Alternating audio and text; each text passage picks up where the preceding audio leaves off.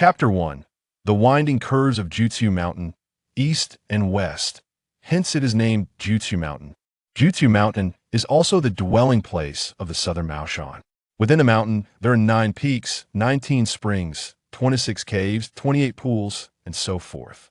At the foot of the mountain, Gunye gazed upwards at the towering Jutsu Mountain, where various palaces and pavilions could be faintly discerned. He had personally experienced the grandeur and splendor of Maoshan. Indeed, it is worthy of being the 8th heaven of the cultivation realm. Alas, only 3 months remain. Gunye's gaze was filled with melancholy. Maoshan does not harbor idlers. Not only Maoshan, but indeed all other sects are the same. As the saying goes, one must strike the bell as long as one is a monk for a day. The good news is that Gunye is a disciple of Maoshan.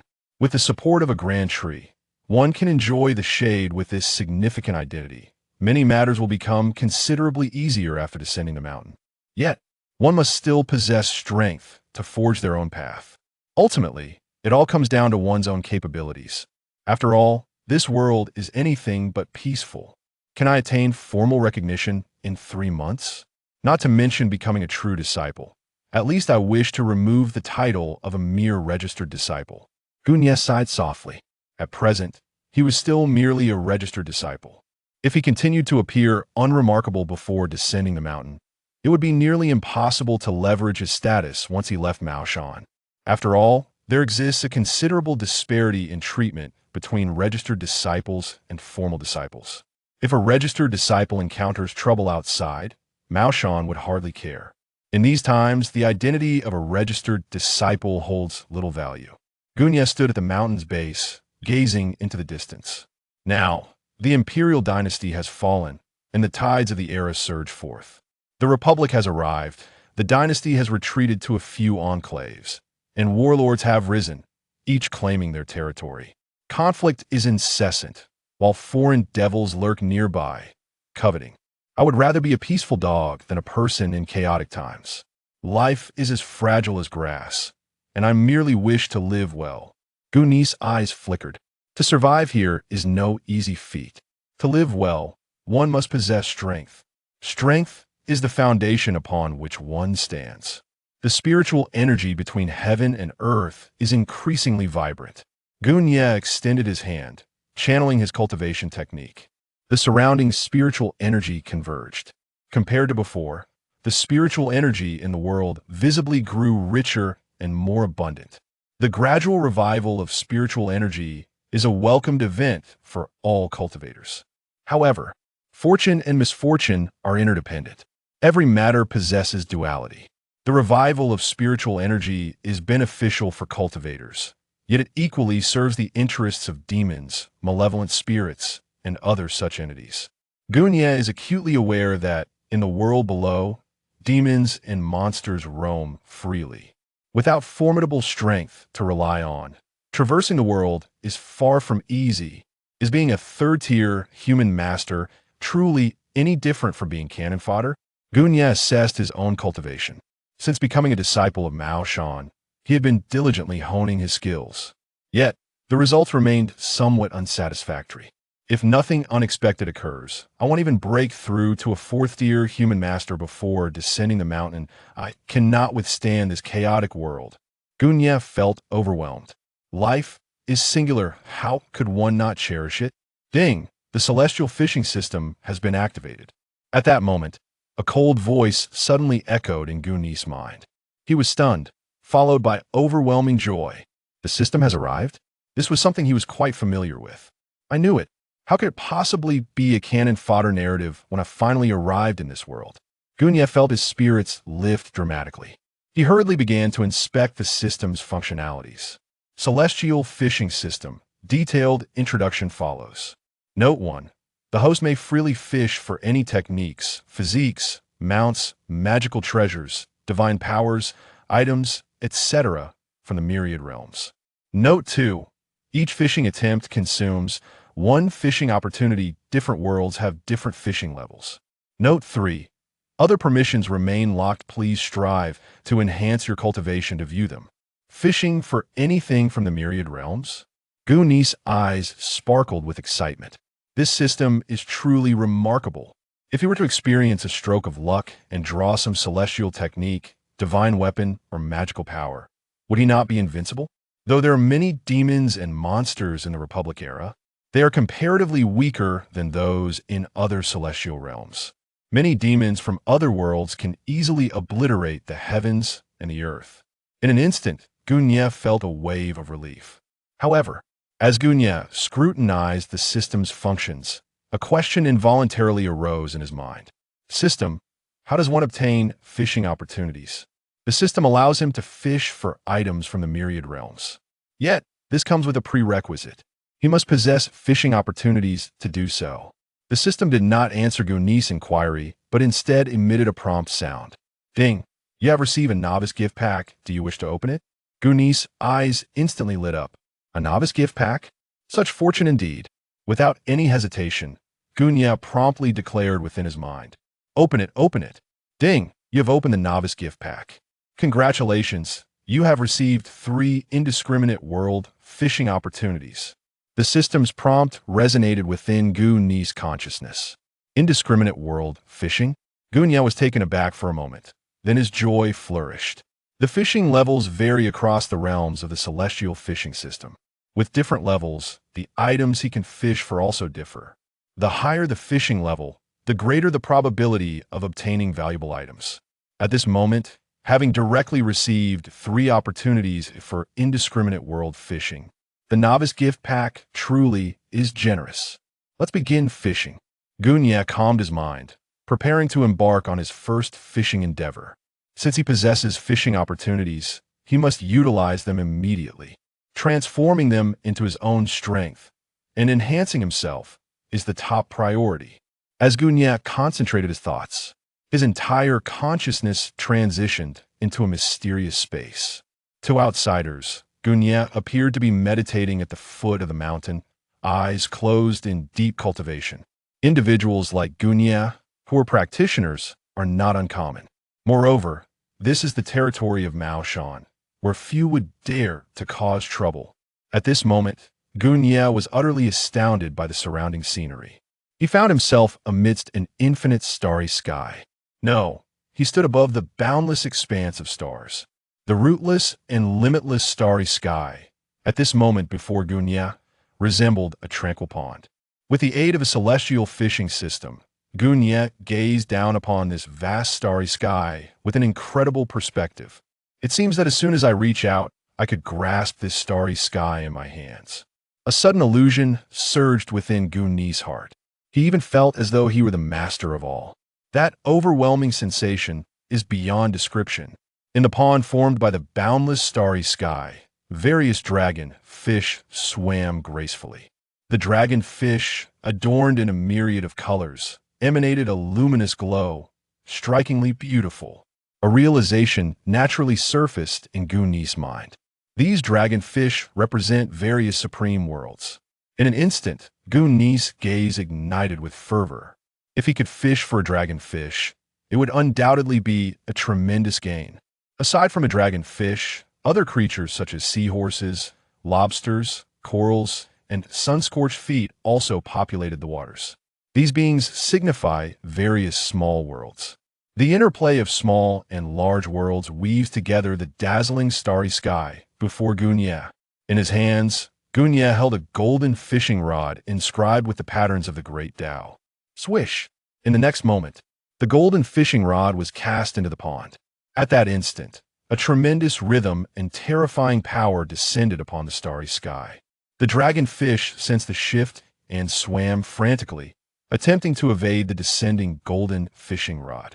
Meanwhile, the other creatures remained oblivious, continuing to frolic in bliss. Splash! The waters of the pond rippled. Gunye reeled in his line, and a golden dragonfish was hooked. Roar!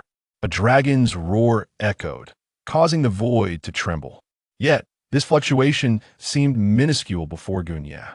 So, this is the celestial fishing system? How terrifying and domineering it is. Gunye gazed at the golden dragonfish he had caught, utterly astonished. With the starry sky as his pond, the realms transformed into creatures within the waters. And Gunye, bound to the celestial fishing system, stood apart as the singular angler. Truly, I am about to take flight. Gunye took a deep breath, a myriad of thoughts swirling within him. After the golden dragon fish was caught on the golden fishing rod, it ceased its struggle. Instead, it transformed into a streak of luminous light and flew before Gunye. At that moment, the system's prompt echoed in his ears. Ding! Congratulations to the host for fishing in the mythical world and acquiring a hidden paradise. A hidden paradise? Gunye was taken aback and hurriedly checked the item he had caught. Hidden paradise. An independent small world. Diligently explore this realm, and you will discover unexpected delights. Note: the host can freely enter and inspect. As Gunye prepared to investigate, the system's prompt resounded once more. An independent small world? Goodness, this is truly insane. Gunye was utterly astonished. In his previous world, even a most powerful sect leader would never have access to such a hidden paradise. Yet here he was, with merely the cultivation of a third-level human master, able to grasp a hidden paradise. If word got out, wouldn't other cultivators rush in with envy and hostility? Am I extraordinarily lucky, the fabled emperor of luck? Gunye chuckled, feeling that fortune had finally smiled upon him. Not only had he bound to a system, but his very first fishing attempt had yielded a hidden paradise. Such luck was simply explosive. If one could be an emperor of luck, who would want to be a mere commoner? With 2 more fishing opportunities remaining, I shan't rush. Let me first explore this hidden paradise. A fervor ignited within Gunye's heart. With a mere thought, his consciousness departed from the fishing platform, entering the hidden paradise. However, the moment he appeared in this realm, Gunye was left speechless. This world spanned 1,000 miles in diameter. Within it, the concentration of spiritual energy was astonishing. Heavens, the density of this spiritual energy is simply terrifying. Even a pig, if it were to dwell here for an extended period, could surely attain enlightenment. As Gunye savored the overwhelming spiritual energy, he couldn't help but click his tongue in amazement. If he could cultivate here, his progress would undoubtedly be extraordinary. Suspended in midair, within this hidden paradise, he was the absolute sovereign. Alas, it feels somewhat vacant. The emptiness of the hidden paradise left Gunye with a tinge of regret. Buzzing. Before his reflections could linger, the spiritual energy within the hidden paradise suddenly surged toward Gunye.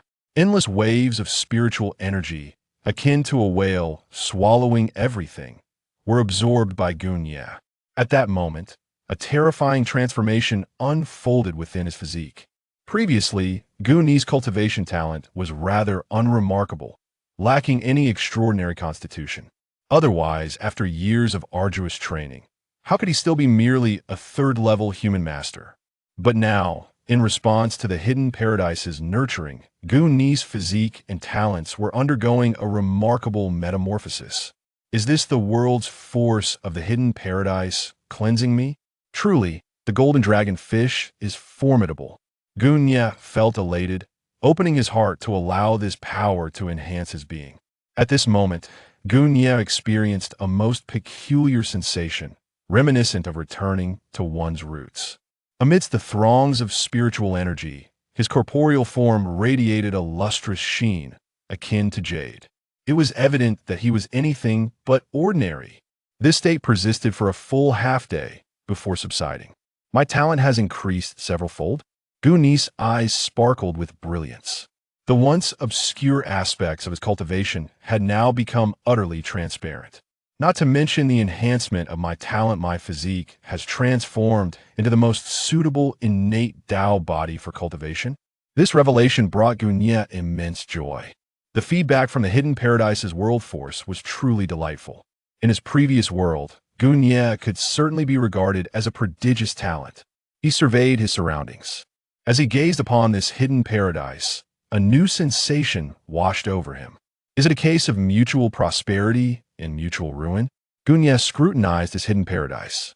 This realm possessed the potential for growth. Though it presently spanned only 1,000 miles, as his strength increased, or with the aid of rare treasures, Gunye's hidden paradise could expand endlessly. Can a hidden paradise replicate geomantic patterns to enhance itself? Clarity surged within Gu Ni's mind. He grinned, recalling that in his previous world, various geomantic patterns were not uncommon. As long as they could be replicated within the hidden paradise, it would strengthen the realm. Eventually, the hidden paradise could even evolve into a true grand world. As its sovereign, Gunya would naturally be the greatest beneficiary. Moreover, should I encounter formidable foes, I can simply retreat into the hidden paradise. Gu Ni's thoughts raced. He realized that he now stood on unassailable ground. If he couldn't win, couldn't he just escape? No matter how powerful other cultivators or malevolent creatures might be, they could never breach his hidden paradise. Even if such beings existed, Gunya was unlikely to encounter them now. The space here could be fully utilized. I can plant crops, spiritual herbs, and more. Gunya mused, his eyes gleaming brighter. In doing so, he would never lack for wealth again. He then opened his personal panel to examine it. Multiverse Fishing System. Host, Gunya, age, 16. Physique, innate Tao body. Realm, 3rd level human master. Domain, hidden paradise. Techniques, Maoshan breathing technique proficient. Maoshan talismans beginner. Maoshan array techniques beginner. Fishing attempts, 2 in the no difference world. Bait, 0. Though I remain a 3rd level human master, the transformation is utterly profound. Gunya chuckled as he gazed at his personal panel. An innate Tao body, even in other worlds, would be considered a genius, let alone in this realm. He was exceedingly pleased with the results of his inaugural fishing endeavor. To have such an astonishing surprise on my first fishing attempt. And I still have 2 more chances. Gu Ni's gaze burned with intensity. A moment of fishing brings joy, while continuous fishing brings endless delight. However, how exactly do fishing opportunities arise? Gunya pondered with curiosity. Fishing had made him stronger, and he needed to secure more chances to fish. I'll take my time to understand. Let's continue fishing. Gunya shook his head, dismissing further thoughts. After all, the system had been successfully bound, and any uncertainties could be addressed later. For now, he would exhaust his remaining 2 fishing opportunities. With a thought, Gunya departed from the hidden paradise. He reappeared at the fishing platform once more. Each time he settled here, Gunya's heart swelled with excitement. With a swift motion, the golden fishing rod was cast. Gentle ripples danced across the surface of the pond. Moments later, a red fish was deftly reeled in by Gunya. Simultaneously, the system's notification chimed in. Ding! Congratulations, host. On successfully fishing in the world of Liaozhai, you have obtained the martial arts crystal of Zhuqianhu. Hearing the system's notification, Gunya immediately began to examine the details. Zhuqianhu's martial arts crystal. The invincible Zhuqianhu of the mortal realm is the sole unparalleled master in the world of Liaozhai who has attained enlightenment through martial arts. By merging with his martial arts crystal, you shall undoubtedly ascend to the status of a martial arts grandmaster. Gunya's eyes sparkled with excitement. The figure of Zhuqianhu from the world of strange tales from a Chinese studio was not unfamiliar to him. With the body of a mortal, he vanquished demons and dispelled evil spirits.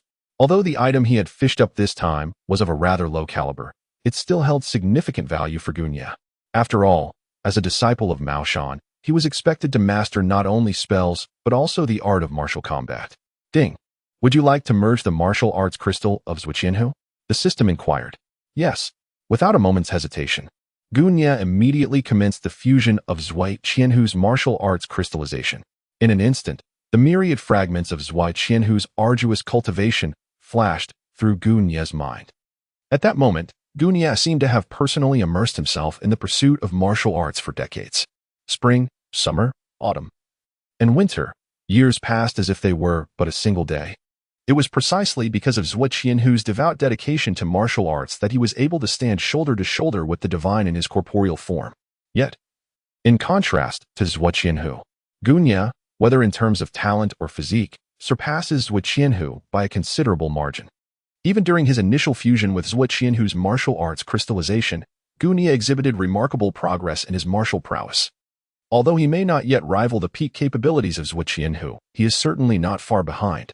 A fleeting glimmer of brilliance flickered in Gunya's eyes. The prowess of Zhuqianhu is undeniably formidable. It is essential to ascertain the identities of his adversaries. Pudu Hang, a formidable demon.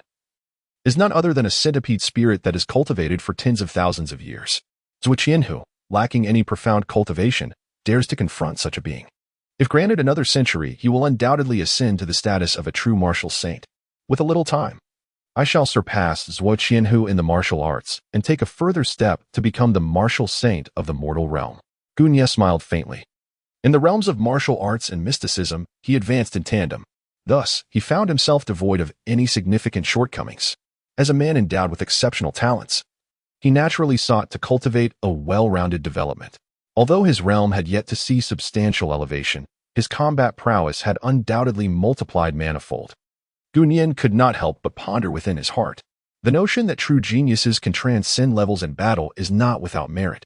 Their comprehension of martial arts, along with their foundational strength and depth of experience, far surpasses that of ordinary practitioners. The disparity between gifted cultivators and their more commonplace counterparts becomes increasingly pronounced. Even a few minor realms of difference pose no significant challenge to these prodigies. Indeed, some extraordinary talents can even contend with others across major realms. I wonder, in the future, will I be able to achieve such a feat? Gu Nie contemplated in silence. He could now sense that his foundation was remarkably robust. A strong foundation would naturally lead to a relatively slower pace of breakthroughs. However, each breakthrough would significantly enhance his strength.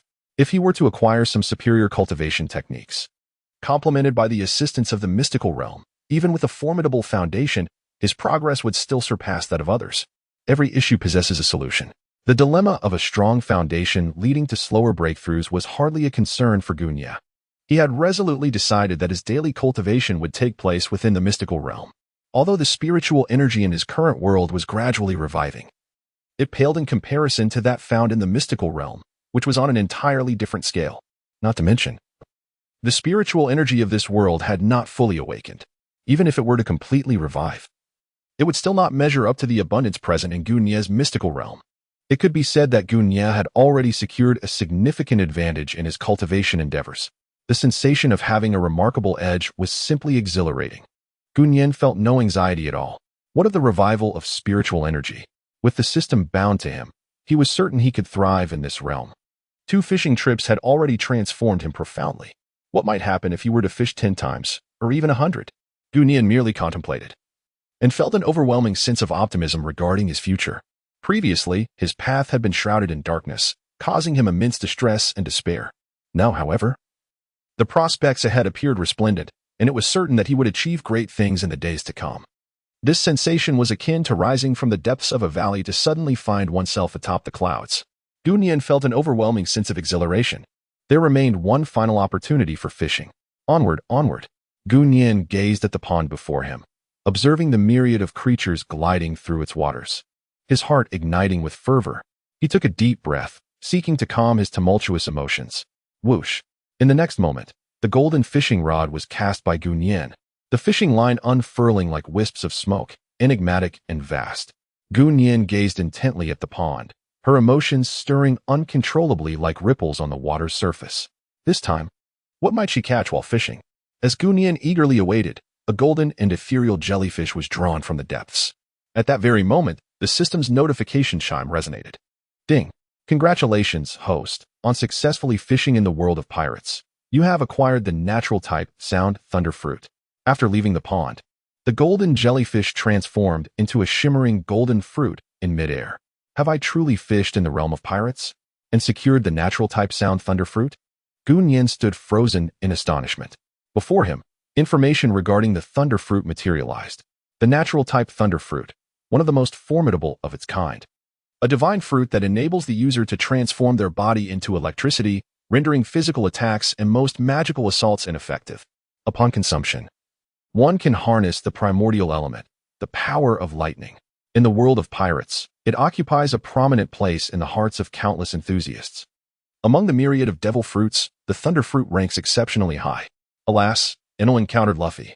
Despite wielding the power of a god, he remained unable to triumph over the protagonist, the illustrious Monkey D. Luffy. Gu Nie gazed at the golden fruit suspended in midair. After the initial astonishment, a wave of joy washed over him.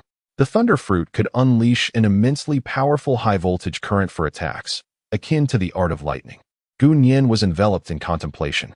Nonetheless, The majority of thunderous abilities could scarcely rival the explosive might of the Thunder Fruit. After all, the full manifestation of the Thunder Fruit was capable of cataclysmic destruction. Should he consume this Thunder Fruit, both his offensive power and speed would undergo a transformative enhancement. Moreover, he would gain dominion over the innate elemental force of lightning, which would prove immensely beneficial to Gunyan himself. The destructive potential of the Thunder Fruit is beyond question. The individual who partakes of the Thunder Fruit would also acquire a velocity akin to that of lightning itself. How swift is lightning? In the blink of an eye, it can descend from the heavens. It embodies a perfect synthesis of offense and defense, and additionally, it can amplify one's sensory range through the use of electric waves.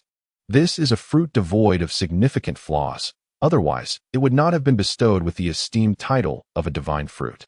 The more Gunya pondered, the more he perceived the formidable power of the Thunder Fruit. Should it awaken, the fruit's abilities would be further enhanced. However, the drawbacks of the Devil Fruit were all too evident. Gunya sighed.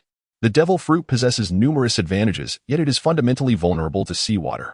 Although in his world, there exists neither sea prism stone nor hockey, this flaw remains exceedingly significant. Should someone uncover this weakness, it would render Gunya susceptible to peril. If such a vulnerability were to be exploited by those with ulterior motives, his demise would be imminent. What shall I do? Gunyan found himself in a state of deep contemplation. The formidable power of the Thunder Fruit was beyond doubt. However, the inherent flaw of the Devil Fruit proved to be exceedingly fatal. It was truly a dilemma. Must such a potent fruit be relegated to mere observation? Gunyan felt utterly numb. For many practitioners, wielding their abilities allows them to summon winds and rains in a mere instant. The most formidable practitioners can even move mountains and part seas. Gunyeka was unwilling to succumb the moment he came into contact with the seawater. To him, such power seemed illusory. Just then, in Gunyan's mind, a sudden epiphany emerged.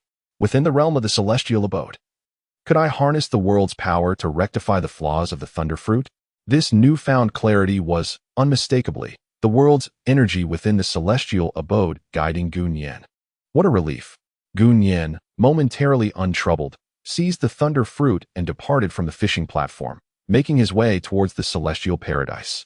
Within the celestial paradise, Gunyan stood in the air, savoring the moment. Haha, all the rules are dictated by me, no matter what, in my realm. Everything must adhere faithfully to my regulations. The authorities are often bewildered, while the observers see clearly. Thus, I shall commence the elimination of the Thunder Fruit's imperfections. Gunyan held the Thunder Fruit, beginning to harness the power of the world. Is this the force of the rules in the world of pirates? Gunya felt a surge of resistance. He chuckled softly. If this were the world of pirates, I would certainly be at a loss against you. But here, do you truly believe you can stand in my way? Gunya shook his head, dismissing the notion. With a mere thought, the force of the world converged upon him. The golden Thunder Fruit, once shrouded in wisps of dark energy, began to dissipate. The Thunder Fruit, at a visibly accelerating pace, transformed into a state of greater purity and perfection. The entire process was brief. Soon, Gunya had completed the enhancement of the Thunder Fruit. However, to err on the side of caution, he decided to consult the system for verification. System analyzed this Thunder Fruit. Instantly, the information regarding the Thunder Fruit reappeared before Gunya's eyes. Nature Type Thunder Fruit. Revised version, one of the mightiest fruits of the nature type. A divine fruit with no weaknesses, capable of rendering the body fluid and transforming into lightning. It can nullify physical attacks and most magical assaults. Upon consumption, it grants mastery over the innate element of thunder. Haha, what a delight! Gunyan chuckled, thoroughly pleased with the outcome. As long as there were no flaws, he could indulge in the Thunder Fruit with complete peace of mind. With this thought, anticipation surged within him. The fruit shimmered with golden brilliance, adorned with intricate lightning patterns. It seemed as though the very essence of thunder was etched upon its surface, exuding an aura of mystery and power. Crack! Without further hesitation, Gunyan took a decisive bite. Contrary to his expectations of an unpleasant taste, he was greeted instead by a refreshing sensation. After all, this Thunder Fruit was entirely flawless. How could it possibly taste as dreadful as other fruits in the pirate world? Gunya was in high spirits. In a swift manner, he consumed the Thunder Fruit. Before long, Gunya began to sense the transformation within himself. Zilala, a brilliant blue lightning enveloped Gunya, surrounding his entire being. In a mere span of 10 seconds, Gunya accomplished the unprecedented feat of elementalization in his life. Is this what elementalization truly entails? Gu Nian felt the transformation within himself. This sensation was truly remarkable. When elementalized, the threat posed by swords and spears diminished to an absolute minimum. Elementalization. The mastery of thunder and lightning. With a flick of his hand, the lightning danced in his palm. Is it all I can unleash now? The might of 1,000 volts? Gu Nian furrowed his brow. In comparison to Enel, his mastery and development of the power of lightning seemed rather feeble. Enel, that fellow, could unleash billions of volts at will. However, Gu Nian did not aspire too high. After all, he had only just begun to grasp this power. Moreover, in terms of talent and physique, he far surpassed Enel. With diligent cultivation, the awakening of his lightning abilities would undoubtedly allow him to exceed Enel. It was merely a matter of time. The 3 fishing excursions had catalyzed a tremendous transformation within him.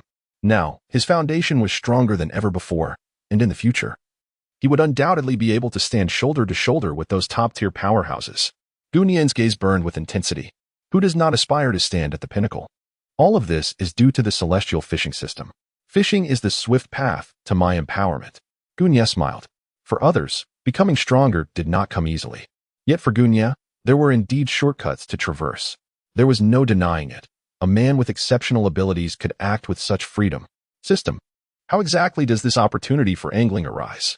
Gu Nian inquired once more. Fishing is a shortcut. It is imperative to ascertain the frequency of his fishing endeavors. Master. Fishing requires bait. By vanquishing demons and monsters, you can obtain their essence, which can then be transformed into bait.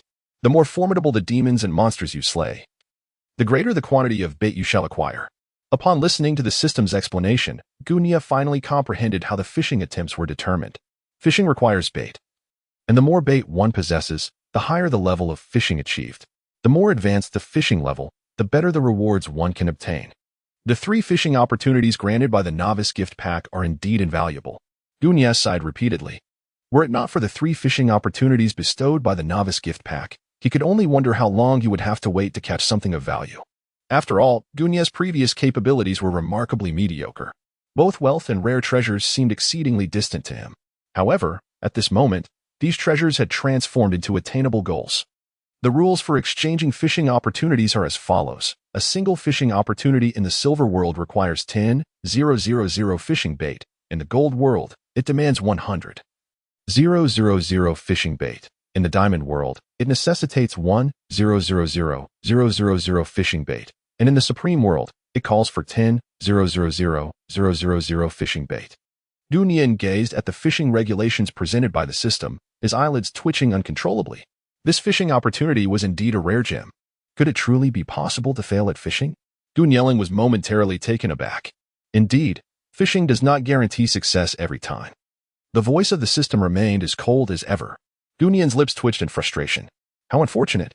If the fishing yielded no results, it would be akin to drawing water with a bamboo basket, utterly futile.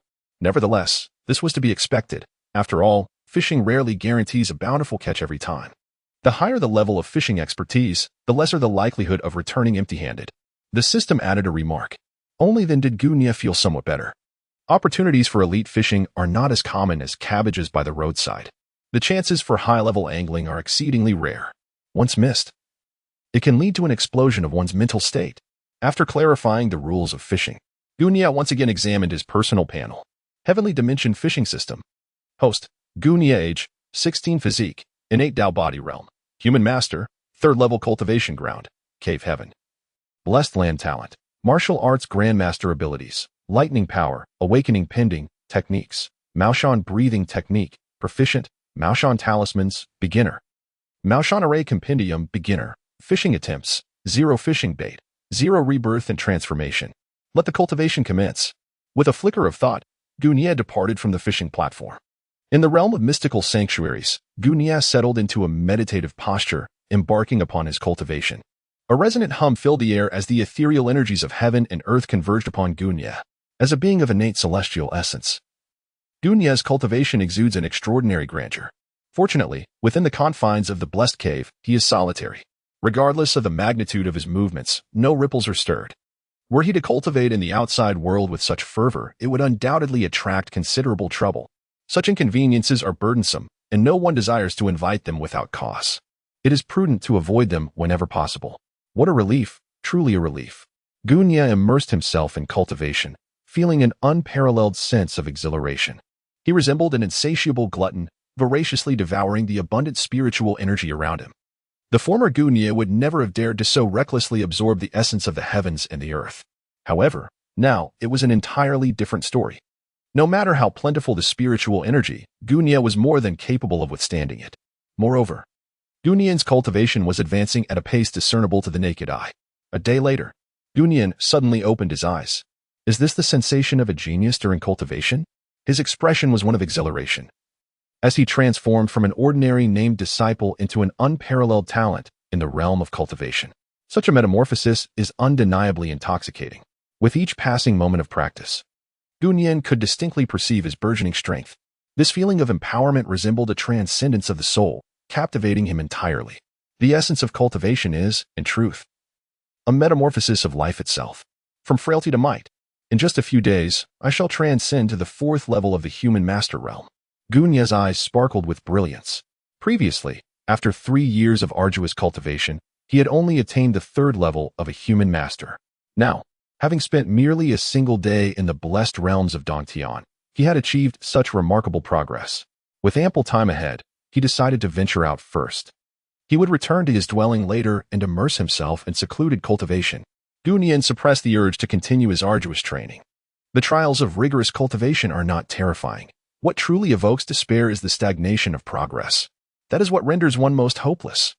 Gu Nye departed from the realm of celestial wonders, his consciousness returning as he opened his eyes. At this moment, the sea of clouds on the horizon was ablaze with a fiery red hue, signaling the arrival of dusk. The sun, descending in the western sky, cast a brilliant glow upon the clouds, igniting them in a breathtaking crimson. The enchanting beauty of Jiuqiu Mountain during twilight possessed a unique charm. The sound of bells resonated from within the depths of Jiuqiu Mountain. Gu Nye's complexion changed slightly. What has transpired? Why do the morning drum and evening bell resonate simultaneously? At Maoshan, the morning drum and evening bell signal the passage of time, sounding at their appointed hour to alert the disciples. Presently, both the drum and bell echo together, their sounds intertwining and reverberating in all directions. Whoosh! One by one, the disciples of Maoshan race up from the foot of the mountain. Their movements swift and agile like tigers and leopards. Ascending the mountain path feels as effortless as walking on flat ground. Surely, something significant has occurred. Let us go and see. Gu Nye promptly followed suit. As a recognized disciple of Maoshan, he felt compelled to join in the excitement.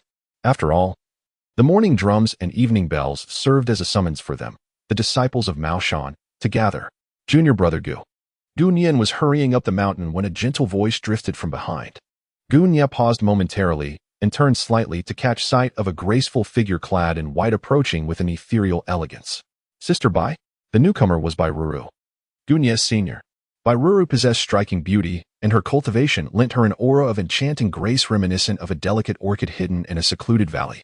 In an instant, with just a few swift steps, she closed the distance of several meters and stood shoulder to shoulder with Gu Nye. Bai Ruru, an official disciple of Maoshan, was formidable in her own right. Sister Bai, may I inquire about the happenings within the mountain? Gu Nye inquired with curiosity. Bai Ruru treated others with tranquility. Although Gu Nye was merely a nominal disciple, Bai Ruru had often taken great care of him in the past. Gu Nye was well aware that this was largely due to his striking appearance. After all, being handsome attracted the admiration of women wherever he went. However, Gu Nye had no intention of relying on others for sustenance. A man must be resolute. Bai Ruru spoke up to explain.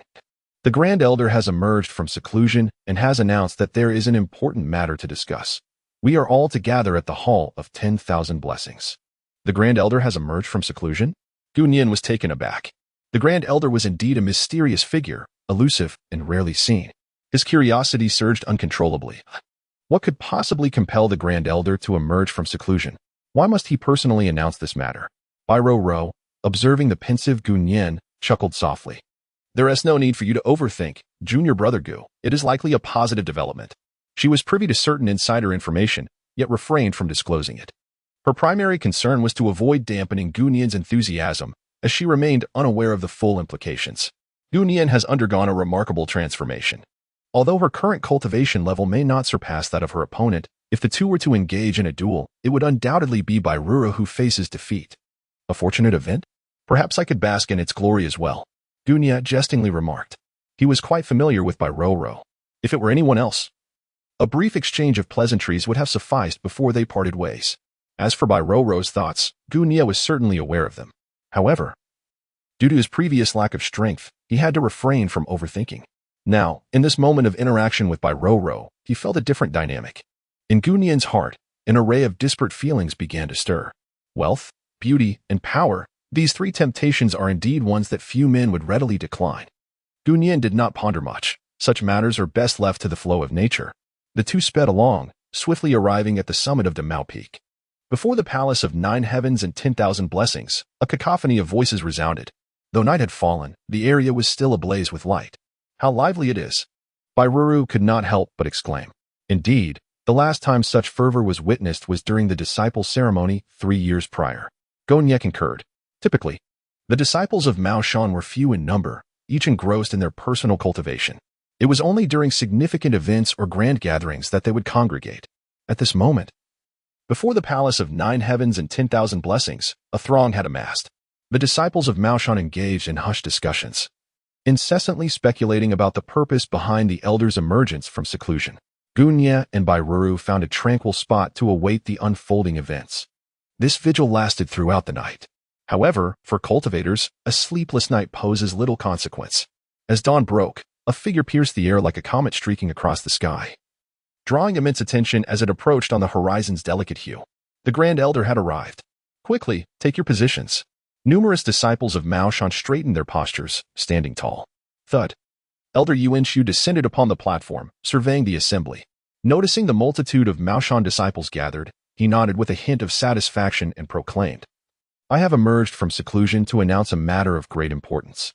This pertains to each and every one of you. All held their breath in anticipation. Even Gunya focused intently, eager to hear what Elder Yuanshu would reveal next. The resurgence of spiritual energy heralds the dawn of a magnificent era. This is the age of cultivators. Each individual will have the opportunity to shine with their own radiant brilliance in this extraordinary epoch. Elder Yuanshu spoke gravely. The qualifications of all formal disciples have been thoroughly assessed. Now, only you, the registered disciples, remain untested. Gunya listened and couldn't help but glance at Bairoro beside him. Bairoro smiled gently, saying, I possess only mediocre talent, hence I never mentioned it to you. Gunyan instantly comprehended Bairoro's intentions. Had this been earlier, even if Bairoro possessed only average talent, she would still have far surpassed him.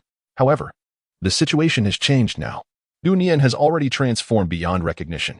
If any of you possess extraordinary talents or unique physiques, you may be directly accepted as formal disciples. Elder Yuanshu continued. What? Directly accepted as formal disciples? My heavens, I must verify this. If there truly exists such extraordinary talent or physique, it would be a meteoric rise to greatness. Gunyan listened to the murmurs around him. All the named disciples were filled with excitement. This was indeed a momentous occasion. Which of the named disciples did not aspire to become a formal disciple? To attain the status of a formal disciple was a certainty. Gunyan remained unfazed. After all, he possessed the innate Tao body and had consumed the flawless thunder fruit, thereby acquiring the primordial elemental force of lightning. His physique and talent were at their zenith. Heavenly Stone. Elder Yuanshu waved his hand majestically. In a flash, 2 figures soared forward. Boom. A special stone for assessing the talents and physiques of cultivators was placed in the center of the arena. Elder Taishang, here is the register for the named disciples. An elder handed over a booklet. Elder Yuanshu accepted it and proclaimed, Leikai, step forth before the heavenly stone. I am here, Leikai replied, his expression brimming with excitement as he emerged from the crowd to stand before the heavenly stone. Placing his hand upon it would reveal any extraordinary talent or physique through a radiant glow. Elder Yuanshu spoke, not only to Leikai, but addressing all present for their understanding. With bated breath, Leikai placed his hand on the stone. Yet, the stone remained utterly inert. In an instant, Late-Sai's face drained of color. Unqualified. Next, Duan Qingma. Elder Yuanshu's countenance remained impassive as he called the next name. Unqualified. Next. His tone was as unwavering as ever. Those with exceptional talents and physiques were not commonplace. Among the hundreds or thousands of named disciples, having even a few was considered remarkable. Li Shou, with spirit body. As Elder Yuanshu uttered these words, numerous elders immediately turned their gazes toward him. One elder even spoke directly, Li Shou, do you wish to take me as your master? Yes, I am willing, Li Zhou exclaimed, his face alight with exhilaration. Being acknowledged by an elder and accepted as a disciple meant bidding farewell to the status of a named disciple and becoming an official disciple of Mao Shan. The differences in status and treatment were like heaven and earth. Many cast envious glances, while others clenched their fists. Everyone aspired to be like Li Zhou. The opportunity to transform their fate lay before them today. Gunye stood still, his expression remarkably serene. For others, this test evoked a sense of unease, yet for him, it was merely a matter of grasping the situation with ease. Elder Yuan Su continued to call out, "Next, Gunye, go for it." Bai Rura clenched her delicate fist, offering encouragement to Gunye. In an instant, attention converged upon him. "Is that him?" Some murmured. "He is merely handsome. In terms of strength, I could easily outclass him. This pretty boy seems only capable of relying on his looks." Many registered disciples whispered among themselves. In truth, many harbored similar sentiments. It was not the toil of others that frightened them, but rather the sight of others flourishing in luxury. Witnessing someone else's success stung more than 1,000 wounds. Gunye paid no heed to the chatter of those individuals. 1,000 people possess 1,000 opinions. The results of the forthcoming test will undoubtedly silence them. Gunye stood before the celestial stone, his demeanor remarkably serene. Subsequently, he placed his hand upon the stone. After a brief moment of silence, a resounding hum filled the air. The stone erupted with a brilliant azure radiance. Previously, a few registered disciples had been identified with unique talents or physiques, yet the brilliance emanating from the celestial stone far surpassed that. At this moment, the entire Nine Heavens Palace was enveloped in a luminous blue glow. The tumultuous energy of lightning swirled around the stone, and the source of it all was Gunye, the Thunder Spirit Body. The celestial stone even actively formed 3 characters. Thunder Spirit Body? Elder Yuan Su's expression turned grave as he swiftly appeared before Gunye. Goodness. This lad possesses the Thunder Spirit Body. This is madness, utterly insane. How can such a delicate youth possess such a physique? It is truly unbearable. Surrounding him, murmurs of envy arose. Numerous registered disciples gazed at Gunye standing before the celestial stone, their eyes tinged with jealousy. In this very moment, in this place, Gunye has captured the attention of the masses. To everyone's astonishment, Brother Gu is actually a Thunder Spirit Body? Bai Ruru's delicate lips parted slightly. Her beautiful eyes filled with disbelief. She never anticipated such a revelation. Gunye possesses an astonishing physique. It is noteworthy that the last individual from Mao Shan to be identified with a Thunder Spirit Body was Shi Jian, who has long ascended to the status of a celestial master. The current level of Shi Jian's cultivation is known only to a select few. Regardless, his formidable strength is universally acknowledged among the Mao Shan community, particularly his terrifying and powerful Thunder Fist, a true master of lightning. He is recognized as the genuine Thunder King of Mao Shan and serves as the esteemed senior brother of his generation, standing as a legend of the sect. Gunye? Excellent. Excellent. Elder Yuan Su gazed at Gunye with immense delight. Previously, Li Zhou was merely a wood spirit body, which pales in comparison to Gunye's Thunder Spirit Body.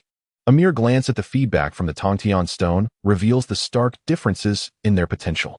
Swish, swish, swish. Many elders rose, their eyes burning with intensity as they focused on Gunye. A Thunder Spirit Body? The elder thought to himself, I must take this young man under my wing. I shall directly make him my personal disciple. Let no one contest this. I demand a semblance of respect. In truth, who cares for respect at such a moment? The elders flushed with excitement, aware that such a promising talent was destined to rise. However, before the discussion could unfold further, Elder Yuan Su at the forefront of the stage spoke up. Gunye, do you wish to become my disciple?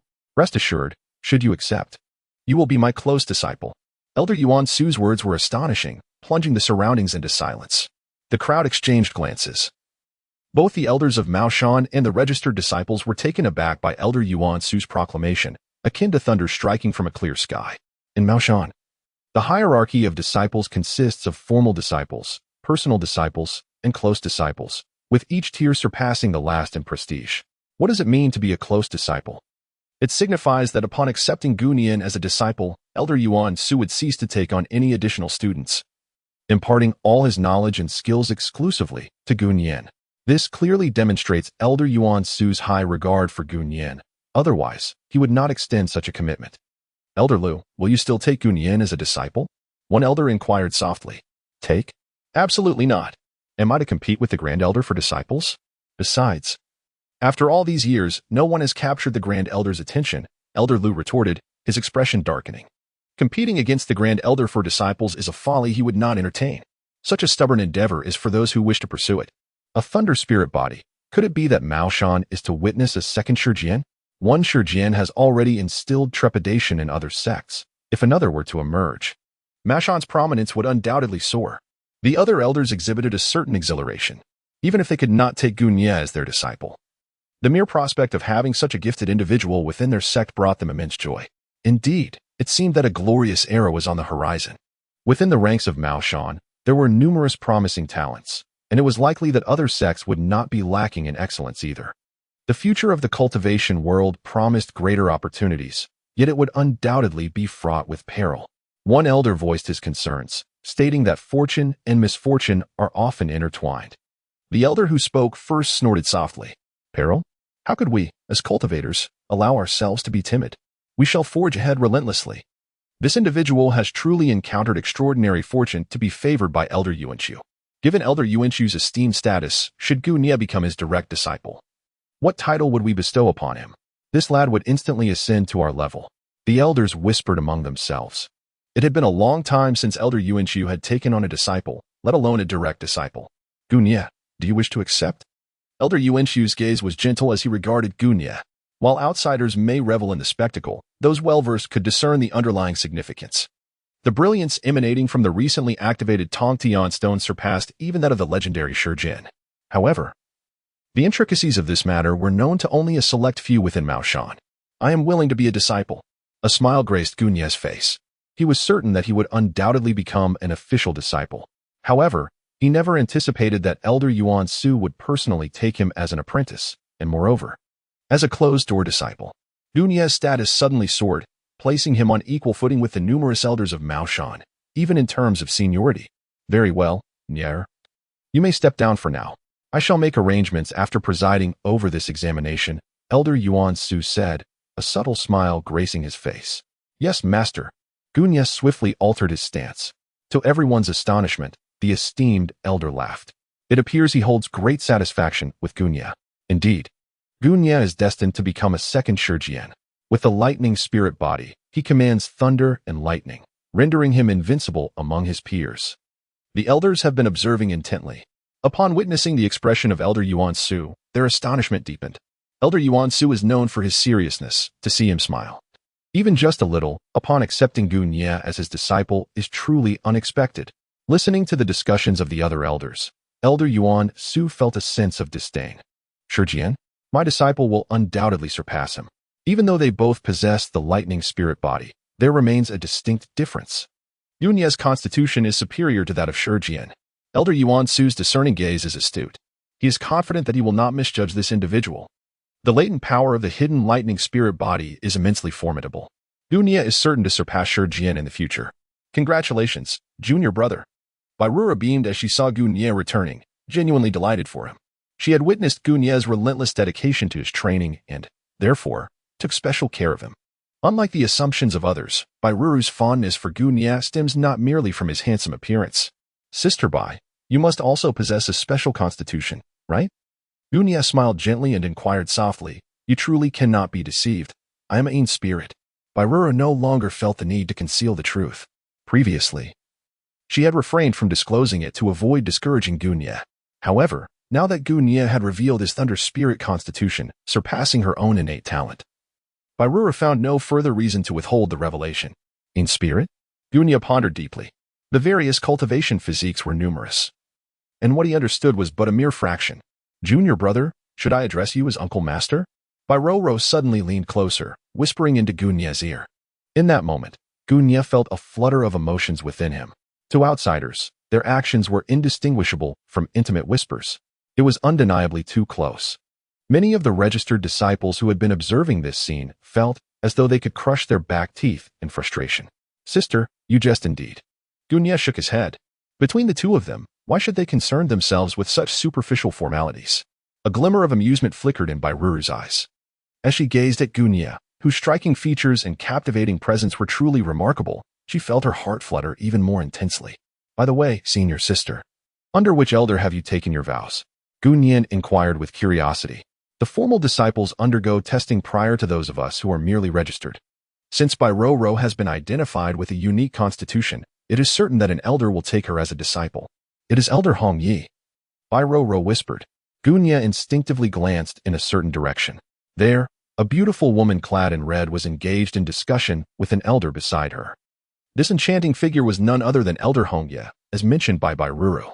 Upon sensing Gunye's gaze, Hongye turned her head towards him, offering a slight nod accompanied by an enigmatic smile. In that moment, Gunye was suddenly overcome with a sense of guilt, akin to that of a thief. Yet, he swiftly dispelled such thoughts. Gunye prided himself on his integrity and transparency. Meanwhile, Bai Roro, standing beside him, flushed a deep crimson. "Oh, master," she thought, feeling the heat rise to her cheeks. After all, she and Gunye had yet to break the ice regarding their feelings. It was undeniably embarrassing. Following a brief exchange, the two fell silent, resuming their observation of the ongoing assessment convention. The entire event lasted a full 3 days. As the last registered disciple completed their evaluation, a number of disciples could no longer contain their excitement and erupted in cheers. These jubilant individuals were those who had demonstrated exceptional talents or innate abilities. Conversely, those who had not been recognized wore expressions of despondency. Yet, the standout figure of this assessment convention was undoubtedly Gunye. Thus, when the event concluded, many gazes converged once more upon him. He had been identified as possessing the Thunder Spirit body at the Tongtian Stone and had been taken as a disciple by the Grand Elder. It could be said that the greatest beneficiary of the entire assessment was none other than Gunye. Previously, he had been an obscure individual, but following this day, his name would resonate throughout Maoshan. Every disciple of Maoshan would come to know of Gunye's existence.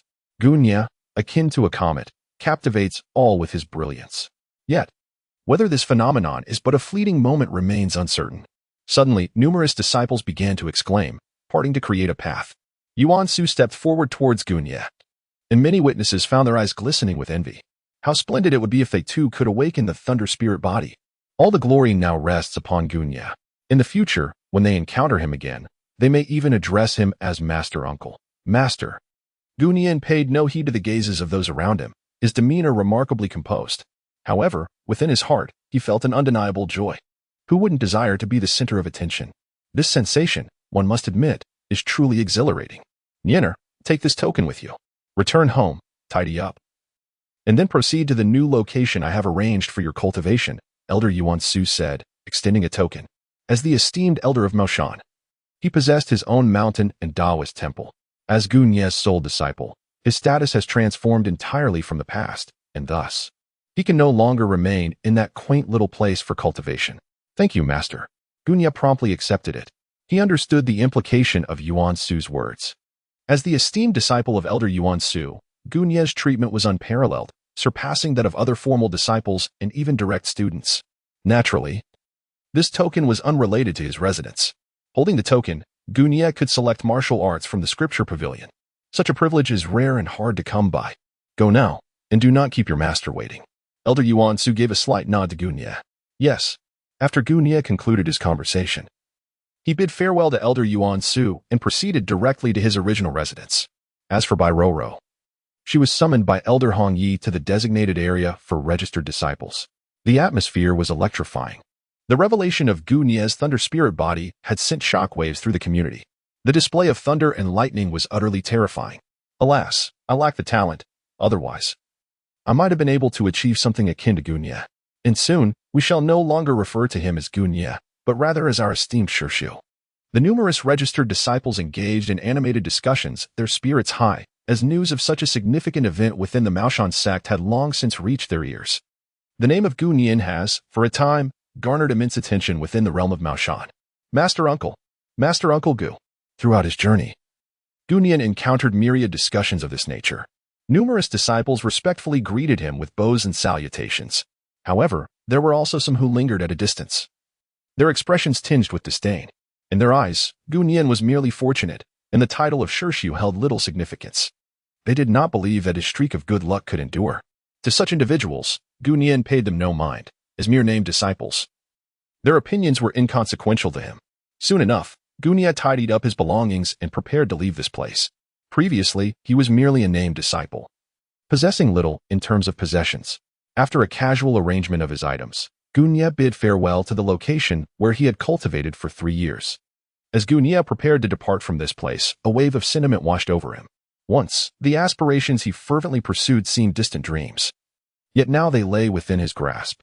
The Yuanfu Palace and the Immortal Cave, these were the very abodes and sanctuaries for cultivation that Elder Yuan Su had arranged for Gunya. Nier, come forth. Elder Yuan Su beckoned at the entrance of the Immortal Cave. Gunyan stepped forward. Elder Yuan Su extended the bag of the universe in his hand. This is the bag of the universe, which contains the cosmos and can be used for storage. The bag of the universe? Gunyan's eyes sparkled with excitement. Prominent disciples of the Maoshan sect were always equipped with a Qiankuan bag. When venturing outside, possessing such a storage artifact could prove immensely convenient. Come. Allow me to show you the place where you shall cultivate your skills in the future, Elder Yuanchu declared, leading the way into the Immortal's Cave. Gunya followed closely behind. As soon as he entered the Immortal's Cave, he was enveloped by a rich aura of spiritual energy. Although it could not compare to the abundance found within his own celestial realm, the spiritual essence in this cave was several times denser than that outside. Here. My master has arranged a 7 stars gathering spirit array for you. Cultivating in this place will yield remarkable efficiency, Elder Yuan Su elaborated. Gunya's heart warmed with gratitude. Elder Yuan Su had truly been kind to him. In the future, he vowed not to disappoint his master, Yuan Su. Nier, your current strength is still rather feeble. There are many techniques that I cannot impart to you at this moment. However, with the token I previously bestowed upon you, you may visit the scripture pavilion and select the methods that suit you best. Once your cultivation improves, I shall personally transmit the teachings to you. As Elder Yuan Su gazed at Gunya, his satisfaction grew. He perceived Gunya as an uncut jade, destined to shine brilliantly in the future. Elder Yuan Su guided Gunya around the Immortal Cave, and they once again stood before its entrance. Nearer, practitioners engage in competition with others, with demons and monsters, and even with the very heavens and earth. We, as cultivators, must rely on our knowledge to forge ahead, overcoming all obstacles in our path. Elder Yuan Su spoke earnestly.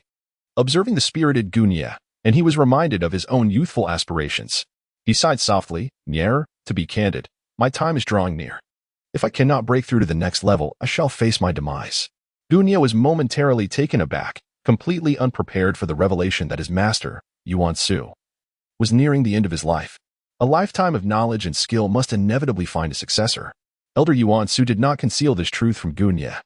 Were it not for the impending finality, he would not have taken the significant risk of directly accepting Gunya as his sole disciple. Although Gunya was like an uncut gem, his current abilities were regrettably insufficient. Gunya's emotions were somewhat complex at that moment. He found himself at a loss for words. What could he offer in terms of comfort? At the level of his master, Yuan Su, it was evident that he possessed a broader perspective than his own.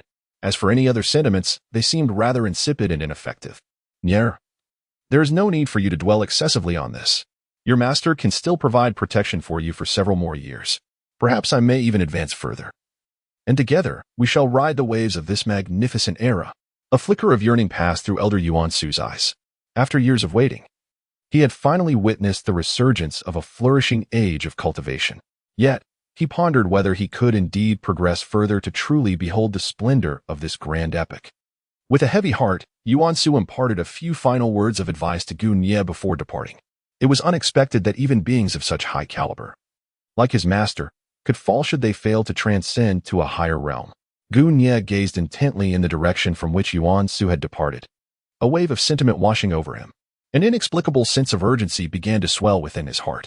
However, he swiftly subdued this feeling. Unlike Yuan Su, Gunya was still quite young. His journey of cultivation had only just commenced. The path to greatness lay in rapidly enhancing his own strength. Gunya made up his mind. If the disparity between the two parties is too great, even if he can elementalize, he would still find it difficult to escape death. By the way, a stirring sensation enveloped Gunya as he hastened into the Cave of the Immortal.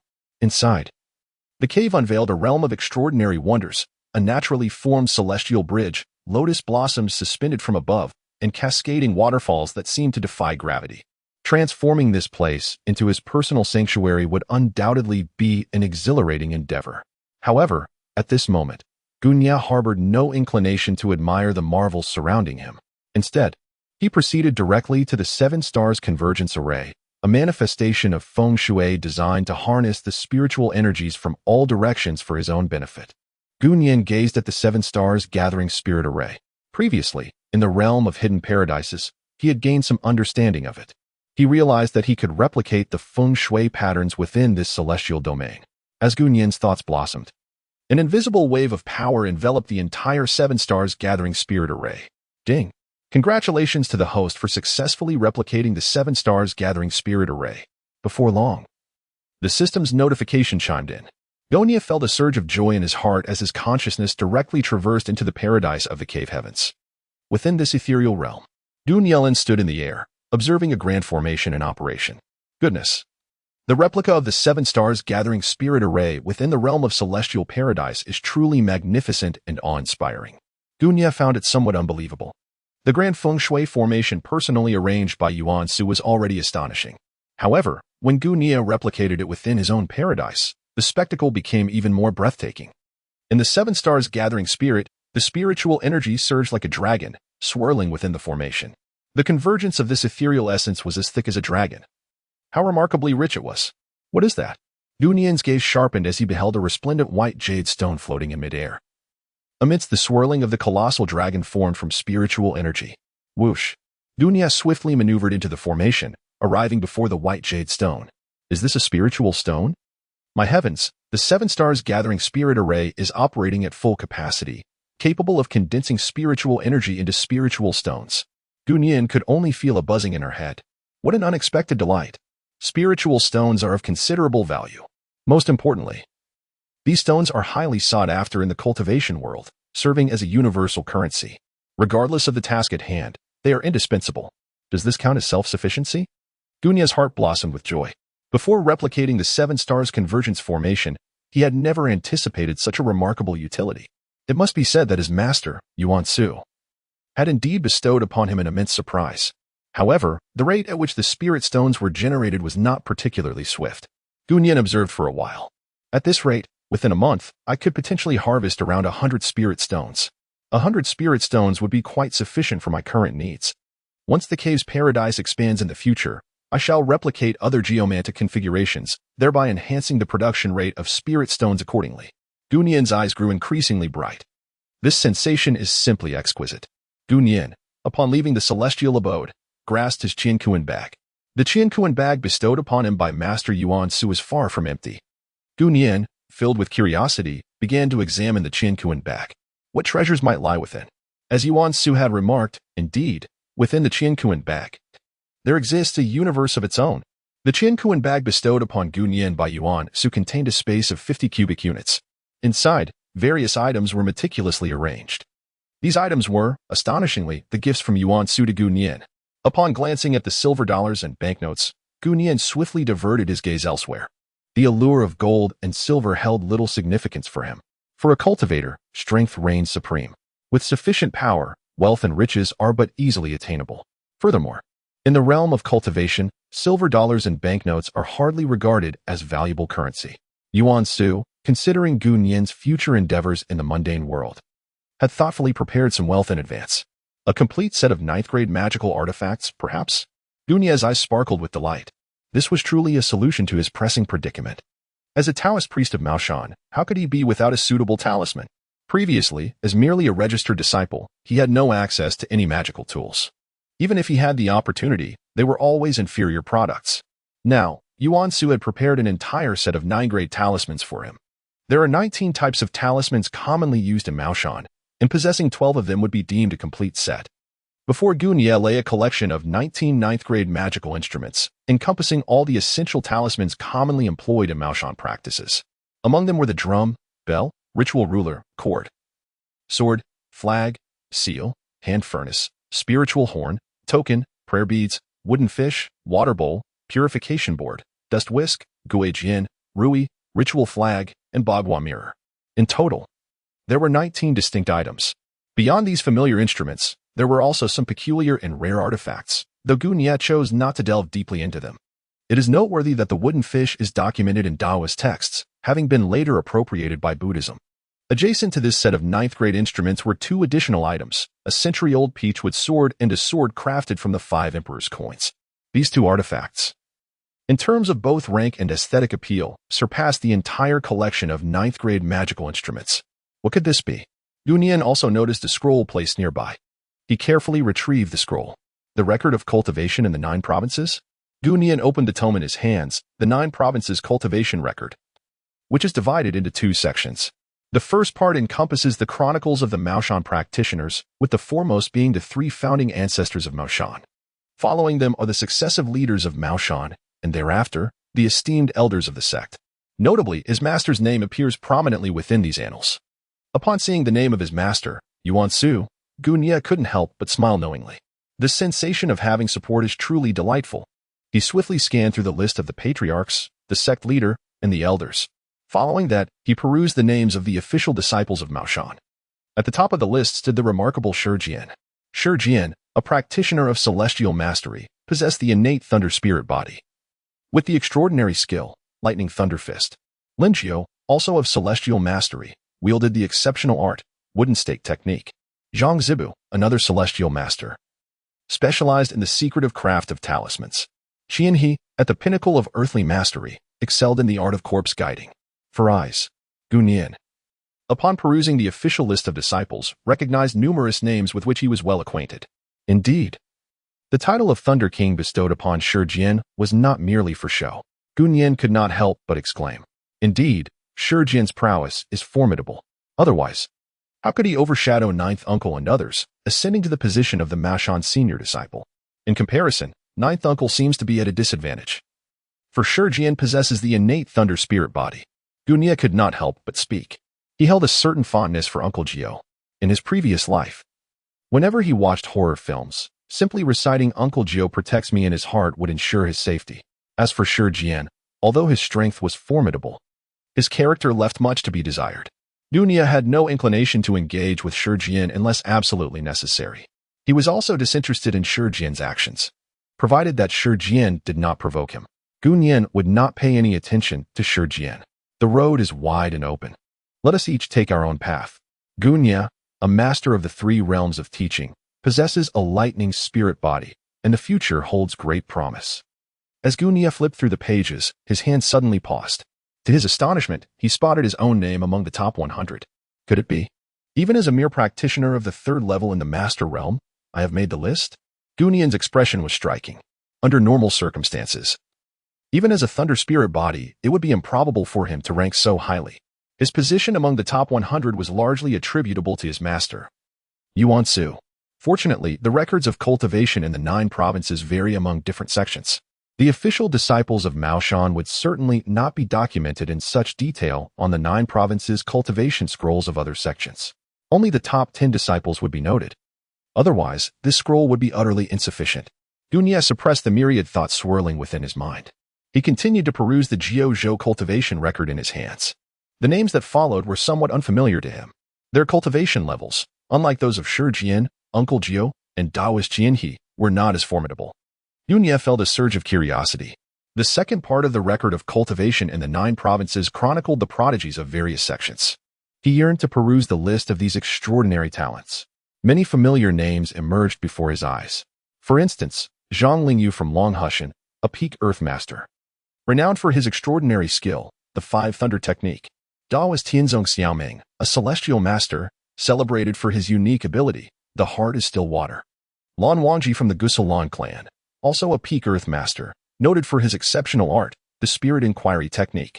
Wang Quanfugi from the Wang aristocracy, a celestial master, distinguished for his masterful sword style, the Wangquan sword art. The Holy Maiden Qimong from the 10,000 Poison Cave, a peak earth master, famed for her craft, the witchcraft technique. Lastly, the Shantian sect of Kunlun Mountain, a celestial master at their pinnacle. Gu Nian was well acquainted with all these figures.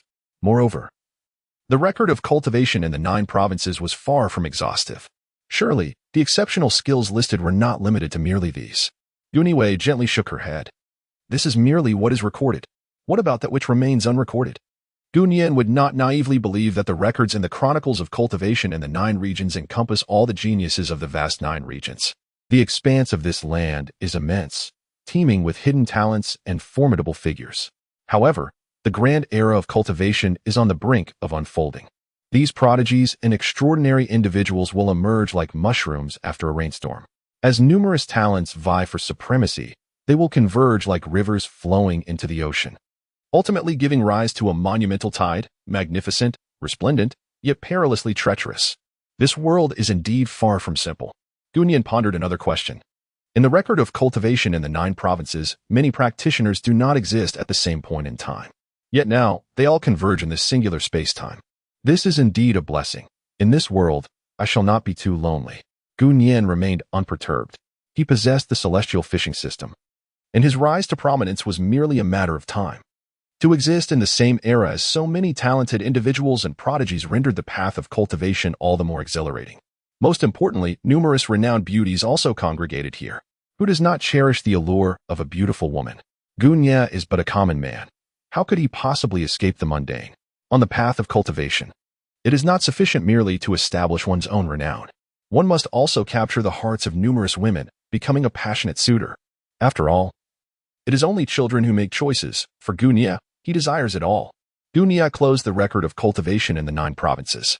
Aside from the myriad of talented practitioners among the human race, this realm has witnessed an increase in the activity of various fiends and monsters. Among them, ghosts and zombies are the most prevalent. It is imperative to swiftly enhance one's strength. Gunyan resolved firmly. Even with a system, one must not act recklessly in this world. His current self remains feeble. Should he encounter formidable demons or monsters, he would face the bitter fate of falling in despair. Gunyan has finally managed to bind with the system and obtain the protagonist's script. To capsize in the gutter? Only a fool would engage in such folly. This world is fraught with peril. Gunyan is neither indulging in alarmist rhetoric nor exaggerating the situation. He possesses a clear understanding. In the future, the Taoist Qianhe will meet his demise while escorting the royal zombie. The Taoist Qianhe is undoubtedly formidable, yet even so, he remains at risk of falling. Gunyan has only reached the 3rd level of the Master of Humanity, let alone any further. After a night's rest, we shall head directly to the scripture repository tomorrow morning. Gunyan arrived at his residence and immediately reclined upon his bed. The dramatic twists and turns of life are indeed exhilarating. Transitioning from an obscure and nameless disciple to becoming the esteemed direct apprentice of the Grand Elder Yuan Su, Gunyan felt a wave of relaxation wash over him, soon succumbing to an overwhelming drowsiness. He was in dire need of a restful slumber, hoping for a night filled with sweet dreams. At the break of dawn the following day, Gunyan set out towards the scripture repository. Previously, he had only been granted the opportunity to enter the repository once a year, and even then, it was merely to select techniques from the 1st floor. Gunyan gazed at the distant scripture pavilion, feeling a tinge of melancholy. The treatment of named disciples was rather ordinary. They were granted but a single opportunity each year to enter the scripture pavilion, and even then, they were permitted to choose only one technique. In the 3 years prior, Gunyan had only practiced some rudimentary feng shui techniques, qi cultivation methods, and a few martial arts skills, all with the assistance of his senior sister, Bai Ruru. The other registered disciples possessed even less knowledge than Gunyan. Consequently, the aspiration of 90% of the registered disciples was to ascend to the status of formal disciples. The disparity in treatment between the 2 groups was indeed vast. Only by becoming a formal disciple could one truly be considered to have embarked on the path. In the future, whether in cultivation or other endeavors, there would be support and care from others. Before the fledgling eagle's wings are fully developed, it requires powerful wings to shield it from the storms. Gunyan approached the sutra repository and promptly presented his token. The elder Zhou, who was tasked with guarding the repository, visibly changed his expression. The elder's decree? You are the renowned Lei Ling body, Gunyan. Upon seeing the token, Elder Zhou instantly deduced Gunyan's identity. The token belonging to the elder Yuan Su was remarkably distinctive, especially in light of the recent tumultuous events surrounding the earlier assessments. Gunyan has become quite a notable figure in Maoshan. It is I. Gunyan smiled lightly, embodying a demeanor that was neither servile nor arrogant. After becoming a disciple of Yuan Su, he stood on equal footing with most of the elders of Maoshan, rendering formalities unnecessary.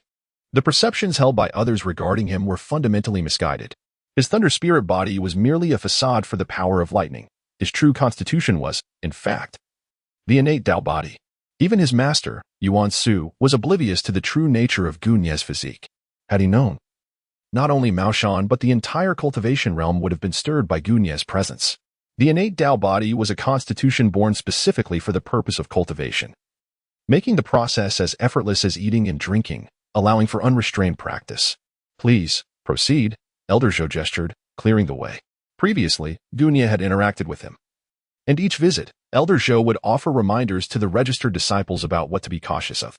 However, this time, Elder Zhou remained silent. This subtle shift ignited within Gunya an even greater desire to grow stronger. At that moment, he was leveraging the influence of his master. Yuan Su, because his master was the esteemed Elder Yuan Su, these individuals treated him with such courtesy. Nonetheless, it was clear that his master could not provide lifelong protection. Ultimately, the onus lay on him to elevate his own strength. Relying on others is precarious, and depending on external support is fraught with uncertainty. Only by relying on oneself can one truly achieve greatness. Gunyan walked directly into the Sutra Pavilion. What greeted his eyes was an array of bookshelves. Upon these shelves lay numerous volumes of cultivation techniques. There were methods for energy cultivation, body movement, swordplay, divination, rice inquiry, and feng shui, among others. A diverse assortment of genres encompassed both offensive and defensive strategies. The profound heritage of the Maoshan sect was unmistakable. In the realm of the 9 provinces, the Maoshan sect is indeed regarded as a prominent school of its kind. Should I examine each tome? Gunya stood before a bookshelf, unable to suppress his contemplations.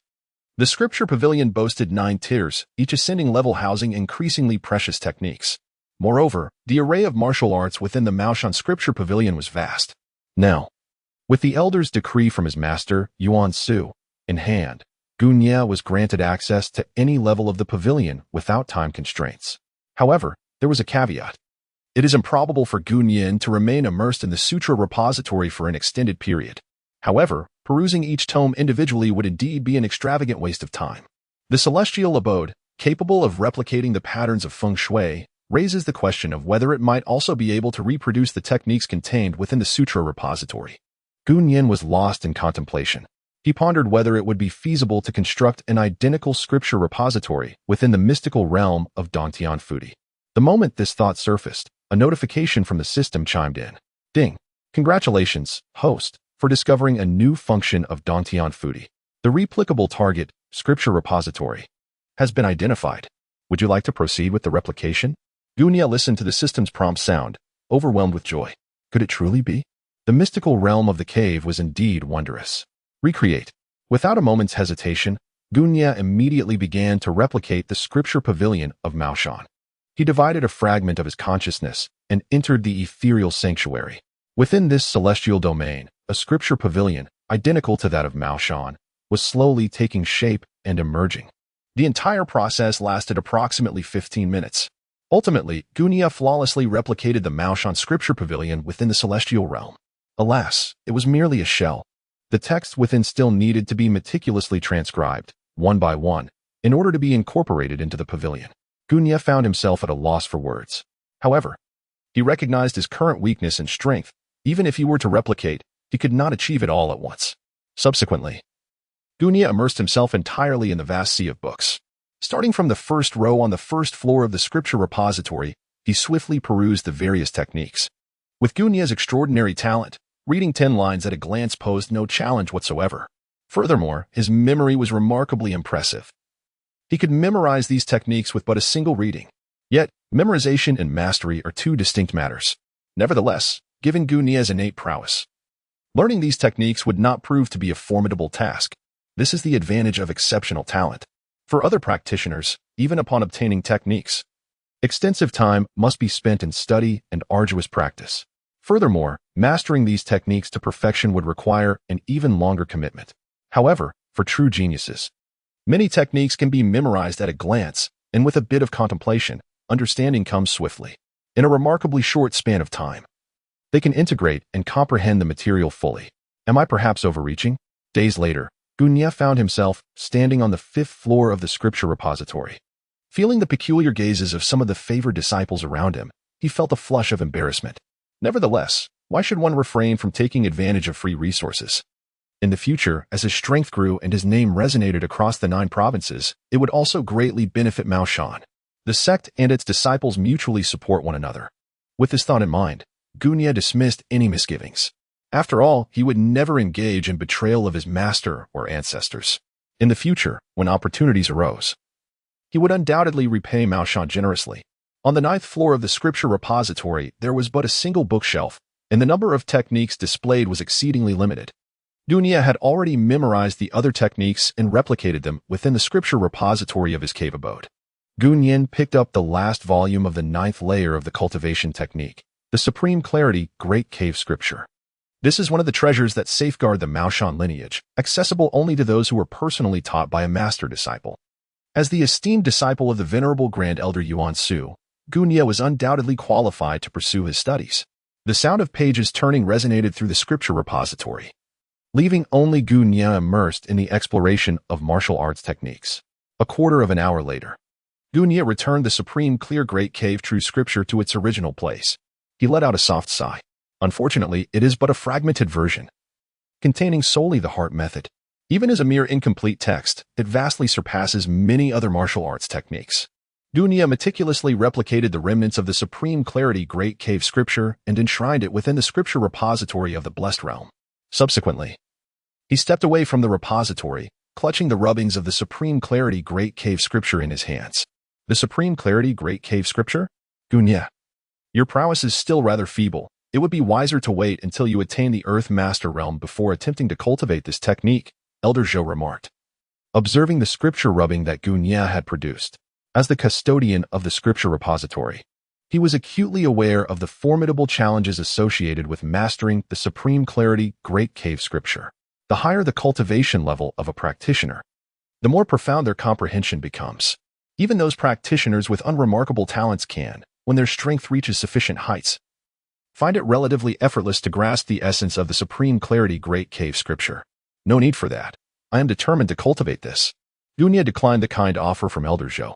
He believed that he need not adhere to conventional methods in his endeavors. Very well. If there is no progress within a few months, you may return to the Sutra Pavilion to select another cultivation technique. Elder Zhou expressed his concerns, hoping that Gu could flourish without jeopardizing his future as a thunder spirit body. Understood.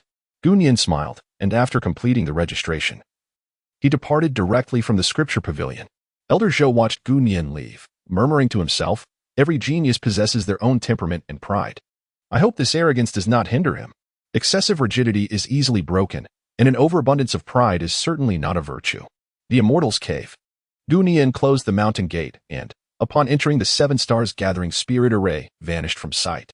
The 7 Stars Gathering Spirit Array not only gathers the ethereal energies from all directions but also shields one from prying eyes.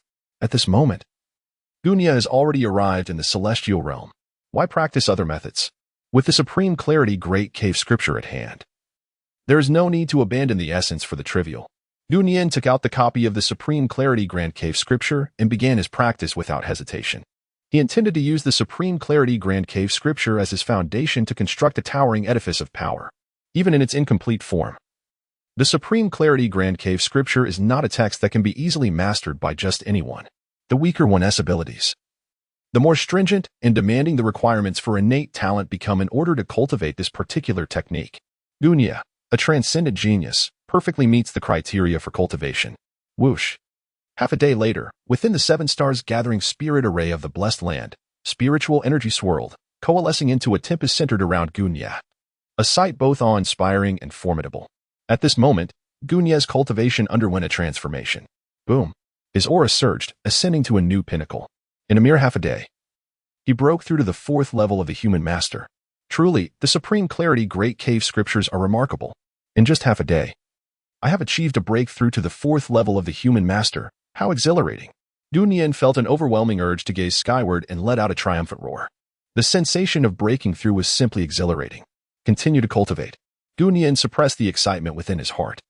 The 4th level of the master-teacher realm was merely the beginning. His cultivation would undoubtedly not cease at this point. Within the blessed land of the cave, there existed the replicated 7 Star Gathering Spirit Array, along with the Supreme Clarity Grand Scripture. In the assistance of the innate Tao body, these 4 elements would aid him in his journey. Gu's cultivation advanced at an astonishing pace, from the 5th stage of human mastery to the 6th, then to the 7th. Ultimately, Gu's cultivation ascended directly to the 8th stage of human mastery. It was at this very moment. Gu slowly opened his eyes. After a month of arduous training, I have broken through 5 minor realms. Is there anyone else? Gu's face was adorned with a radiant smile. Over the past month, her progress has been nothing short of remarkable. In just 30 days, She has successfully broken through 5 minor realms. If this news were to spread, it would surely send shockwaves throughout the entire Maoshan sect. With a flicker of thought, Gu Nian seamlessly transitioned into elemental form, enveloped entirely by a cascade of azure lightning.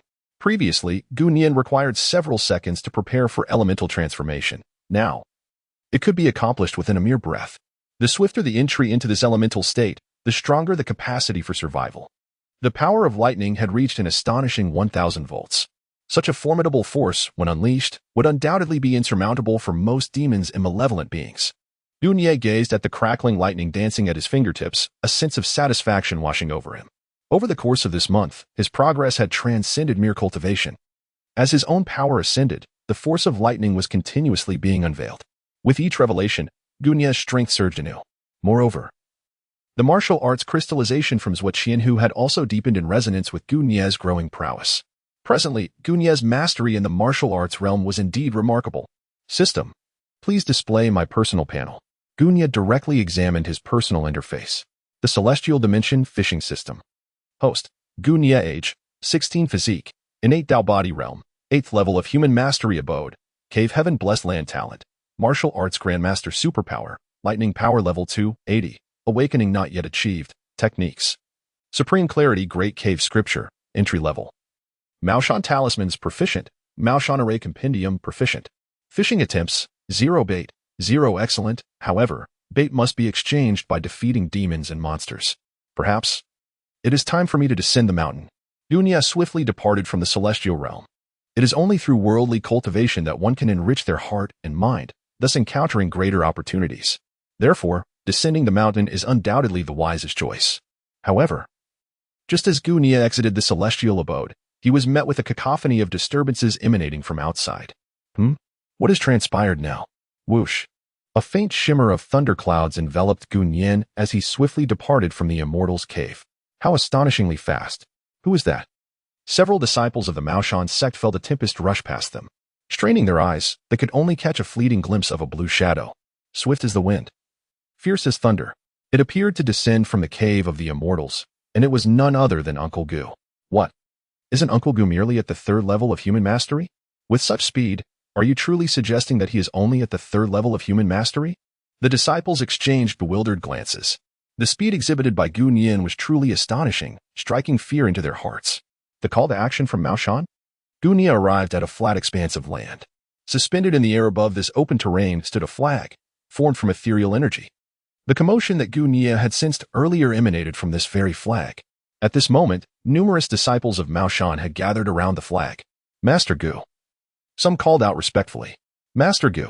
Many others greeted him with reverence upon his arrival, while a significant number chose to disregard him entirely. Gu Nian was not inclined to engage in disputes over such trivial matters. He found no interest in unnecessary dealings, and as long as they did not disturb his peace, he relished in the tranquility of his solitude. Today, the 35th disciple of the Maoshan lineage, Lin Jiao, finds himself in dire straits, prompting the issuance of this urgent summons from Maoshan.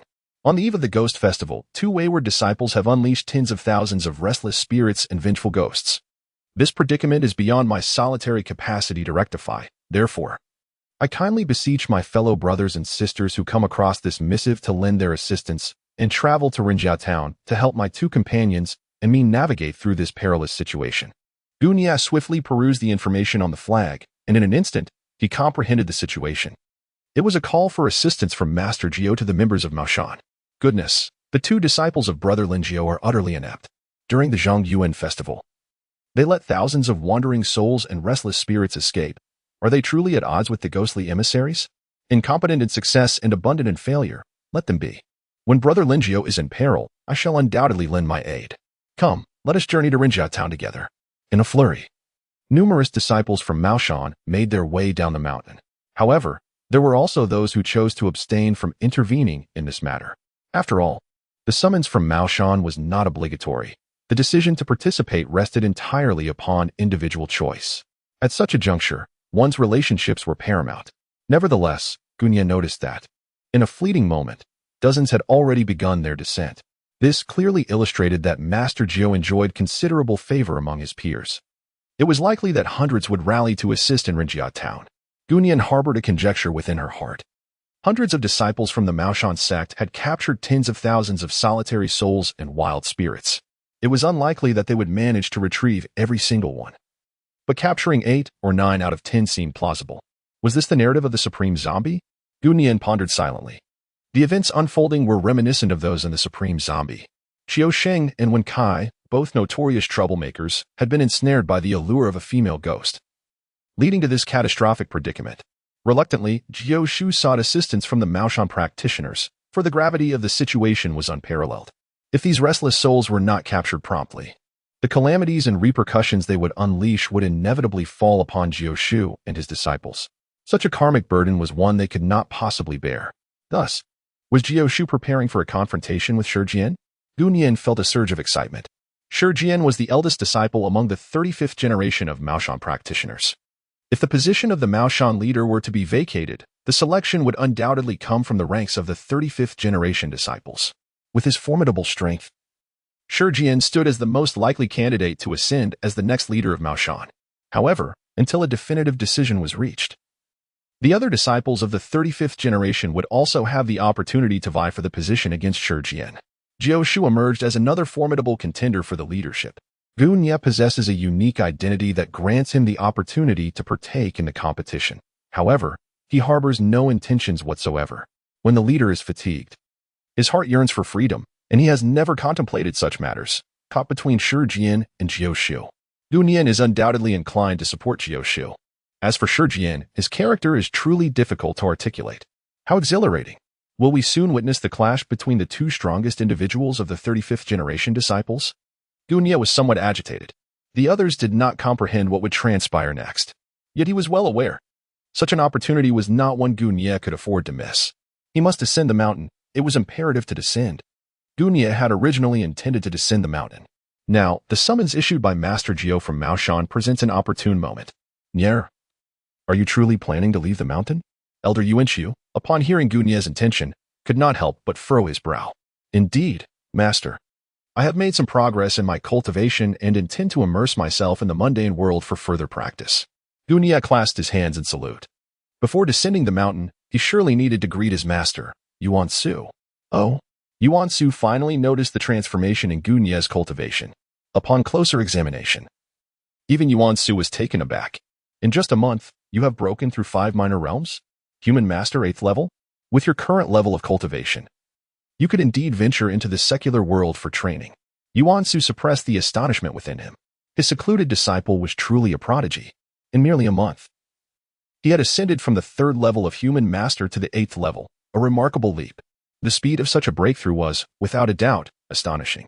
To describe it as unfathomable would be an understatement. What a treasure he had stumbled upon! Yuan Su could not help but silently rejoice. His gaze towards Gu Nian grew increasingly gentle, filled with satisfaction. To take on such a disciple just before the imminent deadline was indeed fortuitous. Master, this time I descend the mountain with the intention of visiting Rinjia town first. Gu Nian spoke again, indicating that he had noticed the summons issued by Lin Jiao from the Maoshan sect. Yuan Su nodded, fully aware of Gu Nian's purpose for visiting Rinjia town. The various sects of the world are united, and this matter pertains to our own Maoshan affairs. It is only reasonable for a fellow disciple to assist another in times of trouble. As he spoke, Yuan Su couldn't help but shake his head.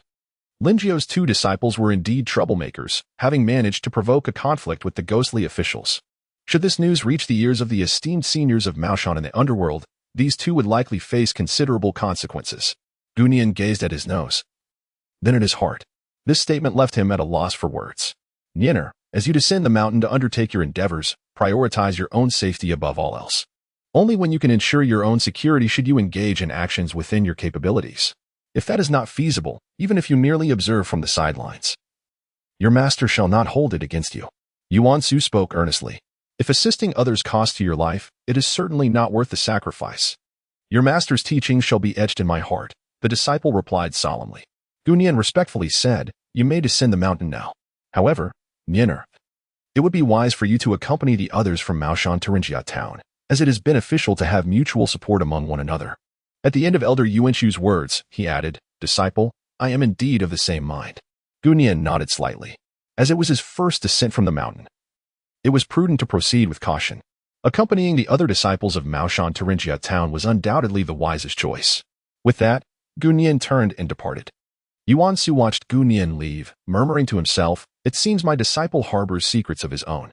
Yet, the more talented he is, the more delighted I become." Yuan Su smiled faintly. In these times, who does not possess their own mysteries?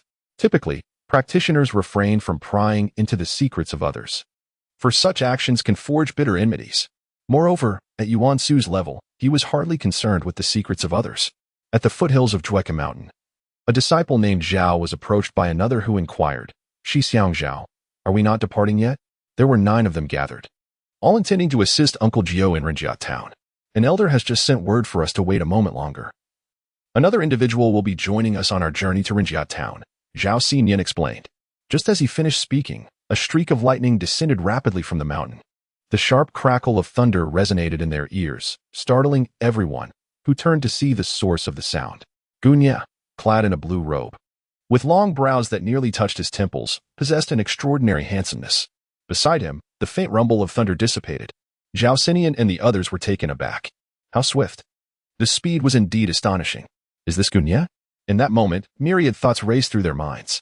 Master Gu, Zhao Xinyan was the first to regain his composure. Cupping his fists in a gesture of respect towards Gunya, displaying utmost courtesy. "We have waited long. Shall we set forth now?" Gunya smiled gently, exuding warmth and amiability. Despite his elevated status, he did not allow it to render him arrogant. A practitioner should embody humility and openness. Superiority only serves to create unnecessary enmity. Of course, Zhao Xinyan nodded, prompting the group to hasten towards Rinjia town. Along the way, Zhao Xinyan took the opportunity to introduce several others to Gunya. The 9 of them were all formal disciples of Mao Shan, each possessing the strength of Earth Master. In comparison, Gunya, at the 8th level of Human Master, appeared to be the weakest on the surface. However, should he unleash his true potential, the combined might of the other 9 would still fall short against him. Such was the terrifying power of lightning techniques, which held devastating lethal force. Being struck even once could lead to certain death or grievous injury. If no one could subdue Gunya in an instant, they would surely face dire consequences. This was the dreadfulness of the lightning spirit body. Not to mention, Gunya possessed the ability to elementalize. "Brother Zhao, I have heard that this Uncle Gu only possesses the strength of the 3rd level of Human Master, yet in just a month, he has made such remarkable progress." Someone covertly conveyed to Zhao Xinyan. Once Gu Nian gained fame, his past deeds were thoroughly investigated. His previous performances and talents were utterly unremarkable. However, the prowess he has recently displayed is extraordinary. What do you know? Master Gu is indeed a thunder spirit body. Perhaps others were merely concealing their abilities before. There is no need for baseless speculation. One should focus on one's own path. Zhao Xinyan showed no intention of prolonging the conversation. At the side, Gu Nian furrowed her brow slightly. The speed of these individuals was rather sluggish, even with the enhancement of lightning power. Gu Nian's speed was astonishing. Even when he deliberately slowed down, he still found the pace of his companions rather sluggish, so slow that it began to test his patience. With this thought in mind, Gu Nian spoke up, "Gentlemen, I shall take my leave first." As Gu Nian concluded, he did not allow the others to utter another word. His speed surged dramatically, and in mere moments, he vanished from their sight. Zhao Xinyan watched Gu Nian depart, a twitch at the corner of his mouth. The others exchanged glances. One unable to restrain himself, murmuring, "Brother Zhao, do you think we have been dismissed?" Zhao Xinyan's expression darkened further as he shot a fierce glare in response. "Some matters are best left unspoken. There is no need to voice them." The disciple smiled awkwardly. Yet, the velocity Gu Nian had just displayed was even more astonishing than when they first encountered him, swift as a lightning bolt. Truly, it was formidable. Meanwhile, a crackling sound echoed, followed by the rumble of thunder. Gu Nian glided through the forest like a blue ribbon. The rustling sound startled numerous woodland creatures, sending them fleeing in alarm. The sound of thunderous footsteps echoed, indeed. Gu Nian slightly slowed his pace. In just a quarter of an hour, he had distanced himself from Zhao Xinyan and the others by several thousand meters. This was Gu Nian's self-created technique, the thunder step, which, when combined with the power of lightning, proved to be remarkably effective. At this stage, it was an exceptionally suitable method for Gu Nian. Suitability is indeed the essence of excellence. As Gu Nian executed the thunder step, only his feet were elementalized. This allowed for a significant reduction in the consumption of spiritual energy within his body. Were he to elementalize his entire being with his current prowess, he could only sustain it for a mere 3 minutes. Hmm? Soon, Gunish discerned voices ahead. He slowed his pace, gravitating toward the source of the sound. Father, when can we take a break? I've hardly eaten anything during this journey. I'm nearly starving. Ao Ningxuan complained, patting her sunken stomach, feeling quite discontented. Every time she traveled with her father, hunger accompanied her. Truly, it was a grievous ordeal. Little Shuang, once we reach Rinjia town, we shall rest for a few days. After the ancestral rites, we will return, Ao Tianlong replied promptly. To be honest, he was somewhat hungry himself. However, the day for the ancestral rites was imminent, and he dared not delay. Thus, he could only endure a bit longer for his daughter's sake. Father, why don't we hunt some game to eat? Ao Ningxuang suggested. Her frustration mounting. She understood that her father's profound cultivation allowed him to endure hunger, but she was not so fortunate. At that moment, she felt as if she could consume an entire ox. Little Shuang, did I not provide you with some pancakes? You should at least nibble on those, sighed Ao Tianlong. His daughter was far too particular. Despite having food in her pocket, she preferred to starve rather than partake in it. Crunch. As Ao Tianlong spoke, Ao Ningxuang had already seized a pancake and began to nibble on it. The pancakes made in the extreme north were hard and unpalatable, and she truly did not wish to eat them. Father, you are the only one left to guard the illusionary gate. What purpose does it serve? Moreover, the north is so barren. Perhaps we should not return. Ao Ningxuang hastily urged. She genuinely did not want to go back. Not everyone could endure hardship. Little Shuang, you do not understand. The grand era of cultivation is on the horizon. As your father guards the illusionary gate, there may yet be an opportunity within this splendid age to rejuvenate the illusionary gate and restore its vitality, Ao Tianlong spoke solemnly. One must always harbor aspirations. Before his master passed away, he entrusted the illusionary gate to him. How could Ao Tianlong allow the legacy of the illusionary gate to be severed? If I cannot convince you, then I shall simply find a good family to marry into, Ao Ningxuang pouted. The matters of the cultivation world were a vague concept to her, and she held little interest in them. Not far away, as Gunia listened to the discourse between the two individuals, a spark of realization illuminated his mind. The fantasy gate? Could these two be the father-daughter duo? Ao Tianlong and Ao Ningxuang? Although Ao Ningxuang possessed limited cultivation, her father, Ao Tianlong, was not to be underestimated in terms of strength. Contemplating this, Gunia stepped forth from the shadows of the forest. The pair, adorned in the garb of nomads, immediately took notice of him.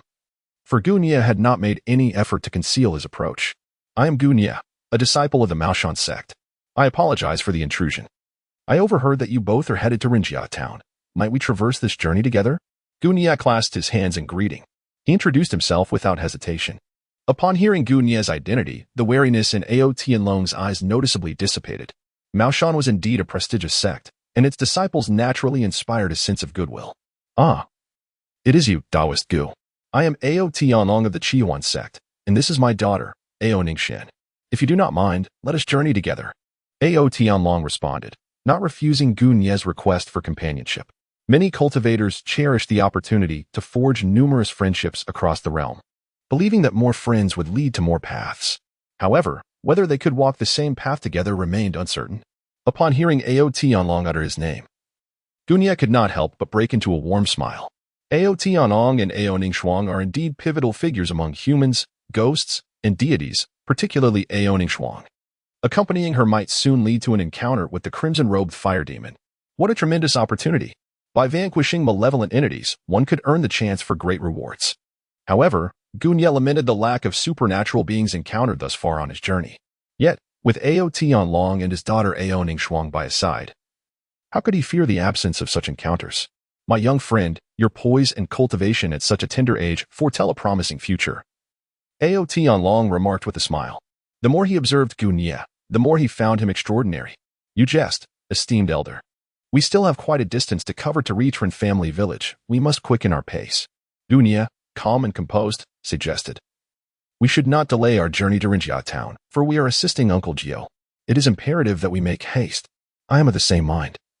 Let us depart at once, replied Ao Tianlong, nodding in agreement, as he was eager to return for ancestral rites. It would indeed be a jest to miss the day of reverence. The trio walked and conversed, maintaining a brisk pace. An hour later, Ao Ningxuang slowed her steps, pouting. Father, I am famished. After a relentless journey, she felt both hungry and weary. With a glimmer of inspiration in her eyes, she turned to Gunia and proposed, Father, why not allow me to hunt for some game? I see that you and he share a kindred spirit. It would be remiss not to offer him a fitting hospitality. This suggestion left Tianlong with no grounds for rebuttal. Gu Nian chuckled softly without uttering a word. Among the realms of humans, ghosts, and deities, it was originally due to Ning Shuang's insatiable appetite that the crimson-robed fire spirit was stirred. As Gu Nian pondered, the joyful voice of Ning Shuang broke the silence. Father, Gu Daoheng, look ahead. There is a fire. In the dark of night, the flame shimmered brilliantly. It was the bonfire lit during a camping expedition.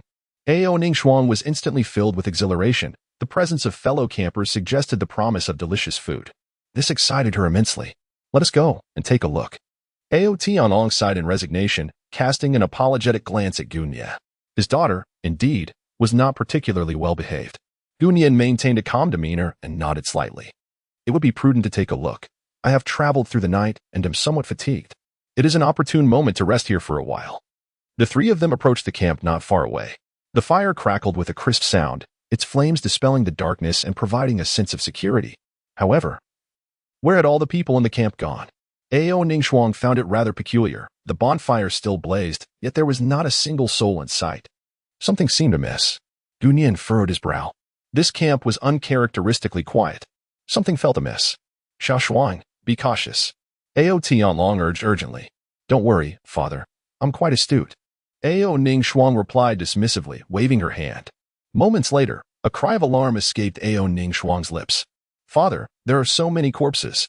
Gu Nian and Tianlong, upon hearing the news, hastened to the scene. They swiftly located Ning Shuang, only to be greeted by a gruesome sight behind the camp. A multitude of lifeless bodies lay strewn about.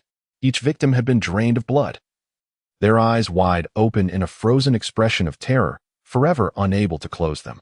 At that moment, a crimson-clad fire specter materialized before Ning Shuang, startling her. Annoyed, she exclaimed, "From where does this little specter come? Truly blind to challenge me. Do you know who my father is?" Despite her own modest cultivation, Ning Shuang was empowered by her formidable father. In the past, creatures like this would retreat at the mere sight of her. None so foolish as to approach her as brazenly as this fire specter.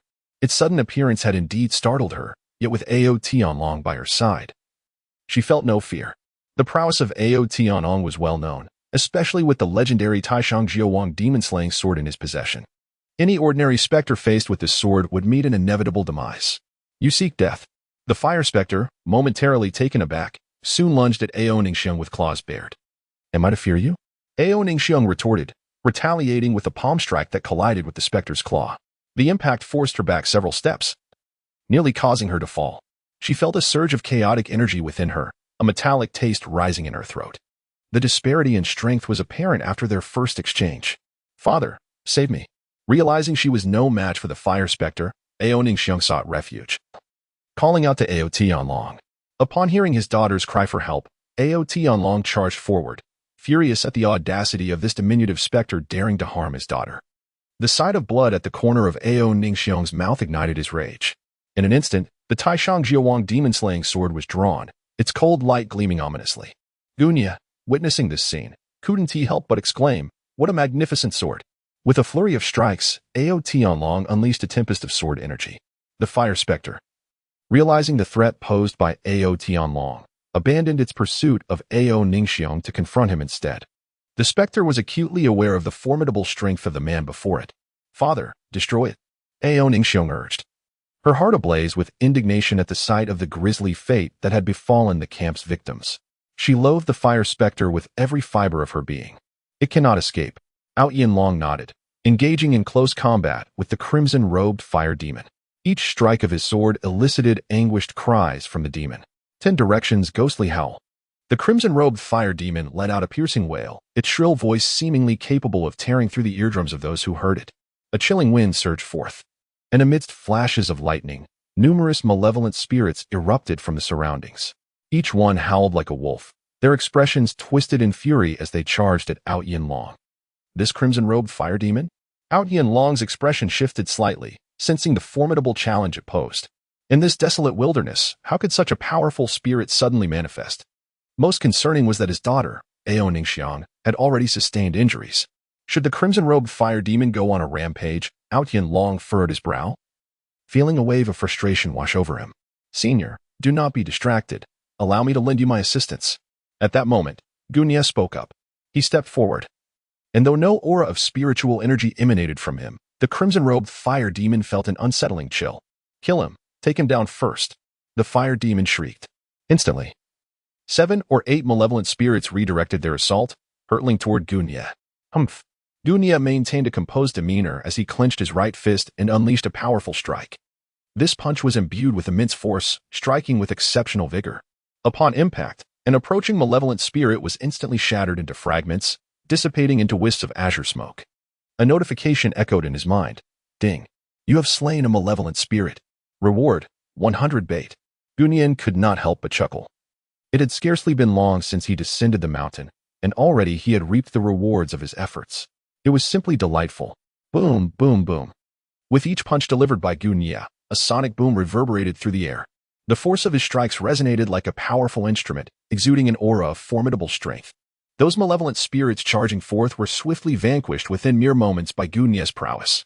The system's notification sounds echoed in succession. A faint smile unconsciously graced Gunya's face. This sensation was truly delightful. It is worth noting that bait can be exchanged for fishing attempts. Each fishing endeavor represents an opportunity for Gunya to grow stronger. Gunya contemplated, casting his gaze upon the other malevolent spirits in the crimson-robed fire demon, his eyes ablaze with fervor. These are indeed mere bait. So formidable? Both Ao Tianlong and Ao Ningxuang were momentarily taken aback. The father and daughter duo had not anticipated that Gunya possessed such prowess. Those malevolent spirits, in Gunya's hands, were as fragile as fledglings. Most astonished was Ao Tianlong, who observed with keen clarity, understanding that Gunya had merely employed the most rudimentary martial arts. Generally, conventional martial techniques wield little efficacy against demons and monsters. Only through the augmentation of Taoist arts can one inflict significant harm upon such entities. Yet Gunya, without invoking any Taoist techniques, solely relying on his fistsmanship, obliterated those malevolent spirits into ashes. Gunya felt an immense satisfaction with his own strength, although his cultivation realm was not particularly elevated. His true might was not inferior to that of Ao Tianlong. However, it is worth noting that Maoshan primarily emphasizes Taoist practices, with martial arts largely serving to refine the disciples' physique and enhance their physical prowess. Gunya let out a sigh within his heart. Having absorbed the martial crystallization from Zhuo Qianhu, his comprehension of martial arts was undoubtedly unparalleled by others. However, Maoshan primarily focused on Taoist techniques, lacking any formidable martial arts methods. Had this not been the case, Gunya's prowess would have been significantly stronger. Presently, he had become rather discerning when it came to martial arts techniques. To him, inferior techniques were akin to mere trinkets, offering little to no assistance. Practicing them would merely squander his time. Kill. A myriad of thoughts flashed through Gunya's mind, all occurring within just a breath or two. After vanquishing the malevolent specter before him, Gunyan did not linger, striding purposefully to join the fierce combat between Ao Tianlong and the crimson-robed fire demon. In the face of such fiends, there was no need for chivalric conduct. With a thunderous might, he obliterated them, for this was the quintessential duty of a cultivator. Upon Gunya, lightning entwined. The other malevolent spirits summoned by the crimson-robed fire demon were directly ensnared by this electric fury. Whoosh! In the next moment, these fiends turned tail and fled. In the face of mortality, even the most ruthless of specters are bound to heed the primal instinct for survival. It was evident that Gunya, having just entered the fray, posed an immediate threat to their very existence. Thus, the spectacle of fleeing apparitions unfolded. Flee? Before the Taoist priest, where do you think you can escape to? A fleeting glimmer of brilliance flashed across Gunya's eyes. In the next moment, the lightning enveloping him surged forth like a barrage of arrows, relentlessly pursuing the fleeing fiends. The speed of the lightning was astonishing. In the blink of an eye, it caught up with the malevolent spirits, infused with an overwhelming force that pierced through their very forms. These vile creatures did not even have the chance to emit a cry of anguish before they dissipated into wisps of blue smoke. Impressive. Not far away, Ao Ningxuang, who had been observing the battle, could not help but cover her mouth in astonishment. This individual, appearing to be of a similar age to her, possessed such formidable power. She pondered in wonder about the nature of his training. Suddenly, the red-robed fire demon, harnessing the winds of the underworld, took the initiative to strike. Even from a considerable distance, Gunya could detect the foul stench emanating from it. Get lost. Lightning crackled around Gunyan. striking fiercely like a whip against the crimson-robed fire demon. The clash between man and demon rapidly escalated to an intense fervor. Whoosh! A brilliant red light erupted from the sword wielded by Ao Tianlong. This strike rent the night sky asunder, infused with righteous vigor. It was the sword meant to vanquish evil, specifically designed to slay malevolent spirits and creatures. The crimson-robed fire demon, already restrained by Gun Yin, was suddenly wounded by Ao Tianlong's formidable blow. Splendid! Gun Yin could not help but exclaim. Ao Tianlong's strike, in both timing and angle, was executed with impeccable precision. In an instant, he subdued the crimson-robed fire demon, breaking the stalemate. However, even if Ao Tianlong had refrained from intervening, Gun Yin, upon unleashing his full power, would still have triumphed over the crimson-robed fire demon. Gun Yin is not one to boast of strength. If victory could be easily attained, there would be no need for such complexities. Damn it! The crimson-robed fire demon bore skin that was rotting, and its face was a grotesque mess of flesh and blood, exuding a terrifying aura. It had sensed that the situation was turning dire and sought to retreat. A proud celestial dragon posed a considerable challenge, not to mention Gun Yin's presence nearby. From any perspective, the crimson-robed fire demon had no chance of triumph. Thinking of fleeing? The celestial dragon directly obstructed the fire demon's escape. Get out of my way. The fire demon's expression twisted with malice, as dark, sinister energy surged forth once more. It was evidently prepared to fight with all its might. Delaying further would surely lead to its demise. Only by seeking survival amidst death could it hope to carve out a slender chance for life. Gun Yin stood nearby, observing the frenzied crimson-robed fiend, a glint of coldness flickering in his eyes. He extended his hand, pointing at the fiend. 10,000 volts, lightning spear. The terrifying power of lightning erupted instantly from Gun Yin's fingertips. Due to the immense voltage, the blue lightning transformed into a brilliant white. This white lightning tore through the inky night, morphing into a spear of thunder that locked onto the crimson-robed fiend. What is that? Both Ao Tianlong and the crimson-robed fiend were momentarily taken aback, turning their gazes towards Gun Yin, especially the fiend, who felt as if his scalp was about to explode the moment he was targeted by Gun Yin's lightning spear. I will die? This thought had scarcely emerged when the white lightning spear erupted completely. It traversed the void and, in a fraction of a second, pierced through the body of the crimson-robed fiend. The formidable power of the lightning instantly tore the fiend apart. How could an ordinary specter withstand the might of 10,000 volts? With a sound akin to ripples on water, the crimson-robed fiend disintegrated into nothingness. Ding! You have slain the crimson-robed fiend. Reward, 6,000 bait. The system's notification echoed. Gun Yin felt an overwhelming joy. 6,000 fish baits? This opportunity was simply a windfall. His initial choice had indeed proven to be correct. Accompanying the father-daughter duo of Ao Tianlong and Ao Ningxuang had led him to encounter the red-robed fire demon. This was truly a serendipitous event. Fated encounters are often inescapable. With this thought, Gun Yin grew even more eager for his journey to Rinjia town. In comparison to the experiences of Uncle Jiao and the father-daughter pair, his own adventures seemed far richer and more thrilling. Had Uncle Jiao not encountered an abundance of ghosts and zombies? By associating with Uncle Jiao, he was certain to benefit and acquire a considerable amount of fish bait. Furthermore, Gun Yin was exceedingly pleased with his lightning technique. The red-robed fire demon, a malevolent spirit of formidable caliber, was effortlessly vanquished by a single shot from his lightning spear. The potency of 10,000 volts of electricity proved to be truly formidable. In the future, when his electrical power awakens to 1,000,000 volts, 10,000,000 volts, or even 100,000,000 volts, not even the mightiest of demons would stand a chance, would they? Gun Yin could only imagine, her heart ablaze with fervor. After binding to the system, her future appeared undeniably radiant. Experiencing a moment of exhilaration was delightful, but the prospect of sustained success was even more enticing. In a moment of joy, Gun Yin's heart sank as Ao Tianlong fell into silence. How truly misjudged he was. This young man was, in fact, a thunder spirit body? The lightning technique he had just exhibited was nothing short of terrifying. Ao Tianlong's mind raced with thoughts. He discerned that Gun Yin's cultivation level was that of a human master. However, with a prodigious talent such as the thunder spirit body, surpassing levels in combat was a trivial feat should he unleash his full potential. Even an earth master might struggle to withstand it. After all, among the various innate elements, lightning is the most formidable. It embodies sheer power, a harbinger of destruction. While the elemental spirits of gold, wood, water, fire, and earth possess their own lethal capabilities, they pale in comparison to Gun Yin's thunder spirit body. Yet, Ao Tianlong could never have anticipated that the immensely powerful and fearsome thunder spirit body was merely a fade crafted by Gu Nian. The innate Tao body was exceptionally formidable. In truth, such a constitution might not be seen in this realm for a millennium or even longer. Most references to this kind of physique exist solely in ancient texts, mentioned only in passing. How astonishing!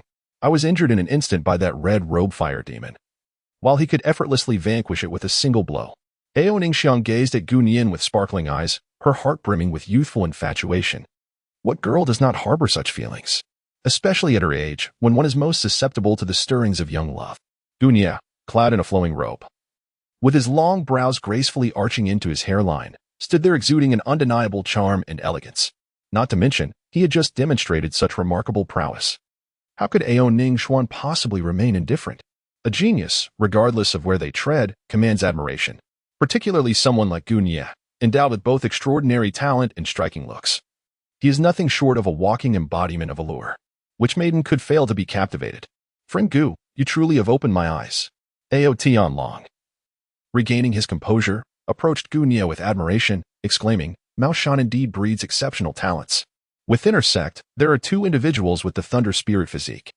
One has already attained the status of a celestial master, renowned as the Thunder King. Now, with the emergence of a figure like Gu Nian, what sect or power would not envy such fortune and favor? Yet, esteemed senior, you jest. The grand era of cultivation is upon us. And it is not only Mao Shan that boasts prodigious talents. Every sect is witnessing the rise of extraordinary individuals. In comparison to them, my current strength pales into insignificance. Gu Nian harbored not an ounce of arrogance. Blind pride serves only to obscure one's vision. A moment's carelessness could plunge one into an abyss from which there is no return. My dear friend, you are far too modest. Shall we inter these individuals before continuing our journey? The more Ao Tianlong observed Gu Nian, the more he felt a sense of satisfaction. He also noted the expression on his daughter's face but chose to remain silent. If his daughter, Ao Ningxiang, were to forge a bond with Gu Nian, it might indeed prove to be a fortuitous development. Let the affairs of the young be managed by the young themselves. Gu Nian was not devoid of emotion. However, in such matters, it is best to let things unfold naturally. If fate has intertwined his path with Ao Ningxuang, they shall certainly meet again in the future. The trio joined forces to grant a peaceful burial to those who had passed, and thereafter, they set forth on their journey. As they traveled, Gu Nian took the opportunity to vanquish a few lurking spirits, his consciousness ultimately arriving at the fishing platform. At last, he had gathered enough bait, 10,000 pieces, to exchange for a fishing opportunity. However, he could only redeem the most basic level of fishing. Gu Nian sat upright on the fishing platform, holding his breath in anticipation. A chime sounded, signaling. Would you like to spend 10,000 bait to exchange for a silver-level fishing opportunity? He responded, yes. Gyun did not hesitate and immediately spent 10,000 bait to exchange for a silver-level fishing opportunity. Let it not be in vain. Gu Nian was not in a hurry to fish. Indeed, fishing could enhance his strength. However, there was one aspect of the system's fishing rules that left him feeling rather vexed. It was the fact that fishing did not guarantee success. There was a certain probability of failure. Surely, his luck would not be that poor. He had always considered himself fortunate. Gu Nian took a deep breath, seated himself in a cross-legged position, and adjusted his state to the optimum level. After a moment, Gu Nian tightened his grip on the golden fishing rod and cast it forcefully. Splash! The tranquil surface of the lake was abruptly disturbed. The hook descended, unlike before. Previously, the hook would elicit a response almost immediately after touching the water. This time, however, there was a brief moment of silence before the rod conveyed a sign of life. Fortunately, it was not in vain. Gu Nian let out a sigh of relief. For a fleeting moment, he feared he had come up empty-handed. Fortunately, a fish had taken the bait. He exerted strength in his hands. Gu Nian swiftly retracted the fishing rod. As he did so, a sleek, ebony fish was flung from the surface of the lake. Gu Nian's expression grew serious as he fixed his gaze upon the dark fish. What is this? Suddenly, a notification echoed in his mind. Congratulations, host, on successfully fishing in the Divine Eagle world. You have obtained the manual of the 18 dragon-subduing palms. The pitch-black fish transformed into a streak of light, soaring towards Gu Nian. The 18 dragon-subduing palms? Gu Nian was momentarily taken aback and quickly began to investigate. The 18 palms of the dragon-subduing, the secular divine skill of the Beggar's sect, renowned as the most formidable palm technique in the world. It has been refined through the generations by Qiao Feng, Hong Qigong, and Gui Jing, ultimately culminating in this unparalleled martial art. Growing ever more powerful and assertive with each battle, Gu Nie gazed upon the introduction of the 18 dragon-subduing palms. In the realm of the divine eagle, one's rank is not particularly high. Yet, even amidst the myriad of martial arts worlds, the 18 dragon-subduing palms are regarded as a remarkable treasure. It seems that fortune indeed favors me. A faint smile graced Gu Nie's face. Initially, he believed that his fishing expedition would yield no results. Unexpectedly, he was blessed with fortune and managed to reel in the legendary dragon-subduing 18 palms. Just moments ago, he had been pondering where to procure a superior martial arts technique. Gu Nie was in exceptionally high spirits. This fishing trip was indeed a delightful stroke of fortune. The exquisite martial arts technique had come to him just when he needed it. The 18 dragon-subduing palms, in the realm of martial arts, is regarded as one of the most supreme martial arts techniques. Gu Nie ceased to ponder further and immediately commenced his study of the 18 palms of the dragon-subduing. Succinct yet profoundly powerful, each movement exuded boundless strength, with the essence lying in the mastery of energy and force. Victory was achieved through the sheer might of his palm strikes, each blow imbued with the force to topple mountains and drain oceans. The key points regarding the cultivation of the 18 palms were meticulously annotated for clarity. Gu Nie was completely immersed in the experience. With his innate talent and profound understanding, he could grasp the essence and key points even without the annotations. It merely required a slight investment of time. The most significant aspect was that the threshold for mastering the dragon-subduing 18 palms was not excessively high. Many superior martial arts have a steep entry barrier, with some imposing exceedingly harsh conditions.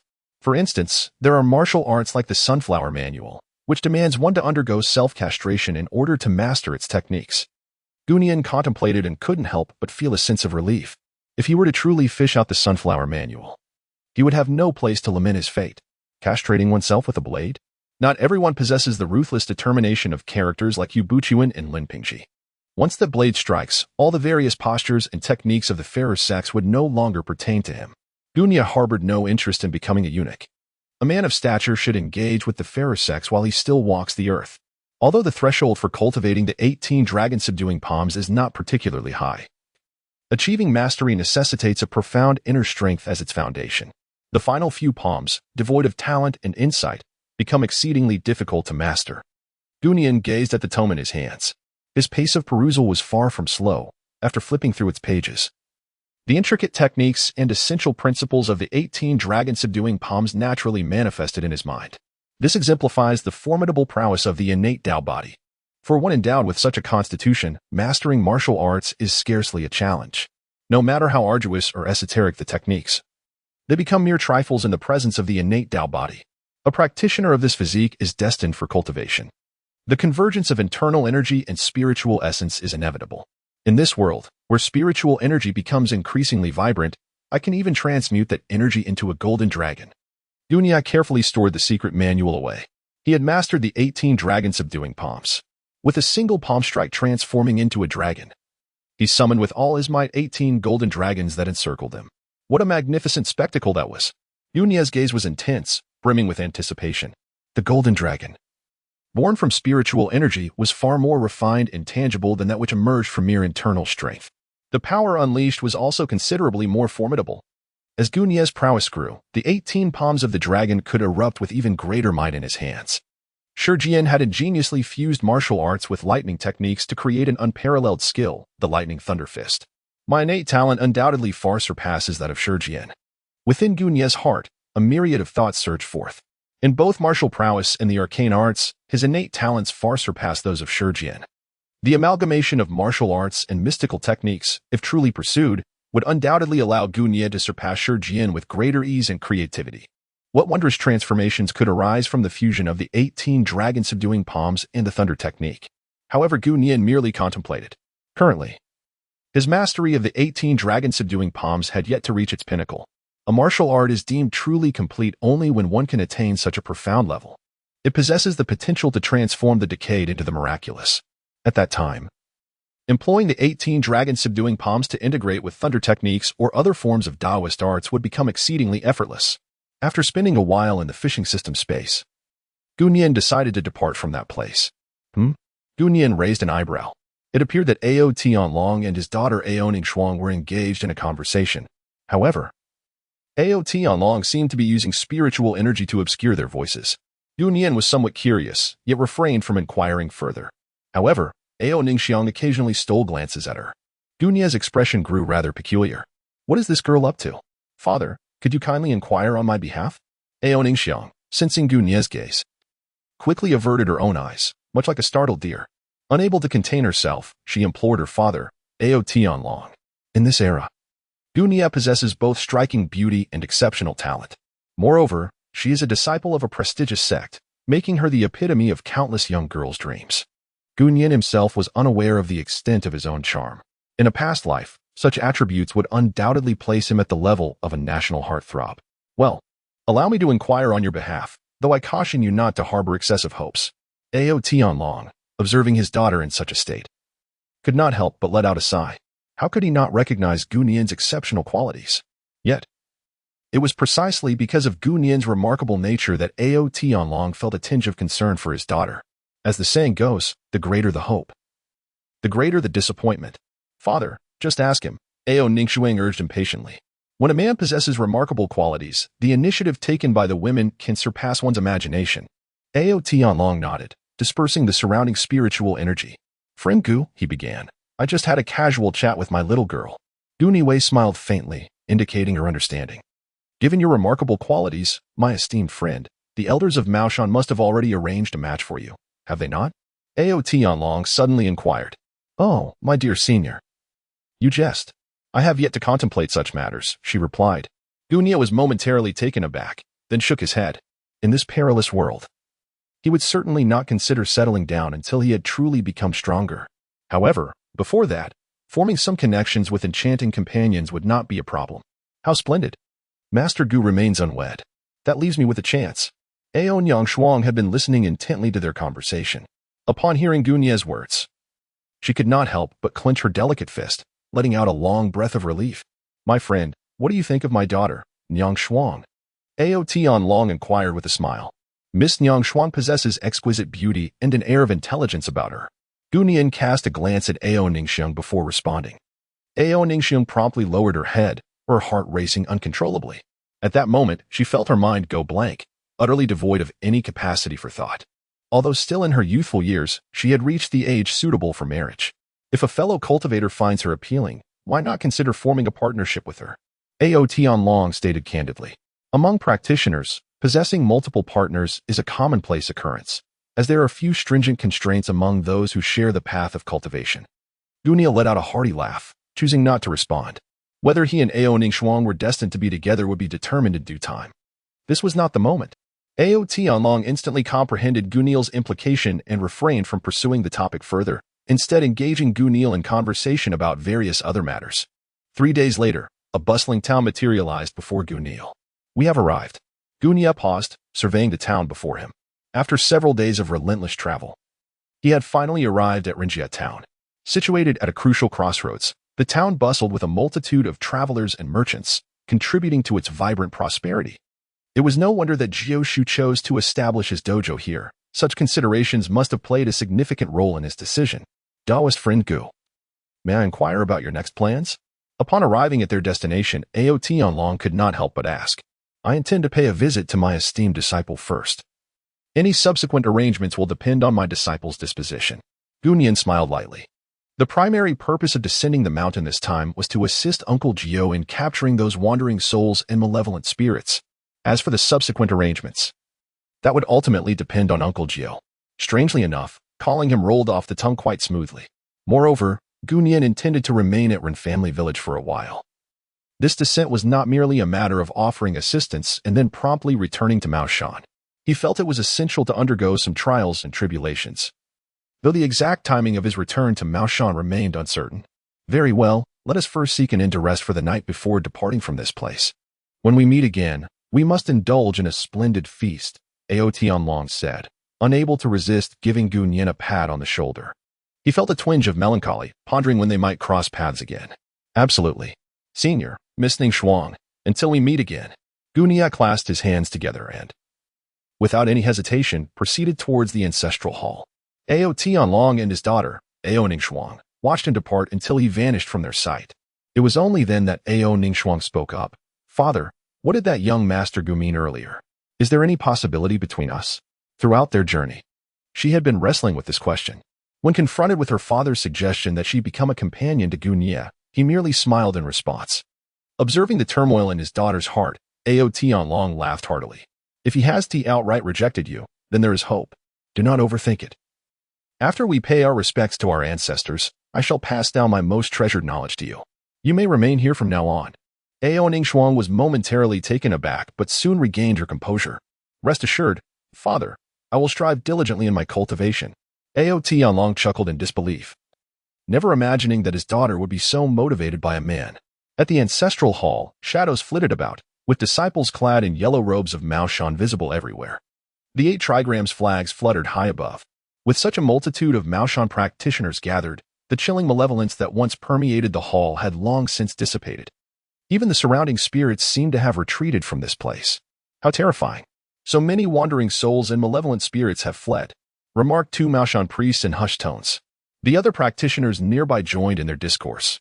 If these were merely ordinary spirits, it would be manageable. However, some of these wandering souls possessed considerable strength. If the wicked spirits were to escape, they could wreak havoc upon the world, and the consequences would fall upon the 3 of them to endure. They feared that their misdeeds would lead to suffering in the afterlife, facing severe punishments in the underworld, and a future fraught with misfortune. Qiu Sheng and Wen Kai, who had been listening, felt a sense of dread wash over them. In a moment of impulsiveness, they had inadvertently created a significant mess. Regret washed over them as they wished for a chance to turn back time. Fortunately, they realized that Uncle Gio had a good reputation, and many fellow disciples were willing to assist in the crisis. Suddenly, someone asked, "Who is that? Why is senior brother personally attending to them?" Qiu Sheng and Wen Kai turned to look. They saw Uncle Gio, his face alight with joy, hastening towards the entrance. There, a strikingly handsome youth strode confidently forward. It was none other than Gu Nia, the talented young man, the one identified as possessing the Thunder Spirit body. They were astonished that he had come to lend his aid. Many recognized Gu Nia, and those who had not returned to Maoshan soon grasped the significance of the moment. Thunder Spirit body? What are they discussing? Qiu Sheng and Wen Kai exchanged glances, their expressions revealing a mixture of intrigue and uncertainty. Their time training under Master Gio had been relatively brief, leaving them with a limited understanding of many matters.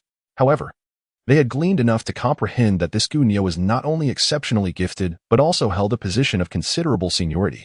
As Gu Nia stepped into the ancestral hall, he immediately felt the weight of numerous gazes upon him. He was not taken aback by this attention. After all, the Thunder Spirit body was quite rare. In nearly 2 centuries of Maoshan's history, apart from Shi Jian, he was the only one to possess such a unique quality. Disciple, what is the situation? As Gu Nia caught sight of the approaching Jiu Shu, he greeted him with a smile and inquired. Jiu Shu, taken aback by the affectionate address of Master Nephew, felt a tremor in his heart. However, Gu Nia maintained a stoic expression, seemingly relishing the moment, which left Jiu Shu with no recourse, for the hierarchy was unmistakably established. Master Uncle Gu, please proceed inside. I shall share the details once everyone has arrived. Jiu Shu invited Gu Nia further into the venue. Very well, Master Nephew. You may entertain the others. I shall find a seat for myself, Gu Nia responded. Gu Nia preferred to remain understated. However, the actions of Uncle Gio conveyed a sense of importance towards him, which warmed Gu Nia's heart. After all, who would not relish the feeling of being valued? Qiu Sheng, Wen Kai, please escort your master inside. Uncle Gio nodded, but still called upon Qiu Sheng and Wen Kai to attend to Gu Nia. Gu Nia did not refuse any further. Little master, what is the Thunder Spirit body? Qiu Sheng could not help but inquire curiously after Gu Nia took his seat. There is no shame in asking when one does not understand. The Thunder Spirit body is a unique constitution. Gu Nia provided a brief explanation to the 2 individuals. Qiu Sheng and Wen Kai, who suddenly grasped the situation, their gazes filled with envy. No wonder people referred to the master as a prodigy. It was all due to this. After waiting for over an hour, Jiu Shu returned to the room, ready to speak, when suddenly a Taoist priest interrupted his impending words. Brother Lin, the elder brother said he intends to come as well, and we should wait for him for another 2 days. Jiu Shu was taken aback, his expression somewhat peculiar. The elder brother among their 35th generation disciples was none other than Shi Jian. It was well known that Shi Jian and Jiu Shu had a contentious relationship, a fact everyone was acutely aware of.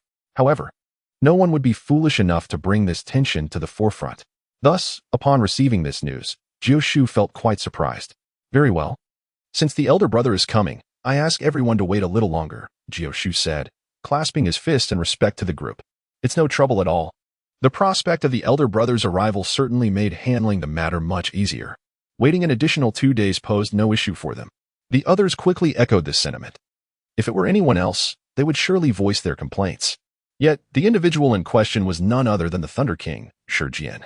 Unless one were utterly reckless, no one would wish to offend him. Accommodations had already been arranged for everyone, and Jiao Shu advised them to rest well over the next couple of days. Once he finished speaking, the others promptly rose to bid farewell. In a short while, the once bustling mortuary was left with only 4 individuals. Gu Shu, would you consider staying at the Laifu Inn? Jiao Shu suggested to Gu Nie, aware that the conditions of the mortuary were far from ideal, especially for someone who had traveled a long distance. As the host, Jiao Shu felt compelled to ensure Gu Nie's comfort. That would be agreeable. Gu Nie held no objections. If the senior brother were to arrive and genuinely offer his assistance, the matter would become significantly easier to handle. Suddenly, Jiao Shu heaved a sigh, a flicker of concern crossing his brow. One could only hope that the senior brother's unsolicited arrival would not lead to unforeseen complications. At the Laifu Inn, seated by the window, Ao Ning Shuang relished the final duck leg, a satisfied smile gracing her features, though she had consumed her meal with remarkable speed. There was an undeniable elegance to her appetite. Several patrons watched, swallowing their saliva in admiration. Ao Ning Shuang possessed considerable beauty, enhanced further by her status as a practitioner. Her prolonged cultivation had bestowed her skin with a radiant glow. Just as Gu Nie had previously remarked, there was a certain ethereal quality to her brow. Have you had your fill? Do rest early if you have eaten enough. We must continue our journey tomorrow. Ao Tian Long said with a smile. The father-daughter duo rose and made their way upstairs. However, they were unaware that the available rooms were quite scarce, and their accommodations were on different floors. In a shadowy corner, a lecherous man fixated on Ao Ning Shuang with insatiable greed. It was only when she vanished from view that he reluctantly withdrew his gaze. Young master, it is time for us to leave, the dark sorcerer spoke. Father, what does it matter if we delay a few days? That nomadic woman just now is far more beautiful than a Zhu, young master Shi remarked, nearly drooling at the thought. The nomadic woman he referred to could only be Ao Ning Shuang. In comparison, a Zhu paled in significance. What are your intentions? The dark sorcerer raised an eyebrow, aware of young master Shi's ulterior motives. However, he had no intention of dissuading him. The more young master Shi desired to pursue such endeavors, the more leverage he would have to fulfill his own aspirations. Heh, one can die beneath the peony and still be a romantic spirit. Father, do assist me. I wish to forge a bond with this woman tonight. If you help me realize my wish, I shall offer you 1,000 gold pieces, young master Shi proclaimed. His wealth evident in his demeanor. He relished beauty above all else. Problems easily solved by money were of no consequence to him. Upon hearing the mention of 1,000 gold pieces, the dark sorcerer hesitated momentarily. Young master, the girl's father is no weakling. If you truly wish to win her over, you must not employ force as before. You must heed my guidance. He deliberated before speaking. 1,000 gold pieces was no trifling sum. Once their plan was executed, they could swiftly depart from Rinjia town. Even if Ao Tian Long were to realize what had transpired, what could he do? Very well, I shall follow your lead, father. Master Shi could not help but rub his hands together. Tonight would surely be a sleepless night. Contemplating, he reached into his pocket. He had yet to finish the potency-enhancing pills given to him by his paternal figure last time, which would serve him well this time. The dark sorcerer observed Master Shi, who had already succumbed to his fantasies, with a glimmer of disdain in his eyes. This wretched fool, completely governed by his lower instincts, would be discarded once he had been drained of all his worth. My lord, we should. The dark sorcerer pondered for a moment before whispering into Master Shi's ear. Ah, splendid idea, my paternal figure. Master Shi's eyes gleamed with increasing fervor. The dark sorcerer, a master of manipulating hearts, understood that the young maiden had a penchant for delicacies, and thus, he decided to cater to her tastes. Very well. Go and make the arrangements. The dark sorcerer fell silent, sitting to the side with his eyes closed in meditation. Not long after Master Shi departed, he returned, his face awash with lewd intentions. As time ticked away, Master Shi could no longer suppress his eager anticipation. Paternal figure, the item should have been delivered by now. That nomadic maiden shall not escape my grasp tonight. His laughter grew increasingly depraved. Just then, Gu Nie, who had just entered the fortune inn, happened upon this scene. He could not help but furrow his brow at the man's utterly lascivious grin. A nomadic maiden? Could it be Ao Ningxiang? A fleeting thought crossed Gunian's mind. Yet he paid it no heed as he approached the counter to inquire. Here is the key to your room, esteemed Taoist. Please take good care of it. Your chamber is located on the 3rd floor, at the very end of the corridor. Upon hearing Gunian mention the name of the esteemed Jioshu, the innkeeper promptly handed over a key. Gunya took the key and proceeded directly to the 3rd floor. As he traversed the corridor, just as he was about to reach the innermost room, a loud bang echoed through the air. Gunian heard the sound of something shattering emanating from the 3rd room. Gunian paused for a moment, sensing his surroundings, and was taken aback. Ao Ningxiang. Were she and her father also residing in this inn? What a coincidence. Gunya contemplated for a moment before gently knocking on the door. Who is it? Within the room, Ao Ningxiang paused in her actions. Earlier, while dining, she had inadvertently shattered a cup. Sometimes, fate unfolds in the most unexpected ways.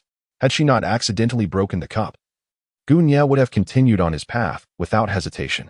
It's me. Upon hearing the voice from outside, Ao Ningxiang's delicate face instantly radiated with joy.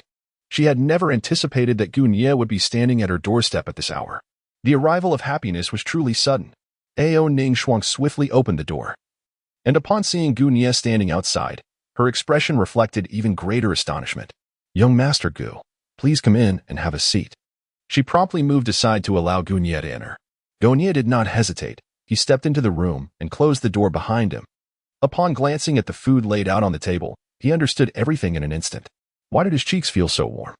Ao Ningxiang couldn't help but reach out her hand to fan her own face. Miss Ningxiang, earlier. Gunya also sensed the anomaly in Ao Ningxiang. Upon reaching out, he discovered that her cheeks were frighteningly hot. Ao Ningxiang felt as though her mind had gone blank. It was only after Gunya recounted the events he encountered upon entering the inn that she finally registered his words. Master Gu, are you implying that someone has drugged my food? Ao Ningxiang's chest heaved, clearly agitated. She never anticipated that her mere intention to stay at an inn would draw the attention of such vile individuals. The world is perilous, and nothing is truly impossible. Gunyan sighed, grasping Ao Ningxiang's wrist with a furrowed brow. The poison had already begun to take effect, and expelling it would prove to be a formidable challenge. Had Ao Ningxiang not consumed such a substantial quantity, her own cultivation, coupled with his assistance, would surely have enabled her to eradicate the poison administered by young Master Shi. But alas, it was too late. This appeared to be a venom from the Miao region's cursed insects. Ao Ningxiang, seated in a meditative posture, opened her eyes, her silver teeth gently biting her crimson lip. There was simply no way to expel this cursed poison. The Miao cursed poison was notoriously troublesome. It was manageable if detected early, but once it began to manifest, fortunately, young Master Shi had merely coveted Ao Ningxiang's beauty, deploying only the Hihuan Gu. This particular poison could only be neutralized through the intimate union of a man and a woman. Should no vigorous activity take place during the onset of the poison, the afflicted individual would meet a tragic end. Gunya sat behind Ao Ningxiang, channeling his spiritual energy into her body. This poison had already permeated your very bones and sinews. Gunya spoke in a deep voice. Ao Ningxiang rose and shook her head. Young master, it would be futile to exert yourself. I am acutely aware of my current predicament.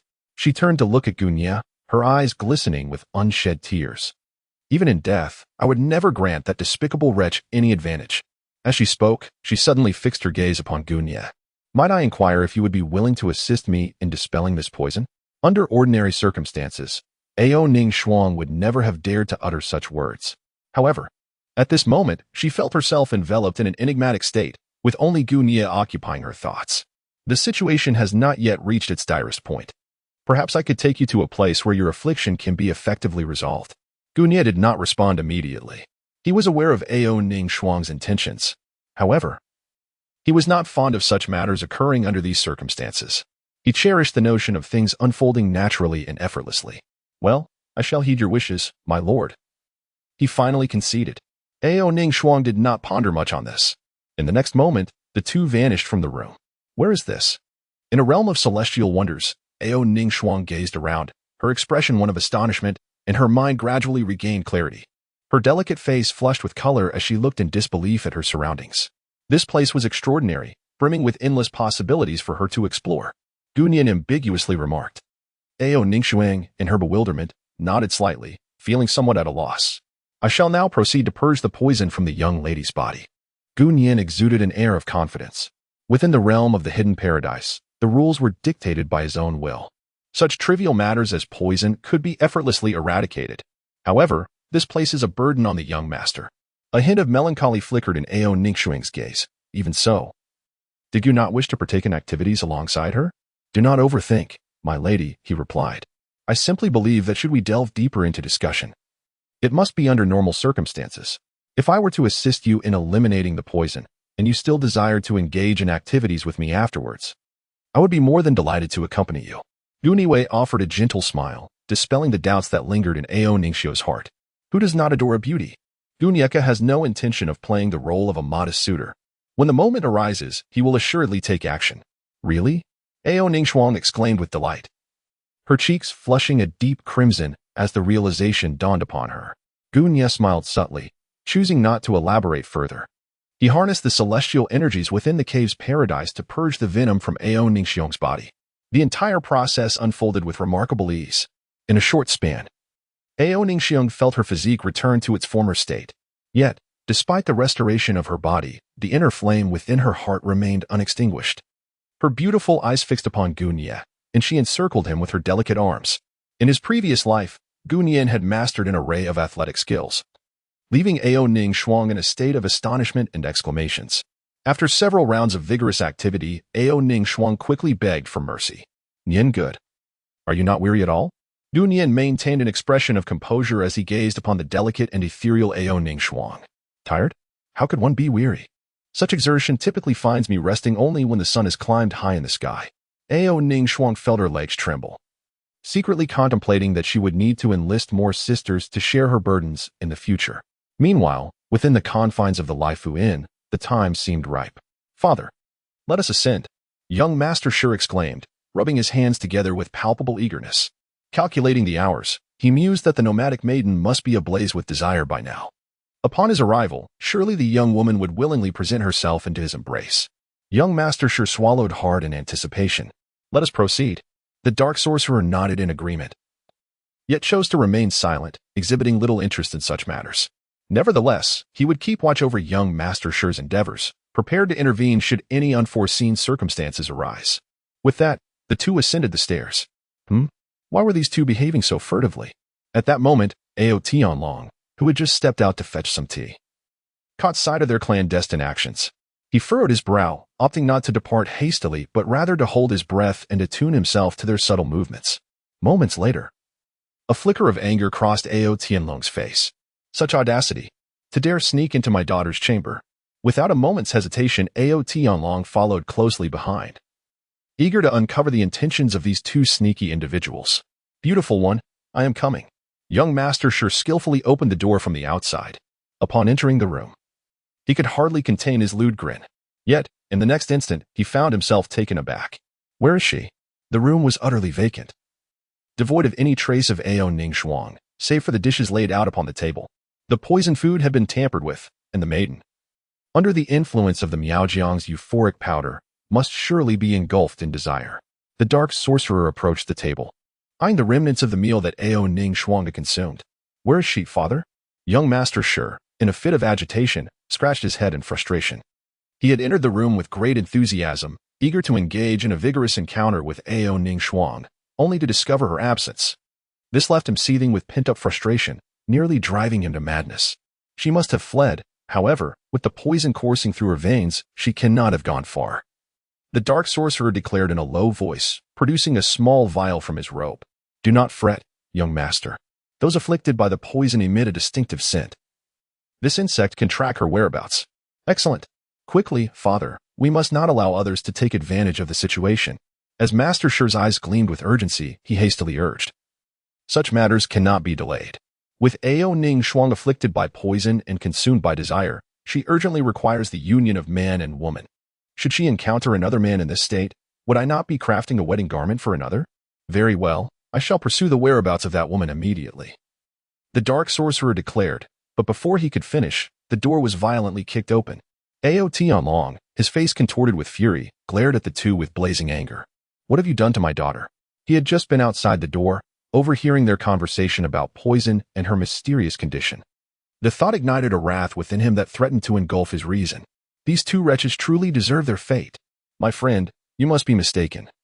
We merely strayed into the wrong room. As for your daughter, how could we possibly know what has befallen her? The dark sorcerer feigned a smile, his demeanor betraying no fear. Still attempting to defend yourselves? Ao Tianlong's face darkened, and he formed a seal, unleashing his mystical powers without hesitation. At this moment, no evidence was needed. He had heard their conversation clearly. You dare. Friend, think carefully, the dark sorcerer interjected, stepping protectively in front of Master Shi to block Ao Tianlong's assault. Enough with your prattle. Perish. Ao Tianlong was indifferent to such trivialities. Among practitioners, few were merciful.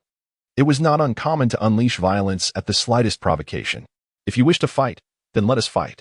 The dark sorcerer, his expression grim, warned, young master. Stand back. Master Shi is but an ordinary man. Should he be caught in the crossfire, it would be difficult to explain to his father later. Yes, uncle. Please resolve this swiftly, Master Shi urged as he hurriedly stepped aside, his eyes filled with anxiety. At this juncture, his hopes of spending a delightful evening with the enchanting woman seemed destined to evaporate. In an instant, the furniture erupted in chaos. Spiritual energy surged, mingling with debris that flew in all directions. What on earth is happening? Why have these two suddenly begun to fight? The patrons of the inn were jolted awake by the unexpected commotion. As Ao Tianlong and the dark sorcerer clashed, the intensity escalated rapidly. Ao Tianlong, unwilling to hold back, unleashed his full strength, driven by the need to protect his daughter. The dark sorcerer, both shocked and enraged, exclaimed, You madman! Do you truly wish for us both to be destroyed? You coveted my daughter first. I, Ao Tianlong, have but one daughter and will not tolerate anyone who dares to insult her. Ao Tianlong's raven hair danced wildly as the sword in his hand emanated a chilling glint. The dark sorcerer felt a twinge of fear. Such a formidable blade. He touched his cheek. Had he not reacted swiftly moments ago, the wound would have surely laid bare to the bone. She's merely a woman. How about this? Let my young master bestow a betrothal gift upon your daughter and take her as a concubine. The dark sorcerer proclaimed loudly. At this moment, the crowd grew increasingly larger, among them many practitioners of the arcane arts. The recent events concerning Uncle Gio had transformed Rinjia town into a veritable spectacle. Numerous cultivators stood nearby, which added to the dark sorcerer's unease. The formidable Ao Tianlong was one concern, but should they both be gravely injured? What would prevent others from intervening? The sorcerer, with a guilty conscience, feared exposure. The longer this situation dragged on, the more unfavorable it became for him. Become a concubine? Ao Tianlong exclaimed, his anger palpable. That worthless young master, a mere wastrel consumed by indulgence, dares to ask my daughter to be his concubine? Get lost. Ao Tianlong was genuinely infuriated. His daughter had devoted her heart to Gu Nie, and that scion of the Shi family was not even worthy to carry Gu Nie's shoes. Such detestable filth dared to seek his daughter as a concubine? Truly a delusional fantasy, within the realm of celestial wonders. At this moment, Gu Nie finds himself ensnared in a peculiar state. Is the innate Dao physique not exceedingly extraordinary? Gu Nie was utterly astonished during her training sessions with Aon Yangshuang. Her own cultivation was advancing at an astonishing pace. Could anything transform into its essence to replenish oneself? Indeed, it was a physique specifically born for cultivation. Remarkable. A subtle smile graced Gu Nie's face. After merging with Ao Ning Shuang, his cultivation effortlessly ascended to the 9th level of human mastery. Yet, this was not the culmination of his journey. The 9th level of human mastery, the pinnacle of human mastery, and the 1st level of earth mastery, through merely engaging in a vigorous exchange with Ao Ning Shuang. Gu Nie's cultivation transcended from the 8th level of human mastery directly to the 1st level of earth mastery. At this moment, Ao Ning Shuang remained in slumber. The previous bout of intense activity concluded only after her repeated pleas for mercy. Was Ning Shuang's cultivation also on the rise? Gu Nie's gaze sharpened, sensing that Ao Ning Shuang's cultivation was also on the rise. Although the speed of her advancement could not quite match his, it was nonetheless remarkable. From the 5th layer of human mastery, she ascended through the 6th, 7th, and 8th layers, ultimately breaking through to the 9th layer after merging her path with Gu Nie. It is noteworthy that Gu Nie possessed an exceptionally rare innate Dao body. Engaging in cultivation alongside him was a serendipitous opportunity for these women, representing a significant fortune in their lives. Should they conceive a child with Gu Nie, there might be a chance to perpetuate his illustrious bloodline, perhaps even giving birth to an offspring endowed with an innate Dao body. However, the likelihood of this occurring was exceedingly slim. unless the women who merged with Gunia also possessed a unique constitution. Thus, Gunia withdrew his gaze, and the spiritual energy within the paradise of the cave began to stir restlessly. Is it about to expand? Gunian rose and surveyed his surroundings. He had realized when binding the Cave of Fortune that the stronger his own abilities became, the more formidable this realm of fortune would also grow. Gunia and the blessed land of Dongtian complement each other harmoniously. As Gunia's strength ascends to the realm of Earth Master, the blessed land begins to expand. Suddenly, a flurry of ethereal energy coalesces into tangible forms, manifesting as various spiritual herbs, fruits, and plants. An array of transformations unfolds before Gunia's eyes. The scene is truly wondrous. From nothingness to existence, Gunia gazes upon it, his heart swelling with profound insights. Indeed, the changes within the universe embody ineffable laws and majestic power. Gunia could not help but exclaim, pondering when he might one day master such power himself. The myriad transformations lay solely within the realm of his thoughts. Just contemplating this ignited a fervor within his heart. It was only by reaching such a state that one could truly be deemed a formidable force. The metamorphosis of the celestial realm persisted for a full quarter of an hour before finally subsiding. In the next moment, Gunia's expression became captivating. Within the recently transformed celestial realm, a surge of power began to flow into his body. This was the realm's reciprocal bestowal. At that moment, Gunia's cultivation continued to ascend, from the second level of Earth Master to the third, and then to the fourth. This time, the advancement was not substantial, as he merely elevated his standing by 3 minor realms. Through a singular fusion of Tao, my cultivation surged directly from the 8th level of Human Master to the 4th level of Earth Master. A bold idea suddenly emerged in Gunian's mind. What if more women were to join? Or rather, what if this endeavor were to be pursued multiple times? Wouldn't it be effortless to surpass the Celestial Master?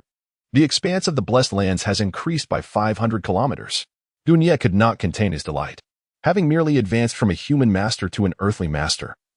The expanse of his cave paradise had already expanded by 500 kilometers. What might transpire in the future? Should he break through to the Celestial Master or true immortal realm? Gunian could not help but feel a surge of anticipation. In the future, my paradise could transform into a small 1,000 realms, or even into a medium or grand 1,000 worlds. A faint smile graced Gunia's face. The transformations within this paradise were far from limited to mere expansion. In addition to the increase in area, a plethora of spiritual herbs, fruits, and plants had emerged, accompanied by a significant enhancement in the richness of spiritual energy. At this rate of improvement, even a pig could attain immortality while cultivating in my celestial realm. Could it not? Gunia smiled softly. However, the current concentration of spiritual energy within the realm of his cave paradise still pales in comparison to such a level. Yet, with each significant breakthrough in his cultivation, the cave paradise experiences a corresponding elevation. One day, his cave paradise will undoubtedly transform into a sanctuary of cultivation, envied by countless practitioners. Moreover, as his own strength flourishes, the cave paradise becomes increasingly vivid and authentic. Whether it pertains to the laws of nature or the phenomena that arise within, everything attains a greater essence of reality. This is a miraculous evolution, a manifestation from nothingness to existence. Gunia ceased his musings and directly examined his personal panel. Celestial Dimension Fishing System. Host, Gunia age, 16 physique, innate Tao body realm, 4th level of Earth Master cultivation ground, blessed land of caves talent, martial arts grandmaster supernatural ability, lightning power level 570, awakening pending. Techniques, supreme clarity great cave scripture proficient. Maoshan talismans proficient, Maoshan array compendium proficient, 18 dragon subduing palms familiar. Fishing attempts, 0 fishing bait, 0 rapid progress, he noted. Gunian contemplated for a moment and felt that only these 4 characters could aptly describe the current pace of his cultivation. Having descended from the mountain not long ago, he had already achieved a breakthrough to the 4th level of Earth Master. His journey commenced with the fortunate discovery of a paradisiacal realm, a true testament to his extraordinary luck. Had it not been for the bounteous return from this celestial abode, he might not have reached such heights. It is undoubtedly impossible for Gunian to advance so swiftly. Has the power of lightning already reached level 5 in its development? Gunian's eyes sparkled with excitement. Alongside his cultivation advancement, the potency of his lightning power had also escalated. He took a moment to carefully attune himself to this newfound energy. Now, the tens of thousands of volts of lightning power flowed through him with ease, allowing for effortless utilization and consumption, a stark contrast to his previous limitations. Gu Nian's heart was brimming with delight. The power of thunder and lightning was indeed formidable, yet its drawback lay in its excessive consumption. Gu Nian must devise a means to diminish this consumption. As the expenditure decreases, the potency of the unleashed lightning power naturally follows suit. Now, with the elevation of his cultivation level, the development of his lightning power has reached level 5. Although the consumption has lessened, its might has significantly increased. This transformation and benefit brought about by the continuous development of lightning power is the most evident change. To awaken the lightning power, its development level must reach at least level 8, if not level 10. Gunny could not help but ponder the profound difference between the awakening and the dormant state of his lightning power. Once his lightning abilities were awakened, he would wield them with effortless ease. A mere flick of his hand could unleash bolts of electricity reaching hundreds of thousands, even millions of volts. It was inconceivable that any ordinary specter, let alone a ghost king, could stand before Gunny, now infused with the might of awakened lightning, without trembling in fear. He marveled at his cultivation level. At that moment, Ao Ningxuang also regained consciousness. The instant she awakened, she sensed a remarkable transformation within herself. The 9th level of the human mastery realm? How is this even possible? Ao Ningxuang was utterly bewildered. She was acutely aware of her own cultivation, and yet, after a single slumber, she had inexplicably ascended through 4 minor realms. In that fleeting moment, she felt an overwhelming sense of unreality, as if she were still ensnared in a dream. Had I not mentioned earlier that anything is possible? Gu Nia approached, addressing Ao Ningxuang. Brother Nia, what exactly is this place? Ao Ningxuang could not help but inquire, realizing that her transformation was undoubtedly linked to Gu Nia. This is my world. Gu Nian's expression was composed, and her words were astonishing. Ao Ningxuang was momentarily taken aback, standing frozen in place for a while before coming to terms with this reality. What about my cultivation? Ningxuang, my physique is not a thunder spirit body. Gu Nian gazed at her and explained. Ao Ningxuang was taken aback. Is it not the thunder spirit body? My constitution is the innate Tao body. The thunder spirit body is merely a faade. Gu Nian's words compelled Ao Ningxuang to cover her crimson lips, her enchanting eyes filled with disbelief. The innate Tao body? Ao Ningxuang felt her head spinning. Gu Nian's voice resonated like thunder, and the thunder spirit body was merely a faade. If this were to spread, the entire realm of cultivators would surely be astounded. Due to the nature of my constitution, your cultivation has been enhanced as a result of our shared training. Gu Nian continued. It is only natural that you have just realized this, Ao Ningxuang. Indeed, this enhancement is a result of our initial encounter during our first exercise. Rest assured, should we engage in further activities together, there will undoubtedly be improvement, though it may not be as pronounced as today. Gu Nia spoke once more. Ao Ningxuang's face flushed instantaneously, and she nodded faintly, her voice barely above a whisper. I understand. Well, we have not lingered here for long. It is time for us to depart. Gu Nian spoke, and Ao Ningxuang nodded obediently. She understood that Gu Nian confided in her because he regarded her as his own. This thought filled Ao Ningxuang's heart with joy. Nian Ge, I will certainly safeguard these secrets for you. She silently vowed. This matter was of utmost importance, should it leak. It would cause upheaval throughout the realm of cultivation. In the next moment, the figures of the two vanished from the paradise of the cave. At the Lafuin, a swift motion ensued. The figures of Gu Nia and Ao Ningxuang materialized silently. What happened? Ao Ningxuang, coming to her senses, gazed in astonishment at the disarray of her room. Do not dare to tread upon my patience. Die for me. Before Gu Nia could utter a word, the sounds of a fierce battle erupted from outside the inn. It must be my father. Who could he be engaging in combat with? Ao Ningxuan's expression shifted dramatically as she hastily made her way outside. Gu Nia hurriedly followed, and the two soon emerged outside. Ao Tianlong wiped the blood from the corner of his mouth, fixating his gaze intently on the dark sorcerer. Beside the sorcerer stood another figure, his serpent-like guardian. Together, master and servant combined their powers to maintain the precarious situation. Gu Nia observed that young Master Shi was trembling in the corner. It was evident that during the recent confrontation between Ao Tianlong and the dark sorcerer, young Master Shi had received some care from Ao Tianlong. It must be the poison that man had inflicted upon you. Gu Nia pointed towards young Master Shi. Ao Ningxuang's eyes were filled with a fierce intensity. Yet she chose to disregard young Master Shi and prepared to strike. The current situation was far from favorable for Ao Tianlong. You stand alone. How could you possibly contend with us? Today, you shall meet your demise here. The dark sorcerer was equally enraged.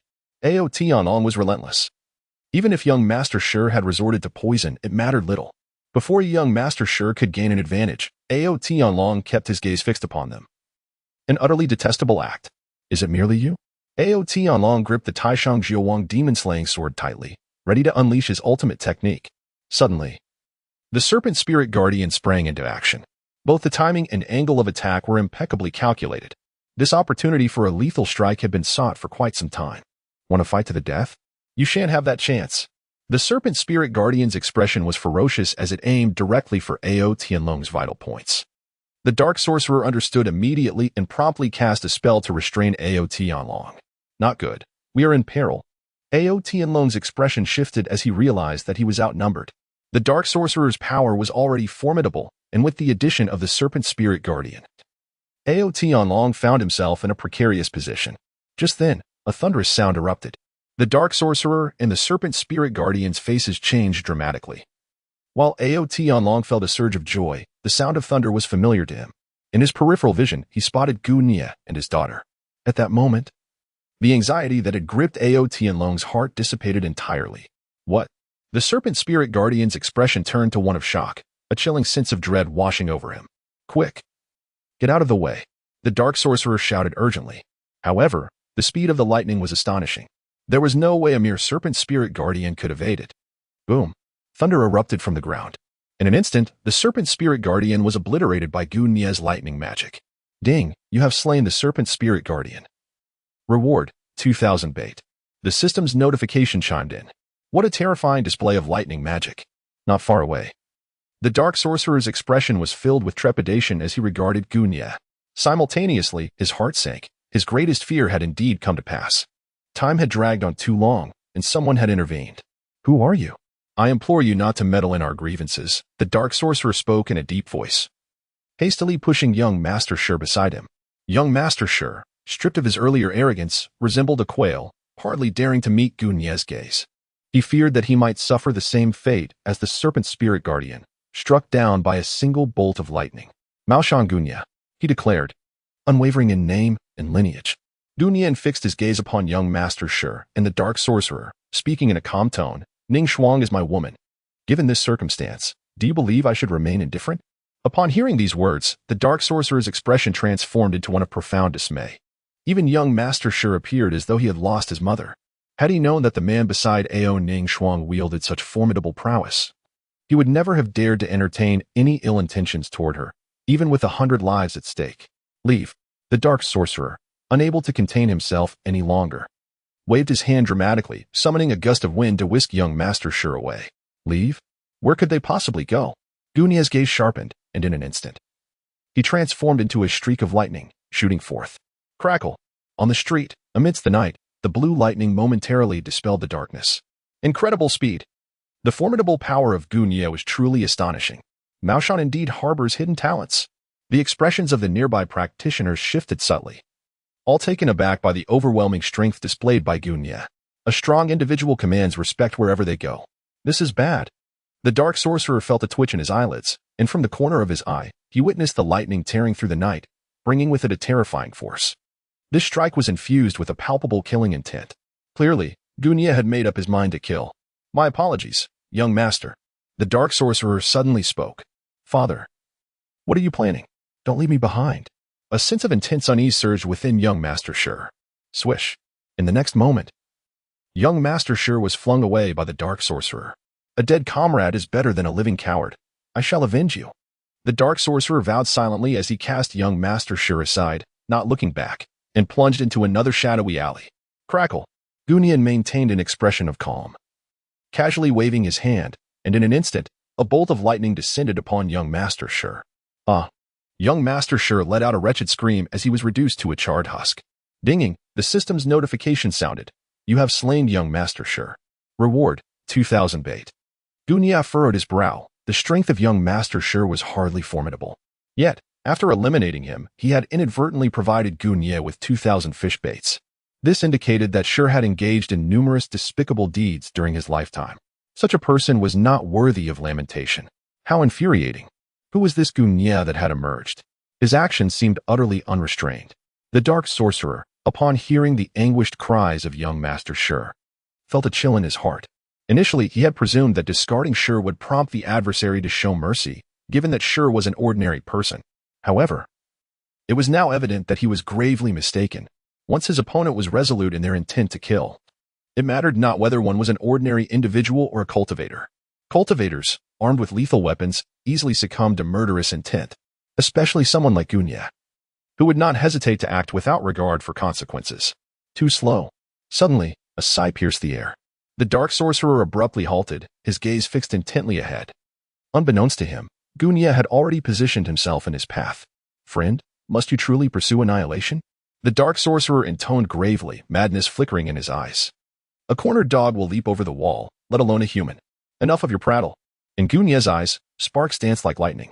Thunder rumbled through the alley, and the terrifying force of lightning spread forth. What is this power? Are you a celestial master? The dark sorcerer exclaimed in fear, his heart heavy with despair. He had never anticipated that the man accompanying Ao Ningxuang was, in fact, a celestial master. Only a celestial master could wield such a formidable lightning spell. Little did the dark sorcerer know, Gunya was not a celestial master at all. A chime resonated, signaling, "You have slain the dark sorcerer. A reward of 20,000 bait has been granted." Once Gunya unleashed the power of lightning, the dark sorcerer found himself utterly powerless to resist. It was an overwhelming dominance. A complete and utter annihilation from beginning to end. 20,000 bait? Gunya gazed at the black sorcerer, now reduced to mere ashes, and felt a surge of joy within. Indeed, the valley below was brimming with opportunities. It had been but a short time since he descended the mountain, yet he had already amassed a considerable amount of bait. Had he remained atop the mountain in arduous cultivation, he could only wonder how long it would have taken to gather enough for a single fishing endeavor. Even the most rudimentary fishing required a staggering 10,000 pieces of bait to exchange for a chance to fish. However, fortune smiled upon him. By vanquishing the black sorcerer, he had inadvertently secured 2 fishing opportunities. Suddenly, the sound of footsteps approached. Ao Tianlong and his daughter Ao Ningxuang hurried towards him. "Gu, what has transpired?" Before Ao Tianlong could utter a word, Ao Ningxuang stepped forward with concern. The demeanor of the young lady was captivating. Earlier, had not Gu mentioned that little Shuang was his beloved? Ao Tianlong, belatedly realizing the implications of Gunya's earlier words, observed the interaction between Gunya and Ao Ningxuang. A flicker of paternal pride illuminating his countenance. "I am unscathed," Gunya assured them. Gunya gently patted Ao Ningxuang's delicate hand and turned to Ao Tianlong. "Senior, given the commotion at this inn, it seems we cannot stay here for the time being. Perhaps we should seek another inn for our lodging?" "Very well. You may make the arrangements," Ao Tianlong replied, not dismissing Gunya's kind suggestion. However, before proceeding, Gunya returned to the previous inn to offer compensation for the damages incurred. After all, the expense was not incurred in vain. The funds originated from the late young Master Shi. Had it not been for this, Gunya's earlier maneuver would have sufficed to obliterate young Master Shi entirely. The trio then sought another inn. After Ao Ningxuang retired to her room to rest, Ao Tianlong suddenly spoke. "Friend Gu, please accompany me for a moment. There are matters I wish to discuss with you." Upon hearing this, Gunya followed Ao Tianlong to his chamber. "Speak candidly with me. Have you and my daughter already engaged in marital relations?" Ao Tianlong inquired, his gaze fixed intently on Gunya. He possessed some skill in the art of observation and had noticed that the youthful innocence which once graced his daughter's countenance had begun to fade. This realization stirred an unsettling feeling within him. After nurturing her for so many years, she had now been taken away by another.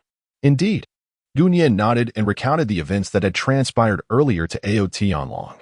However, she refrained from mentioning anything regarding the mystical realm. So, it was true that young Master Shi and the dark sorcerer had perished, which was indeed a stroke of fortune for them. Ao Tianlong declared fiercely. Yet a smile soon illuminated his face. "Nevertheless, you two are indeed destined to be together, and it brings me great joy to witness your union." At this moment, Ao Tianlong could no longer contain his emotions. Gunya is truly remarkable. He had previously intended to bring together Gunya and Ao Ningxuang. Now, it seems fortune has smiled upon his daughter, turning misfortune into blessing. What do you plan to do next? Surely, you cannot allow little Shuang to accompany me back to the impoverished northern lands, can you? Ao Tianlong fixed his gaze upon Gunya. The north is a desolate and frigid place, where even cultivators may struggle to endure the harsh conditions. Moreover, The realm where Ao Tianlong and his daughter originally resided is considered the farthest north in the 9 provinces. A place of such dire living conditions that it scarcely needs further elaboration. Before Gunye could utter a word, Ao Tianlong continued, suggesting, "Why not let Xiaoshuang remain by your side? Her playful nature would surely keep her in line when she is with you. Furthermore, there lies a considerable distance to my destination, fraught with uncertainties and dangers." He left the rest unsaid. Ultimately, these were merely pretexts, a ruse. The true intention was to ensure that Ao Ningxuang would stay close to Gunye. Gunyen would certainly not refuse. "It shall be entirely at the discretion of my esteemed senior." With this single utterance, he conveyed his stance. "You have spirited away my daughter. Yet you still dare to address yourself as a senior?" Ao Tianlong wore a smile that was both enigmatic and mocking. "Does the father-in-law have anything further to say?" Gunye immediately changed his tone. Ao Tianlong was overjoyed, thoroughly pleased with Gunye. The more he observed, the more satisfaction he felt. This was the Taishang 9 King's demon-slaying sword, a treasured artifact of the fantastical sect, classified as a third-grade magical weapon. Its power was extraordinarily formidable. My master once mentioned that within the Taishang 9 King's demon-slaying sword lies profound mysteries, yet my limited aptitude has prevented me from grasping its intricacies until now. As Ao Tianlong spoke, he could not help but let out a sigh. Afterward, he handed the Taishang 9 King's demon-slaying sword to Gunye. "This sword is part of Xiaoshuang's dowry. You may take it. Father-in-law, this is not appropriate." Gunye was about to voice his refusal when Ao Tianlong abruptly interrupted him. "The fantasy gate has become a mere shell of its former self, with only me remaining to guard it, which holds little significance. However, you must ensure the safety of my daughter." Gunye understood that Ao Tianlong had made up his mind and said no more, accepting the Taishang 9 King's demon-slaying sword. This is how it should be, after all. We are now family, and there should be no reservations among family. Ao Tianlong chuckled and spoke in a rather magnanimous manner. Were it anyone else? Even if they were family, a treasure such as the Taishang 9 King's demon-slaying sword would not be so readily bestowed. Many may possess the strength to wield it, yet few can truly let it go. From now on, you must take good care of my daughter. Should I discover that she has suffered any grievances, even if you are a genius from Maoshan, I shall not spare you." Ao Tianlong admonished. "Rest assured, father-in-law. I will certainly ensure that Ning Shuang does not endure any injustices." Gunye promptly assured that his woman, of course, deserved to be cherished. "By the way, father-in-law, here is the betrothal gift from your son-in-law." Gunye promptly produced a cosmos bag, within which lay 300 spirit stones. These stones, formed from the essence of spiritual energy found in mystical realms, are of immense benefit to practitioners. "Very well, I shall not stand on ceremony," said Ao Tianlong, who, without casting a glance, accepted the cosmos bag handed over by Gunye. "It is late. You should return to your quarters and rest. Your humble son-in-law takes his leave." Gunye clasped his hands in a respectful gesture and departed from the room. As he watched Gunye leave, Ao Tianlong opened the door and made his way to the adjacent room of Ao Ningxuang. Upon entering, he found Ao Ningxuang seated with a composed demeanor. "Father, why are you still awake at such a late hour?" Ao Ningxuang feigned ignorance. "Enough with the pretense. You heard everything I discussed with him, did you not?" Ao Tianlong directly called out her little ruse. Ao Ningxuang was momentarily taken aback, her fair cheeks visibly flushing with color. "I heard everything." Seeing his daughter's reaction, Ao Tianlong chuckled heartily and continued to tease, "Do you have any objections to my arrangements? If you are dissatisfied, I shall speak with him at once." "Please, no." Ao Ningxuang hastily interjected. Upon noticing the smile tugging at her father's lips, she pouted in response. "Father, you only know how to tease your daughter. If you keep this up, I might just ignore you." "Ha ha ha, truly, a daughter grows too fast to keep." Ao Tianlong could not help but laugh. "Well then, I must be on my way at dawn tomorrow. You should stay by that young man's side. Father, you must take good care of yourself out there." Ao Ningxuang's eyes glistened with unshed tears. Having lived under her father's protective wing her entire life, she now pondered what the next meeting would be like after their separation. "Do I need to remind you? You must temper that little temper of yours while following Gunyan," Ao Tianlong remarked. This was their first separation as father and daughter, and an air of melancholy enveloped the room, for parting is always bittersweet. The following morning arrived. Gunye, Ao Ningxuang, and Ao Tianlong stood at the entrance of Renjia town. "Father, please be cautious on your journey," Ao Ningxuang said, her eyes glistening with unshed tears. "Rest assured." Ao Tianlong nodded, casting a glance at Gunye. "I leave my daughter in your care. Until we meet again." With that, He turned away without looking back and departed from Rinjia town. Gunia held the delicate hand of Ao Ningxiong, watching as Ao Tianlong departed. Once Ao Tianlong had completely vanished from sight, Gunia took Ao Ningxiong to the ancestral hall. Considering the time, it was nearly the moment when Shi Jian would arrive. It was time to address the matters concerning the wandering souls and restless spirits. So it was. Along the way, Ao Ningxiong nodded thoughtfully. Gunia had just briefed her on the issues to be dealt with at the ancestral hall. Nyago. I truly did not anticipate that your standing at Maoshan would be so esteemed, Ao Ningxiong remarked, unable to contain her surprise. My master's lineage is elevated. As his devoted disciple, my own standing naturally ascends in tandem. Gunian offered a faint smile and remarked, when we arrive at the mortuary, refrain from speaking too much. Instead, observe and listen attentively. I understand, Ao Ningxiong replied obediently. Meanwhile, several dozen miles away from Ren family manor, Shi Shaojian inquired, Father, when shall we head to the mortuary? Why the rush? The matter arose from Lin Jiao's incompetent disciples, his father replied calmly. We shall depart this afternoon. Shi Jian remained unperturbed. The other disciples of Maoshan, upon receiving the urgent message from Uncle Jiao, hastily made their way to Ren family town. But Shi Jian was the exception. In that case, Father, why not delay for a couple of days? Shi Shaojin could not help but ask. We could indeed postpone. But that master uncle has also arrived at Ren family town. It is acceptable to disregard Lin Jiao's reputation, but his must be respected. Shi Jian expressed with a hint of displeasure in his gaze. What merit does Gunian possess to hold such a lofty status?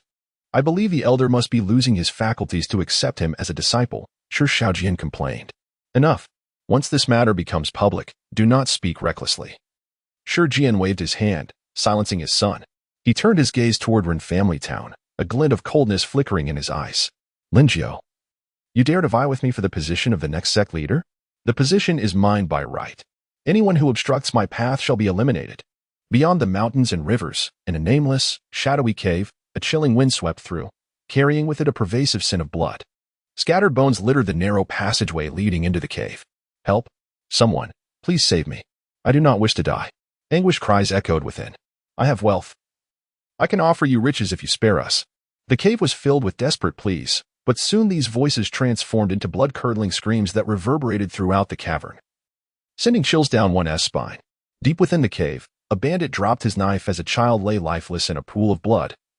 The crimson liquid flowing toward the stone platform where a woman was engaged in cultivating some sinister art. Suddenly, the woman opened her eyes, which gleamed a venomous green.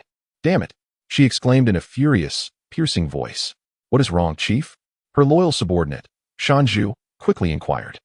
The woman upon the stone platform was none other than the notorious bandit leader, Wang Pe, whose name struck terror into the hearts of all in the vicinity. Villages and towns that had been plundered by Wang Pe's gang rarely had any survivors. My third brother was killed in Ren family town. Go, tally our numbers. I demand blood for blood. Wang Pe spoke with a grave tone. A chill coursed through the heart of the mountain boar. For the three mentioned by Wang Pe were none other than the dark sorcerers. Chief, I shall make the necessary arrangements at once. The mountain boar's face burned with murderous intent. To them, Wang Pe was a deity. A mere utterance from her would inspire unwavering obedience, regardless of the task at hand. In the ancestral hall, Gunia refrained from joining the festivities in the hall. His uncle had arranged a private chamber for him, and he would venture forth once Shi Jian arrived. After all, among all present, Gunia held the highest seniority. Etiquette must not be disregarded. For the others, it was essential to remain in quiet anticipation until Shi Jian's arrival. However, for Gunia, there was no necessity to wait. In fact, should Gunia speak, the others need not await Shi Jian and could commence the capture of those wandering spirits immediately. Yet, at this moment, Gunia had matters to attend to. A brief pause for Shi Jian was not out of the question. In the chamber, Gunia unsheathed the Taishang Nine Kings demon-slaying sword. Inhaling deeply and centering his spirit, aligning his vital energy to its utmost potential. Let us commence. Moments later, Gunia opened his eyes and let a few drops of his blood fall upon the Taishang Nine Kings demon-slaying sword. Buzz. Instantly, a brilliant crimson radiance erupted from the blade. Gunia is currently refining the Supreme Nine Kings demon-slaying sword. Once this precious blade is fully refined, it will become an extension of his arm, wielding unprecedented power in his hands. In the afternoon, Gunia suddenly rose, his eyes gleaming with brilliance. It is done. With a swift gesture, the Taishang Nine Kings demon-slaying sword immediately soared into Gunia's grasp. Truly a magnificent sword, worthy of being the treasure of the fantasy sect. Gu Nye smiled softly. This sword is extraordinary, specifically designed to vanquish malevolent beings. When confronting such entities, it can unleash its full power. Niago, Shi Jian has arrived. A voice from outside the door, belonging to Ao Ning Shuang, echoed. Has he come? Gu Nye pushed open the door and nodded to Ao Ning Xiang, suggesting they proceed to investigate. In the grand hall, silence reigned. After Shi Jian's arrival, the previously lively atmosphere abruptly shifted to one of stillness. Shi Jian, with a commanding presence, took his seat at the head. Lin Jiao, behold the commendable deeds of your two disciples, he declared, directly accusing. We are all here to clean up after your apprentices. What do you propose we do? Many faces shifted in discomfort. Shi Jian's words bore the weight of reprimand, clearly indicating ill intentions. Senior brother, given the circumstances, it would be prudent to address the issue at hand before discussing anything else, Uncle Jiao spoke solemnly. There is no room for dialogue. After all, it is Qiuxing and Wenkai who have stirred this trouble. Shi Jian gazed at the bowed head of Uncle Jiao, a smirk betraying his satisfaction. The exhilaration of undermining a rival was truly delightful. Just as he prepared to press his advantage, the once quiet hall erupted into a cacophony. As Gu Nye entered, the other members of the Maoshan sect rose in unison. Master Uncle, Master Elder, exclaimed Jiao Shu, Xiao Sheng, and Wenkai, the trio of disciples. In the hall, only Shi Jian and Shi Shaojian remained silent.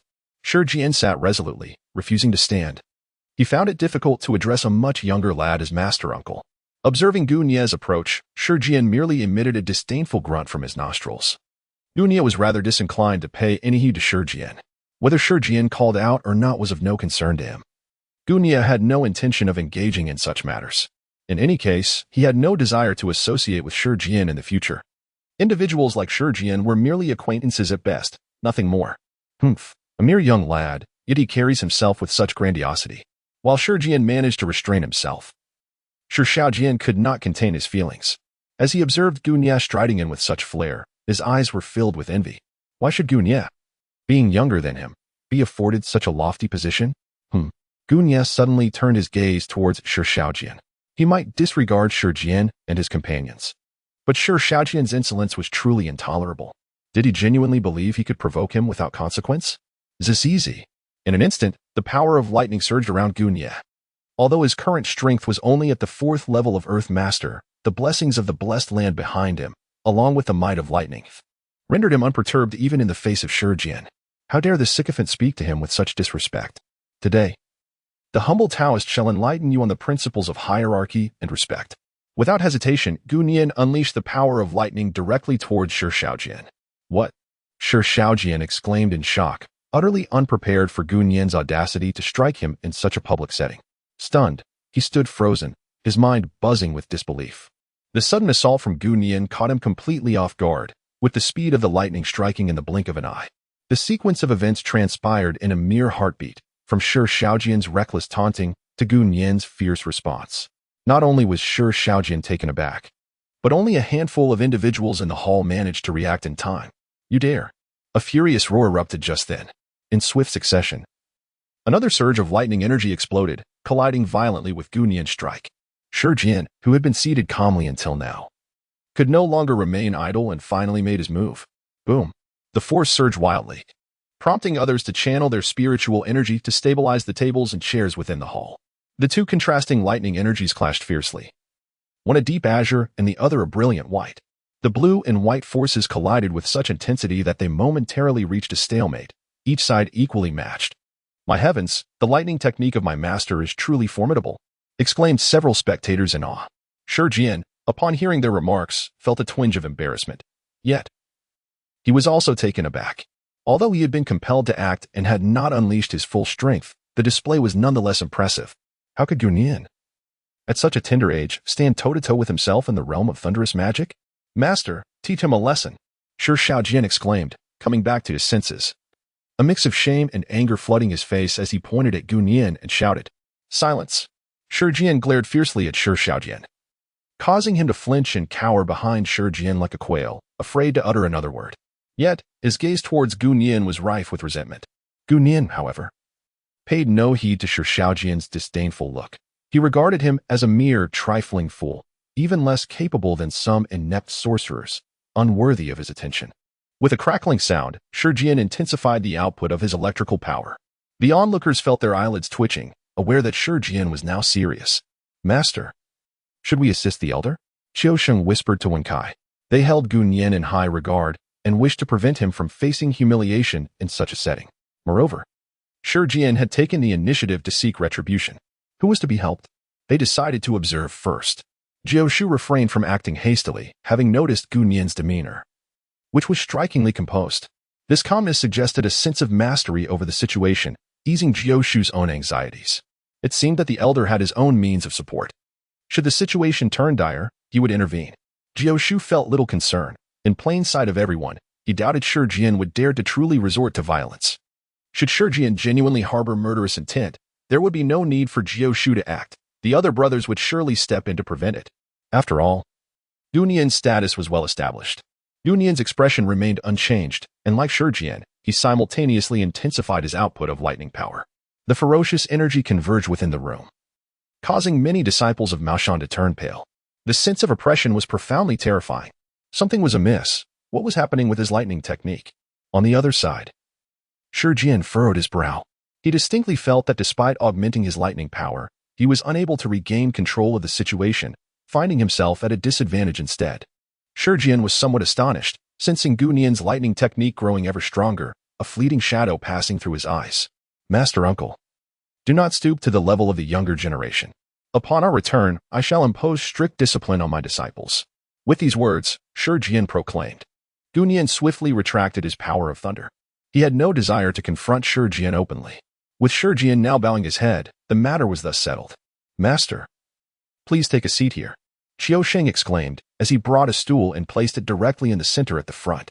Gu Nian, however, chose to remain silent and took a seat.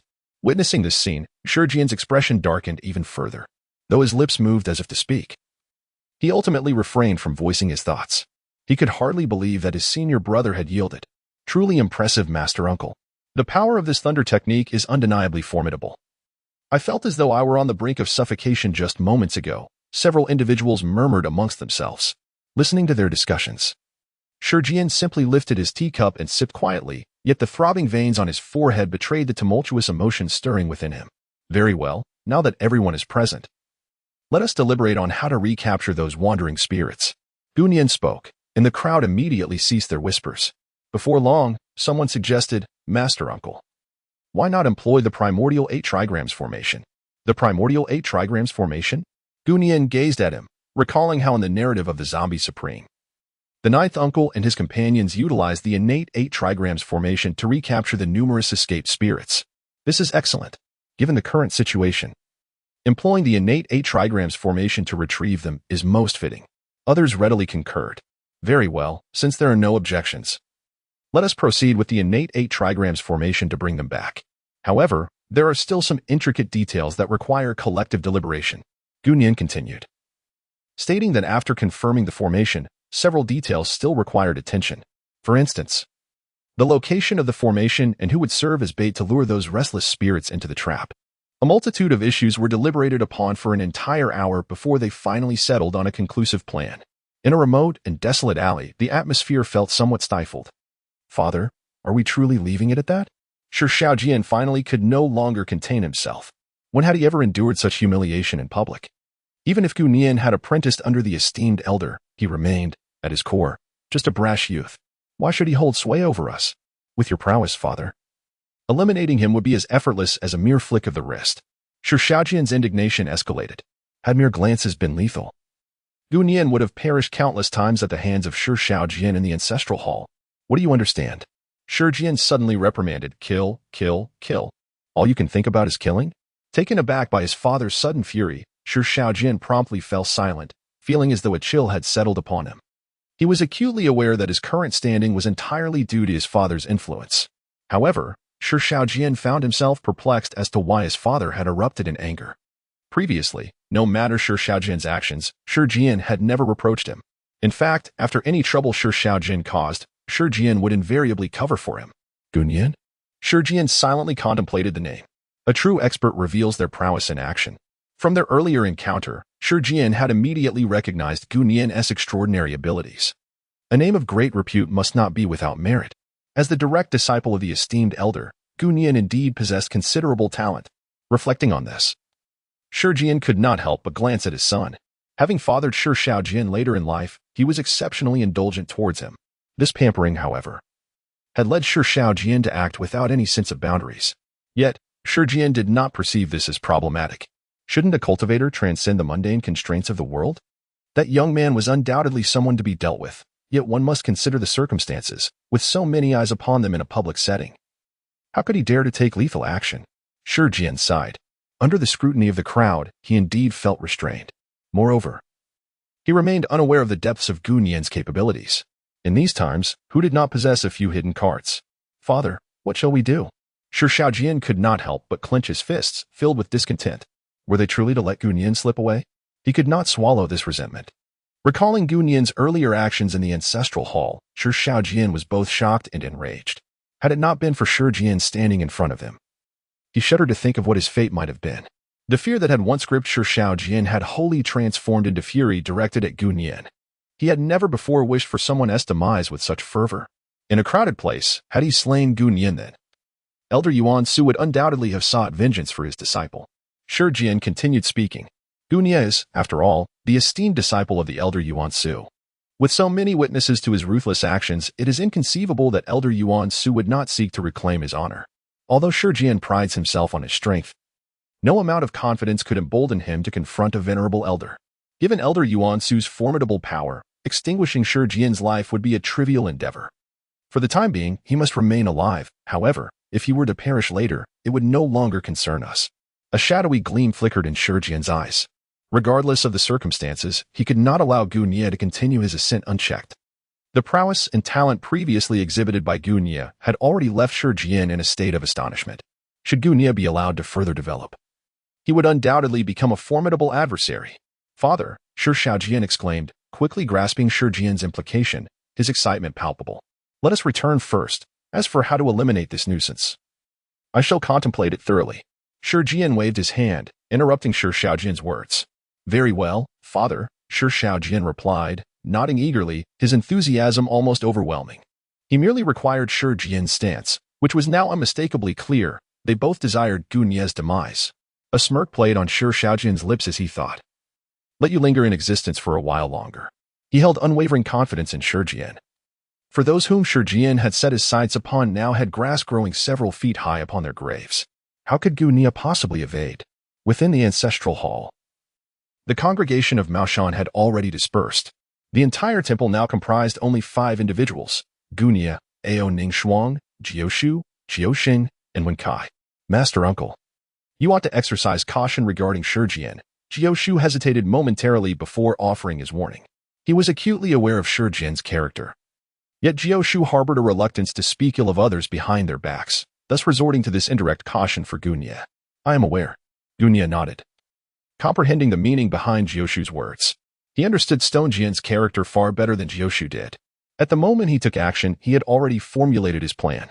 No matter what moves Stone Jian employed thereafter, he would meet them head-on.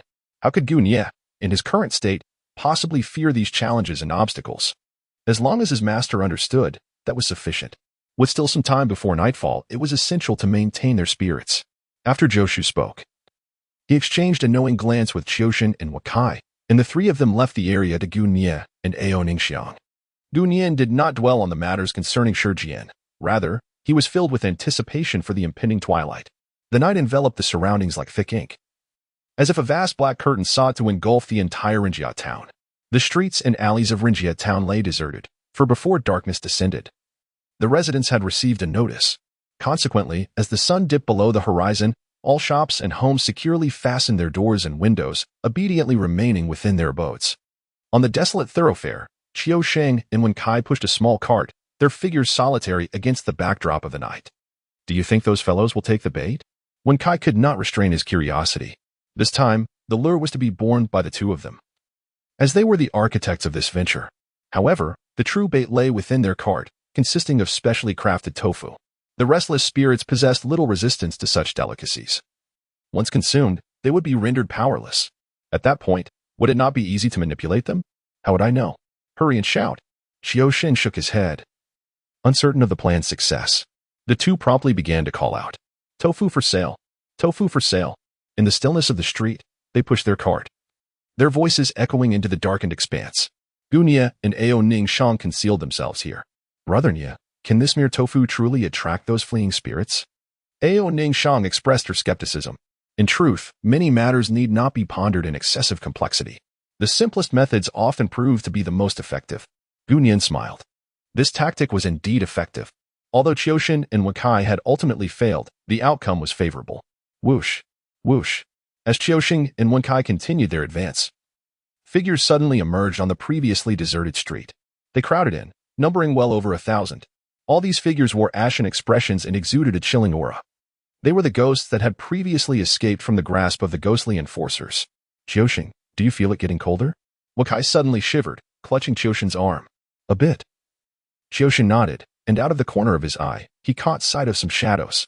He turned around, nearly gasping in fright, for at some point a throng of people had gathered behind them. Wensai's complexion turned pale, realizing that what they were waiting for had arrived. Everyone, would you care for some tofu? Freshly made. It is absolutely delightful. Qiuxin suppressed the chilling dread creeping down his spine as he addressed the ghosts. As he spoke, he revealed the ghostly tofu prepared in his cart. If these spirits consumed this special tofu, the subsequent events would surely unfold favorably. However, contrary to his expectations, the moment the ghosts caught a whiff of the tofu, their expressions soured, as if they had been deceived. Qiuxin, why does this feel off? Have they sensed something unusual about the tofu? Wenkai quietly inquired, glancing at the encroaching spirits. I don't know, but we need to run. Qiuxin was uncertain, yet in this dire situation, retreat was the only option. Without hesitation, he and Wenkai abandoned the cart and fled without looking back. In an instant, those ghosts surged forth in a chaotic rush, pursuing the two. Engage. A loud voice rang out from the shadows. The speaker was none other than Jioshu. Qiuxin and Wakai, serving as bait, were certainly not without protection.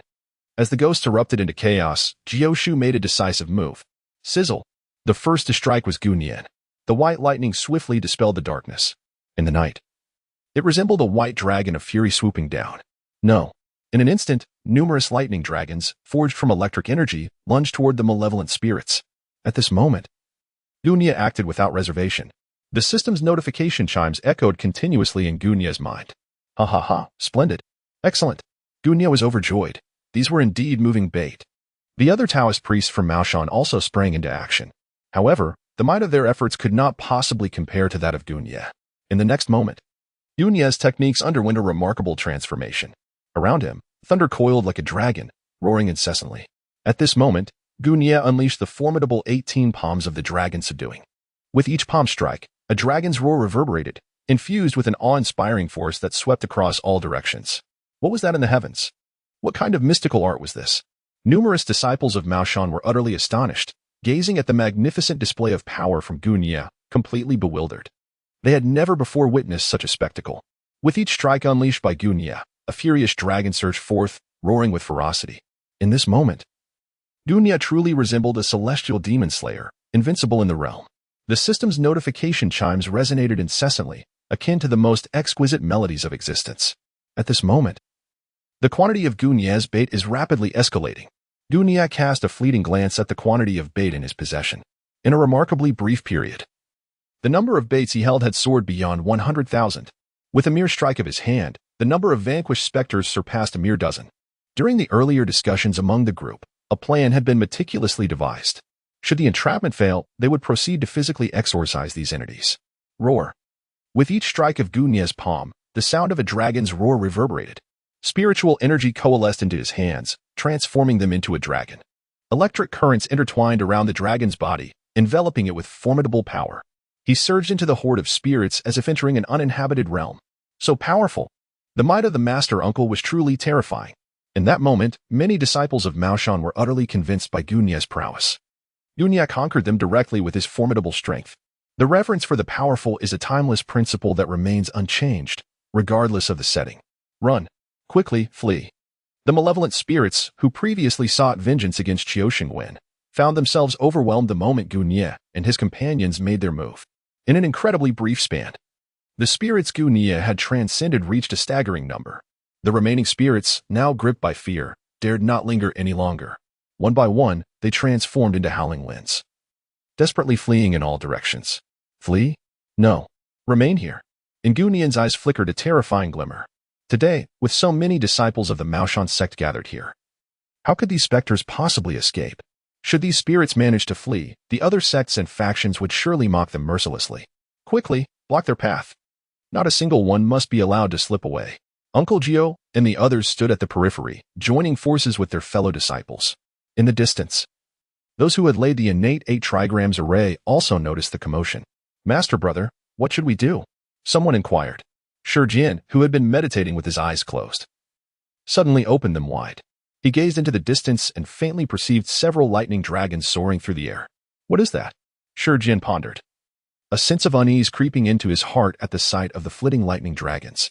Leave a portion here to dismantle the formation. The rest shall proceed to assist. Once you dismantle the array, promptly re-establish it on the periphery. This time, we must ensnare these spirits completely. After a moment of contemplation, Jian promptly issued his orders. Under the scrutinizing gaze of many, he dared not neglect his responsibility. Yes, master brother. The other Maoshan disciples nodded in unison, promptly following Jian's directives. With a portion hastening towards the fray. How exhilarating! How exhilarating! Gunian could not help but let out a long, resonant cry towards the heavens. This sensation was truly exhilarating.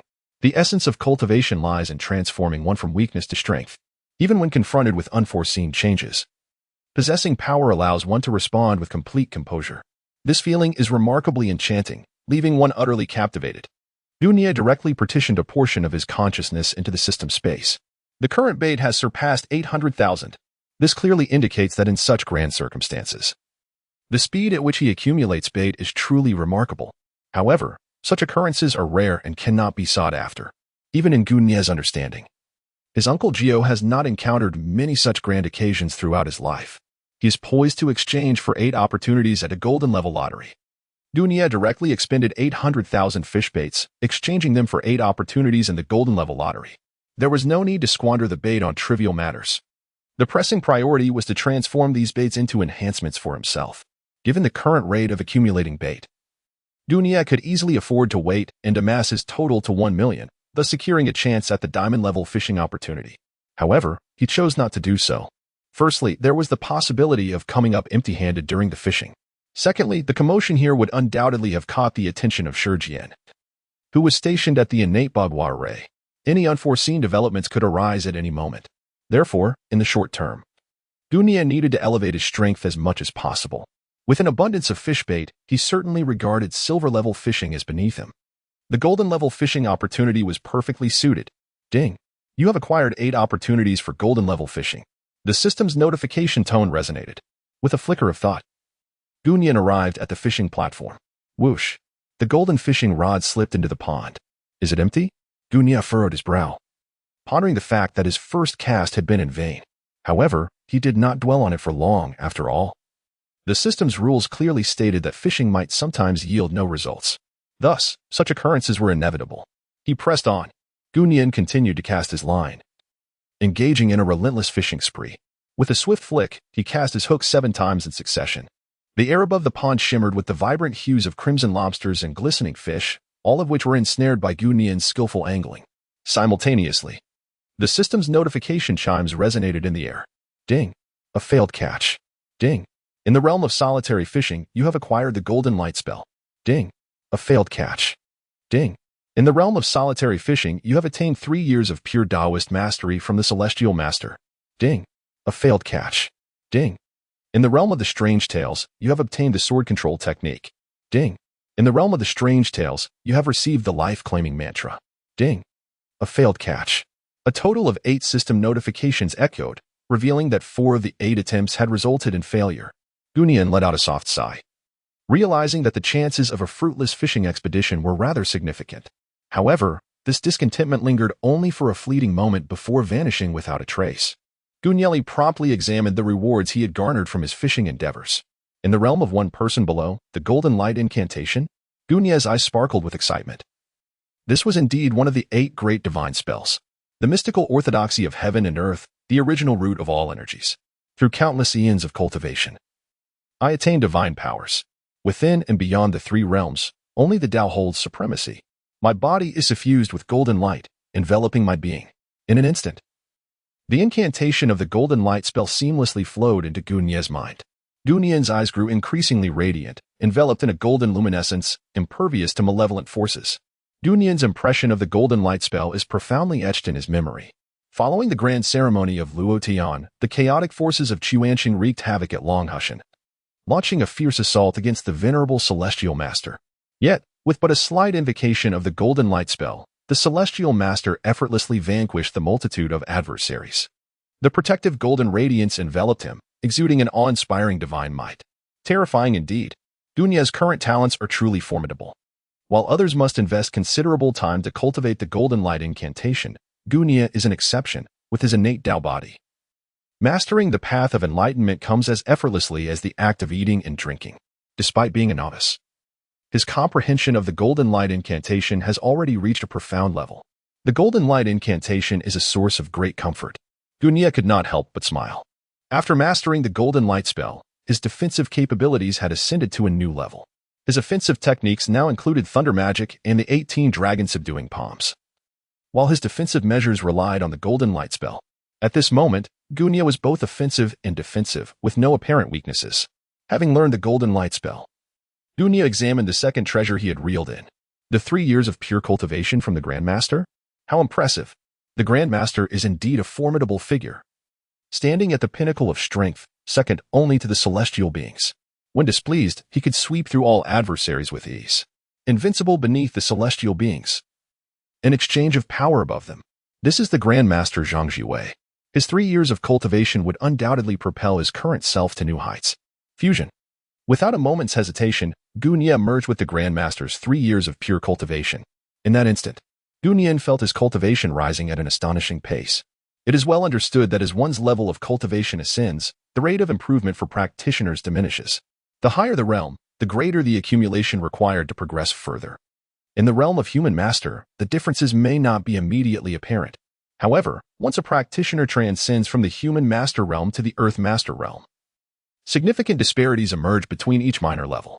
When one reaches the realms of celestial master and true person, it would not be an exaggeration to say that each minor realm is akin to a new heaven. If an outsider were present at this moment, they would undoubtedly be left in awe. Gunyan's cultivation was ascending at an incomprehensible pace, as if propelled by a rocket.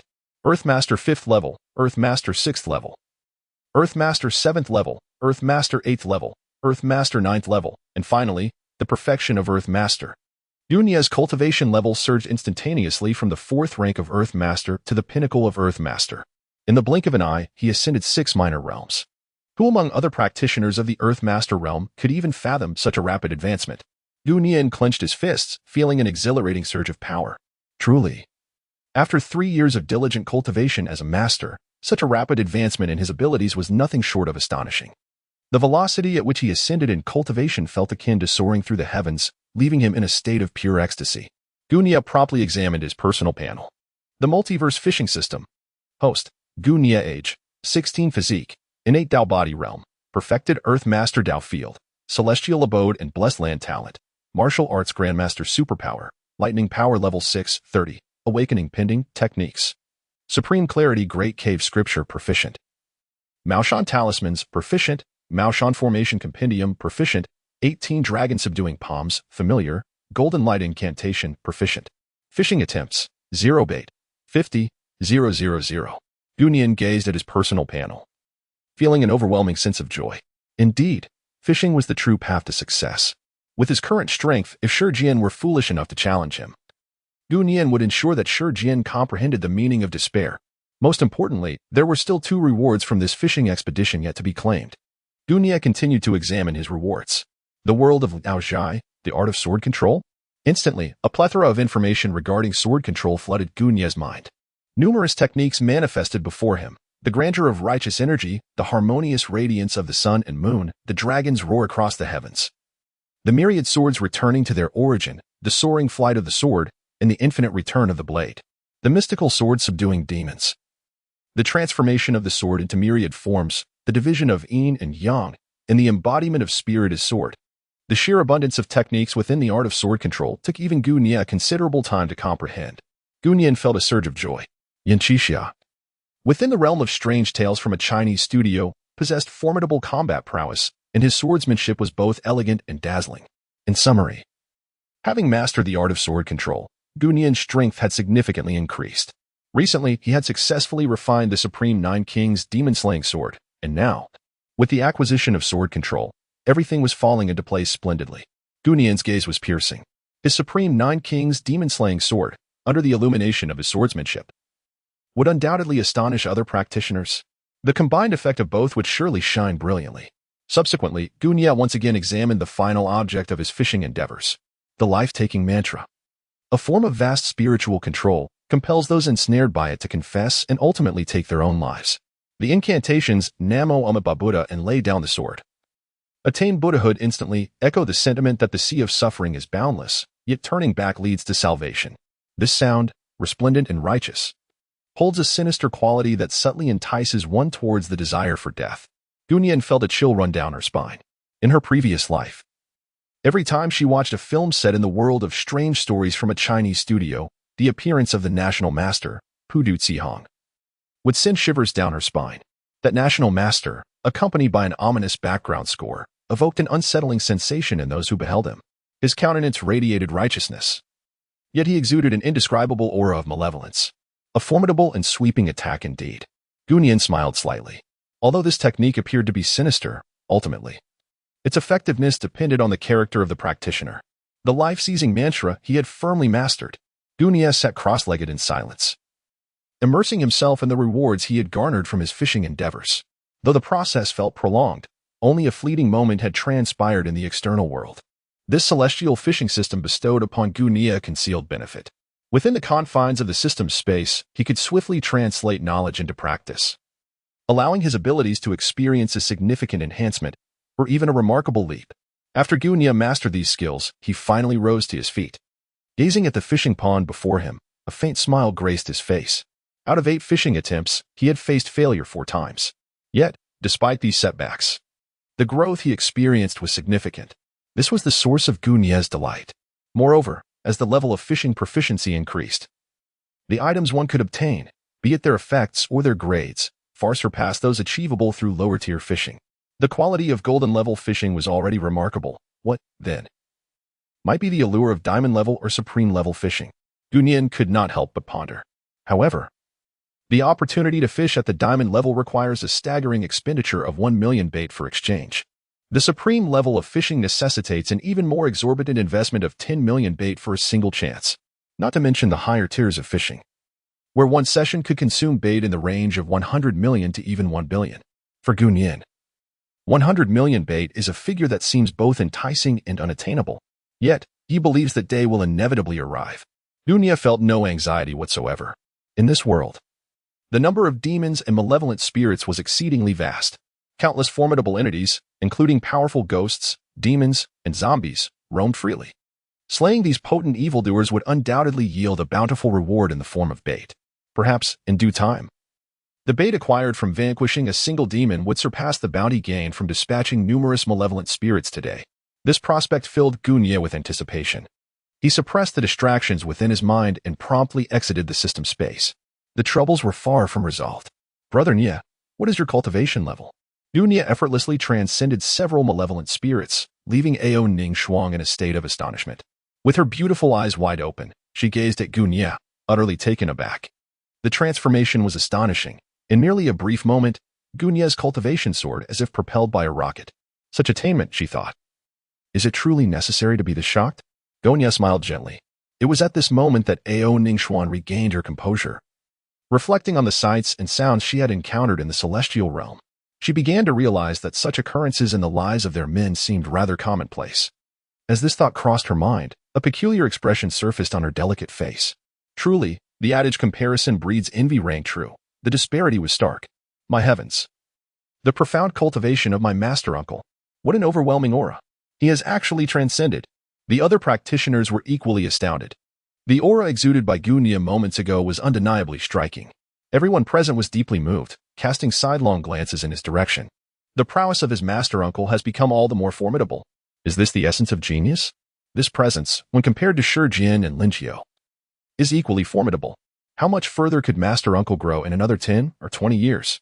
The onlookers couldn't help but discuss Gu Nian's astonishing transformation. It was simply unbelievable. They were all aware of Gunye's innate talent, yet none had anticipated that it would manifest in such a terrifying manner. In a remarkably short span of time, his cultivation had surged forward with remarkable momentum. At this moment, Gunye's strength had surpassed that of 90% of those gathered. Most significantly, it is Gunye's age that underscores his boundless potential. Though Shi Jian also possesses a lightning physique, he is significantly older than Gunye. Furthermore, unless Shi Jian encounters an extraordinary opportunity, rapid advancement in his cultivation seems utterly unattainable. Gunye is indeed a vessel of thunderous spirit. Yet, one must ponder how brief his cultivation period has been. The potential is boundless. The phrase resonates in the minds of all present. Many gaze at Gunye with fervent admiration. It is evident that he shall undoubtedly be the one to uphold the banner of Maoshan in the future. As for Shi Jian, at this moment, numerous individuals who had firmly aligned themselves with him, including those from Maoshan, began to waver internally. Was Shi Jian not exceptional? Certainly not, but it is essential to consider the comparison. In light of Gunye's manifest talents and burgeoning strength, the 35th master brother of Maoshan appears somewhat lacking. Swish. Swish, swish. It was not only the Maoshan disciples who were astonished, the malevolent spirits were equally taken aback. Once they regained their senses, the spirits howled and fled into the distance. They vividly recalled the scenes of Gunye's previous rampage. Now, this harbinger of death had only grown stronger. If they did not flee now, when would they? Quick, do not let them escape. Voices emerged from the outer circle, calling for others to buy them time. We require merely a quarter of an hour to complete the arrangement of the innate 8 trigrams formation.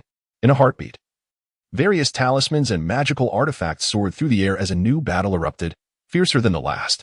The spirits were fighting with all their might. They were not fools. They understood that if they did not exert themselves now, they would be ensnared by the Maoshan practitioners once they completed their encirclement, and none would escape. Boom. Thunder roared. In the darkness, a colossal thunder dragon surged forth, dispelling the shadows as if divine retribution had descended upon the world, imbued with the wrath of deities. The moment the thunder resounded, it transformed into a dragon's roar, deafening to the ears. What a terrifying technique. What is this? Uncle Gio could not help but feel astonished as he turned to look at Gunye. In this instant of sudden eruption, who else could it be but Gunye? Exhilarating, utterly exhilarating. Gunye could not help but chuckle. After the elevation of his realm, his senses became remarkably enhanced, and the spiritual energy within him grew increasingly profound. The mystical arts and martial skills, when manifested through his hands, exhibited a potency far superior to before. In Gunye's hands, the 18 palms of the dragon had transformed into an unparalleled offensive force. With each strike unleashed, an entire expanse of malevolent spirits was vanquished. Not to mention the wicked specters, even the formidable ghost generals bowed submissively before Gunye's overwhelming prowess. The system's notification chimes echoed incessantly in his mind. Gunye, having replenished the bait he once consumed, found his speed and ferocity in striking growing ever more formidable. He resembled a deity of slaughter, charging into the throngs of malevolent spirits with an unmatched prowess. Run, flee swiftly. The other malevolent entities were paralyzed by terror at the sight of Gunye. When they encountered the more benevolent Taoist priests from the Maoshan sect, they would be ensnared within their cosmic bags. However, when confronted by those resolute in their resolve, the outcome was nothing short of a physical exorcism. Indeed, such matters had been thoroughly deliberated upon prior to their undertaking. How could a practitioner of the arts refrain from decisive action? A dramatic scene unfolded. Before Gunye could approach, the other malevolent spirits fled at great speed. Many of them even fell to their knees, pleading for mercy. Quick, esteemed Taoist, please take me in. Capture me and return me to the ghostly envoy. I shall never run away again. Yes, me too. Observing the prostrate spirits begging for clemency, the several Maoshan Taoists exchanged peculiar glances. Yet, they did not dwell on it for long. They simply retrieved their Qin Kuan bags and began to collect the spirits within. As for the kneeling spirits pleading for mercy, Gunye chose not to act further, for the supplicants were but a minority. Gunye stepped forward, leaving behind a fleeting shadow. He hurried towards the outskirts. Such a grand mobilization on this night surely demanded resolution. Creating trouble for himself was simply not in Gunye's character. Gunye sensed something peculiar in a certain corner of the periphery. He hurried towards that very spot. In Rinjia town, amidst the encirclement of malevolent spirits, Shi Jian and his son were idly fishing and splashing about. Aside from them, several Taoist priests from the Shi Jian faction were also present. One of the Taoist priests could not help but inquire, Master Brother, are we truly going to let these malevolent spirits escape? What else can we do? Shi Jian replied with a smile that did not reach his eyes. He gazed towards the center of the encirclement, feeling the violent surge of lightning energy. Even Shi Jian found himself somewhat alarmed by the overwhelming power of the unleashed lightning. Brother, this course of action may not be wise, the Taoist priest expressed with unease. What harm is there? We are merely here to assist. Whether or not the issue is resolved is of no concern to us. Shi Jian dismissed him with a wave of his hand, seemingly indifferent. He had intentionally allowed those malevolent spirits to escape, regardless of what transpired afterwards. The blame would not fall upon him. After all, it was Lin Jiao and his disciples who had created this mess. What connection did it have to Shi Jian? Fine. The others, seeing this, chose not to press the matter further. After all, standing idly here required no effort and afforded them some leisure. Run. Quickly. If we don't hurry, we'll all perish. At that moment, hundreds of malevolent spirits came rushing toward Shi Jian. Many among the crowd tightened their grips on their magical artifacts. Master, what is happening? Shi Jian hastily inquired. Referring to Shi Jian as his master in the presence of others, only a select few were aware that he was Shi Jian's sole heir. Even if others knew, they kept it unspoken, a tacit understanding among them. I'm not sure. There may have been some unforeseen event over there. Shi Jian shook his head. Earlier, they had seen a few malevolent spirits approach their previous location, but the numbers were scant. Now, however, hundreds were rushing towards them, creating a formidable sight. Under such circumstances, only Shi Jian remained composed amidst the crowd. Those skilled and powerful possessed the audacity to face any situation with poise, regardless of the unforeseen. Whether it be Shi Jian or any other practitioner, the pursuit of such formidable tranquility is their common goal. Do not engage, let them pass. After a moment of hesitation, Shi Jian waved his hand, signaling the others to step aside. This action caught the malevolent spirits, who had been prepared to fight, off guard. Quick, let us charge ahead. Move, that fellow is chasing us. The spirits shrieked as they howled past Shi Jian, fleeing into the distance. Zzz. At that moment, a white figure darted towards them. Shi Jian's eyes narrowed as he discerned the identity of the newcomer. Gunyan? His strength has increased. How has this young man cultivated his abilities? Shi Jian was filled with astonishment, which soon transformed into a profound sense of jealousy. The talent and prowess exhibited by Gunyan are truly astonishing. At the very least, Shi Jian has never encountered such an extraordinary genius. Master, what is the matter? Shi Jian asked, somewhat bewildered, unable to comprehend why his father's countenance had suddenly darkened. That fellow Gunyan has achieved perfection in earth mastery. Shi Jian's words were shocking. What? Perfection in earth mastery? Shi Jian's heart raced in disbelief as he fervently shook his head, insisting, this cannot be, it is absolutely impossible. Gunyan is still young. Has he truly achieved perfection in his cultivation? In comparison, he seems to have lived an entire lifetime. Could it be that he has been concealing his true prowess all along? Shi Jian felt a sense of uncertainty. Yet, this explanation seemed the most plausible. Otherwise, Gunyan's rate of advancement would be astonishing and terrifying beyond measure. Despite his confusion, Shi Jian's desire to eliminate Gunyan grew ever more intense. Shi Jian, are you really allowing those malevolent spirits to escape? Gunyan paused, fixating his gaze upon Shi Jian. Aha, master uncle, you jest. I have seen nothing at all just now. If you do not believe me, you may inquire of them and see if they have witnessed the malevolent spirit. Shi Jian shook his head, resolutely denying it. Gunyan could hardly be bothered to engage in a debate with him. Take care of yourselves. With that, Gunyan swiftly pursued the fleeing malevolent spirits. Observing Gunyan's departure, Shi Jian's expression turned somber. Shi Jian spoke up, Master, that brat does not regard you at all. He must be eliminated.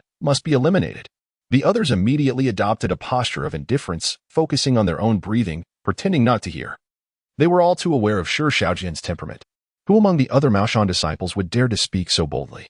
Shi Jian remained silent. Yet the chill in his gaze intensified.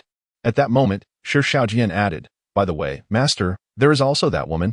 I desire her as my concubine. The woman in question was none other than Aeon Yangshuang. Upon their earlier encounter, Shi Jian had already harbored ulterior motives. His insatiable lust was indeed emblematic of him. Naturally, should an opportunity arise, he would not wish to squander the chance to possess such an exquisite beauty. Rumble. As Shi Jian's thoughts wandered, in the distance, amidst the night, white lightning transformed into serpentine dragons, dancing wildly. What is this? Shi Jian's eyes widened in shock, a chill surging through him for reasons unknown. Such terrifying power. The prowess of his master was indeed formidable. The other Maoshan Taoists murmured among themselves, their expressions tinged with concern. Aligning themselves with Shi Jian did not appear to be a judicious choice. This young man cannot be allowed to remain. Shi Jian fixed his gaze upon the commotion in the distance, his murderous intent nearly materializing, even though Gu Nian was at some distance from their position. The clamor of his assault against the malevolent spirits was overwhelmingly thunderous. From afar, one could palpably sense the terrifying force of the lightning. Ding! You have slain the Ghost General 1. Reward, 30,000 bait. The system's notification echoed incessantly in his ears. Gu Nian's heart swelled with joy.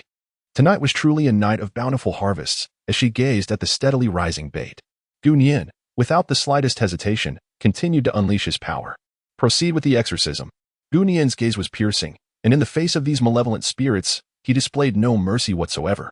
With a single strike, he unleashed a thunderous force that obliterated his foes. Gu Nian moved with astonishing speed, swiftly catching up to the malevolent spirits that had previously escaped from Shi Jian and his companions. After dispatching these fiends, Gu Nian transformed into a streak of lightning, racing towards other destinations. The situation was becoming uncontrollable. The malevolent spirits were in a frenzy. Hold on. Several Taoist priests from Maoshan appeared pale, their auras noticeably weakened. It was evident that for them, facing such a multitude of evil spirits in this encirclement was an immense drain on their energy. After all, exceptional talents like Gu Nian and other formidable beings were ultimately few and far between. For ordinary cultivators, managing to contend with 3 or 4 malevolent spirits was already considered a commendable display of strength. The moment Gu Nian made his move, he swept through the malevolent spirits with unparalleled might, a truly formidable presence within the entire Maoshan sect. Crackle! As the crowd struggled to hold their ground, a streak of lightning surged from the distance. Following closely was a roaring lightning dragon, scorching the very air in its wake. Those malevolent spirits, who had previously held the upper hand, found themselves swiftly turned to a disadvantage, beginning to crumble. It is our esteemed master. Our revered uncle has come to our aid.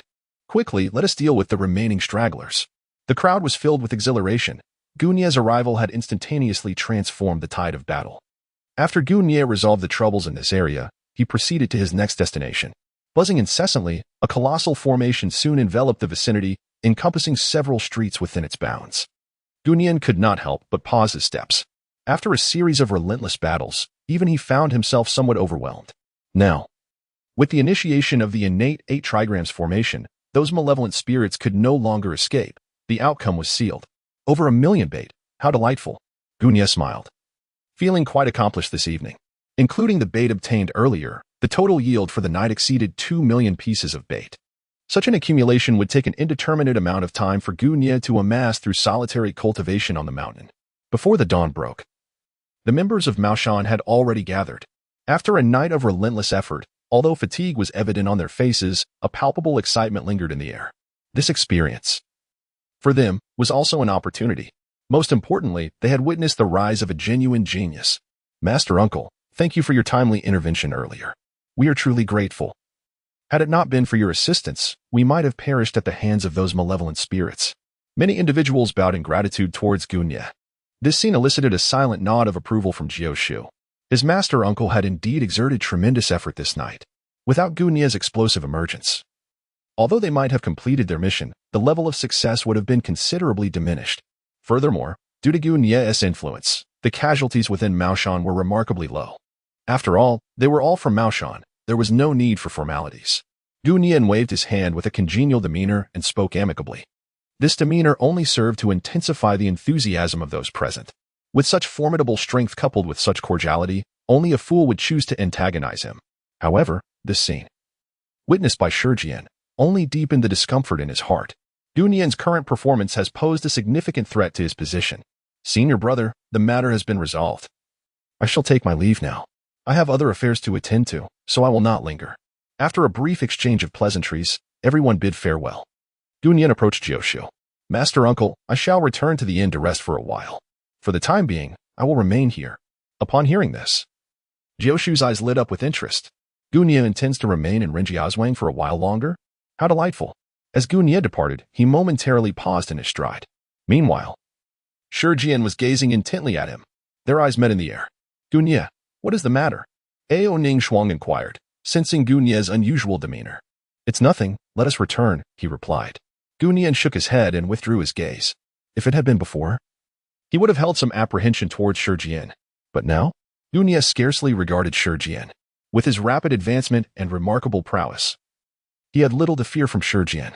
Furthermore, Shijian's title of Thunder King was merely a reflection of his past encounters. Currently, it was Gunyan who wielded control over lightning. In this regard, even Shijian, being a thunder spirit body, would have to defer. Very well. Ao Ning Shuang nodded obediently, refraining from further inquiries. At present, Gunyan's strength was undoubtedly among the elite in the entire Rinjia town. And there was indeed nothing to be concerned about. Master, Shi Shaojian expressed urgency, unwilling to let Gunyan depart so easily. We'll discuss it later, Shijian replied, shaking his head as he suppressed the surging murderous intent within him. In that fleeting moment of eye contact with Gunyan, myriad thoughts had flashed through his mind. Yet he kept them at bay. The time to confront Gunyan openly had not yet arrived, for Shijian lacked the absolute certainty to eliminate him. He needed to prepare meticulously before taking action. A serpent strikes at its most vulnerable point. When Shijian chose to act, it would be a decisive and lethal strike aimed directly at the heart. Thus, at times, patience and restraint are essential. In the end, Gunyan gazed upon his personal panel. The Celestial Dimension Fishing System. Host, Gunyan Age, 16 Physique, Innate Dao Body Realm, Perfected Earth Master Dao Field, Cave Heaven Blessed Land Talent, Martial Arts Grandmaster Special Ability, Thunder Power LV6, 30, Awakening Pending Techniques, Supreme Clarity Great Cave Scripture Proficient, Maoshan Talismans Proficient, Maoshan Array Compendium Proficient, 18 Dragon Subduing Palms Familiar, Golden Light Incantation Proficient, Fishing Attempts, 0 Bait, 1, 200, 000. Gunyan gazed at his personal panel, feeling an overwhelming sense of satisfaction. The abundant reserve of bait brought him considerable joy. Once he exchanged this bait for fishing attempts, he could once again enhance his strength through the art of angling. With sufficient bait at his disposal, soaring to new heights would merely be a matter of moments. And he had yet to explore the celestial realms since his recent breakthrough. Gunyan contemplated making his way directly to the celestial realm. Upon entering this ethereal abode, Gunyan soon discerned the transformations within the realm of his cave dwelling. As his cultivation continued to ascend, the expanse of this mystical haven expanded correspondingly. The varieties of spiritual herbs and medicines also proliferated, increasing from a mere 5 to an impressive 15, an astonishing tripling in number. The atmosphere buzzed with energy as the cave sensed Gunyan's arrival, and the spiritual essence began to converge towards him. Yet, in response to this development, Gunyan's expression remained unperturbed. This feedback from the cave was not a novel experience for him. It was a familiar journey he had traversed before. Gunyan gracefully accepted this feedback. Is it possible to transcend to the realm of celestial masters? Gunyan's expression was filled with joy. He was originally just one step away from the celestial master realm. Now, in response to the blessings of the blessed land, he could break through to the celestial master realm at any moment, should he choose to do so. However, he decided against making an immediate breakthrough. Gunyan pondered for a moment. There was no immediate rush to achieve a breakthrough. Moreover, during this period, Gunyan had come to realize an important insight. The stronger one's foundation, the greater the benefits reaped from a subsequent advancement. Additionally, Gunyan currently possessed 1.2 million bait, which provided an excellent opportunity to enhance his own foundation through fishing before embarking on a breakthrough. This established a virtuous cycle, ensuring that Gunyan's strength would continue to grow increasingly formidable. Gunyan departed directly from the celestial realm and arrived at the fishing platform.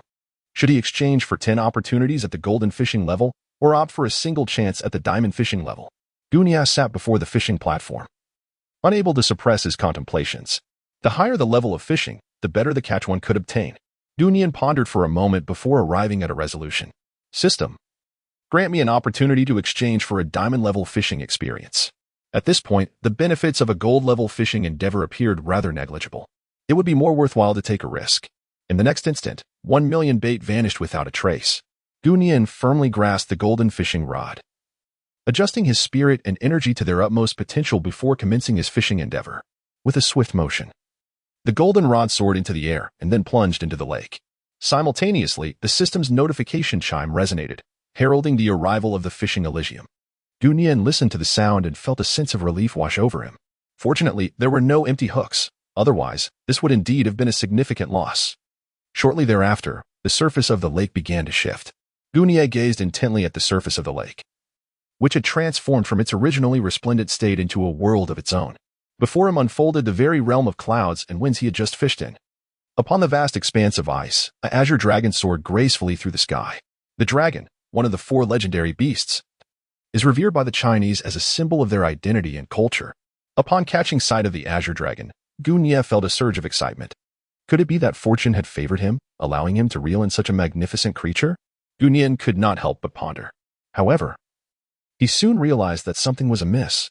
The azure dragon in the sky, as it soared through the heavens, was shedding dragon blood that fell to the earth. In a fleeting moment, Gu Nie discerned several figures emanating an overwhelming aura, swiftly pursuing him. Were they in pursuit of the azure dragon? This revelation astonished Gu Nie. Yet, upon reflection, he recognized that this was the world of wind and cloud, and the notion suddenly seemed plausible. The combat prowess within this realm was undeniably formidable. At least at Gu Nie's current level, he would pale in comparison within the world of wind and cloud. However, if we consider only the early stages of this world, Gu Nie's present strength would suffice to dominate a region. Soon after, a cataclysmic battle erupted upon this desolate ice field. Even though the azure dragon was a divine beast, it could only succumb in sorrow amidst the onslaught of these formidable beings. Roar. Gu Nie witnessed the azure dragon emit a furious roar before succumbing to its bloody demise upon the icy expanse. Following the dragon's death, its colossal form transformed into radiant streams of light, swiftly dispersing in all directions. The formidable warriors who had gathered to vanquish the azure dragon immediately pursued these luminous trails. Each of these fragments was a treasure of the dragon, sufficient to catalyze a profound transformation for anyone who acquired one. A chime resonated, announcing, "You have obtained the blood essence of the azure dragon." Before Gu Nie's eyes, a flurry of colors danced, and all scenes vanished into oblivion, leaving the lake's surface serene once more. The blood of the azure dragon? Gu Nie promptly examined his rewards. Just moments ago, during the battle at the blood-soaked ice plain, he had believed he had snagged a dragon essence. It is well known that the late-stage prowess of figures such as Di Shitian, Duanlong, Nie Feng, and Bu Jingxun is entirely gauged by dragon essence. Although it may not be dragon essence, it is nonetheless the precious blood of the azure dragon, which is surely sufficient. Gu Nie swiftly recalibrated his mindset. He was not one to dwell on trivialities, though he had not succeeded in his fishing endeavor this time. He believed that opportunities would inevitably arise. As his prowess increased in the future, he would not only have a chance to catch the dragon essence, but even more exalted treasures. Is this truly a drop of azure dragon's essence blood? Gu Nie gazed at the blood, which was the size of a fist, with an expression that was somewhat peculiar. Indeed, this single drop was remarkably substantial. Gu Nie, bearing the essence of the azure dragon's blood, returned directly to the paradise of the cave. Let the refinement commence here. Gu Nie sought a secluded mountaintop and descended directly. The blood of the azure dragon is no ordinary substance. Should one attempt to refine it in the open, the commotion it would provoke is beyond imagination. Unnecessary troubles are best avoided, and thus, there is no reason to invite them. Gu Nie opened his mouth, and that drop of essence was instantly swallowed. The moment the azure dragon's essence entered his body, an incredibly ferocious power surged violently within Gu Nie. "Humph, you are all dead now. Obediently be refined by me." Gu Nie's expression remained unchanged. Once it entered his body, could a single drop of essence still create ripples? Truly worthy of the azure dragon's blood, my meridians, flesh, and sinews are all becoming more robust. As Gu Nie commenced the refinement of the azure dragon's essence, he could distinctly perceive the transformations occurring within him. His meridians, flesh, skin, and bones were all strengthening at an astonishing pace. The vitality of Gu Nie coalesced behind him, forming the silhouette of a dragon. The transformation of his vital essence into a magnificent dragon illustrates the remarkable strength of Gu Nie's physique. As the process of refinement deepened, Gu Nie's realm began to stir restlessly. Boom! A formidable aura erupted from Gu Nie's being. He had already been on the verge of breaking through to the celestial master realm, and now, while refining the essence of the azure dragon blood, he could no longer contain himself, directly ascending to the celestial master realm. With Gu Nie's breakthrough into this esteemed realm, the entire cave paradise underwent another transformation. An abundance of spiritual grasses and medicinal herbs began to flourish. Furthermore, spiritual trees emerged, some of which possessed the potential to evolve into celestial trees. However, the maturation of these spiritual trees requires an extensive passage of time, perhaps several centuries, before they can yield any significant effects. Though the process is slow, it heralds a positive omen, indicating that Gu Nie's cave paradise is becoming increasingly perfected, evolving from a somewhat desolate realm into one that is more tangible and exquisite. Roar. The bloodthirsty dragon silhouette behind Gu Nie let out a resounding roar. Swish. Gu Nian suddenly opened his eyes, his breath heavy. So powerful. A single drop of essence blood was almost beyond my endurance. He found it hard to fathom. Yet, this was not the time for contemplation. Gu Nian could sense the escalating ferocity of the power within him. Even his skin had taken on a slight crimson hue, burning with an alarming intensity. I cannot hold back any longer. I must release it. Gu Nian swiftly departed from the celestial realm, for it is better to avoid confrontation than to face it directly. He was in need of assistance. Before long, Gu Nian returned to the Cave of Bliss once more, but this time, Ao Ningxuang accompanied him. Her delicate face was flushed. And despite having engaged in physical activity with Gu Nian earlier, she still felt a sense of embarrassment within her heart. Ningxuang. Gu Nian halted his steps, gazing at Ao Ningxuang with an intensity that seemed almost predatory. He was somewhat at a loss for words. Dragons, by nature, are known for their lasciviousness. To his surprise, he found himself affected while refining that drop of Azure Dragoness essence. A sinister fire roiled within him, which was precisely why Gu Nian required assistance. Fortunately, Ao Ningxuang was by his side. Otherwise, he would have been at a loss for where to find a companion. Moreover, ordinary women without cultivation could scarcely withstand the intensity of his desires. Ao Ningxuang replied, her voice barely above a whisper.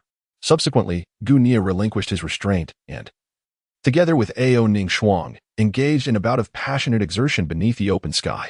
At last, he felt a return to normalcy. Gu Nian felt invigorated. For life thrives on movement, which brings unparalleled joy to the spirit. Suddenly, the ethereal energy within the blessed realm surged towards Ao Ningxiang, who stood beside Gu Nian. What is happening?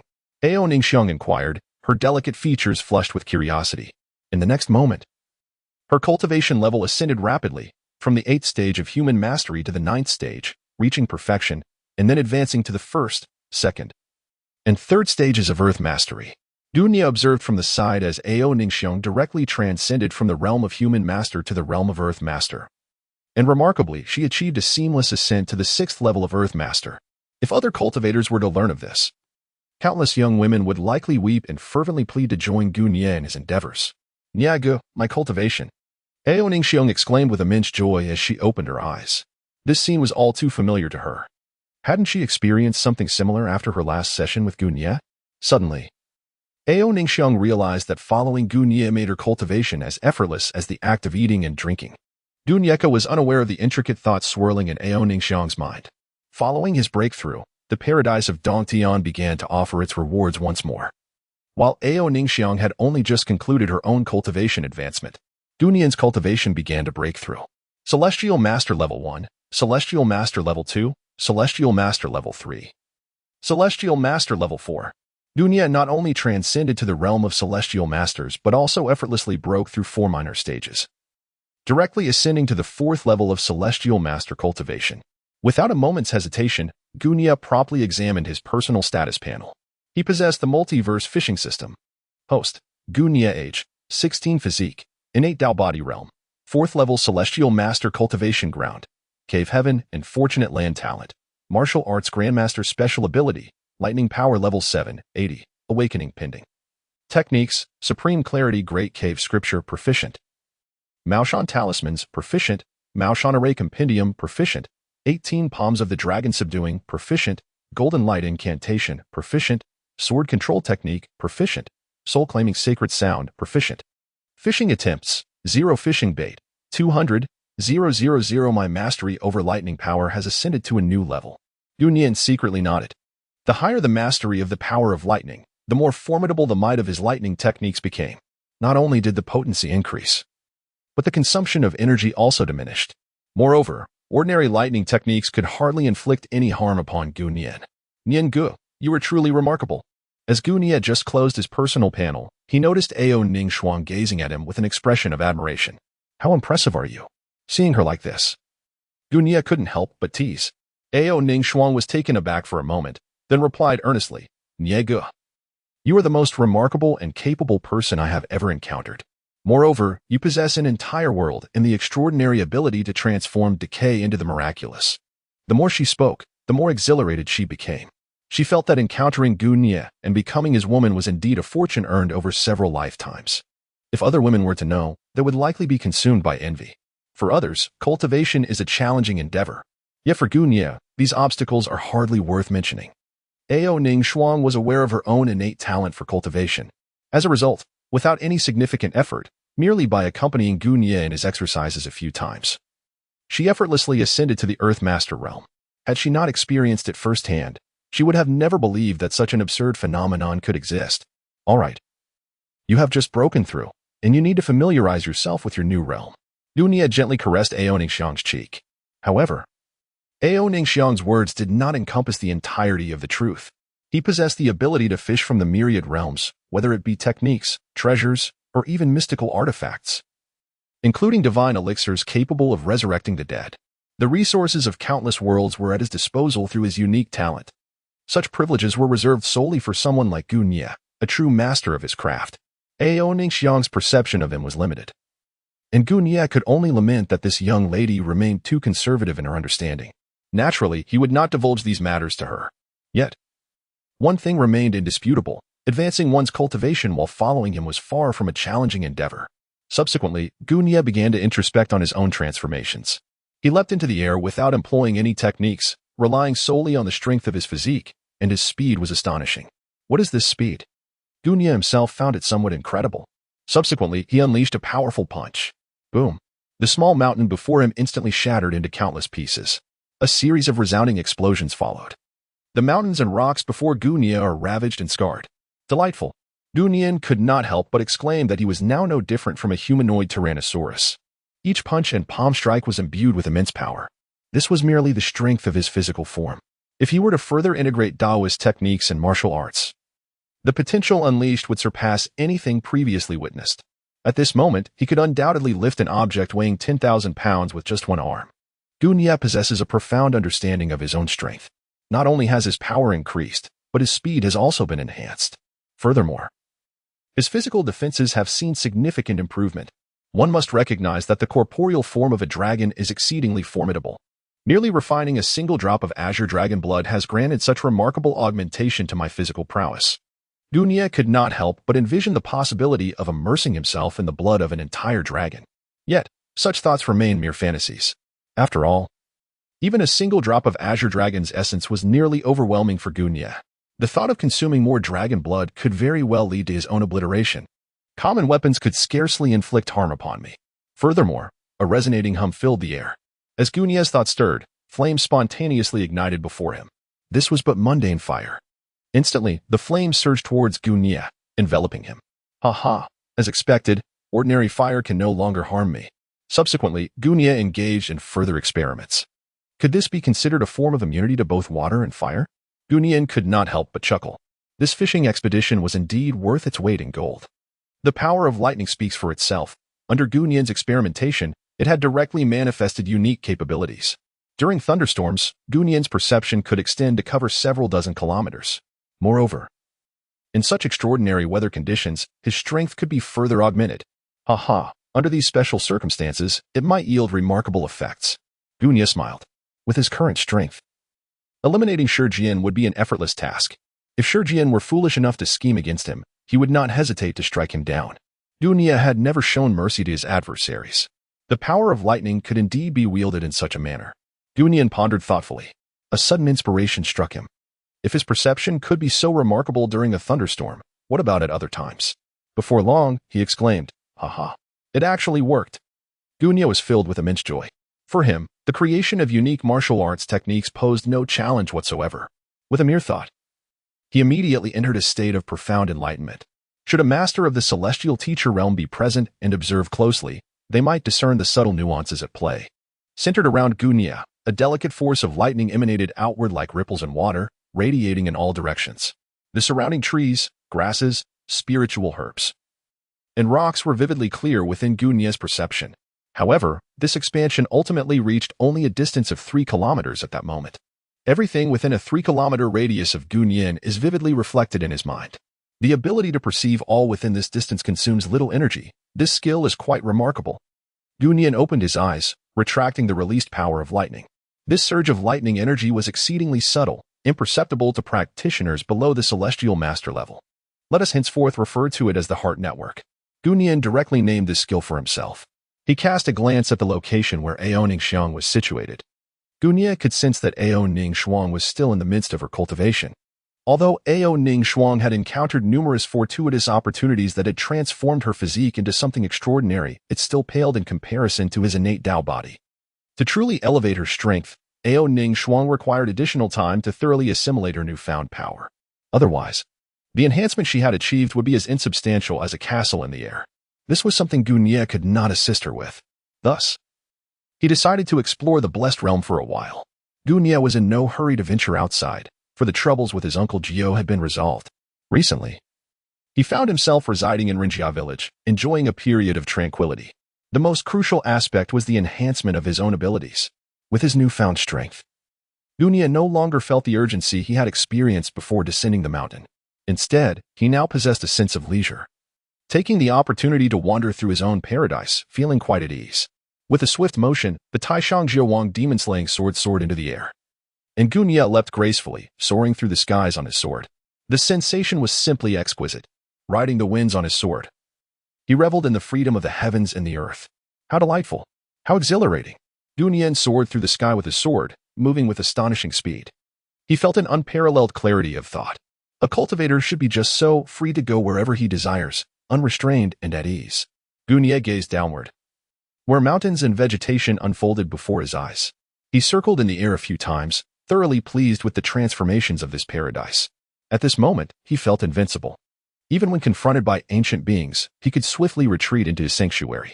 This capability filled Gunia with immense satisfaction. Indeed, safeguarding one's life was paramount above all else. With such an ability to preserve his existence, he ranked among the elite in this world. Gunia Luo alighted upon a mountain peak, and his tumultuous emotions gradually settled. Heavenly Master, this is still insufficient. He felt no sense of complacency, nor did he indulge in self-congratulation over his present accomplishments. The path of cultivation stretched far ahead. Even if he were to attain the title of Heavenly Master, he would remain inconspicuous amidst the myriad realms. However, he could now employ the art of sword manipulation, and the energy expenditure had become manageable for him. Gunia departed directly from the celestial realm. Outside, he was still able to soar through the skies on his sword, although during his earlier days as an Earth Master, the consumption of energy for such an endeavor was rather significant. However, as his cultivation progressed and reached new heights, the energy expenditure for flying on his sword became manageable. Within the inn, Gunia directly unleashed his heart network. Instantly, an area within a 3-kilometer radius of the inn was enveloped by Gunia. A myriad of scenes vividly unfolded in his mind. Gunia raised an eyebrow. He discovered the furtive figure of Shi Shaojian in a secluded little grove. What clandestine activities could this fellow be engaged in? Most of Gu Nua's attention was drawn towards Shi Shaojian, in a small grove somewhere in Rinjia town. Shi Shaojian was grumbling irritably. How absurd it was that his father had instructed him to behave himself for the next few days. It truly baffled him. What was so formidable about Gu Nua? Could he not simply eliminate him with a decisive strike? The mere thought of it ignited a surge of fury within him. In his mind, his father, Shi Jian, epitomized strength. And to refer to him as a mentor? Nonsense. He was not even worthy of carrying his father's shoes. Shi Shaojian spat disdainfully. Gunia observed the scene through the electric grid, experiencing a perverse amusement rather than anger. This was merely a manifestation of the impotence of the weak, reduced to futile rage. If Shi Shaojian truly possessed any strength, he would confront his discontent directly, rather than cowering in such corners to vent his frustrations in secrecy. How pitiable! The young lady he encountered the day before was rather delightful. Tonight, she would serve as a perfect outlet for his desires. Suddenly, Shi Shaojian let out a lascivious chuckle, eagerly seeking a place to sit cross-legged. During their previous meeting, he had resorted to a small trick to obtain a lock of her hair. As the saying goes, a fleeting dream leaves no trace. Having lost her purity in the dream, she could never reclaim it. Shi Shaojian silently commended his own cleverness. By employing such tactics, he had already ensnared numerous virtuous young women. Gunia observed Shi Shaojian, who was performing his arcane arts, with a derisive sneer. To practice such sorcery for these trivial matters? Shi Shaojian could hardly be considered a formidable practitioner. This scene was all too familiar to Gunia, and he exhibited no intention of intervening. As anticipated, it was not long before Shi Shaojian's soul had departed from his corporeal form when Qiuxing and Wakai approached. Look! Shi Shaojian is over there! Qiuxing exclaimed, puzzled by the sight of Shi Shaojian seated in meditation. But what is he doing there? Wakai pointed towards Shi Shaojian. Confusion etched on his face. How should I know? This fellow has been acting suspiciously. Why is he wandering out to this desolate place in the dead of night to cultivate? Jiang remarked, his expression perplexed. He and Wenkai had not approached closely enough to discern the situation immediately. In the next moment, their expressions shifted dramatically.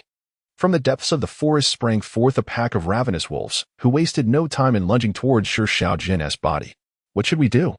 Should we assist him? Wensai's heart raced with trepidation. This Shi Xiaojian is truly a fierce individual. To be so engrossed in his cultivation that he remains unfazed by the biting of wolves, impressive. It appeared he had entered a state of soul detachment. No wonder he had attracted these famished wolves. At this point, Qiuxing had discerned the anomaly and decided it was best to retreat. Let us not get involved. We should leave. He signaled to Wakai and promptly pulled him away. Gunia observed everything that transpired in the forest, fully aware of the consequences of malevolent actions. Indeed, those who engage in wrongdoing are destined to meet their demise. The heavens themselves could no longer bear witness to such injustice. Serves them right. Meanwhile, in the courtyard, as Shi Jian practiced his cultivation, a sudden and excruciating pain surged through his heart. He abruptly opened his eyes, his visage contorted in agony. Jianer! In an instant, a tempest erupted within the courtyard. Shi Jian transformed into a whirlwind, dashing out of the yard with unparalleled speed. No matter who has harmed you, I shall ensure they are utterly annihilated. At his level of cultivation, the insights gleaned from the cosmos could not be mistaken. In that fleeting moment, Shi Jian experienced a heart-wrenching anguish. His son, Shi Xiaojian, had met with an unfortunate incident. In the forest, like a specter, Shi Jian traversed the distance in the blink of an eye, arriving at the very spot where Shi Xiaojian's presence had last been felt. The moment he arrived, Gunia's heart web detected him. He was remarkably swift. Having lost his son, Shi Jian was teetering on the brink of madness. Gunia remained indifferent to Shi Jian's plight. Tonight, he was merely there to enjoy a performance. After all, the demise of Shi Xiaojian had no bearing on him whatsoever. It was merely the will of the heavens, and one could only say that Shi Xiaojian had brought this upon himself. As soon as he stepped into the forest, Shi Jian was met with the acrid scent of blood. In the next instant, his gaze narrowed with fury. A pack of ravenous wolves encircled a gruesome, mangled corpse. Remnants of torn clothing scattered about. It was unmistakable. The body being devoured by the wolves was that of his son, Shi Xiaojian. Get away from him! Shi Jian bellowed. Bolts of lightning crackling around him. In an instant, his thunderous magic unleashed devastation upon the wolves, silencing them before they could even emit a cry. He hurried forward, his heart heavy as he gazed upon the disfigured visage of Shi Xiaojian. This was his only son, and yet he had turned a blind eye to Shi Xiaojian's actions. But now, to see his child meet such a fate, who was responsible? Who could be behind this? Suppressing the raging fury within, Shi Jian immediately invoked his magic, preparing to summon his son's soul back. As long as the soul lingered, to Shi Jian, his son was not truly lost. A celestial master could bring the dead back to life, though, in a sense, it was a resurrection fraught with consequences. In the realm of the undead, the revived Shi Xiaojian would exist as a creature of the supernatural, rather than as a human being. Moments passed. No, it cannot be. Shi Jian's expression darkened further. Where could his son's soul have gone? The body was ravaged by the wolves, yet the spirit was nowhere to be found. Had someone taken his soul away? Shi Jian's heart sank. He expanded his perception to its utmost limits, but found no signs of life in the vicinity. Was it an accident? No, that was utterly impossible. Shi Jian shook his head vigorously, dismissing the notion. With a grim countenance, he collected his son's remains. He then began to weave intricate seals, employing his art to retrace the events that had transpired here. Shi Jian's prowess was indeed commendable. In the tavern, Gunia nodded in recognition. While Shi Jian may have faltered in character, his strength was beyond reproach. His ability to manipulate the undead from a distance, coupled with his mastery of the Thunder Fist, positioned him among the most formidable practitioners of the 35th generation of Maoshan disciples. In Shi Jian's eyes, the scene within the forest rapidly receded. However, this arcane technique was classified as a forbidden art. Even Shi Jian, a celestial master, could only wield it for a brief moment. Although he could glimpse the past, it was only for a fleeting duration. As time elapsed, beads of sweat began to form upon his brow. Yet, the forest scenery remained largely unchanged. Just as Shi Jian was on the verge of surrendering, he spotted two figures at the forest's edge.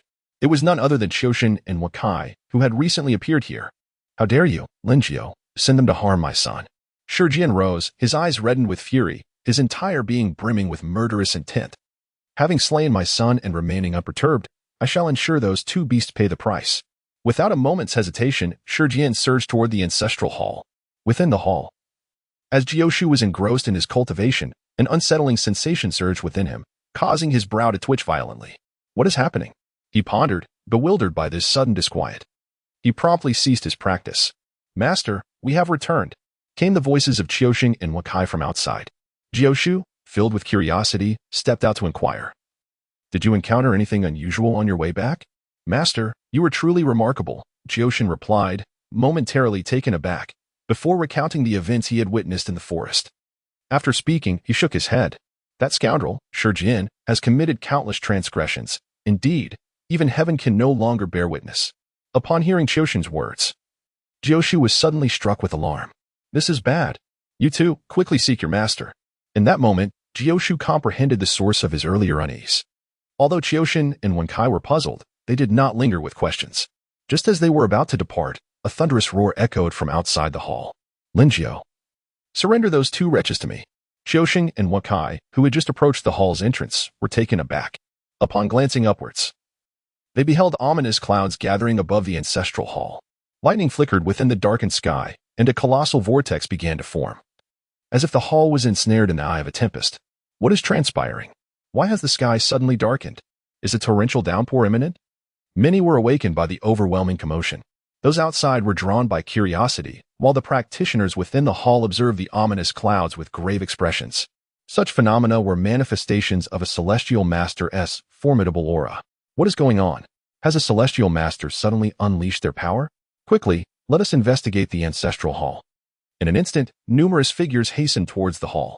Gunia retracted his heart's web and approached the window, gazing towards the direction of the ancestral hall. Truly, this was an unforeseen calamity. Unlike others, Gunia was acutely aware of the intricacies involved. Although he was unaware of what Shi Jian had discerned through his calculations of the Tao, he had clearly witnessed Shi Jian transform into a bolt of lightning, racing towards the ancestral hall. It was evident that Shi Jian had directly attributed this matter to Uncle Jiao and his companions. Perhaps it was due to the eventual appearance of Qiuxing and Wenkai at that location. Gunia could not help but speculate within his heart. Let us go take a look. Meanwhile, at the eye of the storm, in the ancestral hall, Qiuxing seemed to be standing beside someone. Wenkai suddenly pointed towards the distant road and said, Qiuxing turned to look. On the path ahead, a shadowy figure could be faintly discerned. However, the darkness was overwhelming. With dense clouds obscuring the view, it was impossible to see who was standing there. Boom! A thunderclap resounded, and the flash of lightning briefly illuminated the darkness. In that moment, both Qiuxing and Wenkai could clearly see who it was. Shi Jian. Was it he who had just called out? As Qiuxing and Wenkai pondered this with growing confusion, Shi Jian had already approached them. At that moment, Shi Jian appeared disheveled. His countenance dark and frightening, he was a stark contrast to the person they had seen earlier. Master Uncle. Startled by Shi Jian's appearance, the two managed to call out, albeit with trepidation, You too shall pay for my son's life. Shi Jian, surrounded by crackling lightning, unleashed a terrifying force that surged towards them like a shockwave. What realm were Qiuxing and Wenkai in? Confronted with Shi Jian's wrathful strike, how could they possibly withstand it? Puff! Both of them spat blood and were sent flying, crashing heavily onto the ground of the ancestral hall. Accompanying the impact were the sickening sounds of bones breaking. Qiuxing and Wenkai felt their heads spinning, their bodies racked with pain, leaving them sprawled on the ground, unable to move. They were utterly bewildered by Shi Jian's sudden onslaught, unable to comprehend why he had turned so violently against them. Qiuxing, Wenkai. Uncle Jiao's expression shifted dramatically as he hurried over to examine the two. Upon realizing they had not sustained life-threatening injuries, he let out a sigh of relief. Fortunately, they were still alive. This turn of events had transpired in the blink of an eye. From the moment the furious roar echoed until Qiuxing and Wenkai were cast down into the courtyard by Shi Jian's strike. The entire ordeal lasted barely a minute or two. Senior brother, what on earth are you planning to do? Before Uncle Jiao could tend to Qiuxing and Wenkai, he saw Shi Jian advancing towards them, his face filled with murderous intent. He quickly positioned himself to block Shi Jian's path. What do you mean? Shi Jian's eyes were icy as he pointed at the fallen Qiuxing and Wenkai. My son is dead, with even his soul lost. These two disciples of yours are the murderers responsible for his death. Many cultivators who had just arrived were taken aback by this shocking revelation. What? Shi Jian's son is dead? No wonder he stormed into the ancestral hall like this. But how could those two have dared to kill Shi Xiaojian? The practitioners lingered outside the righteous hall, perched high above, observing everything that transpired within its confines. In this moment, silence enveloped the scene, as it was evident to all present that Shi Jian was consumed by fury. To intervene now would be to invite unnecessary strife, for it was clear that Shi Shaojian harbored ill intentions. He had ventured into the woods under the cover of darkness to confront Qiusheng. Wakai, enduring the pain coursing through his body, retorted, "You two little brutes, do you not know when to be silent? How dare you slander my son? You are courting death." A chilling glint flickered in Shi Jian's eyes as bolts of lightning surged from his grasp, hurtling directly towards Qiusheng and Wakai. "Master, cease at once."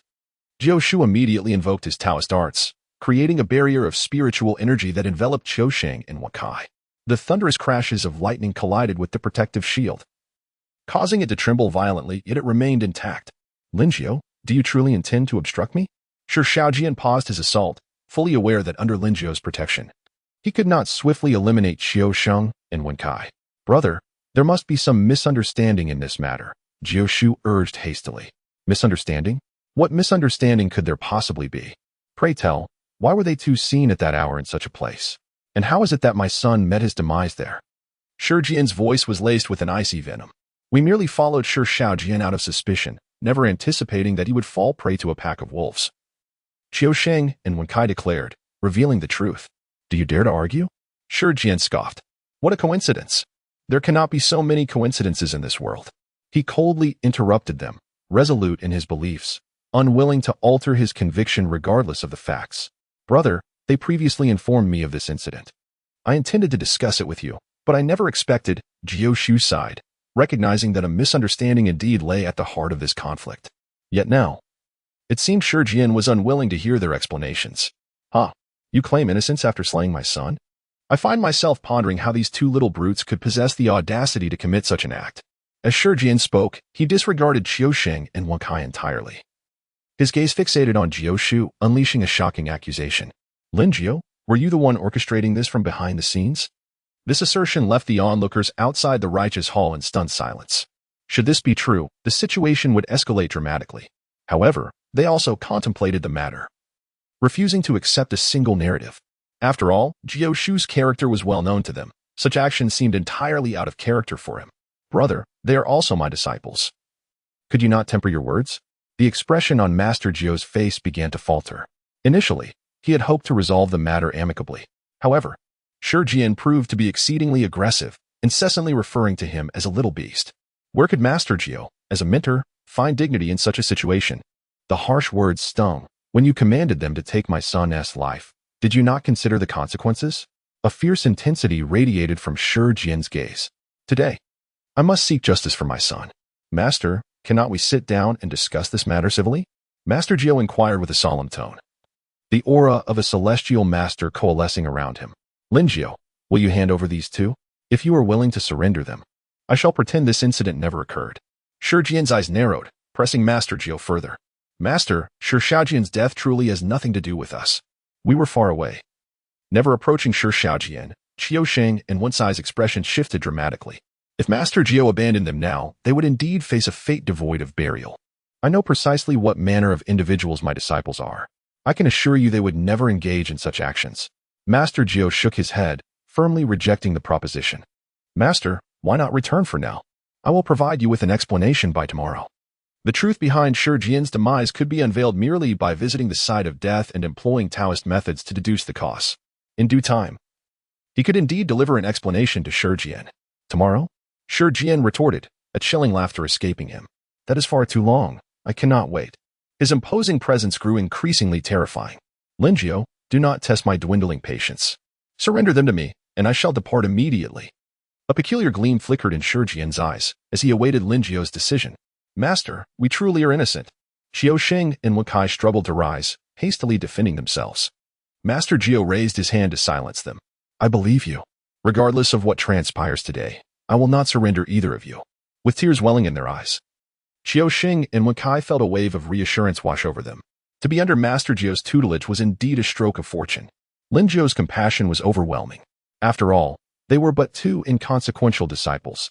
It hardly seemed worth incurring Shi Jian's wrath on their behalf. Indeed, the disparity in cultivation levels between him and Shi Jian was evident. To not quell Shi Jian's fury and to endure the confrontation was truly daunting. Many practitioners shook their heads in disbelief. Shi Jian's prowess was undeniable. Although Master Jiu was formidable, he still fell significantly short in comparison. Furthermore, as long as they were not direct disciples or registered students, ordinary disciples could be sacrificed in certain situations. Such a straightforward principle seemed to elude Master Jiu's understanding. Very well, Lin Jiu, it appears you are indeed involved. Otherwise, how could you staunchly defend those two? Shi Jian laughed instead of fuming. Initially, he had thought that eliminating Qiu Shang and Wen Kai tonight would suffice, yet he did not anticipate Lin Jiu's obstinacy in confronting him head-on. Uncle Jiu remained silent, no longer wishing to offer explanations. He understood that Shi Jian was not inclined to listen to any reasoning at this juncture, rendering further discourse unnecessary. Senior brother, I suspect there is a misunderstanding here, one of them ventured. Indeed, Lin Shixiang's character is well known. He would never stoop to such despicable acts. Besides, how could he possibly harm a junior? Why don't we first seek to retrieve Xiaojian's soul? We can discern who took his life by simply inquiring. A few Taoist priests from Maoshan, unable to bear the unfolding drama, stepped into the courtyard to counsel. After all, we are all from Maoshan. It is premature to draw conclusions while emotions run high. Creating discord among ourselves would only serve to amuse outsiders. Shi Jian understood this rationale. Yet he was intent on seizing the opportunity. He recognized that this was the prime moment to eliminate a formidable contender for the position of the next sect leader. If he could firmly accuse Uncle Jiu and his disciples of having caused his son's demise, he could exact revenge by extinguishing their lives. Even if the elders of Maoshan were to learn of the incident, their response would likely be limited to mild admonishments. Such a chance would be rare and not easily replicated. Begone! The principle of retribution for murder is timeless and unyielding. Anyone who dares to obstruct me shall meet the same fate. An overwhelming aura erupted from Shi Jian, akin to a tempest, causing those who had spoken to retreat in shock. Impressive. They surmised that his cultivation must be nearing the realm of true immortals. The few felt their blood surge and their chests constricting. They exchanged glances, reading the fear in one another's eyes. Everyone was aware of Shi Jian's strength, recognized as the foremost disciple among the 35th generation of Maoshan. Yet, none had anticipated that his power was nearing that of a true immortal. Should Shi Jian indeed break through, his status within Maoshan would ascend even higher. You all should leave for now, Uncle Jiu instructed, wishing to shield others from this conflict. He had come to comprehend Shi Jian's true intentions. All was merely a pretext. Shi Jian's genuine aim was to eliminate him and his disciples. Given this reality, what more was there to discuss? Lin Jiu, do you still consider me your senior brother? You have harmed my son. Today, I shall seek justice for him. With a gaze as frigid as ice, Shi Jian firmly locked his aura onto Lin Jiu. As for Qiu Sheng and Wen Kai, Shi Jian regarded them with utter disdain. Once Lin Jiu was vanquished, what ripples could Qiu Sheng and Wen Kai possibly create? Then bring it on, sighed Zhu Shu, resigned to the notion that only through confrontation would the truth be revealed. A piercing thunderclap resonated as countless bolts of lightning encircled Shi Jian. His hair danced wildly, and he grasped a blue bolt of electricity in his hand. At that moment, he embodied the formidable Thunder King, instilling fear in countless cultivators. Go! Shi Jian clenched his right fist, the lightning coalescing into a formidable blue fist that thundered forth. Swish! Jiu Shu formed a seal with his hands, executing a series of spells that effortlessly neutralized Shi Jian's assault. The two most exceptional disciples of the 35th generation of Maoshan collided with tremendous force. One might ponder, who would emerge victorious? It was hardly a question. Undoubtedly, Shi Jian would triumph. His strength was overwhelming, being a thunder spirit body with devastating offensive capabilities, leaving Lin Jiu to adopt a defensive stance. Murmurs of speculation arose among the onlookers, with few placing their faith in Jiu Shu. The disparity in power was evident. Those who had previously advocated for Jiu Shu now furrowed their brows in concern. Could their senior brother withstand this onslaught? After only a few exchanges, he was already relegated to defense, trapped in a precarious position. What shall we do? They whispered among themselves, reluctant to witness Jiu Shu's blood staining the righteous abode. Senior brother is adept in the woodpile technique. Perhaps he can hold out. One suddenly recalled, what about Master Uncle? Isn't he in Rinjia town? We must summon him. Realization sparked in their eyes, as they remembered Gunya. Indeed, how could I have forgotten Master Uncle? His prowess is formidable, and should he intervene, he could surely quell this conflict. With that, two of them hastened out. Ha ha ha. Lin Jiu, your strength is merely mediocre. Shi Jian, brimming with confidence, unleashed a relentless barrage of lightning strikes. Boom, boom, boom. The earth trembled within the courtyard, and the wooden corridor was shattered by the ferocity of the lightning. Flames and black smoke filled the righteous abode. As his sanctuary lay in ruins, Jiao Shu's expression grew increasingly grave. He had not anticipated Shi Jian's cultivation to reach such formidable heights. In just 10 exchanges, Jiao Shu found himself at a disadvantage. Compelled to defend against Shi Jian's fierce onslaught. Prolonged defense leads to inevitable loss, Jiao Shu contemplated, a sense of foreboding settling in. The longer he defended, the more likely he was to expose vulnerabilities. At that juncture, reversing the tide of battle would become exceedingly challenging. With this in mind, Jiao Shu bit his fingertip, smearing his blood onto the sword of law in his grasp. Whoosh! The sword soared through the air, cleaving the sky itself. Jiao Shu unleashed his full potential, the sword slicing through the void with swiftness and precision. Impressive. In this tense moment, could Lin Jiao still unleash his potential? All eyes were fixated on the two figures. The clash between these two masters was a rare spectacle. Ultimately, who would emerge victorious? Get lost. With a swift motion of his left hand, Shi Jian unleashed a bolt of lightning that struck down the approaching sword. No matter how swiftly Jiao Shu wielded his sword, could he outpace lightning? In just one exchange, Jiao Shu's counterattack was thwarted by Shi Jian. Lin Jiao, I demand retribution for blood with blood. Shi Jian roared, his countenance ominous under the flickering light of the lightning. He extended his hand, and a terrifying force of thunder erupted from his palm, transforming into chains of lightning that surged toward Jiao Shu. Jiao Shu gripped his hands together, channeling his energy into a Bagua diagram that successfully blocked the chains. As the attack fell short, Shi Jian remained unfazed. If Jiao Shu could be so easily defeated, he would never have regarded him as a worthy opponent all this time. Jiao Shu continued to unleash his mystical techniques. Boom! Several massive wooden stakes erupted from the earth, hurtling toward Shi Jian with tremendous force. Any ordinary cultivator struck by these stakes would likely be gravely injured. The wooden stake technique? Merely a trivial skill. Shi Jian scoffed, slamming one hand down, unleashing an overwhelming force of lightning that shattered the incoming stakes into splinters. Whoosh! In the next instant, Shi Jian thrust both hands forward, lightning swirling around them. The formidable power of thunder surged skyward, merging with the ominous clouds above. Not good. Jiao Shu's expression shifted dramatically as he hurriedly grabbed Qiusheng and Wakai, throwing them out of the ancestral hall. Several bolts of heavenly thunder descended, crashing violently into the hall. The already devastated structure was further ravaged beyond recognition. Retreat. Shi Jian commanded the forces of nature, urging everyone to distance themselves. The onlookers outside the hall turned pale. Shi Jian's strength had once again surpassed their expectations. Was this the thunder spirit body? To cultivate to the level of a master, capable of summoning the thunder of heaven for his own use? No. Merely possessing the thunder spirit body would not suffice. This was Shi Jian's renowned technique, the thunderclap fist. The crowd retreated to a safe distance. Yet their eyes remained glued to the ancestral hall. They understood that Shi Jian was serious. He truly harbored murderous intent against his fellow disciple, Lin Jiao. Boom, boom, boom. The structures within the ancestral hall collapsed one after another. Jiao Shu dodged frantically, but how could he outrun lightning? Jiao Shu was struck by a bolt and fell to the ground. Shi Jian, witnessing this, felt an overwhelming sense of triumph. Lin Jiao, do you still not grasp the reality? The chasm between us is as vast as that between fireflies and a bright moon. Jiao Shu quickly distanced himself from Shi Jian, racing to devise a strategy to turn the tide. Do not struggle, simply accept your fate and allow me to take my son's life. Shi Jian's expression was one of cold indifference. His arms crossed over his chest as a terrifying surge of thunder and lightning erupted around him. In the face of this electric onslaught, everyone felt their eyelids flutter with trepidation, unable to suppress their fear. Lightning, a symbol of annihilation. In Shi Jian's hands became akin to the wrath of an apocalyptic storm, stripping away all vitality in its wake. Lin Jiao, I demand your life. Shi Jian's visage twisted into a snarl, his assault unyieldingly focused on Uncle Jiao. Boom. The thunder roared.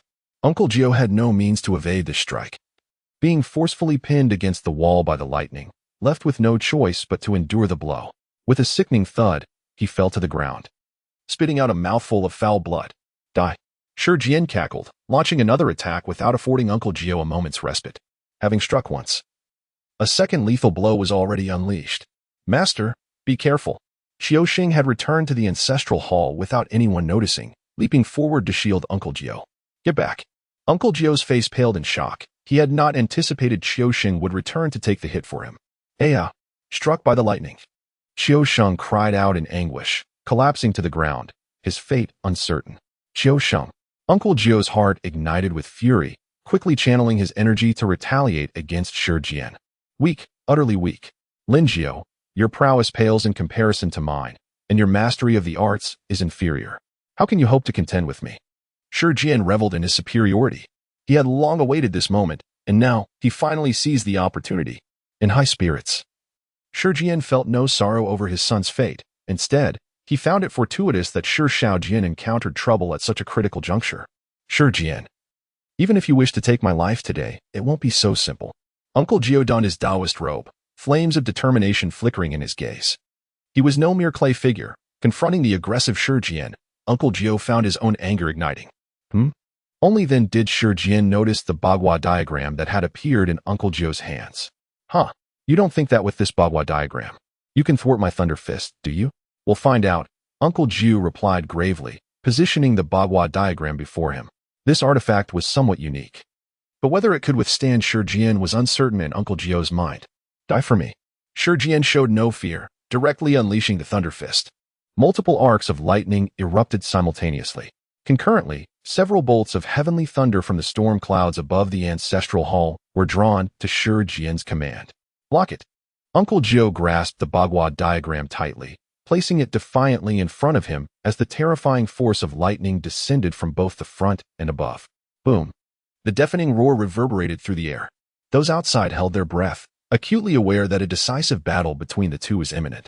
Debris and splinters flew in every direction, as the entire graveyard became shrouded in a cloud of dust. Yet, the terrifying power of lightning continued to permeate the space. With a swift motion, Shi Jian waved his sleeve, dispersing the surrounding haze. He mused, somewhat taken aback. Have I been obstructed? Cough, cough. Jiu spat blood, his robe in tatters. His right arm was drenched in crimson, rendering him a pitiful sight. I am no match for him. If only he had been granted a moment to devise a strategy. Jiu sighed internally. The events had unfolded too abruptly. Faced with such a formidable adversary as Shi Jian, he could only grit his teeth and endure. Had it been any other practitioner, they would likely have succumbed to death by now. Lin Jiu, perish. Shi Jian continued his relentless assault, his intent to kill resolute. The bonds of brotherhood meant nothing to him. The lightning struck like a serpent, aiming directly at Jiu heart. Bang! He felt a sudden impact from the side when Kai, despite his own grievous injuries, when Kai, like Qiu Xing before him, chose to risk his life to grant Jiu a fleeting chance at survival. No. Jiu cried out, reaching for Wen Kai, but it was too late. Boom. The lightning crashed violently onto Wen Kai, who emitted a single anguished cry before collapsing to the ground, lifeless. Shi Jian, I shall fight you with all I have. Jiu's eyes blazed with fury. Qiu Sheng and Wen Kai were already gravely wounded, and now they had borne the brunt of Shi Jian's lethal strike. Their survival was impossible. Jiu was certain that Shi Jian's demise had nothing to do with his two disciples. Yet, despite this, his students had suffered an unjust fate. Very well, very well. Shi Jian reveled in Jiu's fury, finding immense satisfaction in the expression that mirrored his own triumph. He aimed to demonstrate to Jiu and others the dire consequences of incurring his wrath. Today, he would establish his might with the lives of Jiu and his disciples. With a swift motion, Jiu grasped a command flag in his hand. The Five Directions command flag? Shi Jian scoffed at Jiu's desperate struggle. He shook his head, indifferent to Jiu's actions. As the lightning power within him surged once more. My heavens, can Shi Jian unleash even more power? Just how formidable is he? It's overwhelming. Lin Jiu's prospects today seemed dire. Had he known this would occur, he would have relinquished the two earlier. Many expressed their sorrow, believing that with the protection of the ninth uncle, Qiu Xing and Wen Tai would survive. Little did they expect that even with the ninth uncle shielding them, both Qiu Xing and Wen Tai met their demise. Lin Jiu, let your dojo perish alongside you. Shi Jian raised his right hand toward the heavens. Dozens of bolts of lightning descended from the tempestuous clouds. They struck Shi Jian, yet instead of inflicting harm, they only served to amplify his formidable presence, rendering him even more fearsome. It's over. Lin Jiu knew he could not withstand this move. Many swallowed hard, their hearts racing as they beheld Shi Jian, ensconced in a tempest of lightning. The prowess of this master of Maoshan was truly terrifying. Witnessing this scene, the ninth uncle planted the command flag firmly into the ground. A wave of despair washing over him. Shi Jian's strength was overwhelmingly potent, manipulating the very forces of nature to his will. Every strike was dreadfully formidable. Die. Shi Jian's murderous intent surged, and he unleashed a devastating attack. Instantly, chaos erupted with the wrath of the storm. This was a widespread assault, enveloping the entire righteous estate. He aimed to obliterate the ninth uncle and his two disciples, leaving no trace behind. This was Shi Jian, when he chose to strike. He did so with the intent to reduce his adversaries to mere ashes. Boom. Countless bolts of lightning cascaded down. From a distance, it appeared as though a colossal pillar of thunder was descending from the celestial realm, resembling not a technique of Tao, but rather a divine retribution from the heavens. What is this aura? Shi Jian's expression suddenly shifted. He hastened his onslaught, determined to annihilate the righteous estate and slay the ninth uncle in an instant. However, Gunya, arriving at the scene, was swifter still. Boom. Before the thunderous pillar could strike the estate, an even more violent surge of lightning erupted. Two forces of lightning, one white and one blue, clashed. The immense column of thunder descending from the sky was forcefully intercepted by the white lightning, halting Shi Jian's lethal strike in its tracks. Master Uncle. The ninth uncle was momentarily stunned, a flicker of relief washing over him as if he had survived a calamity. Yet, casting his gaze toward Qiushen and Wenai not far off, his eyes brimmed with sorrow. Had Qiushen and Wenai truly perished? Gunya also noticed the condition of Qiushen and Wenkai. Disciple, please take them aside to recuperate. Gunyan spoke up. Master Uncle, do you mean to say? Jioshu was taken aback for a moment, then quickly realized, his expression filled with a hint of delight. Let us discuss this further later. Gunyan shook his head. The most pressing matter at hand was how to eliminate the troublesome Shi Jian. Master Uncle, Lin Jiao and his two disciples have wronged my son. I seek justice on his behalf, and I implore you not to intervene. As Shi Jian spoke, his imposing presence remained unabated. Oh, you still regard me as your master uncle? Then heed my counsel. Cease this pursuit and return home. Dunye gazed at Shi Jian with an air of calmness. While others trembled in fear before Shi Jian, he remained utterly unperturbed. Uncle Master, a life for a life. Shi Jian gritted his teeth as he spoke. He firmly believed that as long as he held on to this conviction, even Gu Nia, despite his seniority, would find it challenging to intervene.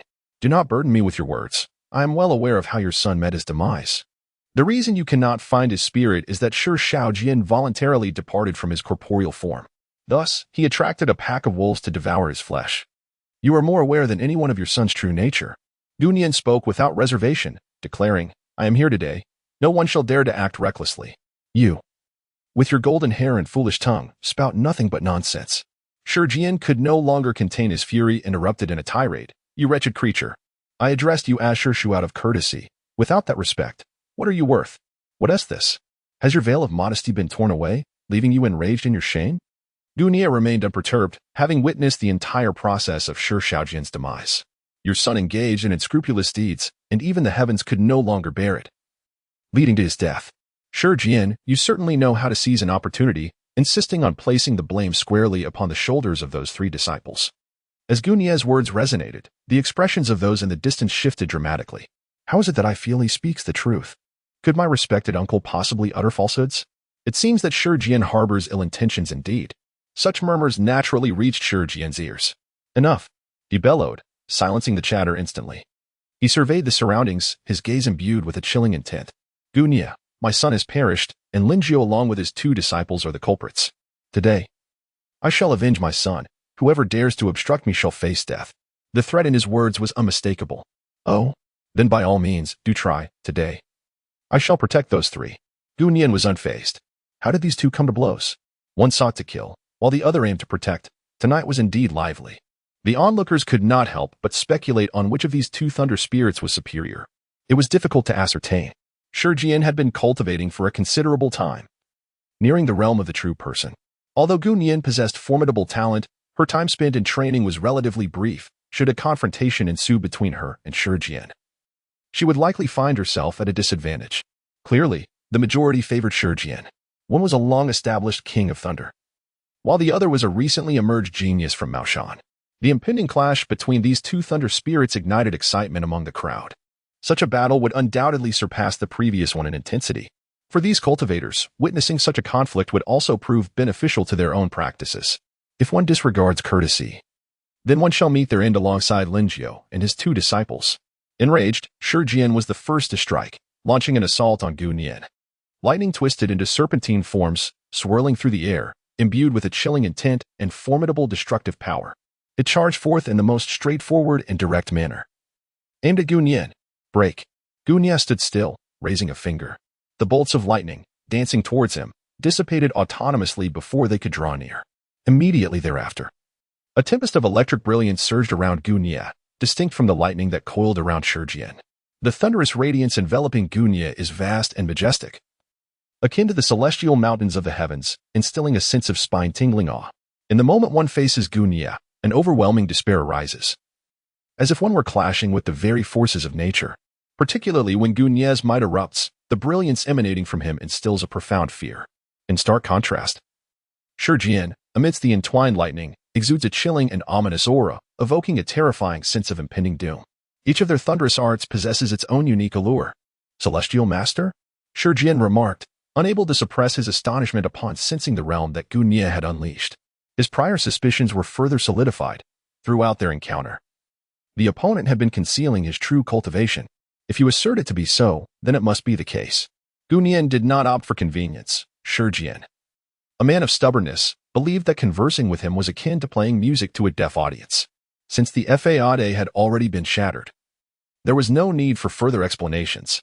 In the next moment, the energies emanating from the two clashed violently. A resonating hum filled the air, as two starkly contrasting forces of lightning converged with a thunderous roar, reminiscent of colossal waves crashing together. Time appeared to come to a halt, and everyone felt their own heartbeats cease in unison. Let the contest begin. Who among these two would prove to be the stronger? You, with your youthful arrogance. Know that I, Shi Jian, have honed my skills for 60 years. My experiences, knowledge, and insights far surpass yours. What do you possess to challenge my profound depth? Shi Jian bellowed, attempting to disrupt Gu Nian's focus with his words. A mere moment of distraction could lead to a vulnerability, an opportunity to exploit. As he spoke, Shi Jian commanded the surrounding blue lightning, unleashing it upon Gu Nian like a tempestuous wave. This was a battle of wills, where the one who faltered would forfeit the initiative to the other. A single misstep could lead to a cascade of errors, in a duel of experts. Seizing the moment was paramount. Gu Nian, unwavering in his resolve, did not shy away from the challenge posed by the formidable Shi Jian, whose realm transcended his own. Such a decision hardly reflects wisdom. Although both were celestial masters, Shi Jian stood merely a step away from the realm of true immortality. The impetuousness of youth ultimately leads to one's downfall. Some shook their heads, yet in the next moment, their eyes widened in astonishment. The power of lightning emanating from Gu Nian erupted in an instant, casting aside the surrounding darkness with its brilliant white glow. Enveloped in this radiant light, Gu Nian resembled a celestial deity descending to the mortal realm, exuding an overwhelming divine majesty. His aura surpassed that of Shi Jian. With a resounding crash, the two forces of lightning collided. The onlookers anticipated a mere contest of strength, perhaps even expecting Shi Jian to gain the upper hand. However, to everyone's astonishment, at the moment of confrontation, the white lightning surrounding Gu Nian effortlessly tore through the azure waves conjured by Shi Jian. It was as if a towering sacred mountain stood before him, rendering Shi Jian's thunderous might a mere inconspicuous ripple in comparison. Longevity and cultivation does not necessarily equate to greater strength. Gu Nian smiled confidently, exuding an air of self-assurance. My mastery over the power of lightning surpasses yours. Lightning techniques? Shi Jian scoffed at the notion that such a trivial skill could rival his own. He had no reason to fear Shi Jian. The might of lightning was indeed formidable. Shi Jian furrowed his brow in contemplation. Could it be true that Gu Nian's command over lightning was superior to his own? The thought flickered in his mind, only to be swiftly dismissed. That cannot be, he mused. I have trained longer, and my understanding of lightning is undoubtedly deeper and more potent. Perhaps Gu Nian's lightning techniques possessed a unique quality. Gu Nian, brace yourself for my thunderbolt fist, Shi Jian declared with fervor at this juncture. Dwelling on other matters was futile. In the struggle for supremacy, victory and defeat were all that mattered. With the crack of thunder and a series of explosive sounds, the heavens roared, instilling terror in the hearts of many. Shi Jian unleashed a punch, and azure lightning transformed into a ferocious thunder tiger, intent on tearing apart all obstacles before it. Come forth. Gu Nian's expression remained unchanged as he brought his right hand down. With the descent of Gu Nian's palm, a white lightning dragon roared forth. A dragon and a tiger clashed violently. The scattered bolts of lightning instantly shattered the ground, igniting clusters of heavenly fire within the ancestral hall. Kill. Shi Jian bellowed, his punches accelerating with fervor. The figure of the lightning tiger transformed in an instant into dozens of apparitions, as if divine weapons had descended from the heavens, rendering all resistance futile. "It's useless," Shi Jian declared. "Against my lightning technique, you are no match." Gunye's voice was indifferent as he delivered a series of sharp slaps. Strands of thunder dragons spiraled forth. Gazing around, the entire sky above the ancestral hall was filled with numerous dragons and tigers engaged in fierce combat, vying for supremacy. "Is this technique of yours a fusion of martial arts and thunder magic?" Shi Jian's expression shifted slightly as he discerned the underlying truth. At this moment, Gunye's invocation of Taoist arts bears a remarkable similarity to his thunderous fist technique. Indeed, Gunye did not deny it. He indeed merged the 18 dragon-subduing palms with the thunder technique. However, its power far surpasses that of Shi Jian's lightning thunder fist. Shi Jian's expression shifted as a celestial sound resonated through the void. The moment this sound manifested, he sensed a disturbance within his own spiritual energy. In his mind, an ominous voice echoed. "End your life. Embrace death." The voice carried an indescribable allure. Shi Jian found himself frozen in place. What is happening? Why had Shi Jian suddenly ceased all movement? Some were perplexed. In the midst of a fierce confrontation, Shi Jian had inexplicably become motionless, exposing himself to vulnerabilities. They had not perceived Gunye's lethal sound technique, as it was aimed solely at Shi Jian. A splendid opportunity. Gunye took a decisive step forward, effectively shortening the distance between himself and Shi Jian. The deadly resonance of the mantra proved to be remarkably effective, to the extent that even Shi Jian fell victim to its influence. Caught off guard, he could not fathom that Gunye wielded such an enigmatic art, a subtle manipulation of the mind. "Get lost," he exclaimed, unwilling to succumb to the notion of self-destruction. Biting down on his tongue, he sought solace in the pain, using it as an anchor to extricate himself from that peculiar state. As clarity returned, he found Gunye had already materialized before him. "This is bad." A chill of alarm coursed through Shi Jian, yet he quickly summoned his reflexes. With lightning crackling around his right arm, he launched a punch directly at Gunye's face without a moment's hesitation. It was a primal reaction, instinctively faster than thought itself. Almost as soon as Gunye approached, his body executed the most optimal response. Gunye was not taken aback. Shi Jian had long since established his reputation. If he displayed any lack of reaction, it would indeed be disappointing. Boom. He retaliated with a punch of his own. Their fists met and swiftly parted. "How can your physical strength be so formidable?" Shi Jian retreated first, gazing at Gunye with disbelief. In that fleeting moment of contact, he sensed an exceedingly ferocious power emanating from Gunye's arm. Before Gunye, it felt as though he was not confronting a mere individual, but rather a dragon. The force was overwhelmingly savage and fierce. "Why do you retreat?" A hint of mockery danced across Gunye's face. Shi Jian, aggressive and confrontational, soon found himself retreating after a mere exchange. The fleeting gains and losses were inconsequential. Did he truly believe he could triumph over me? Shi Jian's countenance was as dark as the depths of water. He held nothing back. The pressure exerted by Gunye was far more formidable than that of the ninth uncle. In fact, Shi Jian experienced a disconcerting illusion that there existed no disparity in cultivation between himself and Gunye. It even seemed that Gunye's realm surpassed his own. "Converge," Shi Jian bellowed. Thunderous tremors reverberated around them as countless wooden stakes surged forth from all directions, hurtling towards Gunye. Shi Jian too possessed the art of wooden stakes. At this moment, after consecutive failures with his thunderous lightning fist, he swiftly altered his tactics in an attempt to shatter the unfavorable predicament he found himself in. Slash! Whoosh! With a wave of his hand, Gunye grasped the supreme Nine Kings demon-slaying sword. In an instant, the sword's aura converged with bolts of lightning, intertwining to forge a formidable blade of energy. The swords might surge forth like a thunderclap, its power truly awe-inspiring. Gunye wielded his sword with a grace akin to that of a celestial being, exuding an ineffable nonchalance. Is this sword truly so formidable? Shi Jian's eyes narrowed, his expression grave as he frantically channeled his spiritual energy, producing a dark, ominous flag. The flag emanated a chilling aura, unsettling all who beheld it. "Heavenly thunder of the nine directions, heed my command. Annihilate." With a flourish, Shi Jian waved the flag, summoning the thunderclouds above the ancestral hall. Countless bolts of lightning surged forth, akin to a torrential storm, cascading down upon Gunye. By invoking the flag, he commanded the thunder to unleash its fury upon his adversary, revealing a potent secret weapon. Under the flag's influence, Shi Jian's mastery over the tempest intensified, doubling his might. Gunye's sword was indeed terrifying, its edge radiating boundless ferocity. Shi Jian had resorted to his ultimate card, unleashing the wrath of the heavens in a display of overwhelming power. Both were like sharpened spears, whose assault would prove superior. The onlookers held their breath, the atmosphere thick with tension. Boom! The clash of sword energy and thunderous rain resonated, altering the very fabric of reality. Gunia unleashed a sword energy that cleaved through the torrential thunderstorm. In a single stroke, the tempest was bisected. However, as the saying goes, drawing a blade to sever water only causes it to flow more fiercely. In the next instant, the deluge, formed of rain and fury, reassembled with remarkable resilience. And the sword energy emitted by Gunia was shattered in an explosive display. His sword energy dissipated. It was an insurmountable challenge. For sure, Jian was drawing strength from the heavenly thunder with each strike, rendering Gunia's sword energy unable to endure.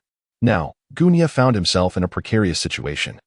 As Shi Jian, clutching the command flag, stood invincible, many gazed at the flag in Shi Jian's grasp, their eyes momentarily igniting with fervent desire. Truly, it was a precious artifact. If one sword was insufficient, then let it be 10, or even 100. Gunian regarded the situation with indifference. He lifted his gaze toward the storm clouds above. Should he choose to, he could effortlessly usurp Shi Jian's dominion over the tempest. However, he deemed it inconsequential. Even with Shi Jian harnessing the thunderous clouds, it was only he who would face defeat. The sword transforms into myriad forms. Gunish wielded the sword technique, and the supreme Nine Kings slaying demon sword instantly disintegrated into countless flying swords. It seemed as though a realm of swords had formed around him, exuding a more formidable impact than the thunderous torrents driven by the steadfast stone. Drive. As Gunian's thoughts shifted, countless flying swords beside him immediately surged towards Shi Jian. Block it for me. Shi Jian swiftly altered his tactics, the transition between offense and defense occurring in the blink of an eye. What was once a sharp attack transformed into a formidable shield. In contrast, Gunian had always been a spear. As the two engaged in combat, Gunian's spear grew ever sharper, increasingly unstoppable. Unbeknownst to them, the initiative had already shifted into Gunian's hands. Boom, boom, boom. The sounds of explosions resonated incessantly. Jioshu and the others could not help but cover their ears, while those of slightly lesser strength even felt as if their eardrums might be torn asunder. Give it up, kid. You cannot possibly breach my defenses. Shi Jian scoffed, brimming with confidence in his own fortifications. How bothersome. Gunia's eyes sparkled with a fierce brilliance, his thoughts as sharp as blades, unwavering in the face of any challenge. The Taishang Nine Kings demon-slaying sword was inherently extraordinary, under Gunia's adept manipulation of swordsmanship. It unleashed a radiant sword light that moved the hearts of all who beheld it. Crack! The sound of shattering echoed. Shi Jian's expression darkened considerably. The defensive measures he had enacted were torn apart by the multitude of flying swords unleashed by Gunia. Countless swords whistled through the air, leaving Shi Jian with a tingling sensation at the back of his neck. Block it! Block it! Shi Jian frantically waved his command banner. Rip! The banner, unable to withstand the pressure, shattered into pieces. Shi Jian, if you have any hidden cards, now is the time to reveal them. Gunian coldly fixed her gaze upon Shi Jian. Everyone present was taken aback. This king of thunder and lightning had unexpectedly found himself at a disadvantage. Gunian, the recently emerged prodigy, astonishingly managed to overpower a seasoned veteran. Merely contemplating this feat left the onlookers parched and imbued with a sense of absurdity. Indeed, genius cannot be assessed by conventional standards. Gunian, do not be so arrogant. How could I, Shi Jian, possibly be defeated by a mere youth like you? Though Shi Jian's words conveyed confidence, his tone lacked the unwavering certainty he had previously exhibited. The strength of Gunia far surpassed Shi Jian's expectations. Linjiao. Shi Jian's gaze swiftly swept over the distant figure of Jioshu. He was acutely aware that his intention to eliminate Jioshu today was destined to fail. With Gunia present, the prospect of ridding himself of Jioshu was utterly futile. In the face of imminent conflict, one cannot afford to entertain other thoughts. Gunia sensed Shi Jian's gaze and said, Shi Jian, you have truly disappointed me. Come, let me see what other cards you hold. Gunian's swordplay underwent yet another transformation. Countless flying swords coalesced into the formidable Taishang Nine Kings demon-slaying sword. However, at this moment, the Taishang Nine Kings demon-slaying sword had grown immensely large. Sword return in an instant. Slash. Gunia raised his colossal sword and swung it through the air with a mighty slash. This is not good. Shi Jian felt a jolt of terror run through him, his skin prickling as a bone-chilling dread surged from the soles of his feet to the crown of his head. He immediately invoked a forbidden technique to amplify his strength once more. Get away from me. Shi Jian bellowed, channeling all his might into the thunderclap fist. His punch cleaved through the void, seemingly shattering the heavens themselves. This strike advanced relentlessly, embodying the very essence of Shi Jian's spirit and resolve. Under the immense pressure, he concentrated his true intent, unleashing an even greater assault. Aha! This punch detonated with an unstoppable force. Be subdued. Shi Jian felt his vigor surge to its zenith, confidence flooding back into his being. Buzz! Gunye's sword strike had descended. The colossal sword collided violently with the thunderous punch. Boom! The explosive sound lingered for but a moment, as Gunye's giant sword effortlessly tore through Shi Jian's thunderous fist. There was no resistance whatsoever. The two were simply not on the same level. What is this? Impossible! Shi Jian stood dumbfounded, unable to comprehend that his most formidable attack had been so nonchalantly dismantled by Gunye, before Gunye's sword had even descended. Shi Jian's face was already marked with numerous bloody gashes from the sword's aura. With a swift motion, Shi Jian abruptly altered his course, seeking to evade the lethal edge of Gunye's blade. Where do you think you're going? Gunye had locked onto Shi Jian's aura. With a swift motion, a sword descended, severing an arm that soared through the air, blood cascading like rain. Ah, my hand! Shi Jian cried out in agony as his right arm was cleaved off by Gunye's blade. My heavens! Shi Jian, whose prowess was merely a step away from that of a true master, had his arm severed by Gunye. It was unfathomable, utterly astonishing. The spectators were left in shock, witnessing Gunye gain the upper hand and sever Shi Jian's hand. With a single, decisive strike, Gunye severed Shi Jian's arm. A scene that was nothing short of shocking. In an instant, Shi Jian was engulfed in a crimson radiance, his form transforming into a vivid flash of blood, erupting forth with astonishing speed. In the blink of an eye, he had vanished from the ancestral hall. Such remarkable agility!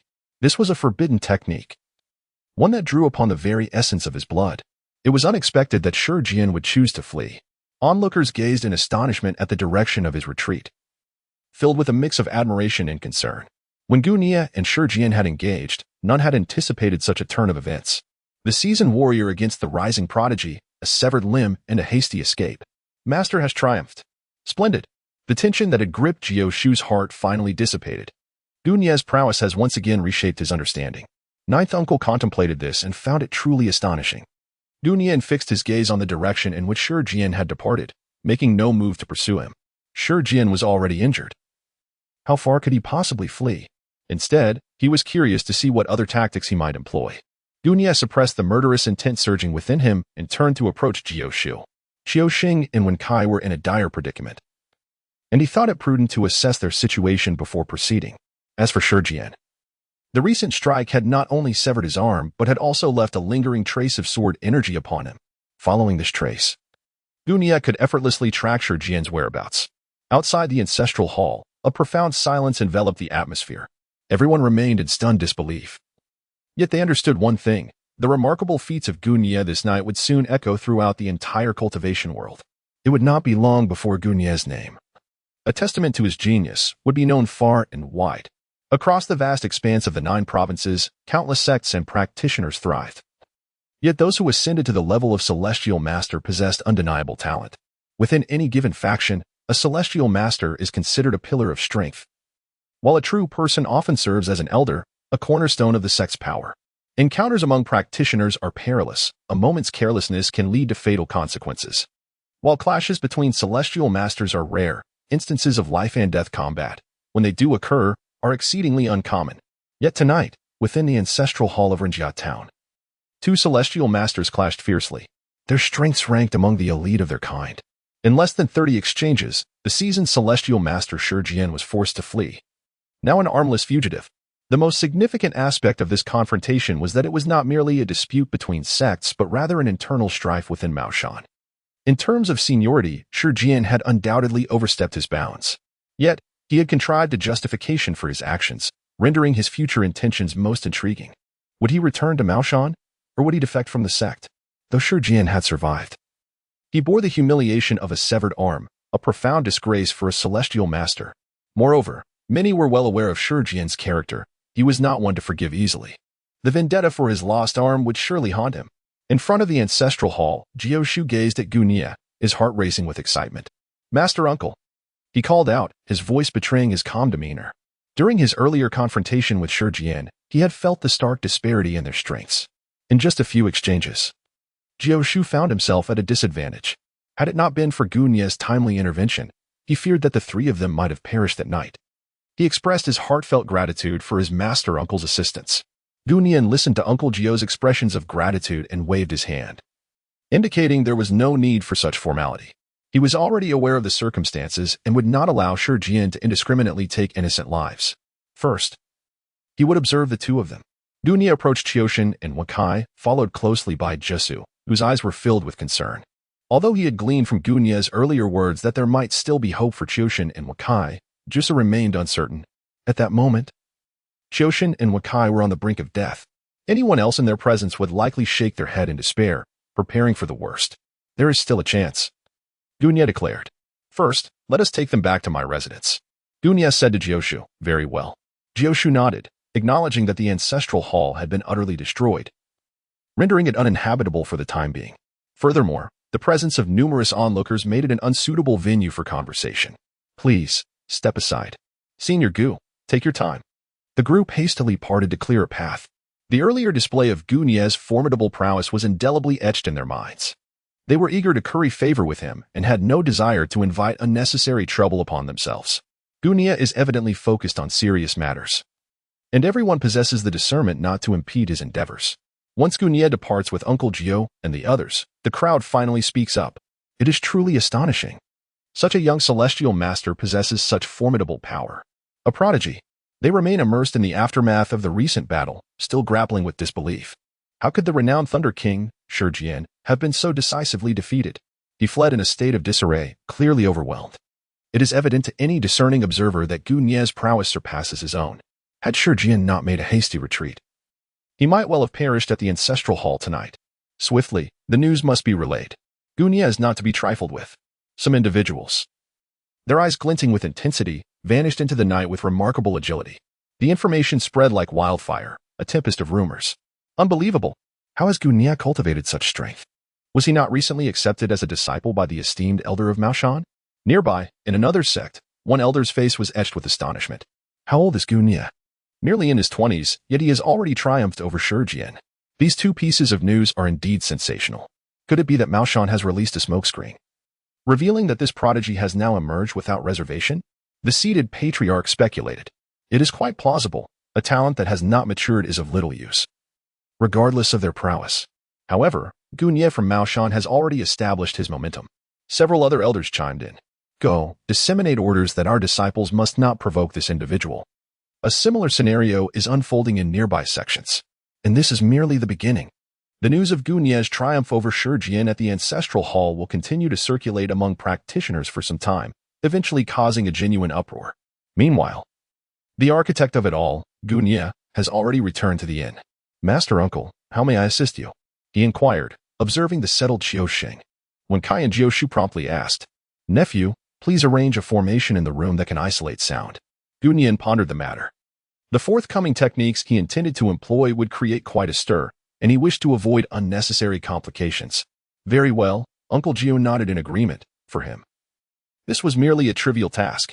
Before long, the simple formation to muffle the sounds was successfully arranged. At this moment, Gu Nia finally took action. With a resounding crackle, a thunderous roar erupted as bolts of lightning surged from Gu Nia's hands, ensnaring the unconscious Jiao Shengguan. This scene bore a striking resemblance to the moment in Zombie Supreme when Shi Jian employed the power of thunder to revive Shi Shaojian. However, the methods employed by Gu Nish are far more sophisticated than those of Shi Jian.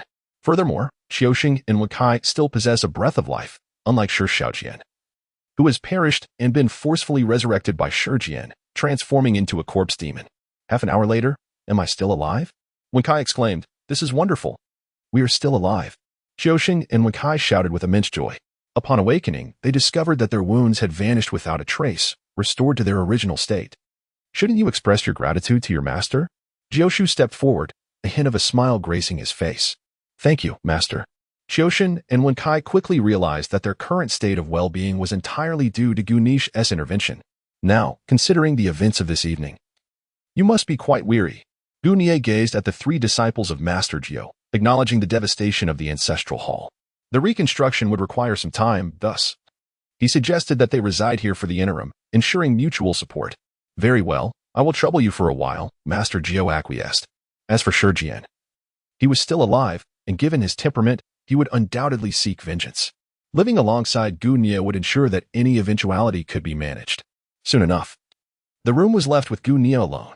Gu Nie produced a bag of holding and, upon opening it, revealed a transparent figure within. It was none other than Shi Shaojian. Earlier, while Gu Nie was en route to the ancestral hall, he fortuitously encountered the soul of Shi Shaojian and, on a whim, captured it. Gu Nie cast a glance and immediately lost interest. At this moment, Shi Shaojian's soul had failed to return to his corporeal form in a timely manner, rendering him somewhat dazed. The longer the delay, the more severely Shi Shaojian's 3 souls and 6 spirits would be lost. Gu Nie encapsulated the soul of Shi Shaojian, pondering how to handle it, though he had yet to devise a plan. Meanwhile, he cast a glance at the Blessed Realm, where Ao Ningxuan was still engrossed in her cultivation. In just a few days, she would conclude this phase of her training. On the other side, deep within the mountains, Shi Jian halted abruptly, unable to suppress a torrent of crimson blood from escaping his lips. Gu Nie, his eyes burned with fury, a tempest of rage swelling within him. Though the wound from his severed arm had been staunched, the agonizing sensation lingered stubbornly. Humiliation. Utter humiliation. Gu Nie, I shall make you pay dearly, Shi Jian seethed through gritted teeth. He was acutely aware that, after tonight, he would attain notoriety within the realm of cultivation. However, unlike before, this time he would merely serve as a backdrop to Gu Nie's saga. All practitioners would soon learn that this renowned King of Thunder had been defeated and had lost an arm to Gu Nie. The mere thought of it caused veins to throb on Shi Jian's forehead. Cursed be this fate. Gu Nie, Linjiu, you shall pay for this. His countenance twisted in fury, he emitted a low, menacing growl that reverberated through the forest, sending tremors through the creatures within. In a fit of intense rage, Shi Jian's previously waning aura surged dramatically. Boom. A formidable power erupted, causing the surrounding trees to rustle ominously. Haha, I have actually broken through to the true person realm? Shi Jian paused momentarily, grappling with disbelief. He had never anticipated that the opportunity for such a breakthrough would present itself at this juncture. Fortune often lies in misfortune. Well, though I have lost an arm, I have ascended to the true person realm. A sinister glimmer flickered in Shi Jian's eyes. For once he stabilized this newfound power, it would herald your demise. Yet, for now, he needed to find a place to heal. With a swift motion, Shi Jian retrieved a medicinal pill and swallowed it, advancing in a determined direction. Along the way, he continuously reflected on the battle he had just endured. Each round, every detail of that confrontation was indelibly etched in his mind. The more he recalled, the more astonishing it seemed. His hidden trump cards seemed to emerge one after another. How many treasures had that old man truly bestowed upon him? Shi Jian mused, the benefits of having a formidable master were evident. The more powerful the mentor, the more invaluable the gifts bestowed. Yet, it was fortunate that he had suffered significantly tonight. When next he faced Gu Nie, he would not be caught off guard. A semblance of calm returned to Shi Jian's expression. To know oneself and one's adversary is the key to victory in 100 battles. Gu Nie's trump card has been revealed to him, yet the opponent remains oblivious. Seizing the opportunity, he has transcended to the realm of the true person. That enigmatic art of Taoism possesses the power to bewitch the heart and mind. Thus preparations must be made to counter it. Furthermore, his swordsmanship is formidable. Shi Jian's expression was grave. The more he contemplated, the more he discerned that Gu Nie was replete with extraordinary qualities. Young and possessing a talent that is astonishingly high. Whether in thunderous techniques or swordplay, he excels remarkably. Even Shi Jian, despite his arrogance, could not deny that he was indeed awestruck by Gu Nie. If he were to grant Gu Nie another 10 or 20 years, Shi Jian dared not continue his thoughts, for his murderous intent towards Gu Nie surged fervently. Once his injuries were healed and his realm stabilized, he would strike immediately to eliminate him. The dreams of daily life weighed heavily on him. He could not afford to allow Gu Nie any more time for growth. The only variable now lay with the situation at Maoshan. Shi Jian's heart felt heavy, and the earlier joy of his breakthrough had dissipated entirely. Such news would undoubtedly reach Maoshan. Would they dispatch additional personnel to protect against such a prodigy? Shi Jian found himself uncertain. As for how Maoshan would respond to him, he was indifferent. As long as he firmly asserted that Linjiu was responsible for his son's death, his thirst for vengeance would justify his conflict with Gu Nie. This excuse would leave even the elders of Maoshan with little to say. In fact, Shi Jian had already prepared for the worst. If necessary, he would simply defect from Maoshan. He had attained the true person realm. In the vast world of cultivation, where could he not go? As the saying goes, if this place does not harbor me, another will. Shi Jian would not hang himself on a single tree. After a significant period, Shi Jian regained his composure. He retrieved a token from his Qian Kuan bag. Channeling his spiritual energy into the token, a message was swiftly dispatched. After years of cultivation, how could he lack his own connections? I cannot act directly for now. It is opportune for them to take the lead and test the waters. Shi Jian smirked coldly, taking advantage of this opportunity to observe Ma Shan's response. Upon completing this action, he gazed at his empty sleeve. A severed arm cannot bring me down. It will only render me stronger. There was no hint of despair in Shi Jian's countenance. A mere severed arm could not dampen his spirit. Soon, a response came from the token. Shi Jian halted momentarily, scanning the distant mountaintop. It is well that it is close by. A cruel smile flickered at the corner of his mouth. Not only would Gu Nie and the others pay the price, but he would also ensure that the entire Ren family estate would be awash in blood. Beyond the rivers and mountains, there lies a peak known as Black Wind Mountain. Merchants passing by and villagers from nearby towns cannot help but turn pale at the mere mention of this mountain. The reason is simple. A band of ruthless bandits has taken residence within its confines, leaving a trail of corpses in their wake. They are truly beasts that devour without mercy. The only glimmer of hope is that these marauders do not linger for long. Yet, no one dares to gamble their life on the absence of danger, prompting the locals to take great care to avoid the area entirely. This has rendered Black Wind Mountain eerily desolate. At this moment, within the mountain, a figure known as Granny Wang opened her eyes and emerged from her stone chamber. The cave was thick with the lingering scent of blood, and unidentifiable bones littered the ground. Faintly, one could hear the cries of women pleading for mercy, accompanied by the lewd laughter of men. Granny Wang remained unfazed, for to her, such occurrences were as mundane as eating or drinking. Upon reaching a slightly more open area, she observed several of her bandit subordinates engaged in violent farming. Enough of this folly, Granny Wang remarked coldly. The mountain boar, sensing the change in her tone, quickly stood. Chief, what troubles you? Lord Shi Jian is coming to our Black Wind Ridge. We must tidy up this place at once, Granny Wang declared, shocking the bandits into silence. Their eyes gleaming with excitement. The esteemed lord is coming? What an extraordinary guest! All that we have today is a blessing from him, they exclaimed fervently. Though Granny Wang appeared to be the leader of this band of miscreants, the true power behind them was Shi Jian. It was he who imparted their magical arts, enabling their cultivation. However, few possessed the talent for such practices, with Granny Wang being the most formidable among them, naturally ascending to the role of leader. Eliminate these women, Granny Wang stated coldly. The bandits found nothing amiss in her command. I've grown weary of these wenches. They are as lifeless as the dead. They laughed. Let us wait a few days and descend the mountain to capture some fresh, spirited young girls instead. The mountain boar and the hyena chimed in, their laughter echoing. Yet, they understood that their foremost priority was to await Shi Jian's arrival. Similarly, Shi Jian did not keep them waiting long. In just over half a day, he arrived at Black Wind Mountain. However, when Granny Wang and the others beheld him, their pupils constricted in shock, and their hearts raced in alarm. Shi Jian donned a Taoist robe, exuding an impressive aura. However, his right sleeve hung emptily. Shi Jian had lost an arm. This revelation struck Wang Per and the band of mountain thieves like a bolt from the blue, leaving them in a state of bewilderment. Who possessed the strength to sever Shi Jian's limb? Such a thought remained unvoiced among the likes of Shanju, Lai Go, and Taiying, the minor leaders of the bandits. Amidst their confusion and astonishment, Wang Po finally spoke. My lord, what has transpired? She felt a twinge of anxiety. To her, Shi Jian was akin to a divine being. Yet now, he bore the mark of injury. Do not inquire about matters that do not concern you, Shi Jian replied coldly. In his eyes, Wang Po and her cohorts were merely tools at his disposal, meant to fulfill their duties without question. Forgive my presumption, my lord. What is it you wish us to do? Wang Po voiced her curiosity. Earlier, she had received word of Shi Jian's impending arrival, but the specifics of his intentions remained shrouded in mystery. Immediately tally your numbers and prepare to assault Renjia town, Shi Jian commanded with a chilling tone. Remember, this time is unlike any before. I desire nothing but death. Spare no one, regardless of age or gender. Eliminate them all. His voice dripped with a sense of brutality. Understood, my lord. I shall rally the troops at once, Wang Po responded without hesitation. Though Shi Jian had previously commanded them to procure items of need, this was the first time they had received orders solely to take lives, yet they felt no particular aversion.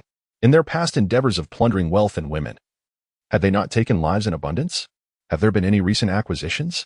Wang Po inquired as she organized Shanning, Taizhu, and Lai Go to hasten the gathering of men. There have been some gains, all prepared for you, my lord, she quickly replied. Very well, lead the way, Shi Jian said, nodding in satisfaction. He required substantial resources for his healing. As they journeyed onward, Wang Po felt a flicker of apprehension.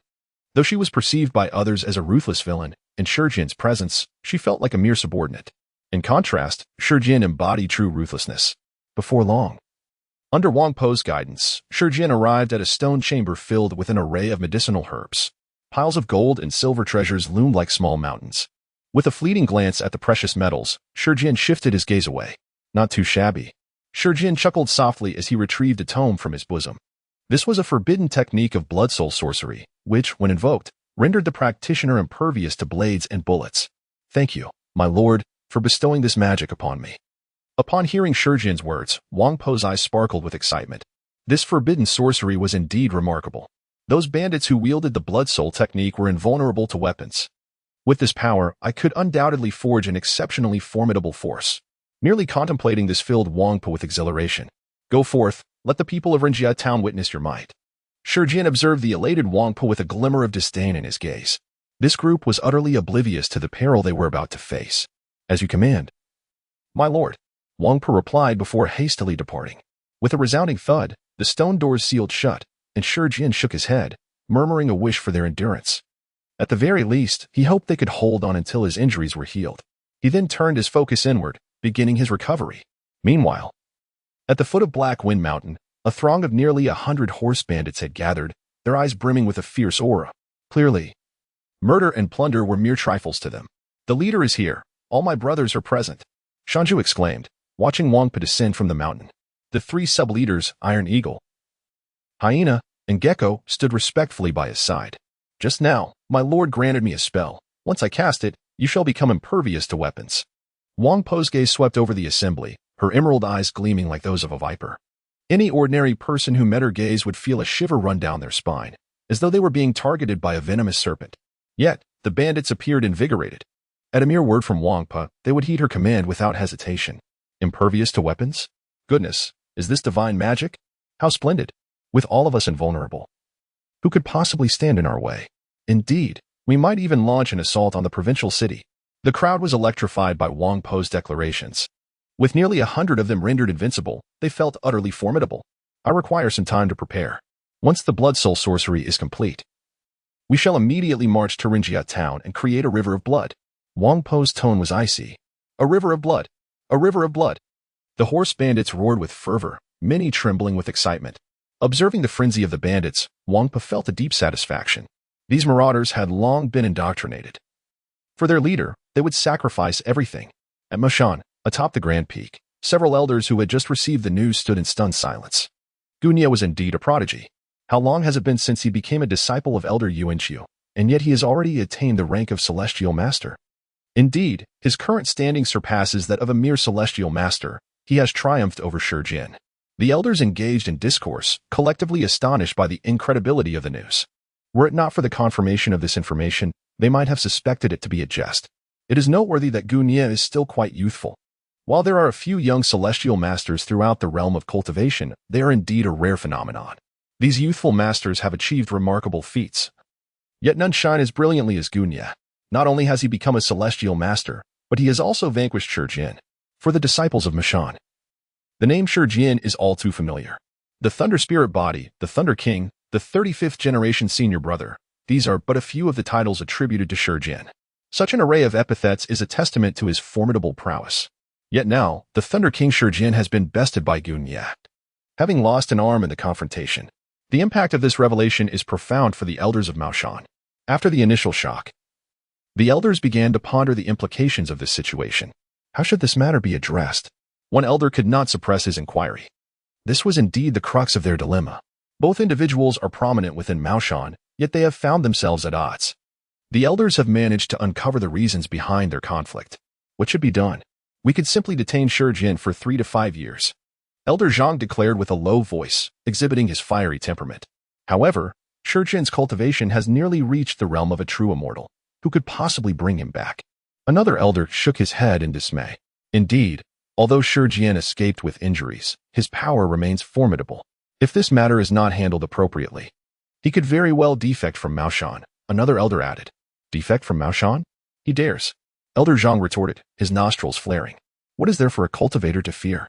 The stronger one becomes, the less one cares for such trivialities. Elder Hongya's gaze swept over the assembly, her tone remarkably calm. Hongya, what do you propose we do about this situation?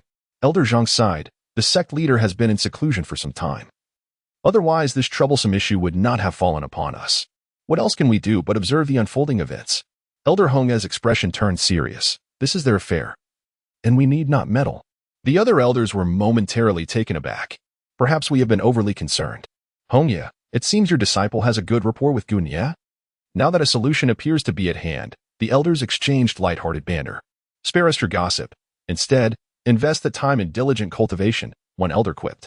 Elder Hongya, after concluding his speech, gracefully departed from the great Malfong like a swift swallow.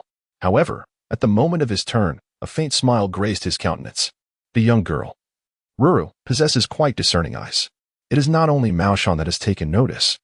The events that transpired in Rinjia town just 2 days prior have spread throughout the entire realm of cultivation like a tempest. Countless sects and factions have all become aware of Gunya. The age of Gunyin, coupled with the extraordinary talents he has displayed, signifies an exceedingly promising future. Some have even drawn comparisons between Gunyin and the legendary master of the old heavens from the past. This juxtaposition has left many astounded. The master of the old heavens from Longhu Mountain is a renowned figure within the realm of cultivation. Yet, at the same age, he did not possess the same level of strength and brilliance as Gunyin. It seems that the cultivators have witnessed the emergence of a new legend. After all, Gunyin's recent achievements are nothing short of remarkable. The entire cultivation community is abuzz with discussions about him. As for Gunyin himself, he remains humbly settled in Rinjia town. Brother Nian, you have truly become famous now, Ao Ningxiong remarked, bringing a feast into the room, her face beaming with joy. She had just concluded her training not long ago.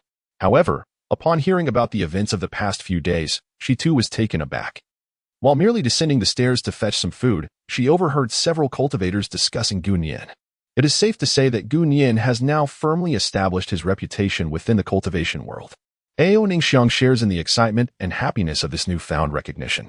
Yet, she understands that in a couple of days, the fervor will likely subside, and it is essential to continue looking forward. Gunyin remained remarkably composed. Everyone experiences moments of brilliance, yet to merely revel in fleeting glory is undoubtedly insufficient. Furthermore, Gunyin possessed an exceptionally lofty vision. Beyond every mountain, there lies another. Beyond every individual, there exists another. He is capable of achieving even greater heights. Moreover, the troubles have not been entirely resolved. Thus, there is little to celebrate. Gunyin reached out and pinched Ao Ningxiang's delicate nose. Niaga, you have severed one of Shijian's arms. How can he dare to return? Ao Ningxiang was somewhat perplexed. In her eyes, Shijian had merely salvaged his life from Gunyin's grasp. Would he truly seek trouble with Gunyin again? As if courting death? You do not comprehend. Shijian is a man who bears grudges with unyielding resolve. And his actions are even more ruthless than those of his son, Shi Shaojin. Gunyin shook her head. Shijian had suffered such a significant loss at her hands. He would undoubtedly seek a way to regain his standing. What should we do? Ao Ningxiang inquired with concern. After all, Shijian was a formidable figure in the realm of celestial masters. Having such a powerful adversary fixated on one felt akin to harboring a venomous serpent in the shadows, lurking and ready to strike at any moment. However, there was no need for excessive worry. When I previously injured him, I had left a trace of sword energy upon him. Gunyin revealed his contingency plan. So, Niegu, are you planning to take the initiative? Ao Ningxiang urgently inquired about Gunyin's thoughts, hoping to assist him. Indeed, Gunyin nodded. Sharing the same sentiment as Shijian, neither wished to retain the other, for otherwise, it would be akin to a thorn in the throat, an unbearable discomfort. Master Uncle, what do you require of us? Please, command us. At that moment, Jiao Shu entered with Qiu Xing and Wen Kai. They too understood that as long as Shijian remained, there would be endless troubles. No need, he replied. You should focus on your recovery. Gunyin shook his head. A malnourished camel is still larger than a horse. Even if Shijian is wounded, he remains a genuine and formidable celestial master. Although Jiao Shu possesses considerable strength, he still falls short in the face of time. As for Qiu Xing, his literary talent is even less commendable. Should any unforeseen circumstances arise, the two of them might very well risk their own safety. Very well, then, Master Uncle, you must exercise utmost caution. Jiao Shu, understanding Gunyin's concerns, could only voice a reminder. Rest assured, I shall be fine. Gunyin smiled and turned his gaze towards Ao Ningxiang. I shall first attend to the troubles at hand. Remain here and await my return. Ao Ning Shuang obediently nodded. Subsequently, Gunia transformed into a bolt of lightning and swiftly departed from the inn. Gunian's departure went largely unnoticed. With his current abilities, it would be nothing short of a fantasy for an ordinary practitioner to detect his whereabouts. Gunia moved with remarkable speed, leaving Rinjia town far behind in a mere moment. Is this the right direction? Gunia sensed the sword energy and headed directly towards the mountains and rivers beyond. This direction was precisely where Shi Jian had fled. However, as Gunia journeyed, he noticed that the sword energy he had left on Shi Jian was growing increasingly faint. The sensation of the sword energy was diminishing. Has Shi Jian detected the trace of my sword energy? Gunian's speed increased. In the sky, a blue meteor seemed to streak across. While hurrying along, Gunian was deep in thought. The intensity of the sword energy was diminishing at an alarming rate. Within a mere 3 minutes, it would completely dissipate. This was illogical. Gunian was somewhat taken aback. Logically speaking, even if Shi Jian had sensed the sword aura she left behind, it would not be an easy feat for him to dispel it given his injuries. Had someone intervened to assist him? Or had Shi Jian achieved a breakthrough? In Gunian's mind, a myriad of thoughts emerged. All of this is plausible. Firstly, having trained for such an extended period, it is inconceivable that Shi Jian would lack his own connections. Aside from assistance from others, there exists another possibility, that Shi Jian's cultivation has reached a new pinnacle. Gunia was aware of Shi Jian's cultivation level, which was originally not far from the realm of true immortals. The chasm between life and death harbors immense terror. In such circumstances, it was entirely plausible for Shi Jian to take that step and break through to the realm of true immortals. However, the specifics of the situation remained for Gunia to ponder and assess. Whether assistance was rendered or it was a matter of personal breakthrough, the nuances required careful consideration. Gunian pondered little. Regardless of the circumstances, it mattered not. His resolve to kill was unwavering. This time, he would not allow Shi Jian to escape. If he truly had broken through to the realm of the true self, he could only wonder how much bait would be garnered from slaying a true self practitioner. Gunian's heart burned with fervor. He harbored no fear of Shi Jian's potential breakthrough. In fact, he eagerly anticipated it. Should Shi Jian indeed succeed, the rewards for eliminating him would be even greater. Swish. Gunieji halted his movements. The 3 minutes passed swiftly, and the sword aura had completely dissipated. Was it among the mountains ahead? Gunia furrowed his brow. For others, locating a person amidst the mountains would indeed be an arduous task. However, Gunia possessed the skill of heart network, which required only the expenditure of some time to find someone. There seems to be a movement. With a swift motion, Gunia hastened towards the source of the commotion in the distant woods. What could possibly cause such a ruckus in this secluded forest? Soon, his curiosity was piqued as he discovered the source, a band of marauding horse thieves. The sounds he had just heard were indeed emanating from Wang Pe and her entourage. At this moment, perched upon their steeds, the bandit leader exclaimed with fervor, "Tonight, we shall raid Rinjia town." Gunia's expression shifted to a peculiar one as he absorbed this revelation. Was the target of these marauders truly Rinjia town? Was it mere coincidence, or something more sinister? As Gunia was deep in thought, he heard the woman, whose eyes were as green as a venomous serpent, speak. Have you all remembered what the master said? Do not concern yourselves with wealth or women.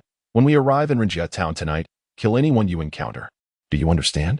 Yes, leader. The others responded promptly. Gunian's gaze turned icy. Is it their instinct to kill at the sight of others? These marauders are truly deranged. And who is the master they speak of? Gunia did not ponder excessively. Soon, he would eliminate all these bandits and naturally discern the identity of the mastermind behind them. As for the leader of this band of marauders, Gunia found his face oddly familiar. Wangpa? In Gunian's heart, she mused quietly. The figure of the old woman was undeniably distinctive. Those emerald eyes, akin to those of a venomous serpent, conveyed a sense of malevolence. Just by observing her countenance, one could discern the treacherous nature of this woman, for the adage "the face reflects the heart" could not be more applicable to her. Watching as the band of horse thieves advanced towards Rinjia town, Gunian did not hasten to act. Ahead lay a narrow passage, and once these marauders ventured within, she could eliminate them all. With this thought, Gunian stealthily departed from the scene. Along the way, the 4 small leaders, Iron Eagle, Mountain Boar, Hyena, and Gecko, sat atop their steeds, diligently polishing their weapons. They had arrived at a narrow mountain path, advancing in an orderly fashion like a long serpent. Suddenly, a few small stones began to cascade from above. Be cautious, something seems amiss, the old woman immediately warned. Chief, what is it? Mountain Boar inquired. Scanning the surroundings but noticing nothing unusual, Before the old woman could elaborate, a massive boulder plummeted from the sky. Boom. The colossal stone crashed down with tremendous force. The few horse thieves at the rear of the line had no time to react, crushed into a bloody pulp by the falling rock.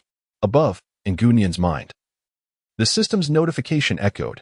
These marauders truly deserve their fate. The chill in Gunya's gaze intensified. How could he not discern that the martial prowess of these bandits was mostly superficial? Nevertheless, even so, eliminating them would yield a considerable bounty. It was evident that these marauders were stained with the innocent blood of countless victims. Each one of them bore grave sins. Who was playing tricks? Show yourself. Wang Po's cold command immediately instilled a sense of calm among the other bandits. The four minor leaders, Mountain Boar, Iron Eagle, Hyena, and Gecko, further encircled Wang Po protectively. A Taoist priest emerged. Was he the one who had made the first move? The crowd turned to see a young figure clad in a Taoist robe approaching leisurely from a distance. One person stood boldly in their path, while their retreat was obstructed by a massive rock. The newcomer was none other than Gunya. He did not conceal his presence. In this moment, at this very place, he alone could stand against an army. Who are you? Wang Po fixed her gaze on Gunya. In the instant he appeared, she felt an overwhelming sense of suffocation. The newcomer was formidable. I am the one who will bring your demise. Gunya coldly uttered. Strike. Upon hearing this command, Wang Po, without a moment's hesitation, unleashed a fierce shout and immediately launched her attack. A flurry of poison darts soared through the air. With her initial strike, she sounded the clarion call for combat. At that instant, the other bandits also joined the fray, unleashing arrows, long spears, and flying knives. A myriad of weapons descended upon Gunya from all directions. Merely trifling skills, he remarked dismissively. Gunyan's expression was one of disdain. Such petty tricks may suffice against ordinary individuals. Boom. A radiant golden light erupted from Gunya. The arrows, flying daggers, and poison darts, before even nearing their target, lost their potency and fell to the ground. The golden light spell? Are you from the heavenly masteress manor? Wang Po's expression darkened. She fixed her gaze intently on Gunya, enveloped in the golden glow, as if a colossal weight pressed upon her heart. Indeed, their expedition had met with ill fortune. The instructions from Shi Jian had yet to be fulfilled. And before they even reached their destination, they were obstructed. As Wang Po continued to stare at Gunya, the brilliance of the golden light pierced her eyes, causing her discomfort. The golden light spell was unmistakably emblematic. She immediately associated it with the heavenly masteress manor. Crack. Responding to her was Gunya's thunderous magic. Strikes of lightning surged forth, white arcs resembling whips crashing toward them. Quick, get out of the way. Wang Po felt a jolt of anxiety surge through her, hastily shouting. But even as her voice fell, Gunya's onslaught had already struck some of the bandits. Those marauders hit by Gunya's arcane spell were suddenly engulfed in a burst of crimson light. Oh, Gunya was somewhat taken aback. The bloodlight emanating from these bandits surprisingly served to deflect, to some extent, their own lightning magic. What a pity. Gunya refrained from delivering the final blow, for such assistance would only prolong the agony of these marauders. As anticipated, their wails grew increasingly harrowing. The sanguine glow began to fade, while their flesh, skin, and sinews were incessantly seared by the relentless lightning. This torment resembled a myriad of insects gnawing at their very being. Shanju and Taiying, upon hearing these cries of despair, felt chills cascading down their spines. The system's notification chimes continued to resonate. Gunya paid no heed. The bandits here numbered nearly 100. Slaying them all would yield a considerable bounty. Your demands are rather excessive. We harbor no enmity towards each other. I kindly ask you to grant me this favor and withdraw. Wang Po shouted loudly, her hair standing on end like venomous serpents. A formidable aura was coalescing around her. Yet in comparison to Gunya, it appeared woefully insufficient. Favor? Gunya's gaze was as piercing as lightning. You, a creature lower than swine and dogs, dare to speak to me? He declared, pointing directly at Wang Po. In an instant, a bolt of lightning shot forth, aimed directly at her brow. This is bad. Wang Po thought, her eyelids twitching uncontrollably as she sensed the sheer velocity of the lightning strike. The moment it was unleashed, she felt the chilling breath of death upon her. In just one move, she realized the vast chasm separating her from Gunya. Do you wish to kill me? Wang Po shouted in rage. Confronted with the terrifying specter of mortality, she summoned the swiftest response of her life. However, the bandit chief had yet to react before Gunya pierced his heart with the lightning technique.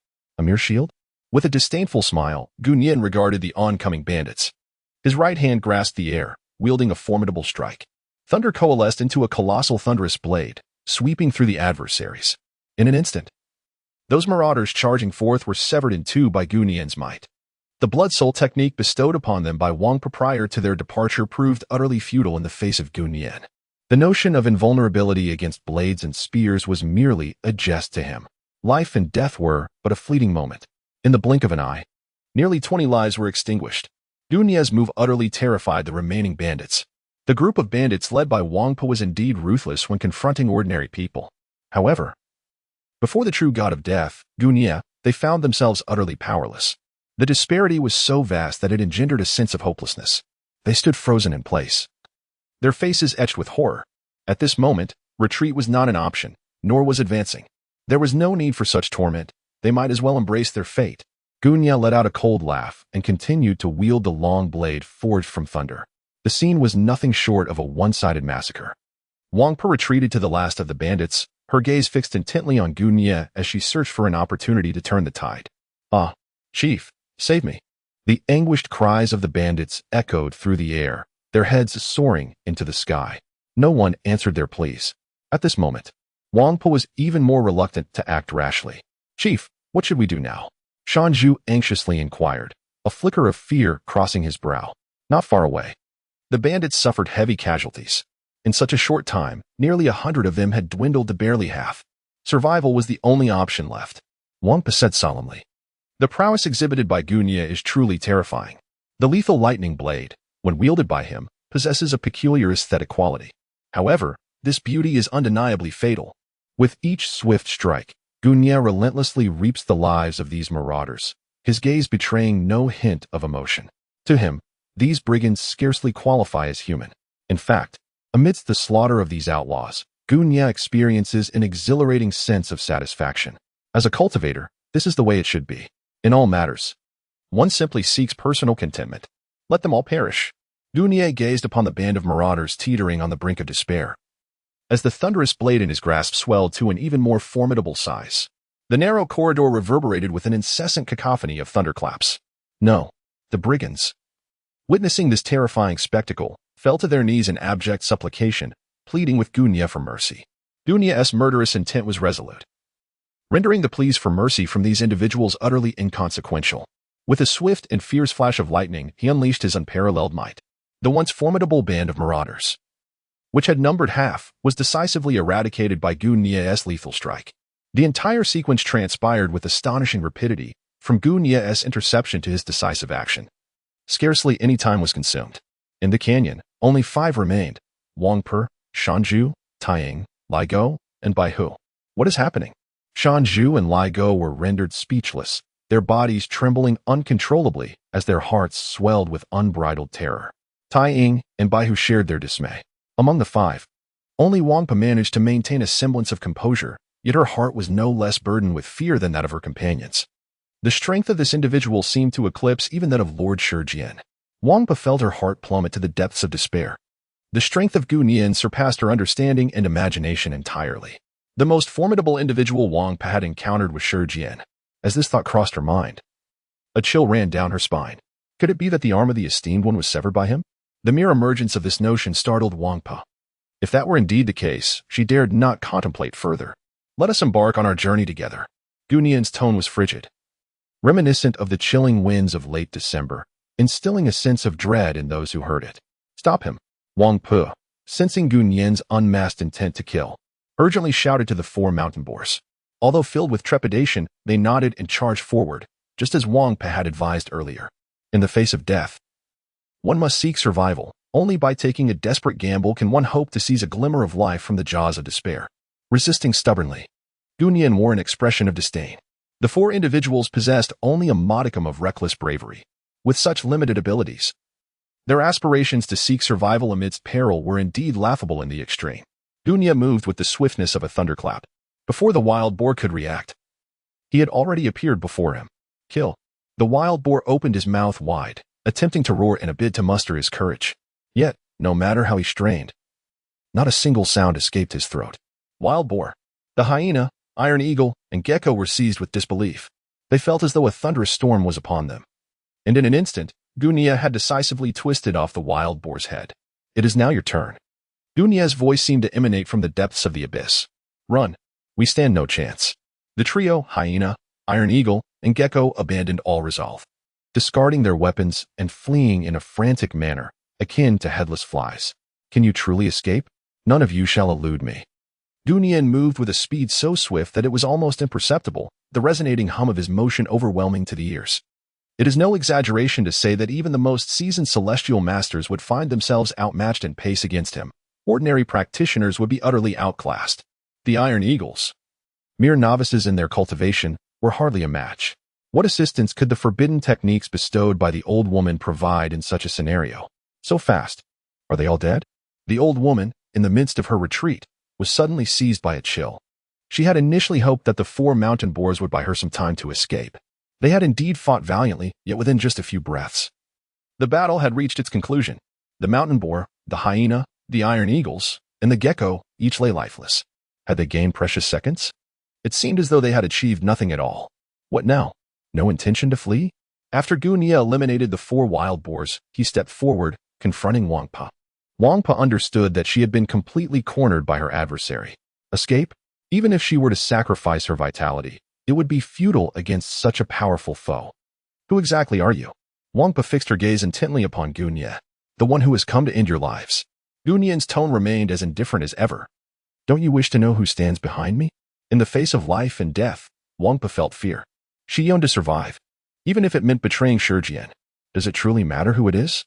Die. Gu Nian was indifferent to this matter, offering Wang Pa no chance to struggle. A bolt of lightning pierced directly through Wang Po's brow, swift and unstoppable.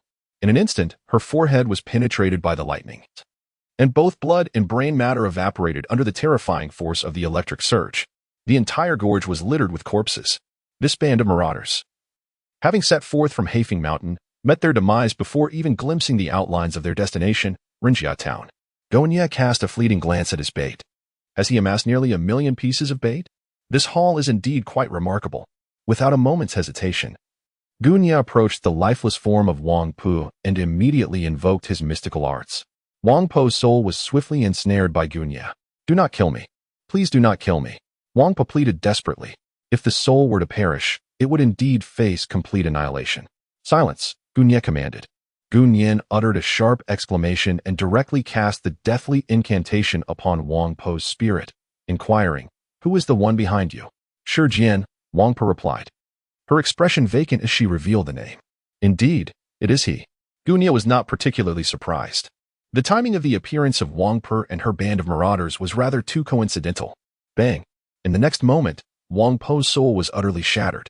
For individuals of such despicable nature, annihilation of both body and spirit was their rightful fate.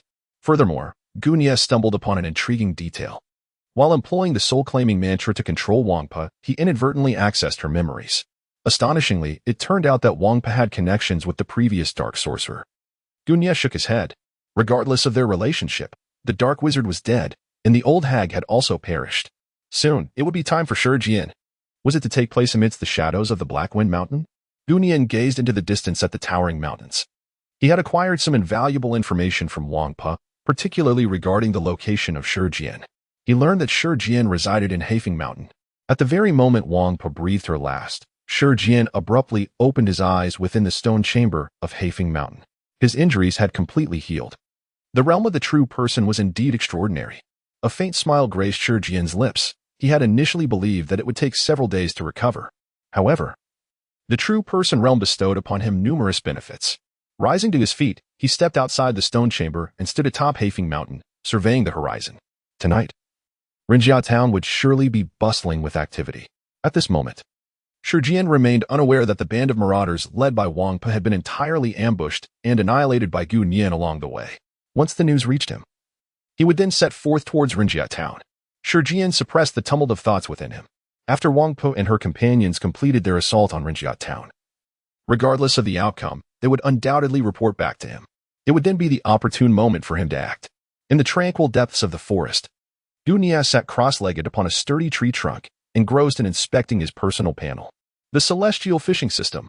Host, Gu Nia age, 16 Constitution, Innate Dao Body Realm, 4th Level Celestial Master Domain, Cave Heaven Blessed Land Talent, Martial Arts Grandmaster Superpower, Lightning Power LV7, 80, Awakening Pending Techniques. Supreme Clarity Great Cave Scripture Proficient. Maoshan Talismans Proficient. Maoshan Array Compendium Proficient. 18 Dragon Subduing Palms Proficient. Golden Light Incantation Proficient. Sword Control Technique Proficient. Fate Seizing Sanskrit Proficient. Fishing Attempts 0 bait 1. 1 million originally. Gunia had merely 200,000 pieces of bait remaining.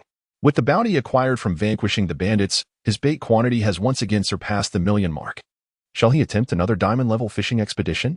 Gunian's gaze was piercing. Fishing was indeed the swiftest path for him to grow stronger.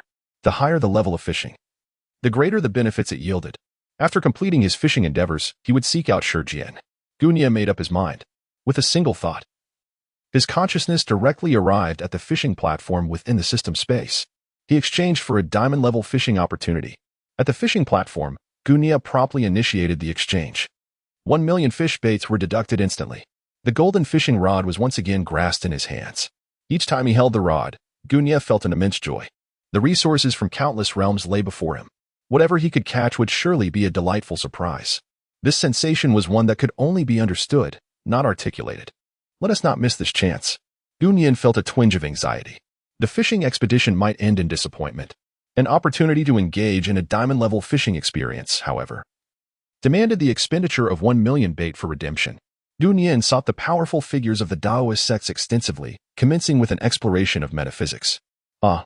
Gunian inhaled deeply, gripping the golden fishing rod tightly before casting it into the air.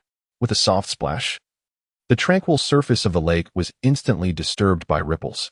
The golden bait fell into the unknown depths of countless realms. In that moment, the passage of time appeared to slow dramatically as fishing transcended the confines of the world. Gunia listened to the system's prompt and let out a sigh of relief. As long as it did not directly indicate a futile fishing attempt, it was not an empty hook. In the Dopa world, one could only wonder what treasures might be caught. Gunia's eyes sparkled with excitement. In the world of Dopa, there was undoubtedly an abundance of remarkable treasures. There were heavenly materials capable of transforming one's very essence, as well as celestial tier combat skills. However, what truly left a lasting impression on Gunia was the mysterious fire. Just as he was lost in thought, the voice of the system resonated once more. In the realm of Dopa, you have acquired the extraordinary fire, Falling Heart Flame. Could it truly be a flame of such uniqueness? Gunia was overwhelmed with joy, as if his every thought manifested into reality. His luck was truly unparalleled. A colorless fish was caught by Gunia's fishing line, which immediately transformed into a blaze of flames. Transparent and devoid of hue, it was none other than the Fallen Heart Flame, ranked 14th on the list of extraordinary fires. With a flick of his hand, the Falling Heart Flame soared towards him. Although it had yet to secure a place among the top 10, its significance was exceedingly unique. Born of the heart, it tempers the essence and refines the bones, famously known as the training cheat. Refined, without a moment's hesitation, Gunia directly entered the realm of the cave heaven and began to refine the Fallen Heart Flame. A resonant hum echoed as the power of heaven and earth enveloped Gunia. The once ferocious Fallen Heart Flame suddenly grew tranquil, regardless of its formidable nature. Within the confines of the cave heaven, it must comply.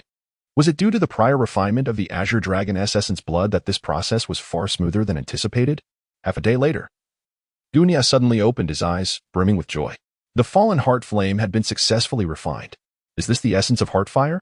With a flick of Gunia's hand, a colorless flame instantly materialized in his grasp. Though devoid of color, it possessed a tangible form. Ever since Gunia refined the Fallen Heart Flame, this inner fire had emerged within him. Remarkably, this heart fire required no manipulation from Gunia. It tirelessly tempered the spiritual energy within him at every moment. Under the relentless forging of the heart fire, it felt as though Gunia had been cultivating for 20 hours straight. Moreover, the speed of this cultivation was astonishingly swift. Its efficiency and potency far surpassed that of conventional training. Truly, it lived up to its reputation as a cultivation cheat. Gunia's heart bloomed with joy. He could feel that his cultivation was advancing with every passing moment. It is only natural for one to experience moments of complacency. However, Gunia, infused with the Fallen Heart Flame, practiced diligently around the clock. His high-frequency cultivation required no mental exertion and bore no side effects whatsoever. In the short term, he appeared indistinguishable from other practitioners. Yet, as time progressed, the disparity would become starkly apparent. Even the most persistent drop of water can wear away stone, let alone the path of cultivation. Oh, has the heart flame transformed into white? Gunyan gazed at the pulsating heart fire in his palm. As time passed, the originally colorless flame transformed into a brilliant white. Was it due to the power of lightning? Gunya was not particularly surprised. It was entirely natural for it to undergo transformation after being refined. The heart fire produced by the fallen heart flame not only aids in my cultivation but is equally formidable in combat. The heart fire possesses a peculiar nature. When an opponent is caught off guard, it ignites from within, incinerating them utterly from the inside out. Having just refined the fallen heart flame, Gunya immediately summoned its power.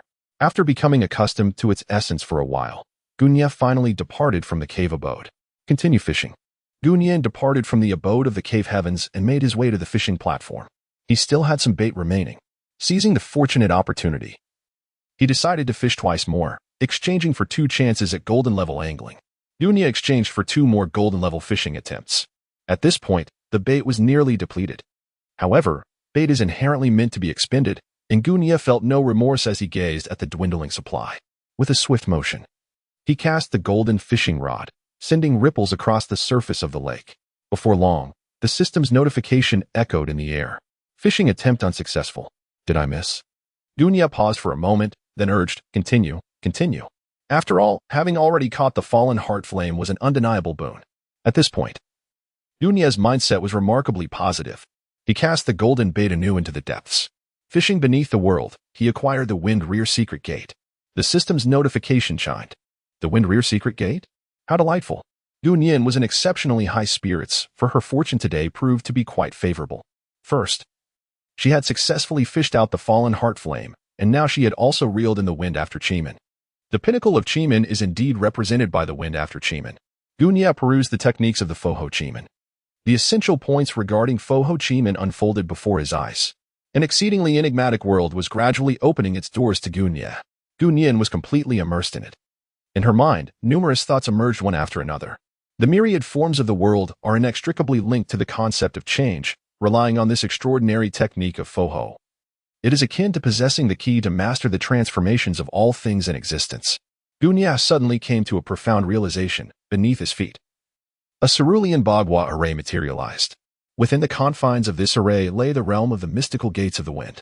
In this extraordinary domain, Gunya possessed the ability to manipulate the 4 discs at will. Moreover, he had the authority to dictate the nuances of space, time, and the interplay of the discs. As my strength ascends, I shall expand the territory of this domain. Presently, Gunya, upon invoking the mystical gates of the wind, can encompass an area of up to 500 meters. In the future, this reach could extend to 1,000 meters, or even 10,000. There may come a day when, with a mere thought, I could envelop the entirety of the divine land. Within this realm, I wield control over time itself. Gunyan's eyes shone with remarkable brilliance. This was undoubtedly the renowned technique of the wind after Chiman, chaotic golden toxin. It allows one to immerse oneself or an adversary into a slower temporal realm, causing their movements to decelerate to the brink of stasis. However, this technique is not without its drawbacks.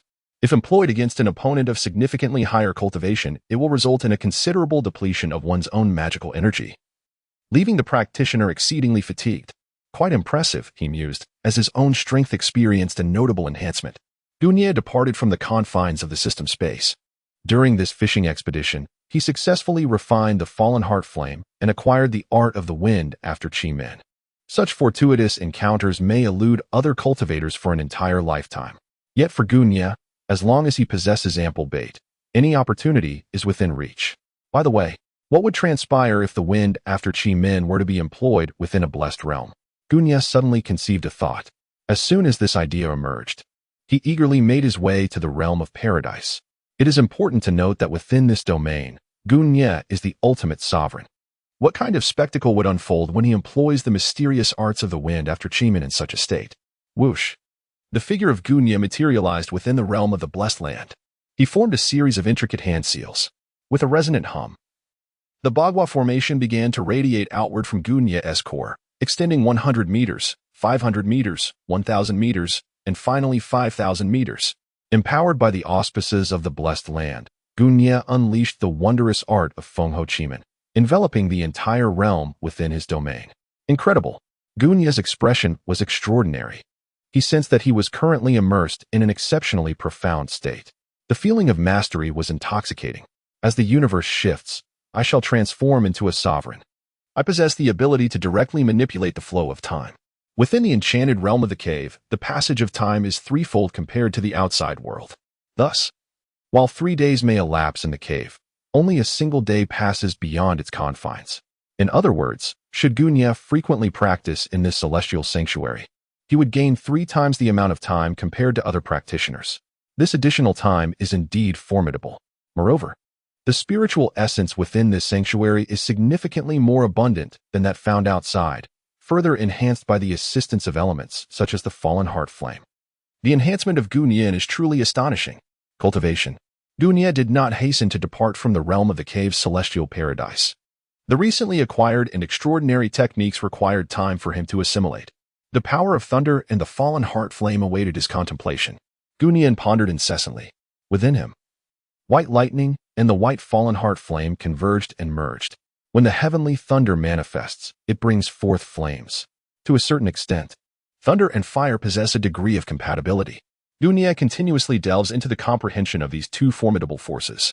Due to the inherent nature of his Tao body, his understanding of the power of lightning has grown increasingly profound. Initially, he possessed a mastery level of 7 in lightning, with an understanding at 80. Now, this mastery is on the rise, reaching 82, then 85. Boom. Gunya was completely immersed in this realization, and unknowingly, his mastery of the power of lightning ascended to a new level.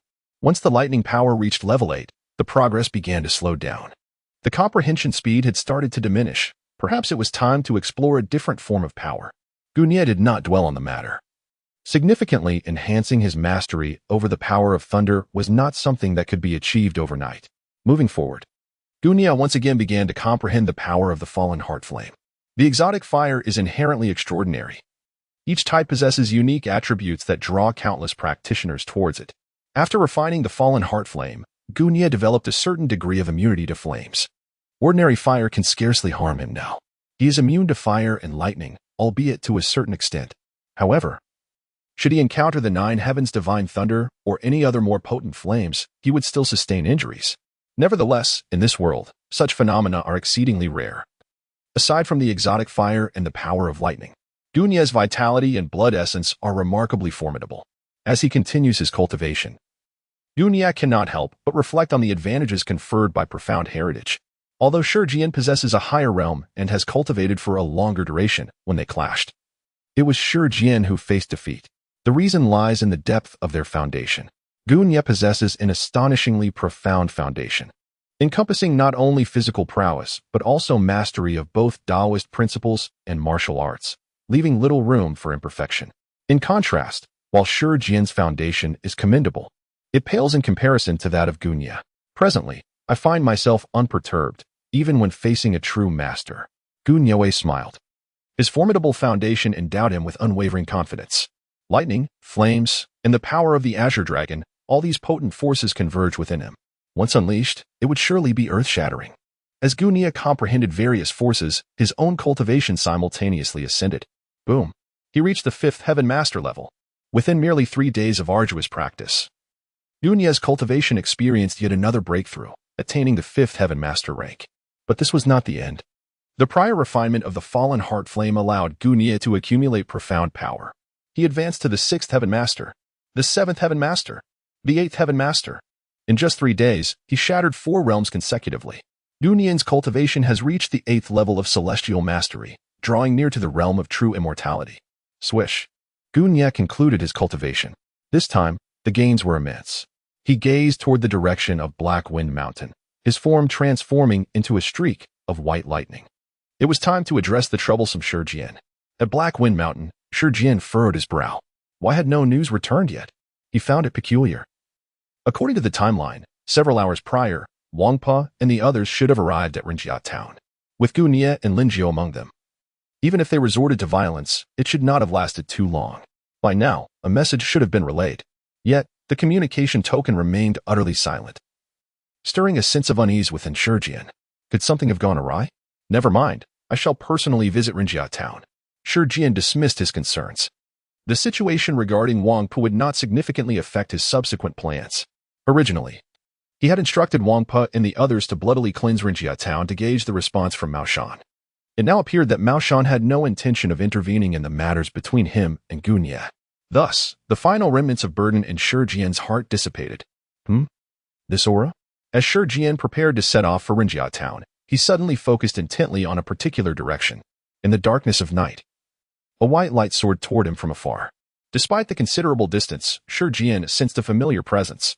Gunya, I did not expect you to seek me out. A bloodthirsty glint filled Shi Jian's eyes. You come willingly to your demise. Splendid. Whoosh. For an adept like Gunya, a distance of 1,000 meters was traversable in mere breaths. He stood suspended in midair, gazing at Shi Jian not far away. Real person? Gunya sensed a shift in Shi Jian's aura. Rather than feeling alarmed, he was filled with joy. Indeed, Shi Jian was formidable, having genuinely broken through to the true person realm. This was splendid news. Shi Jian had been intently observing Gunya, deliberately refraining from concealing his presence, seeking to witness a flicker of panic on Gunya's face. However, to his surprise, there was none. Instead, he discerned an expression of delight upon Gunya's visage. A sense of perplexity arose within Shi Jian's mind. What could possibly be the source of this joy? As I anticipated, you are indeed connected to the people of Haifeng Mountain, a dignified Taoist master of Maoshan, associating with a band of unscrupulous mountain bandits.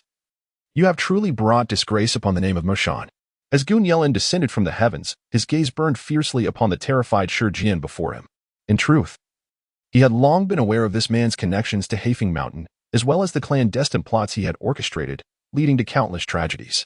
Many lives had been lost due to these schemes. Even if Shi Jian had not been the one to wield the blade, he was undeniably complicit. Today, both new grievances and old debts would be settled, ridding the world of one more bane. Humph! You wretched creature! How dare you speak so boldly? Shi Jian, unwilling to be cowed by Gunyelin's imposing presence, advanced rather than retreated, declaring with a fierce voice, previously, I was momentarily distracted and fell to your trickery. But today I have attained the realm of a true master. What can you possibly compare to me? In his eyes, Gunyelin was merely a somewhat gifted youth, fortunate enough to possess a body of thunder. Yet even so, he considered them evenly matched. Your arrival is fortuitous. It saves me the trouble of seeking you out. Let us settle both new and old scores, and you shall pay for my son's life. With a crackling sound, Shi Jian unleashed a terrifying aura, enveloped in swirling bolts of lightning, which coiled around his neck, emitting a dazzling golden light. His overwhelming presence crushed everything in its path, scattering the surroundings and shattering the vast canopy, sending debris flying for dozens of meters.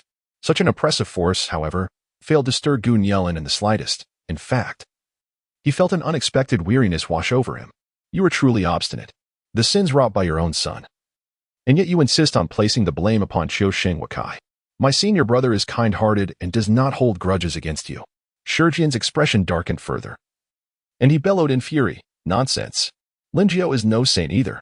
My son's death is inextricably linked to him. He has consistently shielded those two wretched creatures. And you have interfered as well. There is nothing more to discuss. Those who stand in my way shall perish. A surge of rage ignited within Shi Jian, turning his eyes crimson. This time, I will not allow you to gain the upper hand. He raised one arm high, the crackling lightning entwined around it hissing ominously, and in the next moment unleashed thousands of bolts of lightning. The arcs of electricity slithered across the ground, advancing like serpents, illuminating the scene with a grand and shocking display. This strike would undoubtedly crush the boy, even if it did not result in his demise. It would surely strip him of his skin. A cold smile crept across Shi Jian's face, yet as he lifted his gaze, he was taken aback. Before him, Gunyelin, surrounded by lightning, remained unperturbed, as if he existed in a realm devoid of obstacles, casually stifling a yawn. It's always the same, if you're not weary. I certainly am. Gunyelin sighed in resignation, lightly tapping his right foot against the ground, his body floating into the air like a specter, deftly evading the lightning serpent below. Did he think this was the end? Shi Jian grinned maliciously, kneeling on one knee, and forcefully struck the ground with his right palm, channeling another surge of lightning energy. The lightning serpent under his control made a sharp turn as it passed beneath Gunyelin, sizzling and descending at an astonishing speed, several times faster than when it had initially confronted him. Gunyelin felt a surge of interest and gracefully sidestepped. Indeed, having attained the realm of the true self, there were discernible changes in his mastery of skills. The momentum of this first strike was undeniably formidable. You evade time and again. Why not retaliate? Shi Jian gazed at Gunyelin, who stood suspended in midair, his face dark as ink. This was clearly mockery. A mere game. The blow he unleashed with all his might paled in comparison to Gu Nie's agile maneuvers, serving as a constant reminder of their disparity in power. Yet, he would never concede. How dare he underestimate me? With a furious roar, Shi Jian leapt into the air, a single arm crackling with lightning. His feet ensnared in layers of electric nets. His entire being seemed enveloped in golden radiance, and from his gaping mouth poured forth surges of electricity. Was he intending to unleash the tempest of lightning, using himself as the conduit for a grand display? Gu Nie squinted and chuckled softly. Indeed. The saying a cornered dog will jump over the wall holds true. Under normal circumstances, Shi Jian would never act so rashly, despite being a lightning body. The amount of lightning he could endure was not limitless. By using his physical form to attract heavenly lightning, he merely intended to significantly enhance his strength in a short span of time. As the adage goes, to kill 1,000 enemies at the cost of 800 of one's own, this was precisely his situation. Ah! Shi Jian roared like a madman, tilting his head back. With the surge of lightning emanating from his body, the heavens began to flicker with lightning. The thunderous roar echoed, and torrential rain descended, parting the clouds. But it was not merely rain that fell. Blue lightning also cascaded down. Crackling, the lightning struck Shi Jian, and he absorbed it entirely, as if recharging. The serpentine lightning enveloping him grew even larger, his eyes becoming more profound. The dazzling light seemed to merge with the essence of its wielder. This strike would lay waste to your dwelling. Waves of air rushed forth, prompting Gu Nie to steal a few more glances. My, he truly was mad. It appeared this was Shi Jian's ultimate strike. Prior to this moment, as a master at the heavenly master realm, he had already reached a height of power that others found difficult to approach. Each movement could strike fear into even the gods. Now having ascended to the true person realm, the potency of his techniques had grown even more formidable. The pressure that the lightning body could withstand had also reached extraordinary levels. At this moment, this all-out strike was likely capable of obliterating all gods and demons. Boom. In the realm of heaven and earth, a blue lightning bolt erupted from Shi Jian's hand, transforming into a blue electric dragon that soared through the clouds, devouring everything in its path. Wherever it touched, the ground turned to scorched earth. The magnitude of its power was enough to render one breathless. This is more like it. Gu Nie took a deep breath, gradually channeling the power of thunder and lightning from within. Strength begets strength. He relished the thrill of dueling with formidable opponents. The exhilaration was beyond words. Should this encounter prove as tedious as their last, it would truly be a source of deep disappointment for him.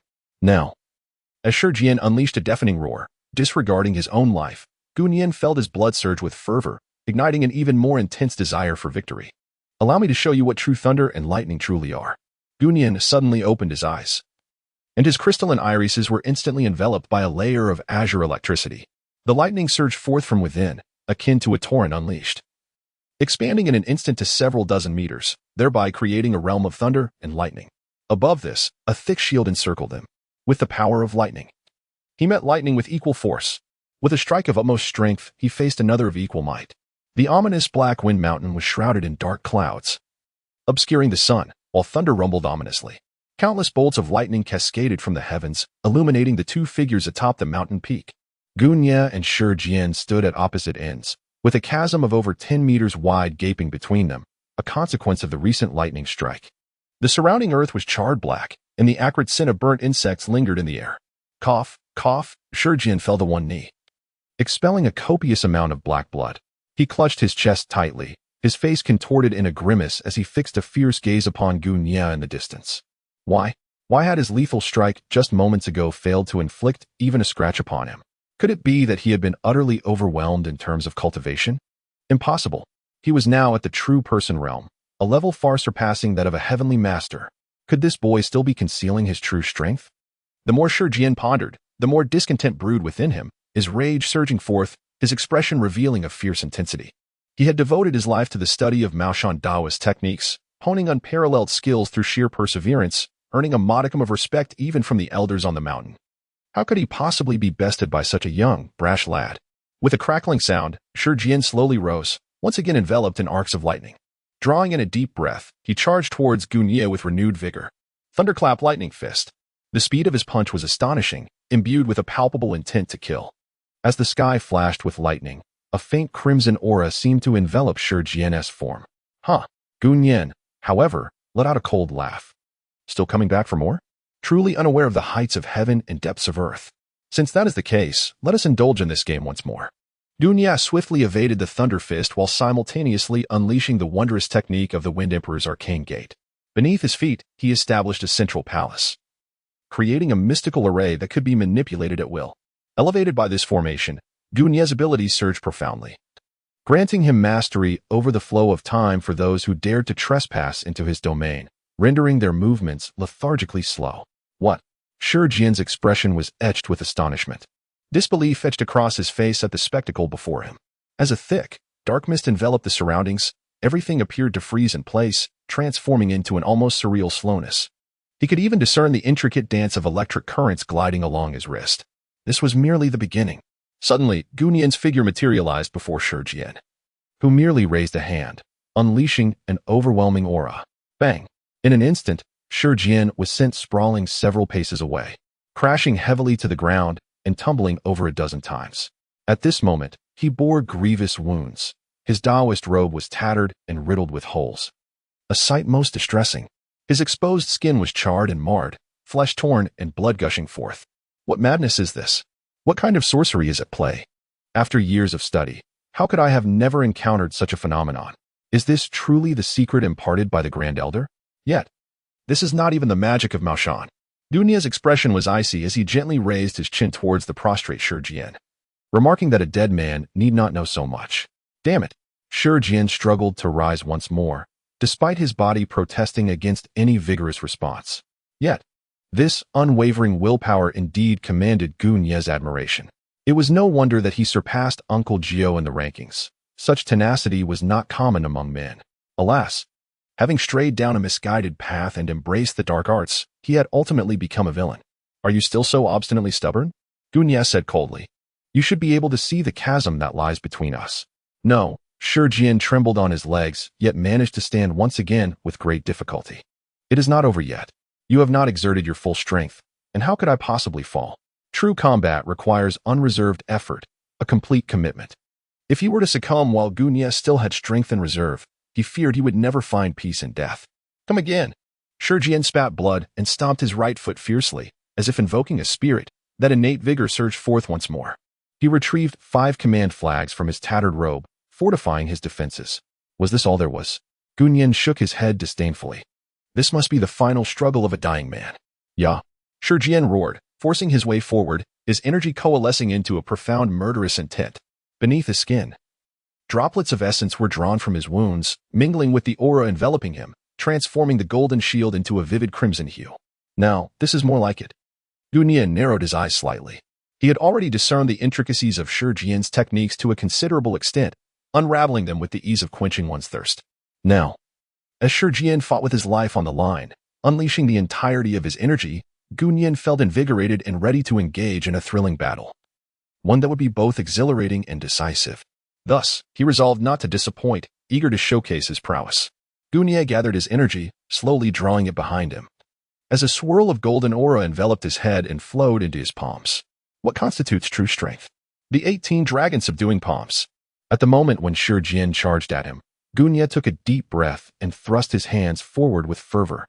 18 transformed golden dragons surged forth from his palms, like unbridled steeds, rushing towards Shi Jian in an all-out assault. This strike was undoubtedly beyond Shi Jian's capability to withstand. Just as Gu Nia had anticipated, under the formidable force of the perfected 18 dragon-subduing palms, Shi Jian could not endure even a single exchange. The protective barrier surrounding him shattered entirely, despite having deflected several waves of energy.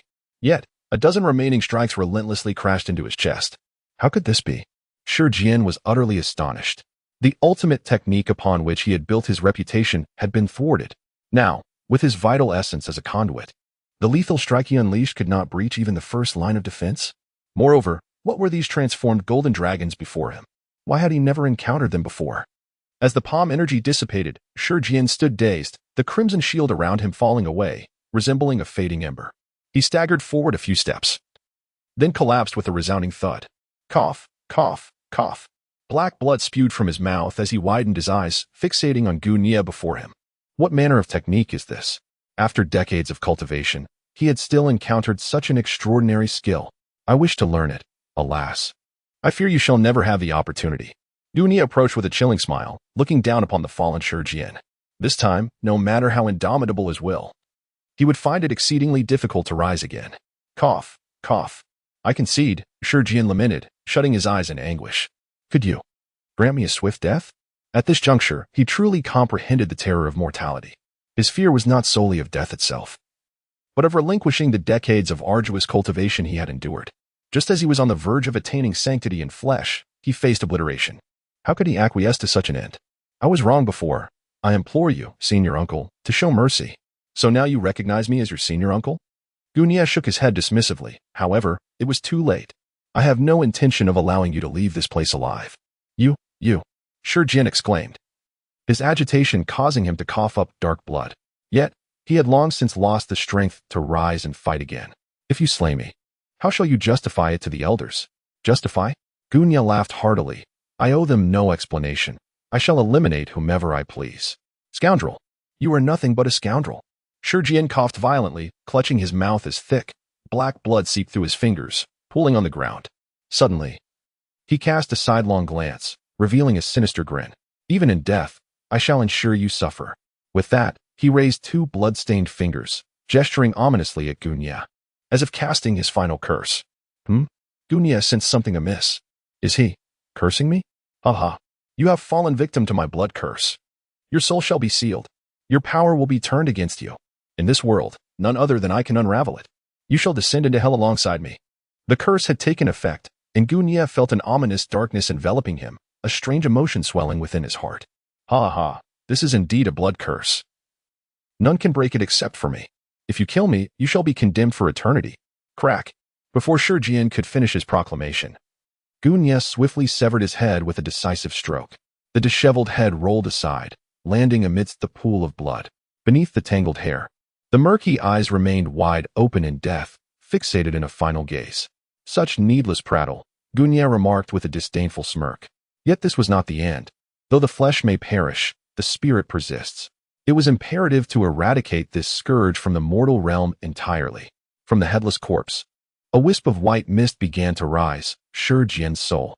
He still wore the expression of dread and disbelief from his final moments. Astonished that Gunia had so decisively brought about his demise, he hadn't even had the chance to finish his last words. With a sweeping gesture, Gunia seized Shi Jian's soul. Stop! Are you mad? Shi Jian exclaimed in a fit of rage. It was one thing to be slain in life, but now even his soul was not spared. Do you not understand that by killing me, the blood curse upon you will persist? It will incessantly devour your flesh.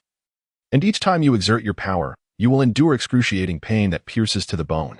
Are you truly indifferent to this? Shi Jian struggled to comprehend how someone could be so fearless of death. Yet today, he finally gained a glimpse into the depths of such madness. Gunia truly fears none of this. Have you said enough? Gunia's gaze was frigid, each word he uttered devoid of any emotion. From the intensity of his eyes, Shi Jian perceived an unwavering intent to kill, causing him to falter momentarily. Though his physical body had perished, as long as his soul remained intact, he could still be reincarnated.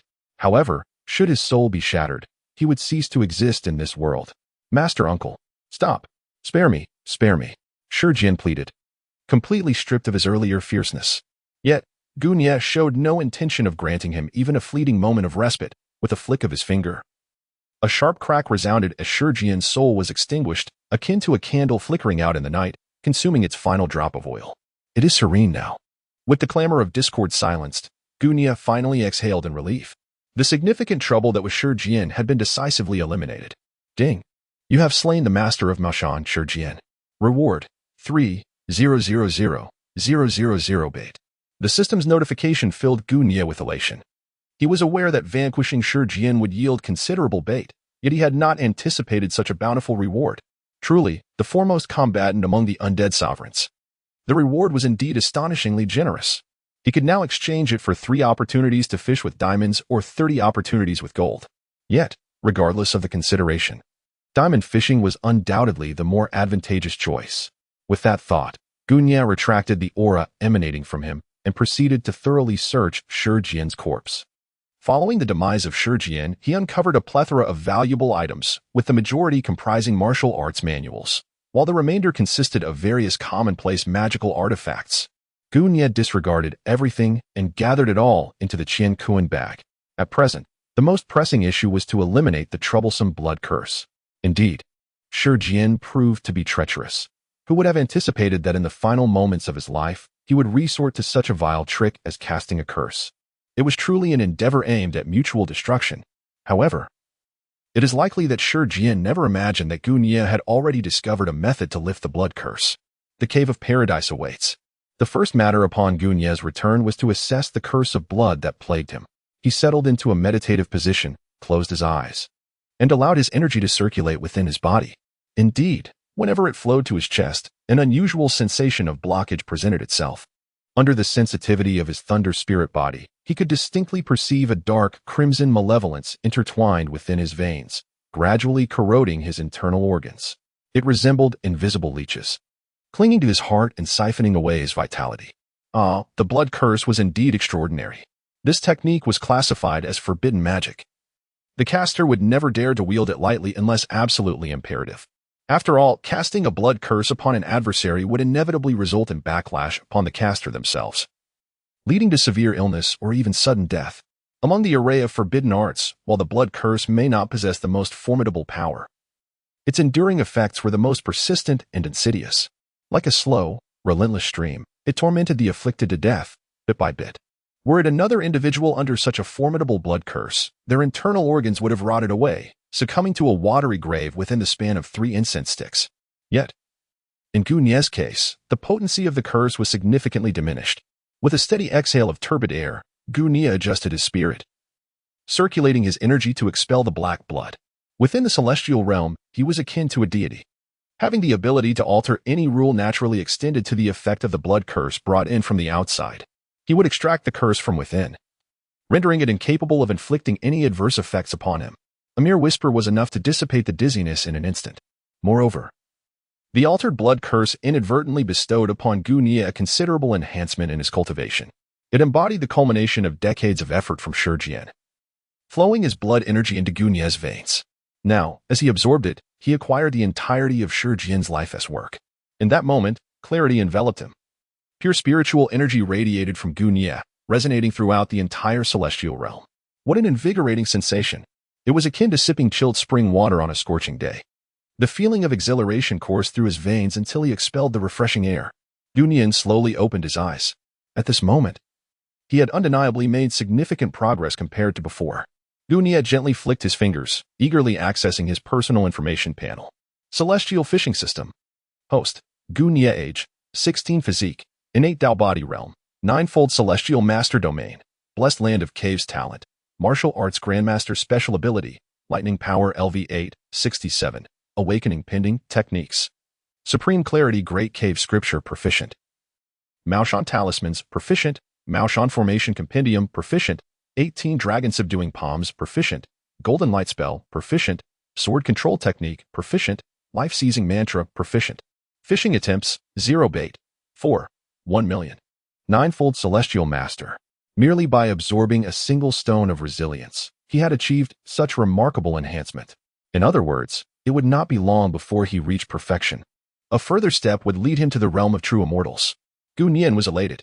Shi Jian, oh Shi Jian, you have finally accomplished a commendable deed, bestowing upon me such abundant benefits.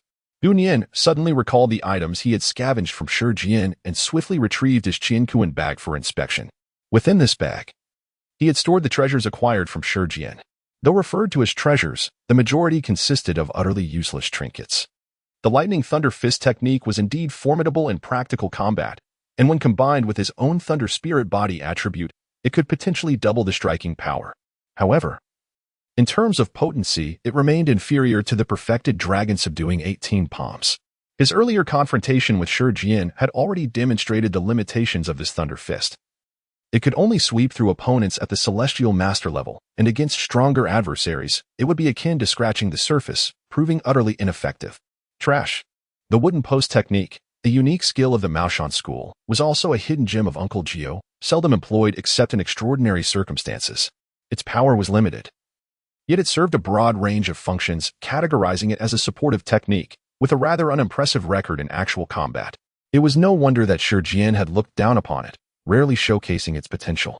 Therefore, there was equally no necessity to pursue its study. What Gunya seeks is a more formidable sorcery and more domineering techniques. The ancient tome of Maoshan's forbidden scriptures lies on the ground, its pages yellowed with age. Gunya stroked his chin, contemplating the value of this text.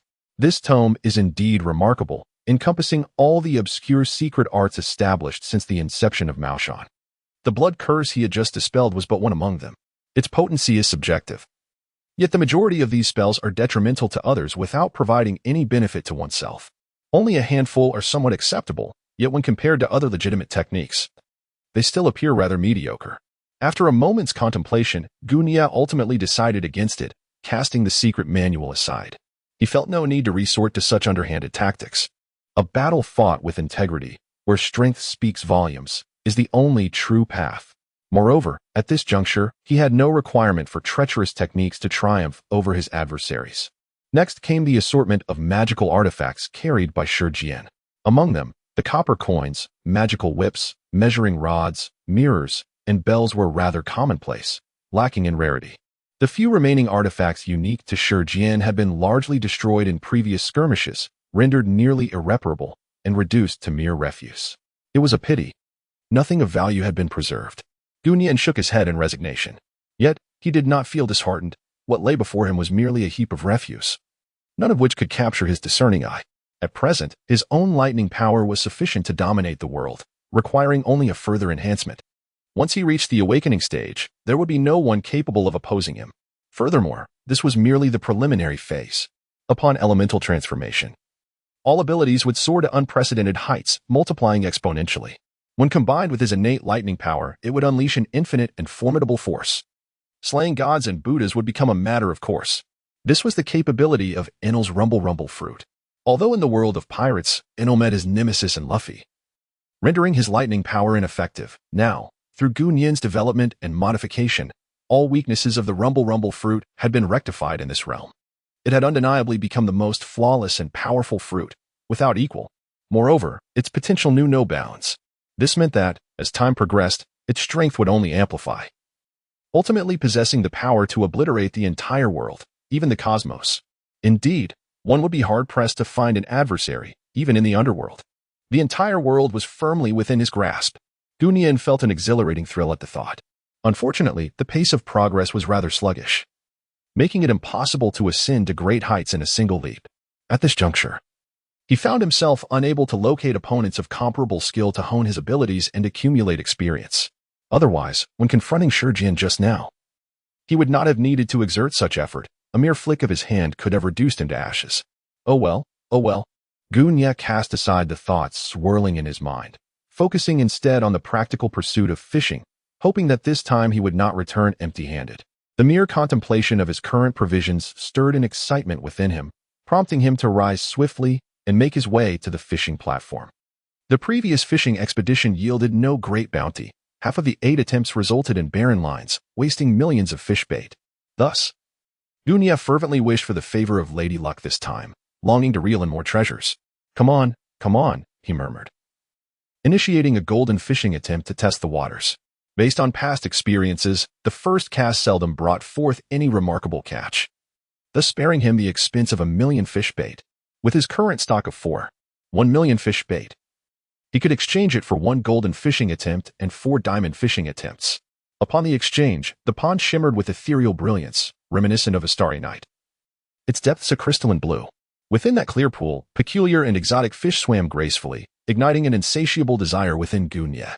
Yet, fishing demanded a cardinal virtue, patience. The more one rushed, the more likely one would startle the prey, leading to barren lines. Gunyan took a deep breath and commenced his fishing endeavor. To his astonishment, the first cast yielded absolutely nothing. Fortunately, it was merely a golden fishing expedition. Had it been a diamond one, he might have been driven to despair. Gazing at the barren hook, Gunyan couldn't help but pout in disappointment. Well, after the law of the first cast being fruitless, it is certain that every subsequent cast will be successful. Gunyan bolstered his spirits with fervor and decisively exchanged all of his remaining 4,000,000 bait. Now, he possessed the opportunity for 4 splendid diamond fishing endeavors. Gunya took a deep breath and began his fishing venture. The surface of the water shimmered with radiant reflections, brimming with vitality. The fishing line hung above the water, quietly awaiting a destined catch. Suddenly, a chime echoed, announcing, "Congratulations. The host has successfully fished in the Huangshan world and acquired a mount, Kuei-Nyo." Upon hearing the system's notification, Gunia immediately delved into the details. Kuei-Nyo, a primordial divine beast from the Shan Haijing, existing within the Zhuangxian realm, resembling a bull with a single leg, devoid of horns, and cloaked in a deep azure hue. Its roar resounded like thunder, accompanied by a brilliance akin to the sun and moon. It is renowned as the Mount of the Thunder God, second only to the Xuanwu in prowess. Currently, it is in its juvenile stage. The newfound reward ignited a fervor within Gunia. His excitement soared upon reviewing the information about Kuei-Nyo, although his knowledge of Kuei-Nyo was limited. He could discern its ferocity from its imposing appearance. Despite being classified as a juvenile, its size was astonishing. The Kuei-Nyo before him sat as still as a statue, locking eyes with Gunia. Beneath its vibrant green pupils lay a blend of curiosity and trepidation towards this unfamiliar world, along with an imperceptible aura of menace. As the saying goes, a newborn calf is not afraid of tigers. "Little one, you shall accompany me faithfully from now on." Gunia approached with a beaming smile, gently caressing the Kuei-Nyo. The Kuei-Nyo emitted a soft, gentle murmur, as if relishing the warmth that Gunia provided. Gunia couldn't help but ponder. If Ao Ning Shuang were here to witness a beast of demonic grandeur nestled beside him, she would likely faint on the spot. Indeed, this diamond fishing expedition has not disappointed me in the least. Just imagine the splendor of riding you out afterwards. To catch such an extraordinary creature on the very first cast has ignited his anticipation for what even more astonishing treasures the subsequent casts might yield. The reward from the first line filled Gunia with exhilaration. The investment of 1 million in bait has truly proven its worth. Excellent. Let us continue to seize the moment. Gunia resumed his fishing endeavor, buoyed by the resounding success of his previous outing, now brimming with confidence. He firmly believed that this cast would yield equally splendid results. The pond shimmered with light, ripples dancing across its surface, and amidst the crystal-clear depths, an unusual golden glimmer suddenly flickered into view. It was as if a star had unexpectedly materialized in the vast, boundless night sky. Simultaneously, the fishing platform where Gunia stood began to undergo subtle transformations. Spiritual energy surged forth, ceaselessly converging into the center of the pond. The peculiar golden light grew ever more radiant and dazzling. This phenomenon was indeed extraordinary. Gunia swallowed hard, his heart stirred in response. It was as though he had been ensnared by some irresistible allure, his gaze irresistibly drawn to the shimmering golden light, as the world around him transformed. From deep to shallow, in an instant, it felt as though he was the sole occupant of the entire space, accompanied only by the golden glimmer in the pond. "Today, I must catch you." Gunia took a deep breath and forcefully cast the fishing hook towards the shimmering golden light above. The hook suspended in the clear water swayed with the waves, as if absorbing the ethereal essence of heaven and earth, causing the pond's surface to ripple with increasing fervor. Suddenly, something emerged from the very center of the pool, startling Gunia. An illusion? Gunia blinked in disbelief, struggling to trust his own eyes. This was the first time he had ever witnessed such a phenomenon while fishing. However, an even more astonishing sight soon unfolded before him. As the ripples danced upon the surface of the pond, a graceful figure began to emerge, veiled beneath the splashing water. The first thing that captured his attention was a pair of alluringly long legs, which nearly dominated his entire field of vision. Such legs were, indeed, rather exaggerated in length. Gunia couldn't help but exclaim, his gaze gradually ascending. At last, he discerned the figure that had materialized before him. Was it not the illustrious Ma Shaoling, the 41st descendant of the renowned Ma family from the infamous zombie dating scene? Despite the possibility of not recognizing her true visage, those long, slender legs adorned in a pink bodycon dress, coupled with those resolute yet captivating eyes, left no room for doubt. It was indeed her. Gunia blinked vigorously, doubting her own eyes. How could it be possible that while fishing, she encountered the legendary demon-slaying beauty? Just then, the system notification shattered all of Gunia's fantasies. Ding! Congratulations, host, on successfully fishing in the world of the undead. You have obtained the Dragon Goddess Edict. As the voice faded, the captivating figure before her gradually dissipated, leaving only the hauntingly delicate smile of Ma Shaoling. What on earth? Gunia suppressed his excitement and hurried forward to examine the results. The Dragon God's decree proclaimed, in the realm of the undead, the exclusive sorcery of the demon-slaying dragon clan, the Ma family. Its power is formidable, and its spells are diverse.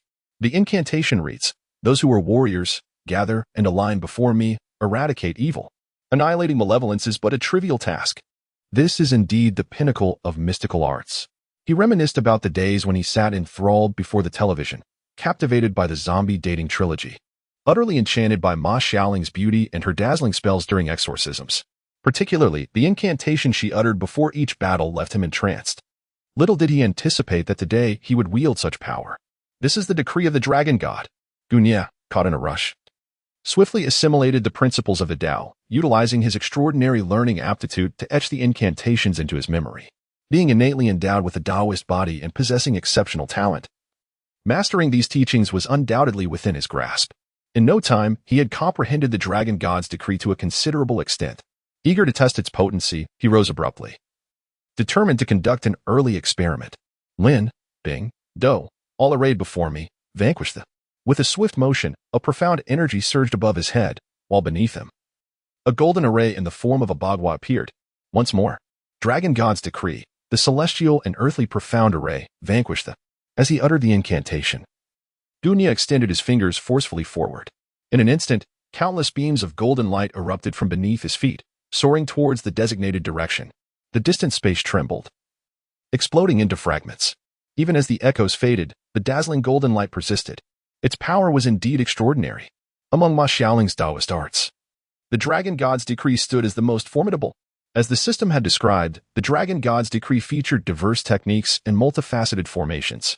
In addition to the celestial and earthly profound array, it possessed various other capabilities. The water goddess Yin Ji technique, the thunder goddess Shen Zi technique. It was akin to invoking deities, bestowing upon the practitioner formidable powers akin to the heavenly immortals for a brief duration. Moreover, the strength of the techniques continually escalated in accordance with the practitioner's own prowess. There was no upper limit, like discovering a hidden treasure. Gunya was nearly rendered speechless with excitement. Previously, he had caught the divine beast Kuan-Yo while fishing, acquiring an extraordinarily majestic mount. Now, in this second fishing endeavor, he had obtained the unique Taoist art of the demon-slaying dragon clan. This venture could indeed be deemed immensely fruitful. Gunya took a considerable moment to calm his emotions before once again settling into a cross-legged position. All right. With renewed determination, he resolved to exhaust all 4 opportunities for fishing.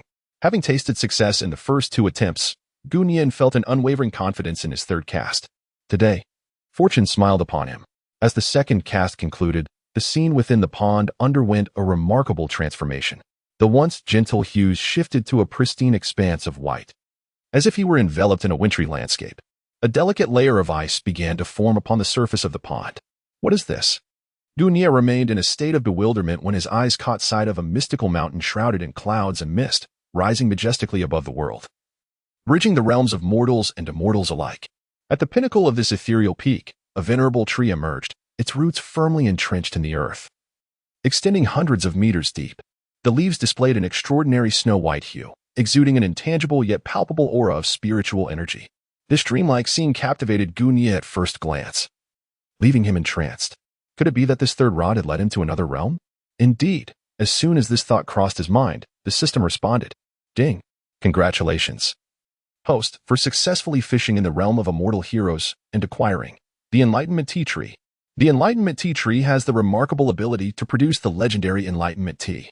Consuming it enhances one's cultivation and significantly elevates the drinker's comprehension. Furthermore, it possesses wondrous effects for healing both internal and external injuries. An auxiliary reward. Upon hearing the notification sound, Gunya could not help but smile once more. Is today truly a day of such fortuitous luck? Every rod cast yields a bountiful catch. With the acquisition of the Enlightenment Tea Tree, Gunya's cultivation progress is poised to accelerate at least 2-fold. For instance, a realm of martial arts that would typically require several days to attain can, after consuming the Enlightenment Tea, be achieved in significantly less time. This is indeed a treasure of the highest order. The Enlightenment Tea Tree is not a legendary artifact, nor is it a force capable of stunning celestial beings or demonic entities.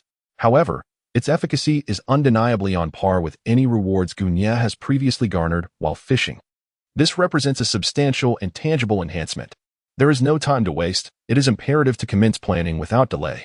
Gunya could hardly contain his excitement as he planted the newly acquired Wu Dao tea saplings in the mystical realm of Dongtianfudi. With the continuous flow of spiritual energy from this enchanting place nurturing them, the saplings sprouted almost immediately after being planted. Gradually, they grew larger and more upright, In what seemed like the blink of an eye, the tender shoots transformed into a vision reminiscent of those that stand resilient amidst the wintry chill. Swaying gracefully yet unwavering against the gust of wind, tenacious and pure. The only lament, however, lies in the fact that although the Wudao tea saplings thrive rapidly, cultivating them to yield the coveted Wudao tea requires considerable effort. Without diligent care, the saplings cannot flourish to their full potential, nor can they produce the tea that enhances one's prowess. Fortunately, there remains a small reserve of tea leaves on the tree. Gunia stepped forward and gently pinched.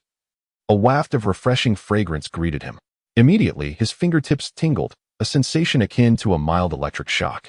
Simultaneously, an extraordinary spiritual energy flowed into his body, invigorating Gunia's spirit. Merely a touch elicited such a revitalizing effect. One could only imagine the transcendental experience if consumed as a brew. Without delay, Gunia plucked some of the still-growing tea leaves, fetched a teapot, and proceeded to steep them on the spot. In no time, the delicate aroma of tea wafted throughout the enchanting cave, mingling with the continuous flow of spiritual power, enveloping Gunia in pure ecstasy. It felt as though he were ascending, eyes closed, savoring the moment with greedy delight. He had long yearned to experience the enlightenment tea, and today, the opportunity had finally arrived. He tilted his head back, entirely disregarding the scalding liquid, and drank it down in one go. The tea cascaded down his throat, fully absorbed into Gunia's being. What a wondrous sensation! To Gunia's astonishment, he discovered that beneath his skin, a subtle aroma of tea permeated his being. This was merely an appetizer. As the energy of the enlightenment tea was absorbed, Gunia sensed a profound transformation within himself. At that moment, wisps of delicate white smoke began to rise from his body. An involuntary warmth surged through him, akin to being immersed in scalding mountain spring water. This was indeed the sensation that accompanied the consumption of enlightenment tea, truly ineffable. It was an indescribable exhilaration, as though gentle hands were caressing his back, or as if the gaps left by his earlier cultivation were being completely filled. Every pore, every cell within him felt rejuvenated. I perceived that the techniques and spells I had previously struggled to master now seemed within my grasp. This sensation was not mere illusion. It was genuinely the experience that the enlightenment tea bestowed upon him. Gunia quickly sat cross-legged, placing his hands flat before his chest, gradually channeling the energy within him. Let us try it with you first. Gunia invoked the dragon god's decree, reciting the incantation he had previously memorized. Simultaneously, a golden array emerged beneath him, gradually expanding to encompass a range exceeding that of his prior invocation by 2 full circles. In a fleeting moment, Gunia felt his senses sharpened and was able to perceive the flowing spiritual energy surrounding him. Opening his eyes, he reached out gently, and the suspended energy was effortlessly absorbed into his being. With the enhancement of the enlightenment tea, the dragon god's decree transformed from mere initiation to a state of proficiency in an instant. Even though Gunia had never applied it in practical combat, he was able to elevate this technique during his contemplation, surpassing even Ma Xiaoling in power. What a thrill! Truly exhilarating! Gunia cried out, his hands gesturing vigorously as the golden formation on the ground emanated an exquisite brilliance, illuminating the dim space with an exceptional radiance. Exorcise the malevolence! Boom! The formation appeared to distort the very fabric of space, creating a series of black circular voids at its core. Immediately, countless beams of golden light surged forth from behind Gunia, swirling around him as if awaiting his final command. Rise! The energy unleashed by the formation burst forth, conjuring a fleeting rainbow that produced an unexpected effect within the celestial realm. Gunia gazed at his right hand, moistening his parched lips, and marveled. I never anticipated that this enlightenment tea would be so remarkably effective. Merely by sipping a small amount, he had fully grasped the dragon god's decree. Previously, he had only a rudimentary understanding of a particular formations process. However, now he was intimately familiar with all the formations of the dragon god's decree, capable of executing them with extraordinary finesse. Not only would these techniques prove effective against demons, but they could also inflict irreversible lethal consequences upon zombies. Such a wondrous item is indeed a treasure, unable to contain his elation. Gunia resolved to swiftly enhance his other techniques and methods while the effects of the enlightenment tea still lingered. Much like an experience-boosting tool in a game, he would not squander this opportunity. It must be utilized to its fullest potential. He promptly retrieved his most cherished techniques and spells, which, with the aid of the enlightenment tea, underwent tremendous enhancement. The speed of his progress surpassed even that achieved through dual cultivation with Ao Ningxiang. Reaching a pace that could only be described as miraculous. Thus, Gu Yin remained seated for an entire day, nearly forgetting that he had come to fish. As time passed, his aura underwent a remarkable transformation, becoming increasingly composed and enigmatic, as if shrouded in a delicate veil of darkness. At last, he raised his head and released a powerful shout, expelling the stagnant energy within him. What a thrill! Were others to witness this, they would surely vie for a share of such an extraordinary experience. After all, this was the legendary Enlightenment tea tree. It is said to blossom only once every 30 years, and consuming the fresh Enlightenment tea plucked at the precise moment yields unparalleled effects. At that moment, a surge of spiritual energy coursed through him, culminating in a dramatic metamorphosis. Gu Yin, originally at the 9th level of the Celestial Master rank, ascended to the pinnacle of the Celestial Master realm after a day and night of intense cultivation. This was indeed a title of the utmost strength. With a heart brimming with excitement, Gu Yin examined his personal information panel. Celestial Fishing System. Host, Gu Yin. Age, 16. Constitution, Innate Tao Body Realm. Perfected Celestial Master Cultivation Ground. Hidden Paradise Talent. Martial Arts Grandmaster Supernatural Ability. Thunder Power LV8, 89. Awakening pending. Strange Fire. Fallen Heart Flame Unique Skills. Windsback Mysterious Gate Techniques. Supreme Clarity Great Cave Scripture Proficient. Maoshan Talismans Proficient. Maoshan Formation Compendium Proficient. 18 Palms of the Dragon Subduing Proficient. Golden Light Spell Proficient. Sword Control Technique Proficient. Life Seizing Sound Proficient. Dragon God's Decree Proficient. Mount Kuei Nyo Juvenile. Fishing Attempts 1 Bait 0 on the data panel. Both his spells and cultivation level had ascended to new heights. All of this was thanks to the Enlightenment tea. Its presence enabled Gu Yin to master a unique skill with astonishing ease. If it were another exceptionally gifted individual, it would undoubtedly take years, if not decades, to fully grasp such profound insights. However, for Gu Yin, it merely required the span of a tea break or the burning of a single incense stick. This is the essence of disparity. With a joyful gulu-gulu, the Kuei Nyo seemed to sense its master's delight and began to frolic joyfully in circles beside him. This comical display brought amusement to Gu Yin, pondering whether this little creature was a divine beast or merely a playful dog. With a spirited nod, the Kuei Nyo seemed to respond, though its somewhat fearsome appearance rendered it less than charming. Excellent. With only one final diamond fishing attempt remaining, let us resolve it in one swift motion. With a surge of determination, Gu Yin returned once more to the fishing platform. The bountiful catches from his previous 3 attempts had already filled him with satisfaction. Yet, as the saying goes, who would ever complain about an excess of good fortune? If this final cast were to yield an extraordinary treasure, it would truly be considered a grand slam. Thus, Gu Yin concentrated intently, channeling all his focus into this last line. As he cast his hook into the pool, he observed a notable transformation in the water. The once pristine white reflections began to fade, giving way to an entirely different spectacle.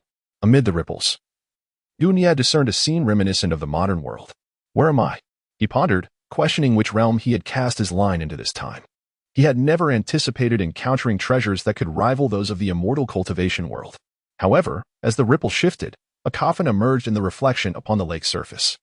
The lid of the coffin slowly creaked open, revealing a woman within, her head draped in a red cloth, her skin as pale as snow. In that instant, Gu Yin comprehended the significance of the location and the identity of the occupant within the coffin. Ding! Congratulations to the host for successfully fishing in the realm of the Heartless Mage and obtaining the Ghost Empress, Yuchilua. Gu Yin found herself in a state of bemusement. How did she manage to inadvertently attract the attention of Yuchilua while fishing? Yuchilua, an indomitable being, possessed formidable strength and a ruthless nature. Beneath her delicate visage lay a heart of ice, yet she was unwaveringly devoted to her chosen master. As a dedicated companion, she could alleviate the burdens of her host. Gu Yin was no stranger to Yuchilua. She was not merely the queen of ghosts, but a living specter, immortal and eternal. To the outside world, she was merciless and cold-hearted, a quintessential femme fatale. Yet within, she was gentle and devoted, wholly committed to her beloved. Before Gu Yin stood a petite girl clad in a crimson hood, who slowly opened her eyes. Beneath her obsidian pupils was a mixture of fear and astonishment at the unfamiliar surroundings. However, her gaze quickly settled upon Gu Yin. In an instant, her eyes sparkled, and she approached Gu Yin with a smile. Master, it brings me such joy to see you. Observing the enchanting Yuchilua, who regarded her with such affectionate attention, Gu Yin couldn't help but feel a mix of amusement and bewilderment. After all, within this fragile shell resided countless souls from ages past. Nevertheless, Gun Yin was not overly surprised, for the system had already clarified that Yuqi had acknowledged her as the master. Master, where are we? Yuqi inquired, her curiosity about this world akin to that of a newborn babe. She was further astonished to find herself in such a mystical place, surrounded by an abundance of spiritual energy that enveloped her in unparalleled comfort. Gunya let out a gentle sigh. Having invested considerable time to elucidate to Yuqi the nature of this place and the world it inhabited. Upon hearing this, Yuqi chuckled and shook her head, declaring, I care not for where this is. As long as my master is here, I shall remain. She further added, if my master encounters difficulties, I will assist in resolving them. Her innocent demeanor made it quite challenging for Gunya to associate her with the ruthless Crimson Demon from the world of the Heartless Mage. Nevertheless, Gunya never doubted her capabilities. Well, although this reward seemed somewhat unworthy of a Diamond Tier world, at least something had emerged, and they were not left empty-handed. As for Yuqi, she was, after all, a ghostly sovereign, her strength undeniably formidable. Moreover, the most critical aspect was her overwhelming power and her indestructible soul. Even if her physical form were to perish 100 times, her essence would persist, rendering her a bug-level entity. Even Gunya could not guarantee 100% success in subduing her. With her immense strength and unwavering loyalty to her master, she could very well be nurtured as a devoted retainer. Master, what is this? It is so adorable. Upon regaining her focus, Gunya observed Yuqi frolicking with the Kueino. It was uncertain whether to commend her audacity or lament her ignorance, as she was audacious enough to engage with the Kueino. Typically, most would be too frightened to remain conscious in its presence. Gugu. The Kueino, however, showed no resistance, allowing Yuqi to embrace it in playful antics. Gun Yin chose to disregard the two of them and instead assessed his current state. At present, he had ascended to the pinnacle of the Celestial Master realm, and with a further breakthrough, he would attain the status of a true being. Yet, this seemingly straightforward step would require countless years of arduous effort for an ordinary person. Even a formidable individual like Shi Jian would only grasp the path to transcendence through a fortuitous opportunity. The promotion to true being is no trivial matter. Unfortunately for Shi Jian, he encountered Gun Yin. Having barely enjoyed a few leisurely days in the true being realm, he was utterly defeated. His spirit shattered and his essence extinguished. The journey to elevate oneself to the realm of true being is indeed a formidable challenge. Gunya mumbled to himself. Reaching his current level, the pursuit of further enhancement was no longer as simple as the days when he could easily sustain himself with mere food and water.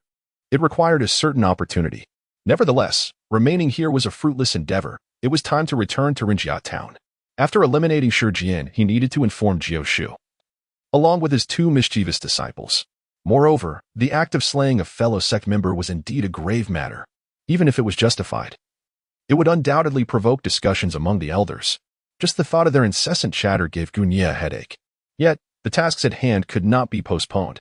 After tidying up for a moment, he prepared to withdraw his consciousness from the mystical realm.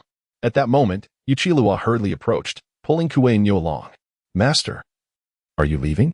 They asked in unison, their eyes reflecting an unexpectedly pitiful expression of friendship. Gunyan gently patted Yuqi-Lua's little head and remarked, I must attend to important matters, so you all should remain here and diligently cultivate. When the time is ripe, I shall bring you along. Upon hearing this, Yuqi-Lua pouted in displeasure and insisted, No. Qi-Lua has declared that wherever the master goes, she shall follow. Please take me with you. As she spoke, her eyes glistened with unshed tears, presenting a pitiable expression that tugged at Gunyan's heartstrings. He felt an overwhelming sense of guilt, as if refusing her would be akin to committing an unforgivable sin. Very well, Qi-Lua, you may accompany me.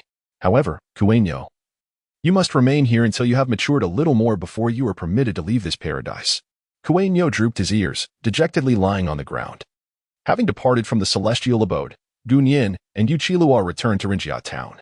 What should have been a task completed in a mere breath was prolonged due to Yuqi-Lua's antics along the way. The naive Yuqi-Lua, newly arrived in Rinjia town, was filled with curiosity about her surroundings. She wandered about, wide-eyed and innocent, clinging closely to Gunyan, fearful of his every step away from her. Thus, by the time they returned to the residence of Uncle Gio, the sun was already setting in the west. After asking Yuqi-Lua to wait in the courtyard, Gunyan entered the main chamber. Uncle Gio and Qiu Sheng had been waiting inside for quite some time, and upon seeing Gunyan enter, they immediately stepped forward to greet him. Master Uncle, you have finally returned. Uncle Gio's face bore a troubled expression, as if he had something to say yet hesitated. Uncertain of how to address the situation regarding Master Brother, Gunia nodded lightly, reassuring them that the traitor Shi Jian would no longer trouble them. The three were initially taken aback, exchanging bewildered glances, only to be overtaken by astonishment. Did Master Uncle imply that? Jiao Shu blinked, wearing an expression of disbelief. Shi Jian. This senior brother possessed formidable strength. Even he found it difficult to contend with him, let alone subdue the currently deranged Shi Jian. Yet, from Gu Nian's tranquil demeanor, he discerned a subtle hint. It appeared that Shi Jian was no longer among the living. Shi Jian had secretly colluded with the bandits of Haifeng Mountain, engaging in nefarious deeds that harmed the common folk. I merely acted in accordance with the heavens, eradicating this menace. Gu Nia preferred to refrain from further explanation and took a seat within the room. Qiuxin Wenkai promptly offered tea and, with a resounding thud, knelt before Gu Nia. I am eternally grateful for your life-saving grace, Master Xie. Such profound kindness cannot be repaid. The two troublemakers were utterly moved. Had it not been for Master Gu Nia's intervention, their lives would have long been claimed by Shi Jian. Once again, it was due to Gu Nia's timely assistance that they could avert future calamities. They were unconcerned with matters of Maoshan or its doctrines. Their only priority was the preservation of their own lives. There is no need for thanks. We are both disciples of Maoshan, and I could not allow someone as vile as Shi Jian to distort truth and commit wanton acts of cruelty. Gu Nia waved his hand, urging Qiusheng Wenkai to rise. Unexpectedly, Jiao Shu also joined in, bowing deeply to express his utmost respect towards Gu Nia. The life-saving grace from his master was something Lin Jiao could never forget. Had it not been for his master's protection, he might not have survived the confrontation with his elder brother. The deeds of his master were not to be forgotten. Please allow us, the three disciples, to pay our respects. Witnessing Jiao Shu's earnest demeanor, Gu Nia was both amused and exasperated, stepping forward to assist him to his feet. His act of saving Jiao Shu stemmed not solely from a sentimental attachment to the name, but more so from the rarity of such a warm-hearted Taoist in these times. He sought neither fame nor fortune, but rather endeavored to vanquish demons and safeguard the innocent. Furthermore, Jiao Shu was a person of great fortune, and Gu Nia would undoubtedly rely on him for merit points in the future. You overstate it, Gu Nia replied with a smile, shaking his head. His actions were not solely for their benefit but also for the sake of Maoshan, and for the innocent souls cruelly slain by bandits. Jiao Shu, fully aware of all that had transpired with Shi Jian, could not hide the sorrow and indignation etched on his face. Alas, his elder brother had always been a proud individual. Initially, Gu Nia believed this pride stemmed from his formidable strength, leading him to avoid companionship with fellow disciples. Little did he expect that his brother would engage in such despicable acts in private, indirectly causing the demise of so many innocents. It was indeed a disgrace to Maoshan. Even someone as composed and restrained as Jiao Shu could not help but feel a surge of emotion at this moment. Beside him, Qiusheng Wenkai exclaimed, I've seen through him for a long time. He harbors ill intentions. What does it matter how powerful he is? Once one strays onto the crooked path, they will ultimately bring suffering upon themselves. We are fortunate that the master took action to deal with this scourge. The two, having forgotten their past injuries, now dared to speak boldly, emboldened by Shi Jian's demise. They seemed to have completely forgotten the day they were left trembling and begging for mercy at his hands. Qiusheng Wenkai. Silence. Jiao Shu glared fiercely, effectively silencing the two indiscreet mouths. Turning back, Jiao Shu bowed to Gu Nia once more. Master, this incident must be reported to the elders promptly. The act of killing a fellow disciple is no trivial matter. If it reaches the ears of those with ill intent, it may bring harm to you. In the depths of Maoshan, although everyone hails from the same sect, there exist numerous factions vying for power in the shadows. The elders, too, do not coexist as harmoniously as they appear on the surface. Competition and rivalry have become a time-honored tradition. Presently, Gu Nia has distinguished herself with her exceptional Lei Ling physique, becoming a disciple under the Grand Elder, garnering both prestige and envy. To some, Gu Nia has already become a thorn in their side. Meanwhile, Shi Jian stands as a pivotal disciple of Maoshan, renowned for his formidable strength, currently holding the top rank among disciples. The demise of such a talent would undoubtedly incite a tremendous uproar, and at that juncture, Gu Nia may find it difficult to evade blame. Thus, Uncle Gio's concerns are far from unwarranted. However, Gu Nia is well prepared, and there is no need for excessive worry. The elders are undoubtedly more aware than anyone of Shi Jian's character. A person as flamboyant and decisive as he, unyielding in his actions, could hardly escape the attention of higher authorities. Yet, the elders refrained from voicing their opinions primarily because Shi Jian represents Mao Shan's greatest combat strength. They are too busy currying favor to contemplate blame. Consequently, they often turn a blind eye to certain matters. Should Gunye disclose Shi Jian's actions alongside those of Haifeng Mountain, it is likely that even the elders would hesitate to utter a word of reproach. "Uncle Master, there stands a young lady outside," Uncle Gio remarked, noticing a girl clad in red, her curious eyes peering inquisitively into the room. Their previous conversation had likely been overheard. "This young lady is Yuchilua." Gunye had already devised an excuse on their way here, casually introducing her as a friend. "A friend?" Uncle Gio replied, half convinced. Not doubting Gunye's words but harboring an inexplicable wariness towards the girl standing at the entrance. Since Gunye had entered, he had been oblivious to the presence of anyone else outside, which struck him as quite peculiar. "Chilua, come in and greet everyone," Gunye beckoned. And Yuchilua obediently stepped inside. "Greetings, esteemed Taoists," she said, her demeanor icy, revealing an uncontrollable sense of distance towards outsiders. "Wow, what a stunning young lady," Wen Kai exclaimed, his eyes sparkling with admiration, unable to suppress a foolish grin. Qiu Sheng, standing nearby, sharply nudged him with his elbow, cautioning him to be mindful. For she was a person of the master. Only then did Wen Kai avert his gaze, timidly lowering his head. At that moment, a loud voice boomed from outside. "Is Uncle Gio present? We come from Huangshe Village with a matter to discuss." "Huangshe Village?" Gunye furrowed his brow and calculated with his fingers. Goodness. The storyline of the eyebrowed Taoist has finally arrived. He has been waiting for far too long.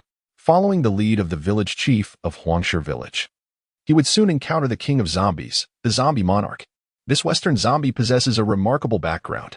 How much bait could one acquire after vanquishing him? Gunye felt a surge of excitement within him. Such a significant event. How could he possibly miss it? Thus, "Let us not disturb the master uncle and miss you in their repose."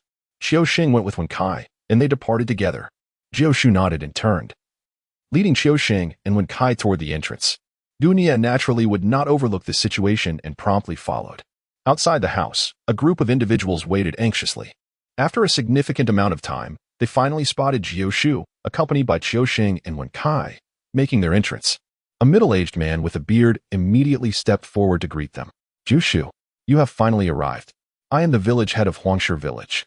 Upon hearing that you were in Rinjia town, I hastened here without delay." The village head, Huang, firmly grasped Jiao Shu's hand, expressing his hope that Jiao Shu would accompany him to Huangshe Village to inspect the local feng shui. Huang's enthusiastic welcome caught Jiao Shu off guard, as he lavished praise upon Jiao Shu's remarkable abilities and then began to boast about his own standing within the village. After some time, they finally broached the main topic. "I specifically came to seek your guidance regarding the feng shui of Huangshe Village, having heard you were in Rinjia town." Huang spoke in a dialect that was difficult to comprehend, and it took Jiao Shu a while to grasp his meaning. "Regarding the matter of feng shui, we can discuss it at our leisure. There is no need for you to be in such a rush," Jiao Shu reassured him. Upon hearing this, Huang pulled out a stack of silver notes from his pocket and directly pressed them into Jiao Shu's hand. "Jiao Shu, this matter is of great urgency. I implore you to set off at once." Qiu Xing and Wen Kai, upon noticing the silver notes in Jiao Shu's hand, were instantly captivated and hurriedly approached. "Master, we currently have no pressing matters. Let us go at once." Wen Kai whispered eagerly, this sum of money could sustain us for quite some time. As wandering Taoists, their primary occupation involved exorcising spirits and capturing demons, with their income relying entirely on commissions. Moreover, Jiao Shu was known for his benevolence, often working without compensation. Unlike Shi Jian, who had a knack for amassing wealth, if they possessed even a fraction of that capability, they would not find themselves in such dire straits. As the saying goes, in Mao Shan, one eats well and dresses well. Upon descending the mountain, one endures the wind and consumes grass. Persuaded by his disciples' fervor, Jiao Shu found himself moved. "Very well. It is settled then. I shall return indoors to prepare, and you two disciples may accompany the village head ahead. I will follow shortly." Huang, overjoyed, quickly ordered his men to head back and took Qiu Sheng and Wen Kai toward Huangshe Village. Once they departed, Jiao Shu turned around, only to discover Gunye and Yuchilua silently standing at the entrance. "Shu," Jiao Shu greeted. "Have you and Miss Yu been here all along?" Gunye nodded silently. His expression seemed to conceal something, causing an uneasy feeling to arise in Jiao Shu's heart. Did Master Uncle discern something? Jiao Shu dared to inquire. The individuals who arrived from Huangshe village were enveloped in a sinister aura, their bodies entwined with malevolence. It is feared that a formidable demon is wreaking havoc within the village. Du Nian spoke in a calm manner, which left Jioshu utterly astonished. How could he have failed to detect anything unusual just moments ago? Had his master's cultivation truly surpassed his own, reaching the realm of perceiving the sinister through subtle breaths? In any case, this matter cannot be delayed. I shall accompany you. Du Nian cast a knowing glance at Yuchilua beside him, who promptly understood and hurried back to the house to gather their belongings. Uncle Ji was overjoyed. Having a master uncle around could surely resolve the matter effortlessly. In just a few days' time apart, Uncle Gio had surprisingly learned the art of flattery, which took Du Nian back. Nevertheless, the main storyline in Huangshe village remained paramount. Following this narrative would eventually lead them to encounter the legendary Western zombie, a formidable foe whose strength surpassed that of the red-robed fire ghost, making it quite a challenge to confront. Yet, such formidable adversaries promised even more substantial rewards upon their defeat. Du Nian did not hesitate after Yuchilua had finished her preparations. He set out together with Jioshu to the hillside of the back mountain in Huangshe village. When Du Nian and his companions arrived, Village Chief Huang and Xiao Shunwen had long been awaiting their presence. Village Chief Huang was quite taken aback by Du Nian's arrival. It was only through the introduction by Uncle Gio that he became aware of Du Nian's esteemed status. Instantly, he felt a surge of respect and hastily produced the bundle of silver notes in an attempt to ingratiate himself. However, mere monetary offerings held no allure for Du Nian, who waved his hand dismissively, emphasizing the importance of their official business. Before long, Du Nian led Uncle Gio to survey the back mountain. Upon reaching the hillside, they parted the thicket to reveal a winding path. The group traversed this narrow trail and arrived at a spacious clearing. The vista was expansive, filled with the fragrance of flowers and the melodies of birds. The tranquility of this secluded spot made it an idyllic location. Uncle Gio took a deep breath, carefully observing his surroundings. Having just passed through, he had already discerned the layout. To the left, an auspicious golden plate. To the right, water cascading gracefully. Ahead lay a magnificent garden, while behind stood the verdant Jade Mountain. This was evidently a place where both wealth and prosperity flourished. Standing at the windward side, the natural breeze invigorated Uncle Gio's senses. Yet, why had Village Chief Huang previously mentioned there were issues here? Glancing back at Du Nian, he remained composed and unperturbed. Master Uncle, what is your perspective? Du Nian gently remarked. The wind in the mountains is incessant. Thus, the issue does not lie here. Let us investigate the water source. With that, the group traversed the mountainside, descending to a secluded spot. Below, the sound of rushing water echoed, akin to the clear and melodious notes of a pipa. Upon seeing this, Uncle Gio nodded in satisfaction, for it is said that wind governs the populace while water governs wealth. If the wind does not enter the home, the family will not thrive. If the water does not reach the hall, wealth will not flourish. Here, both elements are present, creating an auspicious configuration known as the Dragon's Pearl Cave. However, as Uncle Gio spoke, he grew increasingly puzzled by Village Chief Huang's intent in inviting him. Such a splendid location hardly warranted scrutiny. Yet, Du Nian soon pointed out its flaws. Indeed, the Dragon's Pearl Cave is an excellent site, but since their arrival, the wind has ceased and the water remains still, indicating something amiss. If not an issue with the mountain pass, then there must be a disturbance with the Dragon's Pearl itself. Disturbance? Hearing Du Nian's words, Uncle Gio swiftly crossed the stream to locate the Dragon's Pearl. Upon lifting the stone, his expression turned perplexed. Master Uncle was indeed correct. The Dragon's Pearl has cracked. Village Chief Huang and several villagers hurried down, anxiously exclaiming, "Oh dear, how could this happen? No wonder the village has been unsettled and everything has gone awry lately." Uncle Gio lightly tapped the water's surface, bringing it to his nose for a sniff, his brow furrowing further. There is indeed a problem with this water. Just then, a commotion arose behind them, prompting the group to turn. They beheld a contingent of uniformed individuals approaching briskly, led by the security team captain, Away. "I thought I saw a group sneaking toward the back mountain just now. It turns out it was you, village chief," Away remarked with a smile, before casting a scornful glance at Du Nian, Uncle Gio, and the others. "Was it you who stirred the masses with your fallacies here?" Du Nian remained unmoved, standing silently to the side, while Qiao Shengwen was incensed by Away's words. "You must speak with evidence. My master and grandmaster are present. On what grounds do you accuse us of deceit? On what grounds?" Away brandished the pistol at his waist, a smug smile gracing his lips. "Simply because I am in charge here. Oh dear cousin, What are you arguing about? I'm thirsty.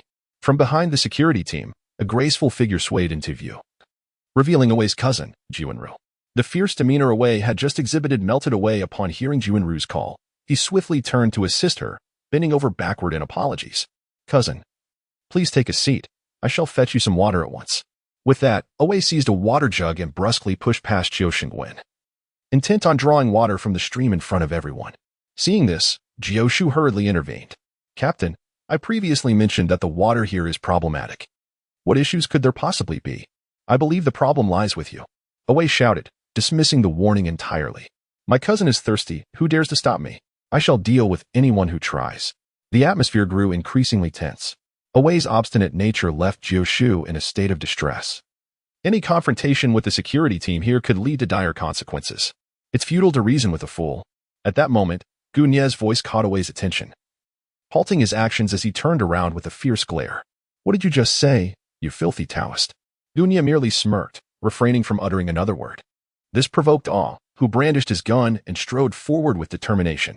If you dare to speak again, I swear I will have you shackled, he threatened, glaring at the crowd. Let us see who dares to touch my master. Before Awe could get any closer, Yu Chilua stepped in front of Gu Nie, her eyes wide with fury, radiating an unmistakable intent to kill. It seemed as though she was prepared to take his life at any moment. Awe found himself momentarily stunned by the sight of the young girl before him, his legs trembling uncontrollably, his heart racing.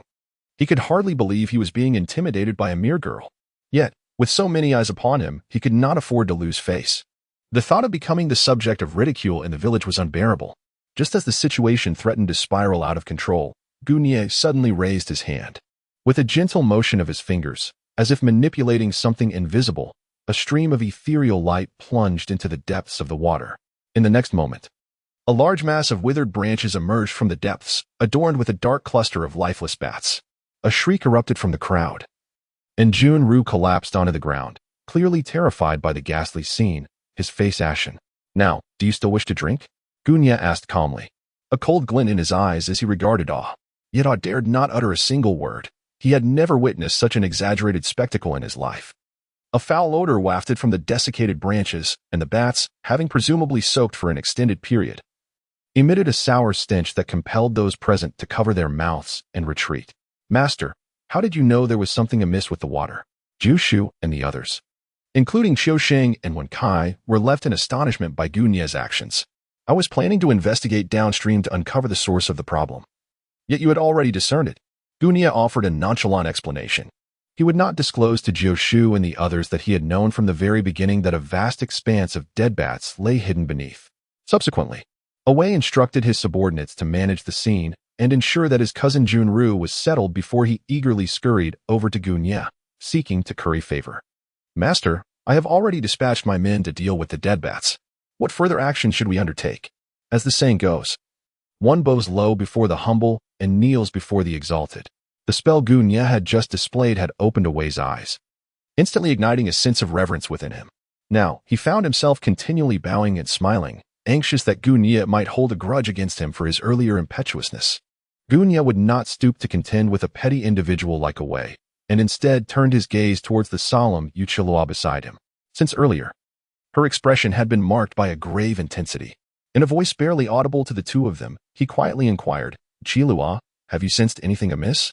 From the moment their master had neglected to retrieve the bat nest from the river, Chilua had felt an oppressive aura in this place, and now the chill was almost palpable. Yu Chilua was particularly sensitive to malevolent energies, for she herself was a veritable expert in this domain. I share your sentiments, Gu Nie replied, nodding in satisfaction before turning away to calculate with meticulous precision. He sought to deduce the location of the bat's dwelling from the ominous energy emanating from the nest. Observing Gu Nie's stillness, Away curiously leaned closer to Qiu Sheng Wen Kai, asking, what is the master doing? Sure, be quiet. The master is busy, came the reply.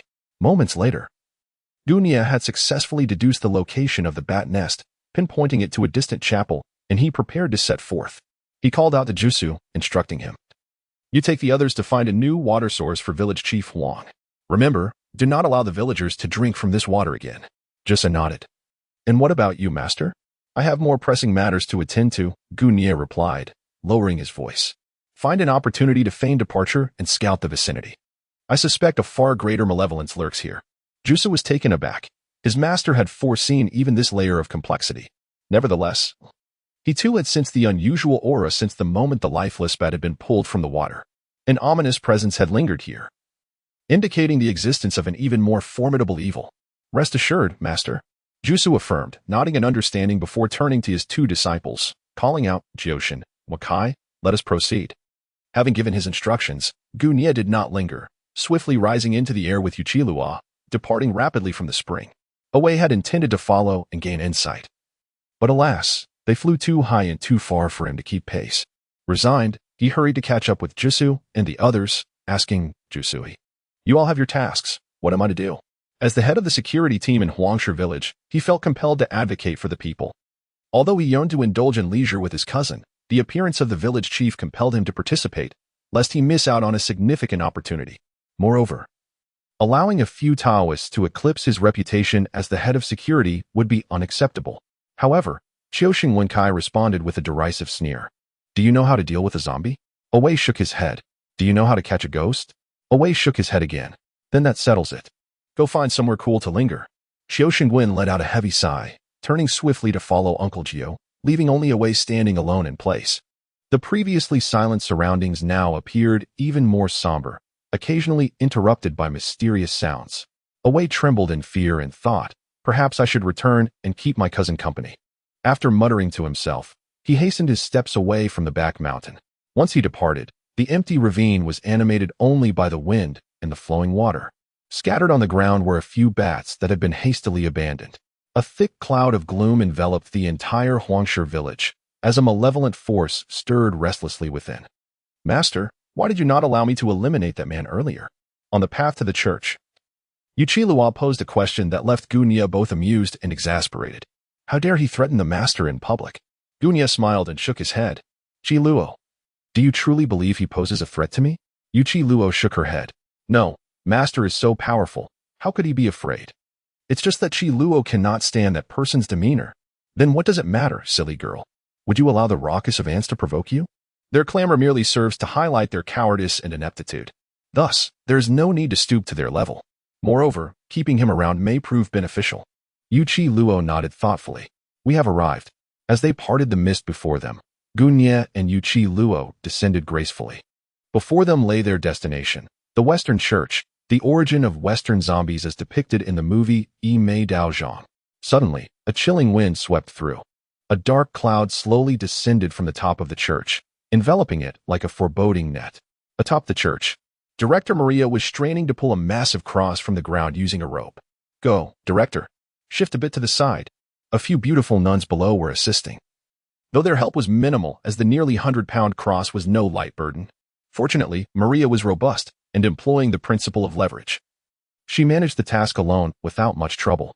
With bated breath and flushed cheeks, Maria exerted herself, lifting the cross into the air. The rope pressed painfully against her palms. But this cross was an important symbol of the church.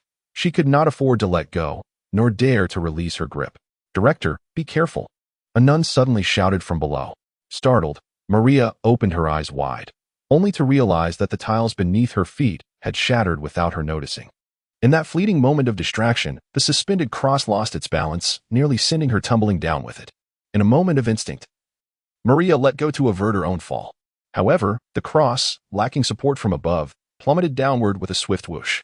Get out of the way, Maria screamed as she crouched at the edge of the roof.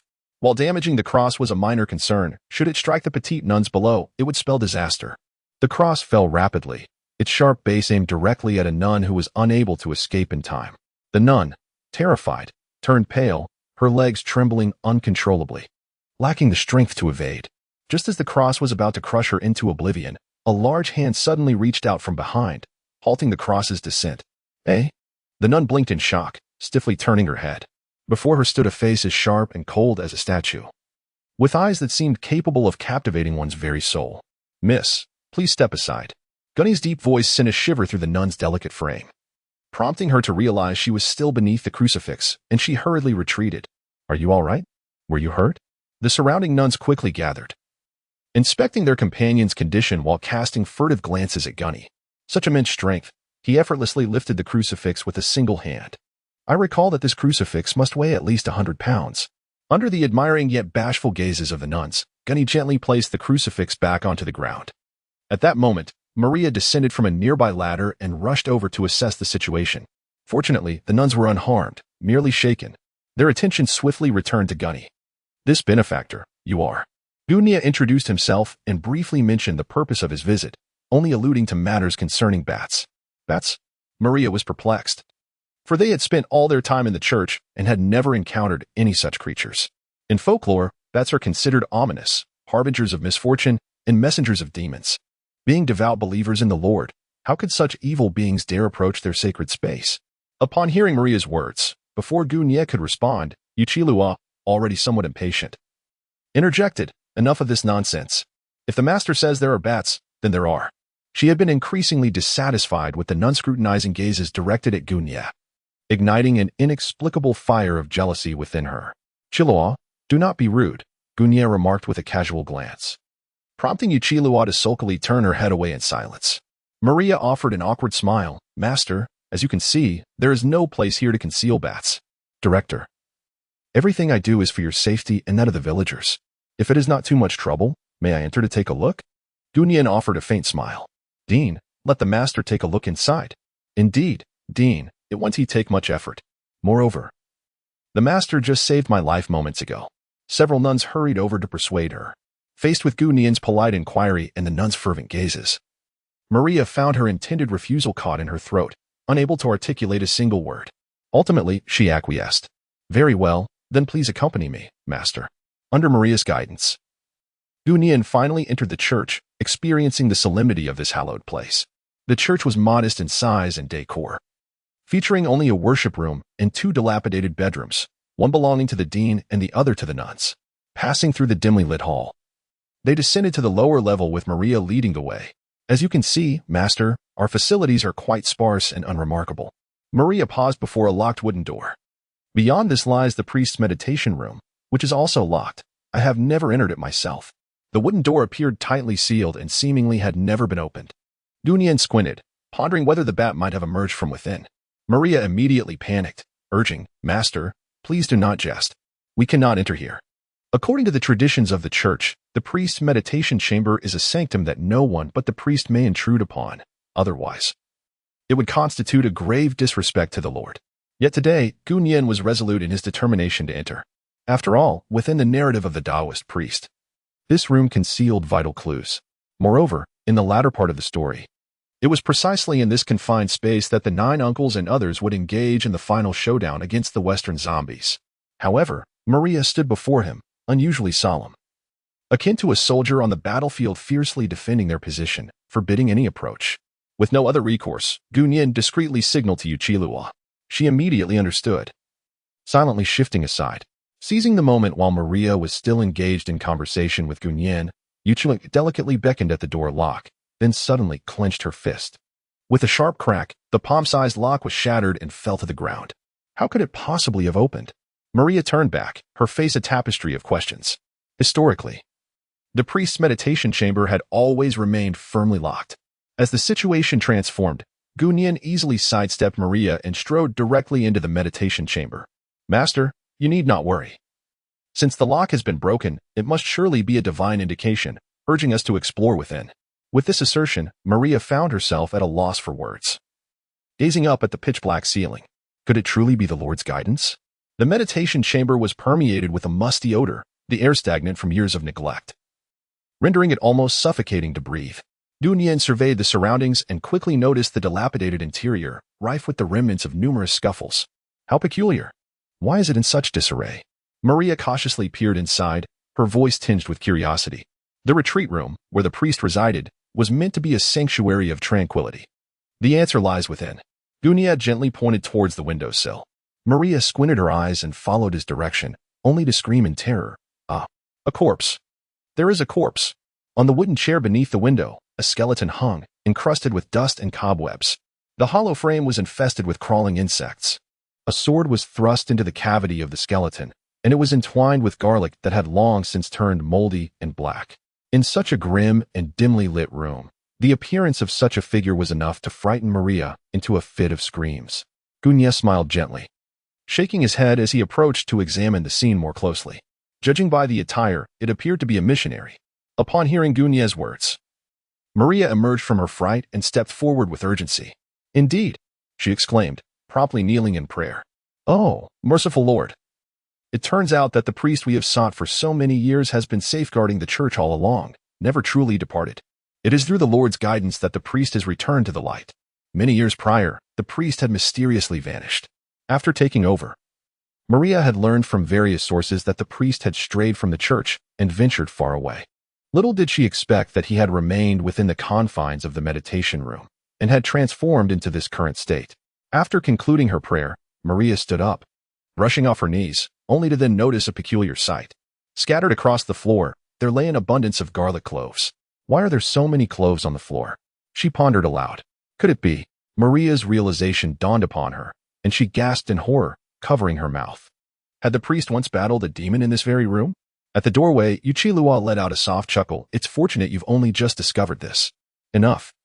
"Chilua," Gunye gestured for her to cease, then began to survey the surroundings. The evidence suggested he had faced a fierce struggle, ultimately succumbing to exhaustion and perishing here. Maria gasped again. So, the priest was defeated? Does that mean the demon? Do not rush to conclusions, Gunye mused, fiddling with the rusted sword in his hand. He must have triumphed, though it was a Pyrrhic victory. He sacrificed his own life to subdue the demon. As Gunye spoke, Maria's eyes glistened with tears, unable to suppress her sobs. So it was, we had wronged the priest all along. Disregarding the lamentations of those beside him, Gunye's gaze fixed upon the direction of the skeletal remains, where in the corner lay a coffin. The lid was ajar, revealing an empty interior. Yet only Gunye knew who had once rested within. Gunye suddenly discovered that beneath the coffin, there seemed to be something that had fallen. Upon picking it up, he realized it was a sheepskin scroll. After brushing off the dust from its surface, he found the contents to be obscure and difficult to comprehend, inscribed in Western script, interspersed with peculiar symbols and patterns. "Master, could this be the priest's personal scroll?" Maria hurriedly approached, but upon glancing at it, her face turned ashen with shock. This is far too terrifying. As a member of the clergy, Maria was naturally able to decipher the cryptic text on the sheepskin scroll and quickly explained, it chronicles the tale of how the Western demons fell into hell. It is said that in hell, the discontented spirits, through various means, seek to return to the mortal realm with the intent to annihilate the world created by the Lord. These spirits can resurrect in myriad forms, becoming bloodthirsty and ferocious, losing their original reason and humanity, resembling mere monsters. Gunye listened in silence to Maria's lengthy discourse, distilling it into a single word: zombies. Wasn't this precisely what she was referring to? It turned out that the priest had been secretly battling the undead. He fought to protect the church and safeguard the nearby villagers. Maria, overwhelmed with shock and sorrow, could not contain her tears, witnessing her intense reaction. Gunye felt a profound sense of helplessness and had no choice but to roll up the parchment. If the scroll's claims were indeed true, then these demons, having emerged from the depths of hell, had undeniably returned to the realm of the living. Gunye's words startled Maria, causing her to break out in a cold sweat. Why did the master say such a thing? Look at this coffin. If I am not mistaken, the priest of the church, after perishing in a battle with the demon, did not entirely vanquish it. Now, the demon has escaped. Maria covered her mouth, staring in disbelief. However, Gunye was reluctant to elaborate further. The pressing matter at hand was to locate the bat's dwelling here. I have already inspected the meditation room, and there are no bats present. I shall take my leave now. Gunye did not linger any longer, leading Yuchilua out of the confined basement and into the daylight. Master, I distinctly sense the presence of malevolence within this church, yet why can I not locate it? Yuchilua inquired, her brow furrowed in confusion. Gunye remained unhurried, smiling calmly, for he knew that bats, being nocturnal creatures, shun light. Thus, he deduced, they must reside in more damp and shadowy corners. For instance, that very spot. As he crossed the corridor, Gunye paused. Yuchilua, perplexed, observed as Gunye raised a finger and gently pointed upwards, following his indication. Yuchilua was astonished to discover a dense cluster of bats hanging beneath the wooden beams that supported the church's apex. They hung motionless, wrapped in their wings as though in a state of hibernation. Such a sight sent shivers down Yuchilua's spine. Yet, being seasoned in battle, she quickly regained her composure and was about to strike, only to be restrained by Gunye. Do not act hastily, he whispered, casting a glance at the few nuns resting nearby and at Maria, who was approaching from behind. Disturbing them would only exacerbate the situation. If action was to be taken, it must be decisive. "Master, why have you stopped here?" Maria inquired curiously as she caught up with them, oblivious to the impending danger. She stepped directly beneath the bat's nest and peered upward. The moment she did, her exclamation rang out. "Oh my! So many bats!" Her loud voice instantly startled the hundreds of bats overhead, akin to rousing demons from a deep slumber. They unfurled their wings, revealing sharp fangs, and swooped down menacingly. "What a disaster!" Yuchi Luo cursed, forcefully pushing Maria aside to shield Gunya. "Let me handle this." The swarm of bats began to flit chaotically in the corridor. With daylight beyond, they were confined to this narrow space, which only heightened their threat. After being pushed away, Maria stumbled backward, landing on the ground in fright. By unfortunate chance, her back pressed against another wooden room, inadvertently causing its door to swing open. The next moment, a multitude of bats erupted from the room. "Die, you swarm of pests." In the corridor, Yuchi Luo's gaze grew cold as she invoked her blood sorcery. A crimson aura enveloped her, her eyes glowing with a murky green light as her hands moved rhythmically. In front of her, a mass of green energy materialized, sweeping through the chaos of flying bats. The bats, crushed and flattened, screamed as they plummeted, transforming into pools of black blood. Her malevolent sorcery possessed a wide-reaching lethality. Anything touched by it would be corroded, dissolving into black liquid. Master need not intervene. This is left to Chi Luo. Confronted by countless black bats, Yuchi Luo exhibited no fear. With a single twist of her hand, she unleashed a wave of green miasma, instantly reducing the bats before her to mere pulp. Yet, no matter how formidable her dark sorcery was, she found herself somewhat helpless against the relentless swarms of bats that continued to embrace her. They could not be exterminated. For every group she vanquished, another would inevitably materialize. The endless onslaught left her feeling a twinge of frustration. At that moment, a searing blaze erupted behind her. In an instant, the bats hovering above were consumed by flames, turning to ash. "Master." She glanced back to find Gunya standing resolutely, his gaze fiercely fixed upon the swarm above. Without making a single move, the bats within his line of sight spontaneously ignited, engulfed by roaring flames, and were reduced to cinders in a heartbeat. What spell did her master employ to wield such extraordinary power? Yuchi Luo felt a mix of astonishment and elation. However, now was not the time for contemplation. She swiftly aligned herself with Gunya's rhythm, clearing away the obstacles before her. Bats. At that moment, from the end of the corridor, hundreds of bats swooped down upon the nuns' resting quarters, eliciting piercing screams as they scattered in panic, witnessing the bats clustering together, multiplying exponentially. The scene was a dark, oppressive mass as far as the eye could see. Gunya gently turned her gaze, her thoughts stirring as she unleashed the formidable power of the fallen heart flame at 50% potency. In an instant, the swarm of bats above ignited spontaneously, transforming into fiery orbs that plummeted to the ground. A miracle. It was nothing short of miraculous. Maria, seated on the ground, beheld the radiant crimson light and the illuminated figure of Gunya standing resolutely. She could not help but feel a surge of awe. Could this truly be the divine will? It dawned upon her that the master was indeed the angel sent by the heavens to protect them. Upon hearing this, Gunya couldn't help but shudder, rendered utterly speechless. However, this was not the moment to dwell on Maria. Gunya once again unleashed the fallen heart flame, reducing every bat in sight to mere ashes. Despite possessing only a meager 10 baits, the sheer quantity proved overwhelming.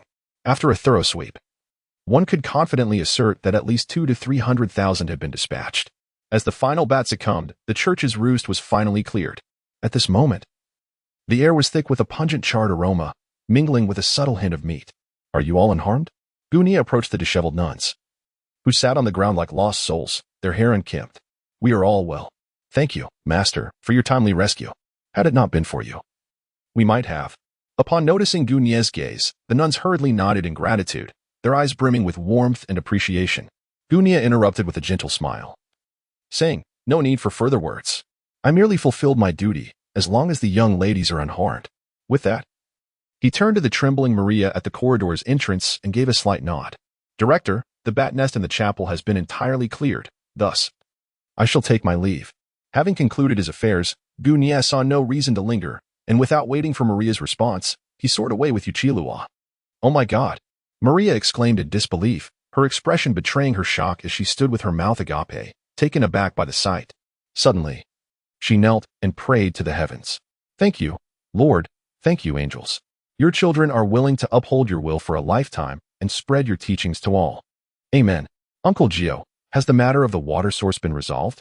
On the vast expanse of yellow earth, the anxious village head inquired of Uncle Gio, who was busy at his side. The village could not endure a day without water. This was an urgent matter indeed. Uncle Gio reassured him. Do not worry, village head. I have already set up the formation. My apprentice is currently surveying the surroundings. Once confirmed, we shall commence work immediately. Shortly thereafter, Qiuxing and One Eye hurriedly approached from a distance. Master, you were indeed correct. The water source lies at the head of the valley. Good, Uncle Ji replied with satisfaction. Nodding his head, he then proceeded to the center of the formation. Under the octagonal star array connected by red lines, he produced a water-gathering pearl and placed it upon the red threads. Next, he performed a ritual, igniting yellow talismans as guidance, allowing the pearl to autonomously locate the area of the most abundant water source. In no time, it identified the spot. After several trials, it was confirmed that drilling a well at this location would yield a continuous supply of rich water resources without disrupting the layout of Huangshe village. The village head rejoiced and immediately instructed the villagers to prepare a lavish luncheon to properly host Uncle Gio and his companions. Uncle Gio, along with the two young Taoists, why not join me for lunch at my home? Since we have established the water source's location, I shall have the workers commence the well excavation later. Given the scorching sun, it would be rather imprudent to dig now. After pondering for a moment, Uncle Jiu reluctantly agreed, directing Qiuxing and One Eye to tidy up the site. They marked the water source with wooden stakes before departing with the village head and others. However, after their departure, a massive bat suddenly emerged from the nearby thicket, gently landing above the wooden marker. Chirp, chirp, chirp, the Bat King revealed its menacing visage, its blood-red eyes darting back and forth, seemingly struck by an idea. It unfurled its enormous wings, gripping the wooden marker with its talons and soaring off in the opposite direction. Through his senses, Gu Nye discerned Uncle Jio's location and made his way there with Yuchilua. Upon arriving at a clearing, however, they found no trace of anyone. It was, rather unexpectedly, the enormous bat soaring in midair that captured the attention of the two. This bat, nearly the size of a human, was fervently flying into the distance, gripping a wooden sign with its claws, its vast wings flapping rhythmically behind it, creating a series of small vortices in its wake. How could such a colossal bat exist? Yuchilua had already sensed the malevolent aura emanating from it and was poised to take action. However, before she could make a move, Gu Nye swiftly restrained her. Hold on. Gu Nye gently guided Yuchilua to the ground, striving to maintain a distance from the Bat King ahead. Is the master intending to keep it? She pondered. Certainly not, Gu Nye replied softly, yet the time was not ripe. Yuchilua gazed at him in confusion, utterly unable to decipher his thoughts. The Bat King still held significant value. After all, he had awaited this day for an eternity. If only the Bat King could lead the wooden marker to its destination, they would accurately ascertain the location of the Western Zombie's burial site.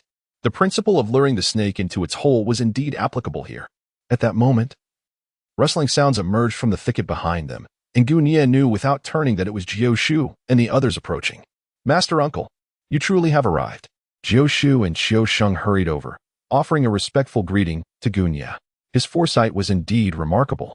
Making me feign departure was merely a ploy to draw out the Bat King. Previously, he had pondered the purpose of this plan, but witnessing the Bat King's emergence, he now comprehended that everything had been part of Gu Nye's intricate scheme. Master, what shall we do now? Yuchilua disregarded Jiao Shu and the others. Her gaze directed upward toward Gu Nye. Mind your breath and quietly follow. As Gu Nye spoke, his body gently lifted, gliding gracefully like a dragonfly skimming the water, moving slowly towards the direction of the Bat King. Glancing back, he noticed that Uncle Gio and the others remained rooted in place. Why aren't you following? Understood. Uncle Gio, not daring to be negligent, cautioned Qiuxing and One Eye to remain silent, then quickened his pace to match Gu Nye's flight. Having traversed the Yellow Earth region, they arrived at a more spacious expanse. Initially, they had anticipated traveling further, but unexpectedly, the Bat King ceased his flight midway.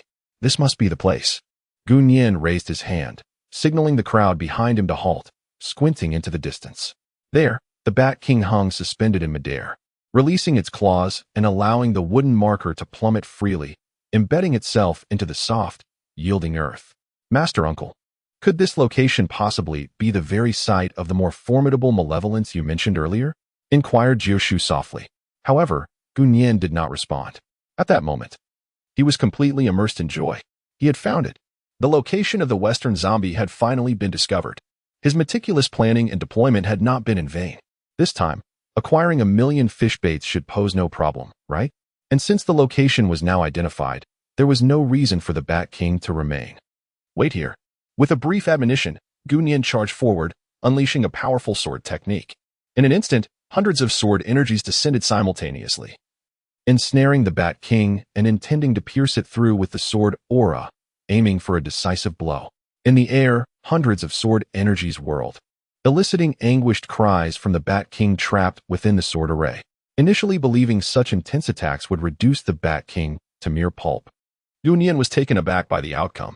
The sword energies did not slay the Bat King, they merely severed half of its wing. Ugh! The Bat King, in pain, flew out of the sword array, its torn wounds instilling both shock and fury as it glared fiercely at Gu Nian, suspended in midair. It was the Bat King. Having cultivated for hundreds of years, not only was its body as solid as iron, nearly invulnerable, but it also possessed centuries of cultivation, rendering ordinary practitioners completely outmatched. Yet today, in a moment of carelessness, it had lost half of its wing. What an utter humiliation, a disgrace beyond measure. Quite impressive, Gu Nian remarked with interest. Although the sword technique had failed to kill it, this only piqued his curiosity further. The stronger the opponent, the more formidable they were, the greater the reward of fish bait upon their demise. And he felt increasingly exhilarated. Hiss, hiss, hiss. The Bat King convulsed, exhaling black mist. Its face twisted in rage as it rose. It took a deep breath, and a mysterious black energy materialized before it, which it absorbed entirely. In the next moment, it unleashed a piercing shriek that could shake trees and mountains. The sound reverberated for several kilometers, resembling a barrage of sharp winds that surged toward Gu Nian.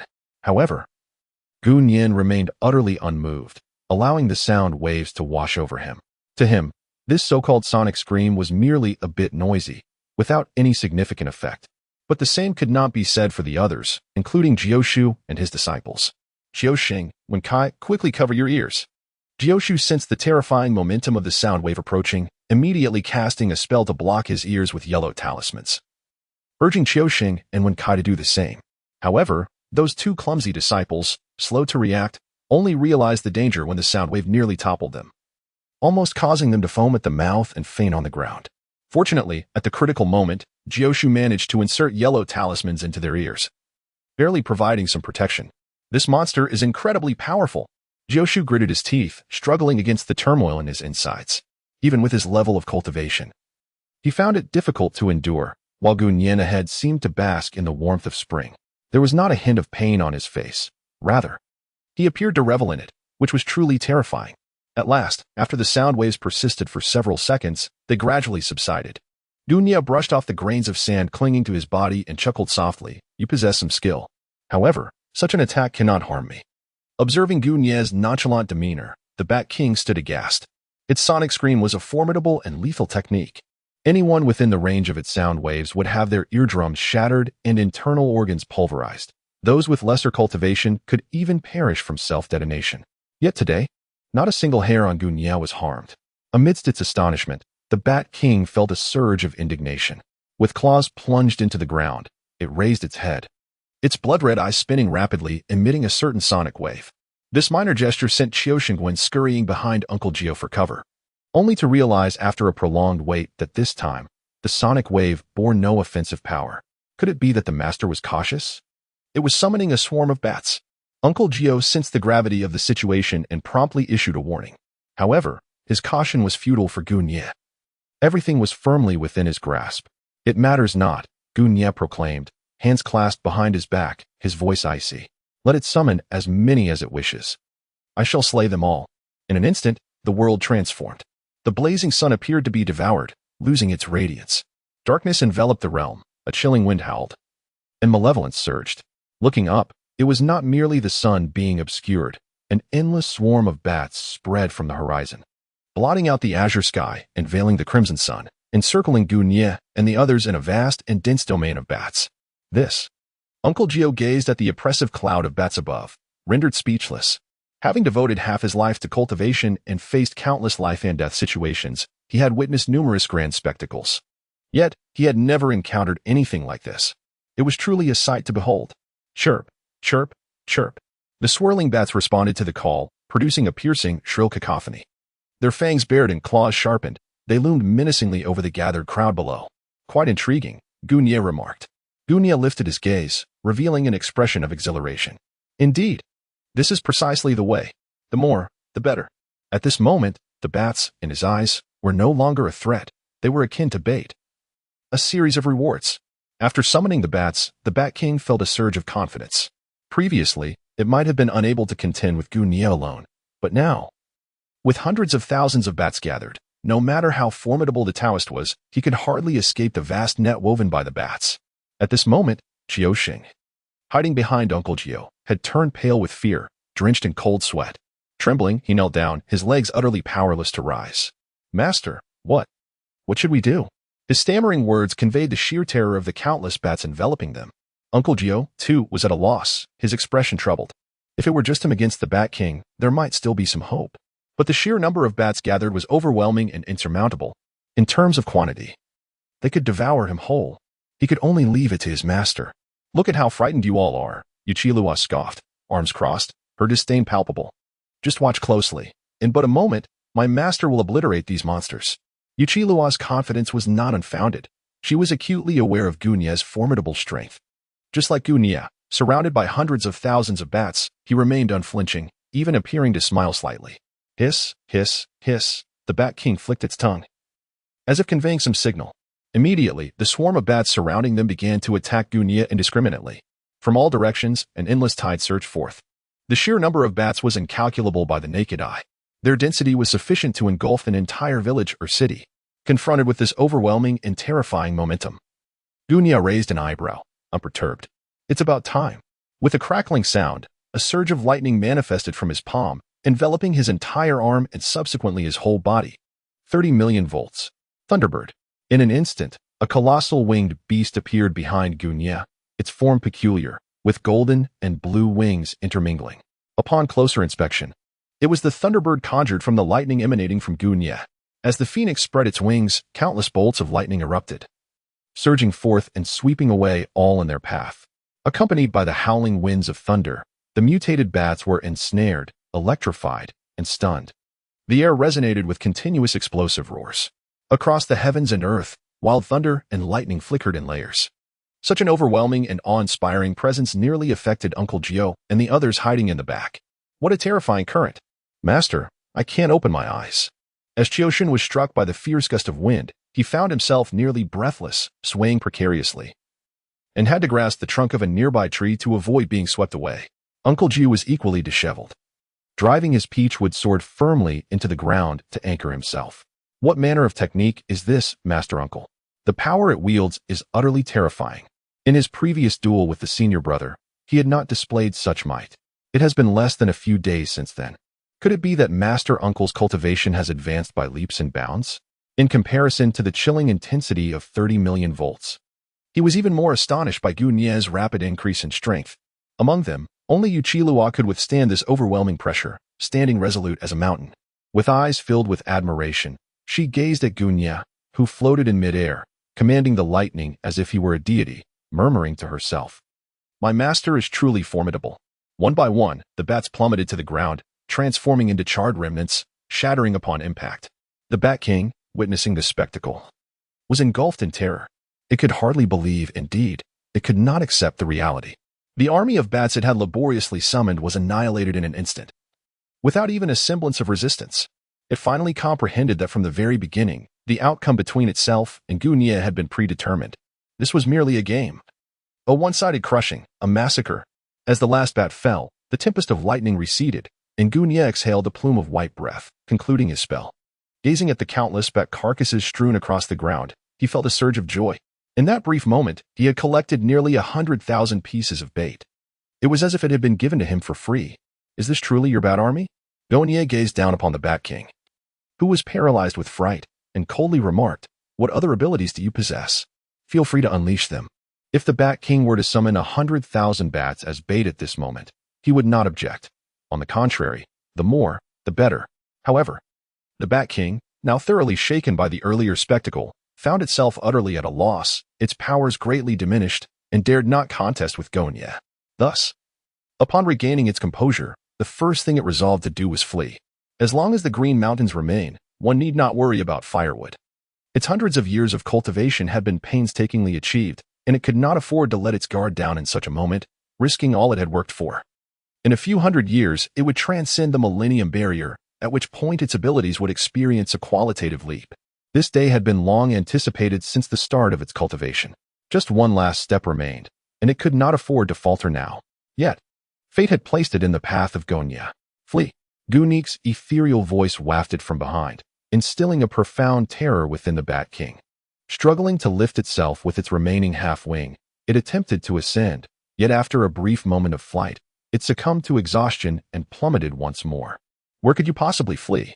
The figure of Gunya loomed above, and upon glancing upward, one could perceive only a piercing gaze and a countenance devoid of emotion. Cold as ice, the Bat King lay upon the ground, utterly subdued by the intensity of Gunya's stare and the aura that emanated from him.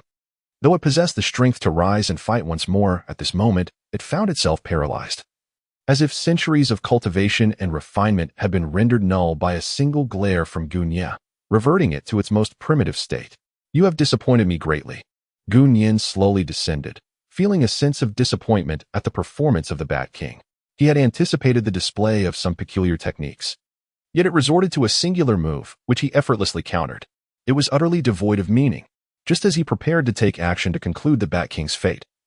He was taken aback when the Bat King abruptly flipped over and prostrated itself on the ground, bowing repeatedly before Gunyin. It stammered, lifting its head anxiously to gauge Gunyin's disposition, its eyes filled with palpable dread. It was only natural to consider that demons are not mindless creatures like zombies. And when confronted by a human vastly superior in strength, it is entirely reasonable for them to show submission. TSK, Gunya found himself at a loss for words. Originally, the fierce determination to face death seemed admirable, yet it had devolved into such a spectacle. It incessantly bowed and raised its head, pleading for Gunya to show mercy and spare its life. Nevertheless, such desperation would not soften Gunya's heart in the slightest. A demon is still a demon. Kneeling in supplication does not alter one's true nature. As Gunya mumbled incantations, a brilliant light erupted beneath his feet, revealing the dragon formation. With the command of the divine dragon, thunder descended to vanquish the demons. In a sudden flash, a bolt of lightning struck fiercely from above, akin to a falling star, striking the Bat King with unerring precision, crushing it to oblivion. Its body exploded, limbs scattered, blood and flesh a gruesome sight, truly horrific. As the thunder dissipated, all that remained on the ground was a steaming pool of black blood and indistinguishable fragments of what might have been bone or flesh. The power of the dragon's command was indeed formidable. This was Gunya's first time invoking the command on a tangible entity, and its might was undeniable, effortlessly dispatching weaker fiends with a single blow. At that moment, the system's notification resonated, invigorating him further. Ding! You have slain the Bat King, earning a reward of 1,000,000 bait. Indeed, the Bat King's centuries of cultivation were not to be underestimated. It was truly worth that much. Gunya took great pride in his meticulous budgeting. Meanwhile, a flurry of hurried footsteps approached from behind. Uncle Gio and the others, having seen the battle's conclusion, hurried over. Truly, he is a master. Jiao Sheng, ever the sycophant, began to lavish compliments upon Gunya, exclaiming how the master had effortlessly dispatched the monsters in mere moments. Yuchi Lua also appeared enchanted, her face radiant with admiration directed at Gunya. Yet, it was Uncle Gio who keenly observed the spell Gunya had employed to vanquish the Bat King. His expression one of astonishment. Master Uncle, he stammered, licking his lips, which had turned pale from shock. What you just executed must surely be the dragon command of the Ma clan, renowned for their demon-slaying prowess from the north. It cannot be mistaken. The might of that spell and the incantation itself serve as undeniable proof. But how could this be? The dragon command is a closely guarded secret of the Ma clan, never to be divulged to outsiders. How could Master Uncle have learned it? Indeed, Gunya replied, showing no inclination to conceal the truth, nodding affirmatively. The mere display of the dragon command's formidable power would have left Uncle Gio astounded for an entire year, and now, hearing Gunya's confirmation rendered him momentarily speechless. Master, what troubles you? Jiao Sheng inquired softly, noticing Uncle Gio's peculiar demeanor. However, Uncle Gio faltered, unable to respond, as even he was bewildered. This so-called dragon command was an unparalleled skill of the Ma clan, strictly forbidden from being shared. Not to mention, this technique is traditionally passed down to females, not males. At this moment, Gunya executed the spell with such grace and fluidity, as if he had long since mastered its essence. This only deepened Uncle Jio's confusion, compelling him to ponder what connection his master might have with the Ma clan. Yet, after much contemplation, it seemed utterly absurd. The northern demon-slaying dragon clan and the Maoshan sect had little to no interaction. Moreover, how could the young Gunya possibly know anyone from the demon-slaying dragon clan? The more he pondered, the more curious he became, and the deeper his unease grew. Who is Master Gunya, after all? Although the Bat King has been vanquished, the real trouble has only just begun. For Gunya, however, what lies ahead is precisely what he has long anticipated. Master, look at the ground. At this moment, Qiu Shangwen exclaimed in astonishment, pointing to the remnants of the Bat King's scattered body on the ground. The group lowered their gazes and observed the black blood of the Bat King, which had splattered across the earth, gradually seeping into the ground. In the blink of an eye, it was completely absorbed. What is happening? Qiu Shangwen and his companion exchanged bewildered glances, perplexed by the phenomenon. Yet, Yuchilua, possessing the sensitivity of a ghostly queen, sensed a disturbance and turned to Gunya, saying, Master, there is movement below. Being attuned to all malevolent and sinister energies in the vicinity, she could detect even the presence of a solitary wandering spirit, just like in this moment. Upon hearing this, Jioshu hastily grasped the yellow talisman, igniting it before casting it onto the ground. However, the talisman was immediately repelled upon contact with the earth, revealing the formidable power of the malevolent force concealed beneath. Master, Jioshu said, uncertain, casting a glance at Gunya, but that singular glance left him utterly bewildered. Is Master smiling? Gunya stood with his hands clasped behind his back, gazing towards the direction where the strange phenomenon had occurred, a faint smile gracing his lips. It has arrived. At last, it is finally here. The most formidable antagonist among the Taoist priests is about to make an appearance. In the original narrative, the Western zombie was awakened only after absorbing the blood of the reckless Awei, subsequently claiming several lives. By continuously feeding on fresh blood, it restored its corporeal form to its prime, ultimately reaching the zenith of its power. It is only at that point that the Western zombie would truly become its complete self. Hence, this was the reason Gunya did not hasten to take action. At this very moment, what lay buried beneath was merely a desiccated corpse, a lifeless entity. To slay a mere lifeless being would yield no reward in bait. It must be a living creature to garner such benefits. As the blood of the Bat King was absorbed, faint tremors began to resonate from beneath the ground. The earth quaked beneath their feet. Qiuxing and Wenkai retreat quickly. Uncle Jio sensed something amiss and swiftly took several paces back. Qiuxing and Wenkai, without hesitation, nearly sprinted half a kilometer away. Master? Observing the others retreating, Gunya remained motionless, prompting a look of confusion from Yuchilua. She was uncertain about the malevolent entity lurking underground. However, judging by the earlier malevolent energy response, it was undoubtedly a presence many times more powerful than the Bat King. Gunya remained silent, his gaze intensely fixed on the ever-splitting ground, an even broader smile gracing his face. It has come. It is truly upon us. In an instant, malevolent energy gathered, and the skies darkened. The entire space was suddenly suffused with a dense aura of wickedness, resembling a vast net enveloping the open expanse. Thunder clapped overhead, followed by a cascade of fine raindrops. Such heavy demonic energy. Uncle Jio marveled at the transformation of the world around him. He observed the earth shifting. As the fissures widened, releasing a plume of black mist. Boom! A tremendous sound shattered the chaotic atmosphere, as a dark figure erupted from the ground, hovering mid-air. The torrential rain fell heavily, and fierce winds swirled, stirring up the yellow dust beneath. With a rumble, lightning ignited behind the shadow, accompanied by a deafening roar. A resurrected being from hell, the Western zombie sealed for a century, had once again graced the earth. What manner of fiend is this? Uncle Jio stared in astonishment at the entity hovering above, resembling an evil deity. Even before its emergence, he had sensed the unusual malevolence. Now, the air was thick with the deathly aura from hell, sending a shiver down his spine. Master! Qiusheng and Wenkai, hiding behind, shouted in panic. They had never witnessed such a scene and were now paralyzed with fear, their legs trembling. Stay back. Do not approach. Uncle Jio warned the two behind him. This foreign zombie was not to be trifled with. He feared even for his own safety, in stark contrast to the shock and trepidation of Uncle Jio and his companions. Gunya was exultant, his eyes gleaming with golden light. He gazed up at the Western zombie in the sky. To him, it was akin to floating bait. At last, it has appeared. In mid-air, The Western zombie opened its blood-red eyes, surveying the world beneath. It had slumbered for a century, now awakened by the allure of blood. Returning to the realm of the living. At this moment, it was filled with curiosity about its unfamiliar surroundings, but more so, it was consumed by rage. A craving for blood surged within it. Slaughter was its sole purpose for existence.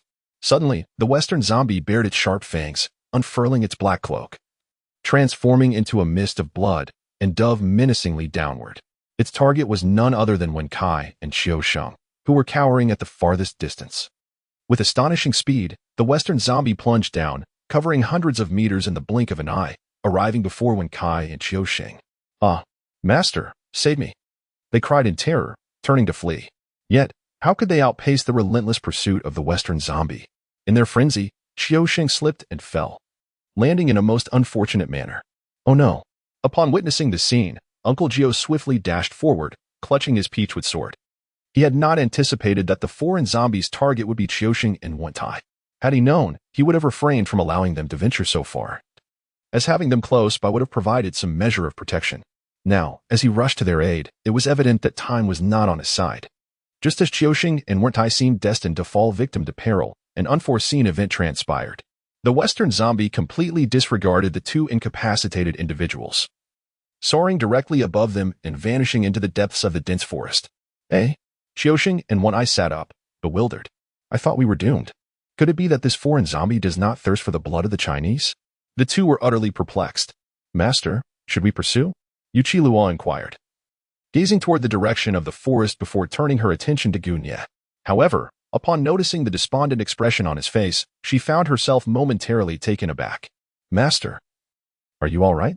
Gunya remained silent, his expression clouded with displeasure. Is this it? After such a flamboyant and extravagant entrance, he simply fled upon arrival? This was utterly contrary to his expectations. Gunya had yearned for a cataclysmic showdown that would allow him to truly stretch his limbs. Yet, the outcome was a profound disappointment. TSK. Trying to escape? Not a chance. After exerting so much effort to resurrect the Western zombie, how could it be allowed to flee so easily? In the next instant, Gunya transformed into a streak of lightning and sped away. The flickering electric light barely lingered on the ground before vanishing from sight. Uncle Gio was startled by the electric current that had just zipped through the air, blinking in disbelief as he processed what had just occurred. Could that have been his master? The Western zombie darted swiftly through the depths of the dense forest, its sole objective clear, to reach its beloved, who was similarly sealed away elsewhere. It was determined to resurrect its cherished one. However, at that moment, thunder and lightning erupted behind it. The electric currents surged through the underbrush, startling the birds and beasts hidden among the trees, severing the ancient pines in its wake. Crackling sounds filled the air as an electric net spread from above, detonating right before the Western zombie, blocking its path. Thinking of leaving? In the midst of a lightning storm, Gunya revealed his true form, hovering before the Western zombie. You think you can simply walk away after being released without so much as a greeting? The Western zombie bared its teeth, glaring with fury. Although it could not comprehend the language spoken by the Taoist before it, the overwhelming aura emanating from him was unmistakable. Yet, what did that matter? It was a vampire with centuries of cultivation, its body as hard as iron, impervious to blades and bullets, endowed with boundless, supreme magical power. Despite being sealed away by that accursed priest for an eternity, it was confident that none could match its strength now. What was this Taoist but a mere trifle? With a sudden flourish, the Western zombie spread its arms wide, and from beneath its skin, droplets of blood began to seep forth, coalescing at its chest into sharp, blood-stained nails. Oh, Gunya surmised the creature's intent, not choosing to evade but instead folding his arms with keen interest, eager to witness the malevolent prowess of this foreign entity.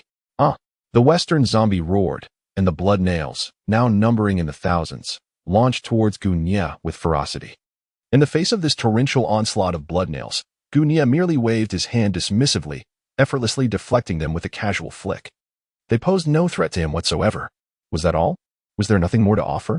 Gunya resembled a master eagerly awaiting the demonstration of his apprentice's accomplishments. Filled with anticipation, his serene demeanor only served to infuriate the Western zombie further. The creature ground its sharp fangs in fury, its eyes wide with rage. In an instant, countless mutated bats were summoned from all directions, darkening the entire jungle. Simultaneously, the Western zombie unleashed a powerful wave of malevolence, charging forward with unstoppable force. Its speed was astonishing, accompanied by the swarm of bats, launching a collective assault against Gunya. This tactic of overwhelming numbers was one that no one could withstand. However, it had utterly underestimated Gunya's prowess. 30 million volts. Thunder shield.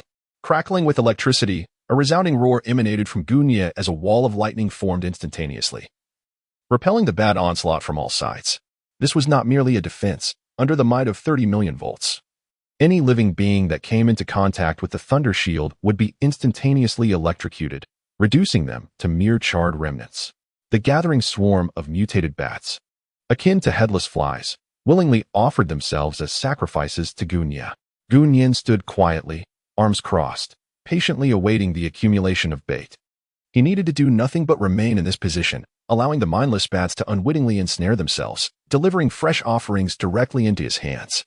Beyond the lightning shield, the Western zombies were utterly incapable of breaching his defenses, repeatedly attempting to force their way in, only to be met with 30 million volts of electricity that left them questioning their very existence. The final jolt sent one of them flying hundreds of meters away, crashing heavily to the ground. As the Western zombie fell, the remaining swarm of mutated bats lost their command and scattered in disarray. TSK, Gunya, with a hint of disinterest, furrowed his brow as he deactivated the lightning shield and descended to the ground, gazing at the Western zombie, now smoking from the electric shock. Gunya sighed. You have disappointed me greatly. I had hoped you would present some novel techniques to expand my horizons. Yet, it turns out to be the same old routine. How dull. I shall send you back to meet your maker. Gunya spared no opportunity for the Western zombie to catch its breath, directly invoking the dragon god's decree. With a golden light array manifesting beneath his feet, Gunya recited the incantation, Dragon Goddess Decree, Earth Fire, Sky Wind. Exterminate evil. In an instant, a symbol of fire formed beneath the Western zombie, growing stronger as the fierce winds whipped around, enveloping it layer upon layer. The blazing flames could not be extinguished by the torrential rain, instead flourishing in a radiant crimson glow amidst the downpour. The Western zombie howled in agony, and Gunya faintly detected the acrid scent of charred flesh. He initially believed he had vanquished the formidable boss among the Taoist priests. However, the system's prompt remained conspicuously absent. What is happening? Just then, the Western zombie leapt out from the flames, attempting to direct the fire toward Gunya. Fortunately, Gunya reacted swiftly, dodging the onslaught. Ugh! At this moment, the Western zombie was already grievously injured, its skin scorched to reveal ghastly muscle beneath. Yet, astonishingly, the burned flesh began to regenerate. Alas, it was not yet defeated. Gunya was somewhat taken aback. He had not anticipated that this Western zombie could withstand the divine fire of the dragon god's decree. It seemed that this creature was not a mere zombie, but rather akin to a Western vampire, hence its immunity to Taoist magic. Otherwise, any monster or demon would have been reduced to ashes in the presence of the dragon god's command. Given this revelation, there seemed to be no alternative. Let it experience the might of 30 million volts. Thunder Beast. With a tremendous roar, a bolt of lightning descended from the heavens, coalescing into the shape of a wolf. The thunder wolf crackled with electric currents, radiating bolts of lightning as it ambled towards Gunya from behind. Wherever it passed, the ground was scorched. Raindrops struggled to penetrate the electric currents, evaporating into mist upon contact. Its power was indeed formidable. Upon seeing the thunder wolf fix its gaze upon itself, the Western zombie recalled the dire state it had been in after being struck by the lightning shield. It hastily waved its tattered black cloak and attempted to flee. Yet, ensnared within Gunya's web of electricity, escape was utterly futile. With the low growl of the thunder wolf, it surged forward. In that fleeting moment when the Western zombie took to the air, the thunder wolf extended its sharp claws and bared its fangs, launching itself with ferocity. In an instant, electric currents entwined around it, and the Western zombie let out a series of anguished cries. The electricity seared every inch of its skin, penetrating through every pore. As the white smoke dissipated and the electrical surge waned, the Western zombie lay on the ground, half its body charred and convulsing, barely clinging to life. Its body below the right shoulder was a charred mass, while its face bore skin that had flipped outward, exposing crimson bloodshot eyes, sinewy muscles, and jagged white bones. Though it had managed to recover from being bisected by the dragon god's decree in the past, this electric assault inflicted genuine harm that caught it completely off guard. Uninteresting. Gunya sauntered over, hands clasped behind his back, casting a cold glance at the lifeless body sprawled on the ground. It was utterly uninteresting. This so-called battle had barely elicited 3/10 of his true strength, hardly even qualifying as an appetizer. Continuing in this manner would merely squander time. It would be far better to conclude this affair swiftly, claim the rewards, and return to his fishing. Just as Gu Nia contemplated unleashing another bolt of lightning to deliver the final blow, a blood-red pentagram formation unexpectedly materialized beneath the Western zombie's form. Gu Nia abruptly halted his movements. Well, it seems there are hidden trump cards at play, just as he found the situation rather dull. The brilliance of the pentagram beneath the Western zombie grew increasingly resplendent. In the air above, a colossal blood-red eye materialized. Within its deep crimson hue lay an abyss of utter darkness. As the pupil rotated, the blood eye transformed into a gateway to hell, gradually unveiling above Gu Nia's head. Is he finally prepared to unleash his most formidable spell? Gu Nia gazed with eager anticipation. What would emerge from this gate to hell? Accompanied by a blood-red, eerie glow. Grotesque and formidable Western demons flew forth from the gaping void. The triangular bull demon, the nine-headed serpent, the hellish two-headed hound, each one a harbinger of doom as depicted in Western mythology. The last to materialize was a succubus, adorned with devilish wings and horns atop a visage strikingly human, exuding an alluring and beguiling charm. Their arrival warped the very fabric of space, suffusing the air with a malevolence potent enough to drive any Taoist to madness. Ha ha ha. The Western zombie lying on the ground grinned wickedly. This was its final gambit. Unable to contend alone, it had summoned forth the demons of hell. These ravenous fiends would gnaw and tear apart any living being they encountered. Moreover, each summoned demon possessed unique and formidable powers, no matter how formidable the Taoist might be. Resisting the collective might of these demons would be an insurmountable challenge. From the abyss, the triangular bull demon emerged, its massive frame capable of flattening the entire forest. Thud, thud, thud. Its colossal hoof struck the ground like a resounding drum, echoing with a heavy, explosive sound. Roar. The triangular bull demon brandished its skull-crushing axe, unleashing a thunderous roar as it charged towards Gu Nia. The axe was smeared with the scalp of some unfortunate soul, blood splattering in its wake. The tumult caused by the triangular bull demon made the entire jungle tremble, as if the very earth were quaking beneath its might, terrifying indeed.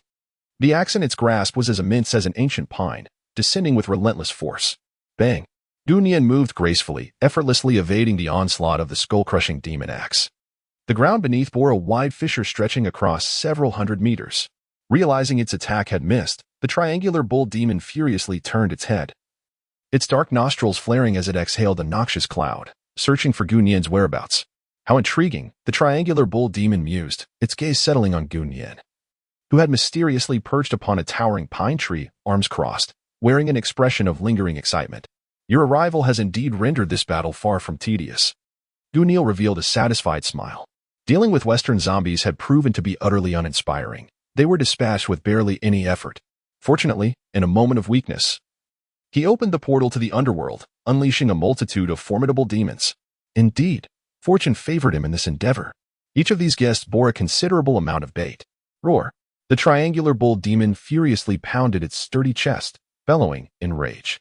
It then raised the skull-cleaving axe high and brought it down with tremendous force. At the instant the axe struck the ground, an unusual purple light erupted from its blade, radiating outward in all directions. Gu Nia squinted carefully. Good heavens! Within that purple light, there were countless souls of the wretched, all claimed by the cleaving axe of the demon. In an instant, the air was filled with the mournful wails and anguished cries. The screams of those spirits echoed throughout the dense forest. TSK, how noisy! Gu Nia loathed such cacophony. His fists clenched as he thrust them forward with fervor. With a crackle of lightning, he dispersed the encroaching souls that surrounded him. Simultaneously, he initiated his counterattack. He leapt from the tree, vanishing mid-air, only to reappear gracefully atop the handle of the cracked skull demon axe. The sudden manifestation of Gu Nia startled the triangular bull demon. Roar. In mere moments, the triangular bull demon regained its composure, raising its left hand to smite Gu Nia. Its palm loomed like a small mountain. Should it descend, it would indeed reduce the corporeal form to mere pulp. Yet, Gu Nia remained utterly unmoved, gazing up at the colossal shadow descending upon him. It was only in the fleeting moment before the massive hand made contact that he unleashed 30 million volts. The elemental transformation of the lightning transmuted his physical form into an extraordinarily sharp lightning blade, capable of severing all earthly matter. With a whoosh, Gu Nia, enveloped in the tempest of electricity, soared through the gigantic palm, creating a gaping hole. Roar! The triangular bull demon howled in agony, staggering back several paces. But the encounter was far from over. With a surge of crackling lightning enveloping him, Gunyan lunged fiercely towards the chest of the triangular bull demon. Sizzling sounds echoed as he pierced directly through, delivering a chilling blow. Ugh! The triangular bull demon lowered its gaze to the gaping hole in its chest, blood gushing forth.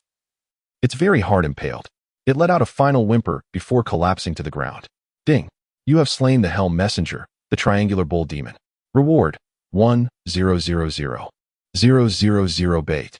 Gunya, with an air of nonchalance, discarded the black and red flesh he had grasped, coldly uttering, "Next." The triangular bull demon failed to meet his expectations. It was nothing but a Fade, terrifying in appearance yet utterly devoid of substance, immense yet lacking any commendable technique. Thus, he saw no reason to squander further time and swiftly dispatched it. In the distance, the Western zombie, witnessing the summoned triangular bull demon being annihilated in an instant, was rendered speechless. This creature was an emissary of hell, one that had once slaughtered countless villagers, staining the earth with their blood. It was the third-ranked entity among the harbingers of hell. How could it be felled with a single blow? It was utterly incredulous. Following the demise of the triangular bull demon, a similarly colossal hydra surged forth. It swiftly burrowed into the ground, vanishing from Gunya's sight. Yet, when its 9 heads erupted from beneath, it was akin to a volcanic eruption, forcefully overturning the surrounding area. Gunyan leapt high, deftly evading the spatial onslaught of the hydra. This technique is quite impressive, he mused. Indeed, it was a novel experience. Had he failed to escape that perilous area in time, he would have found himself ensnared, a mere target for the hydra's malevolence. The thought alone was exhilarating. Hiss, hiss, hiss, the hydra hissed, its 9 crimson tongues intertwining and soaring through the air, attempting to ensnare Gunyan suspended aloft. Yet, it had underestimated his swiftness. You wish to catch me? Gunyella smiled slyly and sidestepped. His speed had already approached that of lightning. In the blink of an eye, he could traverse hundreds of miles if he so desired. The 9-headed serpent demon, undeterred, suddenly erupted from the ground, each head wide open, unleashing a torrent of green venom. Upon contact with the earth, the venom instantly corroded everything in its path, swiftly creating a vast pit in the mud.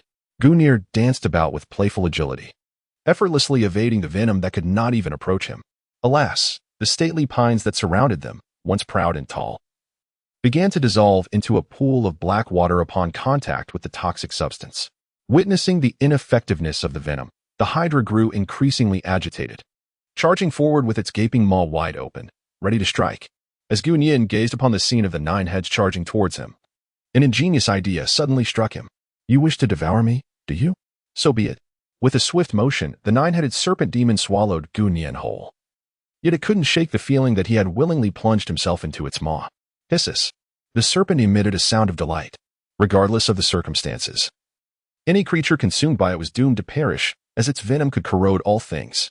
Observing this spectacle, the distant western zombie let out a sigh of relief, a sinister smile creeping across its face. Indeed, this Taoist was no match for the multitude of demons. After all, these fiends were the very messengers of hell, possessing formidable power. How could a solitary Taoist hope to contend against them? It was nothing short of a fool's errand. However, before it could ponder further, a harrowing cry erupted from the 9-headed serpent demon. The wail was piercing, reverberating through the air, and in the next instant, a bolt of blue light erupted from its belly. It was a lightning blade. Zzzzz. The crackling electricity cleaved through the serpent's torso, and amidst a crimson deluge, Gunyin, enveloped in radiant lightning, ascended with great speed. With flames trailing and lightning crackling, he cleaved the 9 heads in twain. Thud! As he pierced through, the serpent's abdomen gaped open, its innards spilling forth, drenched in a torrent of black blood. Accompanied by a heart-wrenching wail, the 9-headed serpent demon was vanquished. Ding! You have slain the Hell Messenger, the 9-headed serpent demon, earning a reward of 1,000,000 bait. That was effortless. Gunia concluded his electric state, landing with poise. He lowered his gaze to the blood staining his attire, suddenly filled with a twinge of regret. Had he known, he would have refrained from employing such a tactic. How revolting, the Western zombie observed, utterly bewildered. It had never anticipated that the triangle bull demon and the 9-headed serpent would be dispatched by Gunye with such effortless brutality, akin to slaughtering mere poultry. They were esteemed messengers in the depths of hell, renowned as machines of massacre. Yet now, they lay vanquished, their spirits shattered by Gunye's might. With the two demons fallen, only the Hellhound and the Succubus remained. The Hellhound, however, was unfazed by the demise of the Bull Demon and the Serpent. As the foremost warrior among Hell's emissaries, this was merely its arena. Aru! It howled, a sound reminiscent of a wolf's cry. In that instant, the sky darkened and the earth trembled, as if enveloped by an immense shroud of black mist. Gunyan found himself enveloped in a captivating transformation within the space before him. Fascinating, he mused. Before his eyes, the lush jungle gradually morphed into a desolate wasteland, shrouded in a miasma of malevolence. Even the sun had vanished from the sky, leaving a dark void overhead, illuminated only by a blood-red crescent moon. This was the blood moon miasma of the hellish two-headed hound. It ensnared opponents within a nightmarish realm of its own creation, subjecting them to relentless torment. Come now, let us conclude this swiftly. Gunyan was equally unfazed, with a flick of his finger directed at the hellish two-headed hound. A crackling surge of electricity began to course from beneath his feet, racing to the tips of his fingers. I shall resolve you with but a single digit. At that moment, the hellish two-headed hound remained blissfully unaware of the murderous intent reflected in Gunyan's gaze, lost within the realm of slaughter it had conjured. Suddenly, its two heads began to split, from which emerged a row of sharp fangs, unveiling a third, gaping maw. Under the blood-red moonlight, its form swelled, growing increasingly colossal. Ultimately, it even surpassed the size of the triangular bull demon, towering like a giant amidst the heavens and the earth. Huh! Gunyan excitedly raised his head to gaze. Goodness! Its size was nearly 100 times his own. No wonder, after emerging from the gates of hell, the two-headed hound sat like a general in the rear, commanding the bull demon and the Hydra to lead the charge. It was indeed the leader among those wicked beings. Oh well, the hellish two-headed dog howled, absorbing the sanguine essence from the crescent moon. Streams of crimson energy were drawn into it, transforming into the miasma and demonic aura that enveloped its form. It then charged towards Gunyan with remarkable speed, leaving behind only a fleeting scarlet afterimage. In an instant, it surged before Gunyan, three colossal heads striking down with ferocity. Hundreds of sharp fangs lunged forth, yet they met only empty air. Cackle, cackle. The three rows of fangs produced a spine-chilling sound as it turned, observing Gunyan floating nonchalantly in midair. The failure of its initial assault did not dishearten it. Seizing the moment, it launched a second attack. This time, it swung its limbs and struck the ground with tremendous force. A resounding boom accompanied the earth's violent tremor, causing numerous massive blood-red spikes to erupt from the cracks, hurtling directly towards Gunyan's feet. The blood spikes seemed to extend infinitely, rising to heights of several hundred meters. Now this is more like it. Gunyan was thoroughly immersed in the excitement, deftly unleashing bolts of lightning from his fingertips to sever the encroaching bloodthorns while soaring gracefully through the air. His speed was such that the bloodthorns could scarcely keep pace. Yet, at that moment, the bloodthorns abruptly vanished, replaced by a gaping maw that suddenly emerged behind Gunyan. A cunning diversion?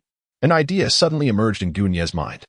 He intended to use the blood spike to capture his attention, while in reality, the hellish two-headed dog had long been lying in ambush, waiting for the opportune moment to ensnare its prey. Snap! The sharp fangs closed together with a resounding crack in the air. The hellish two-headed dog let out a sinister laugh. Success! It had barely exerted itself, merely employing a few clever tricks to leave the Taoist spinning in confusion. At this moment, the Taoist was likely being shredded into a pulp by countless razor-sharp teeth. Truly, it deserved its reputation as the unrivaled champion among Hell's emissaries. What folly are you indulging in over there? The voice of Gunyan resonated from behind, causing the hellish two-headed hound to tremble violently and turn abruptly. This Taoist has somehow survived. Had he just endured a moment of solitude in vain? Gunyan floated gracefully in midair, gazing down with a cold smirk at the astonished two-headed hellhound. Did you truly believe I would fall for your ruse so easily? The hellhound bared its teeth, seething with rage. How could this Taoist be so swift? In the blink of an eye, he had vanished to the rear. Enough of this. I shall unleash my full power and send him to hell. The hellhound adopted a diving stance, gathering its strength, and moments later, surged forward with ferocity. It relentlessly slashed with its claws, employing its tail and limbs as instruments of assault, launching a barrage of devastating strikes towards Gunyan. Its combat spirit and agility were in a league far beyond that of the Hydra and the triangular demon, though its methods of attack were unadorned. The destructive force was astonishing. It was as if its claws could tear through the heavens, leaving behind scars that led straight to the depths of hell. Gunyan transformed into a flash of lightning, evading back and forth. Regardless of its speed, It could never catch up to the lightning. Bang! Bang! In the desolate land, two figures continuously overlapped and separated. The ground resonated with an unending roar. A thick black smoke enveloped the area. In an instant, half a forest was laid to waste, marked by the traces left by the hellish two-headed hound. Eventually, the stamina of the hellish beast was depleted, its movement slowed, and it could not help but come to a halt. Is it over? Gunya, still appearing nonchalant, crossed his arms and looked on with a provocative gaze. The previous assaults of the hellish two-headed hound had all been deftly evaded by him.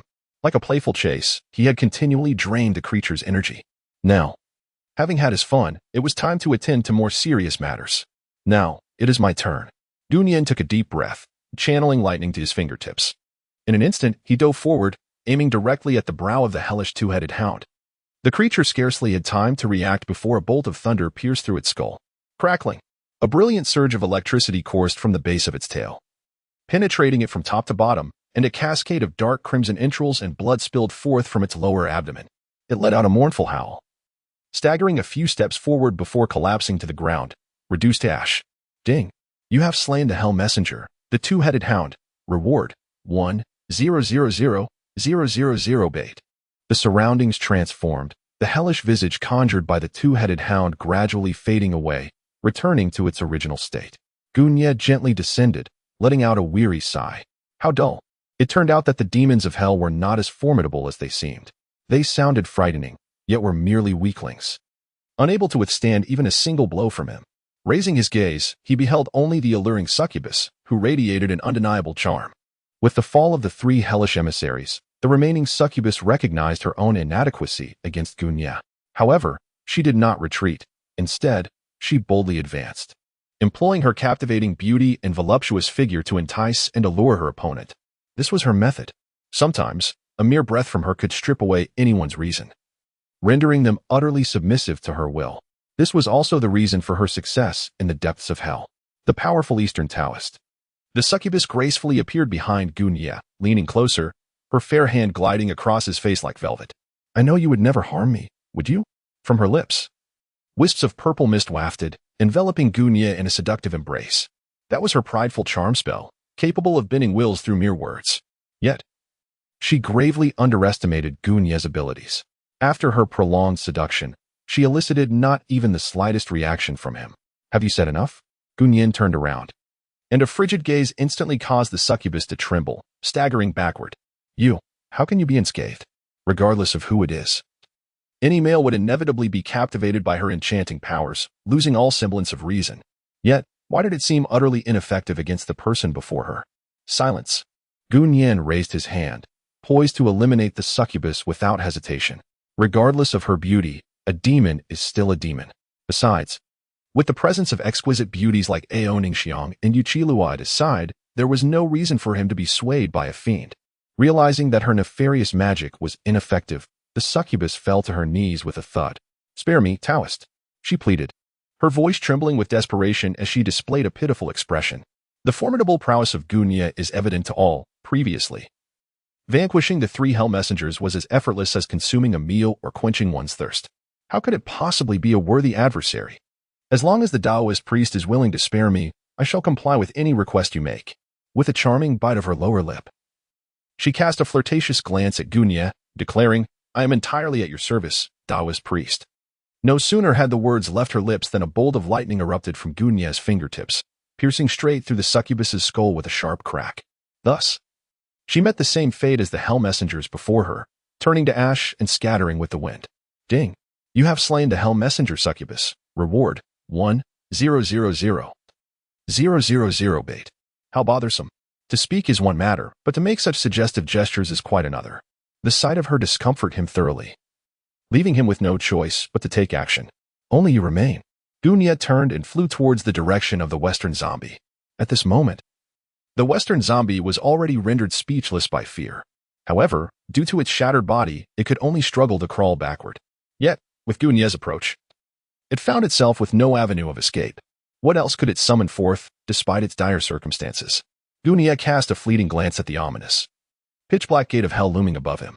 However, since a while ago, the gate had been firmly shut, no longer ajar. It was likely that the Western zombie lacked sufficient magical power to maintain the summoning for long. To conjure 4 demons was already pushing the limits of its capabilities. The Western zombie, with its mouth partially agape, emitted a series of unintelligible sounds, akin to a plea for mercy or perhaps a desperate request for Gunya to end its suffering swiftly.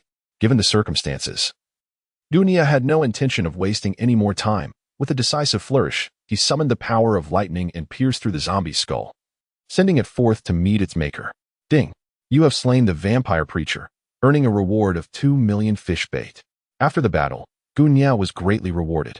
From the previously encountered mutated bat swarm to the present infernal emissaries, and now the Western zombie, the accumulated bounty surely surpassed 10 million fish bait.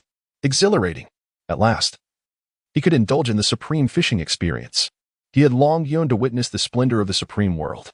Countless times, he had envisioned the extraordinary catches that awaited him in that realm. Just as he was lost in these boundless daydreams, a commotion behind him abruptly interrupted his reverie. Without a shadow of a doubt, he knew who had arrived.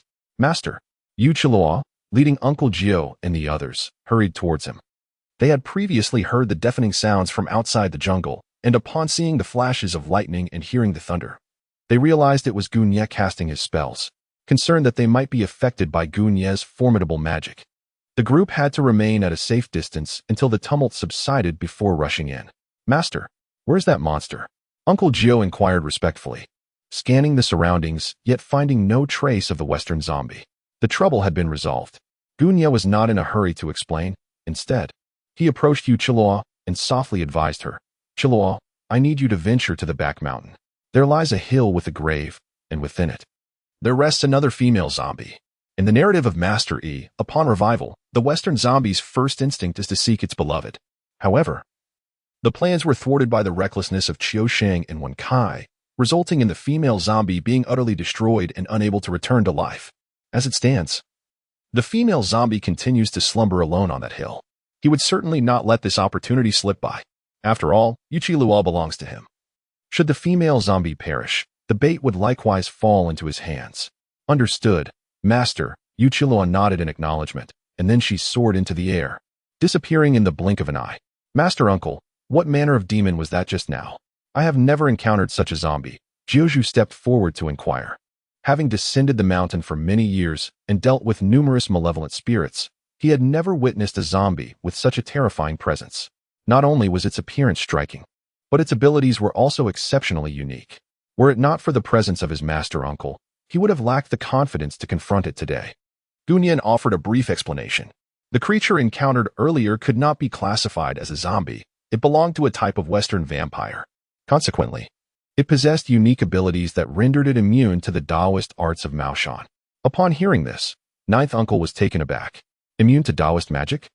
How did his master resolve such an extraordinary situation? He had never heard of anything so outrageous before. Gunya chuckled softly, remarking that it was nothing of consequence.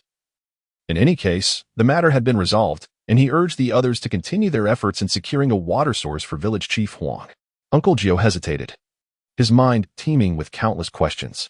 Yet, as the conversation had reached this juncture, it was difficult to contravene the master's orders, and he could only nod in acquiescence.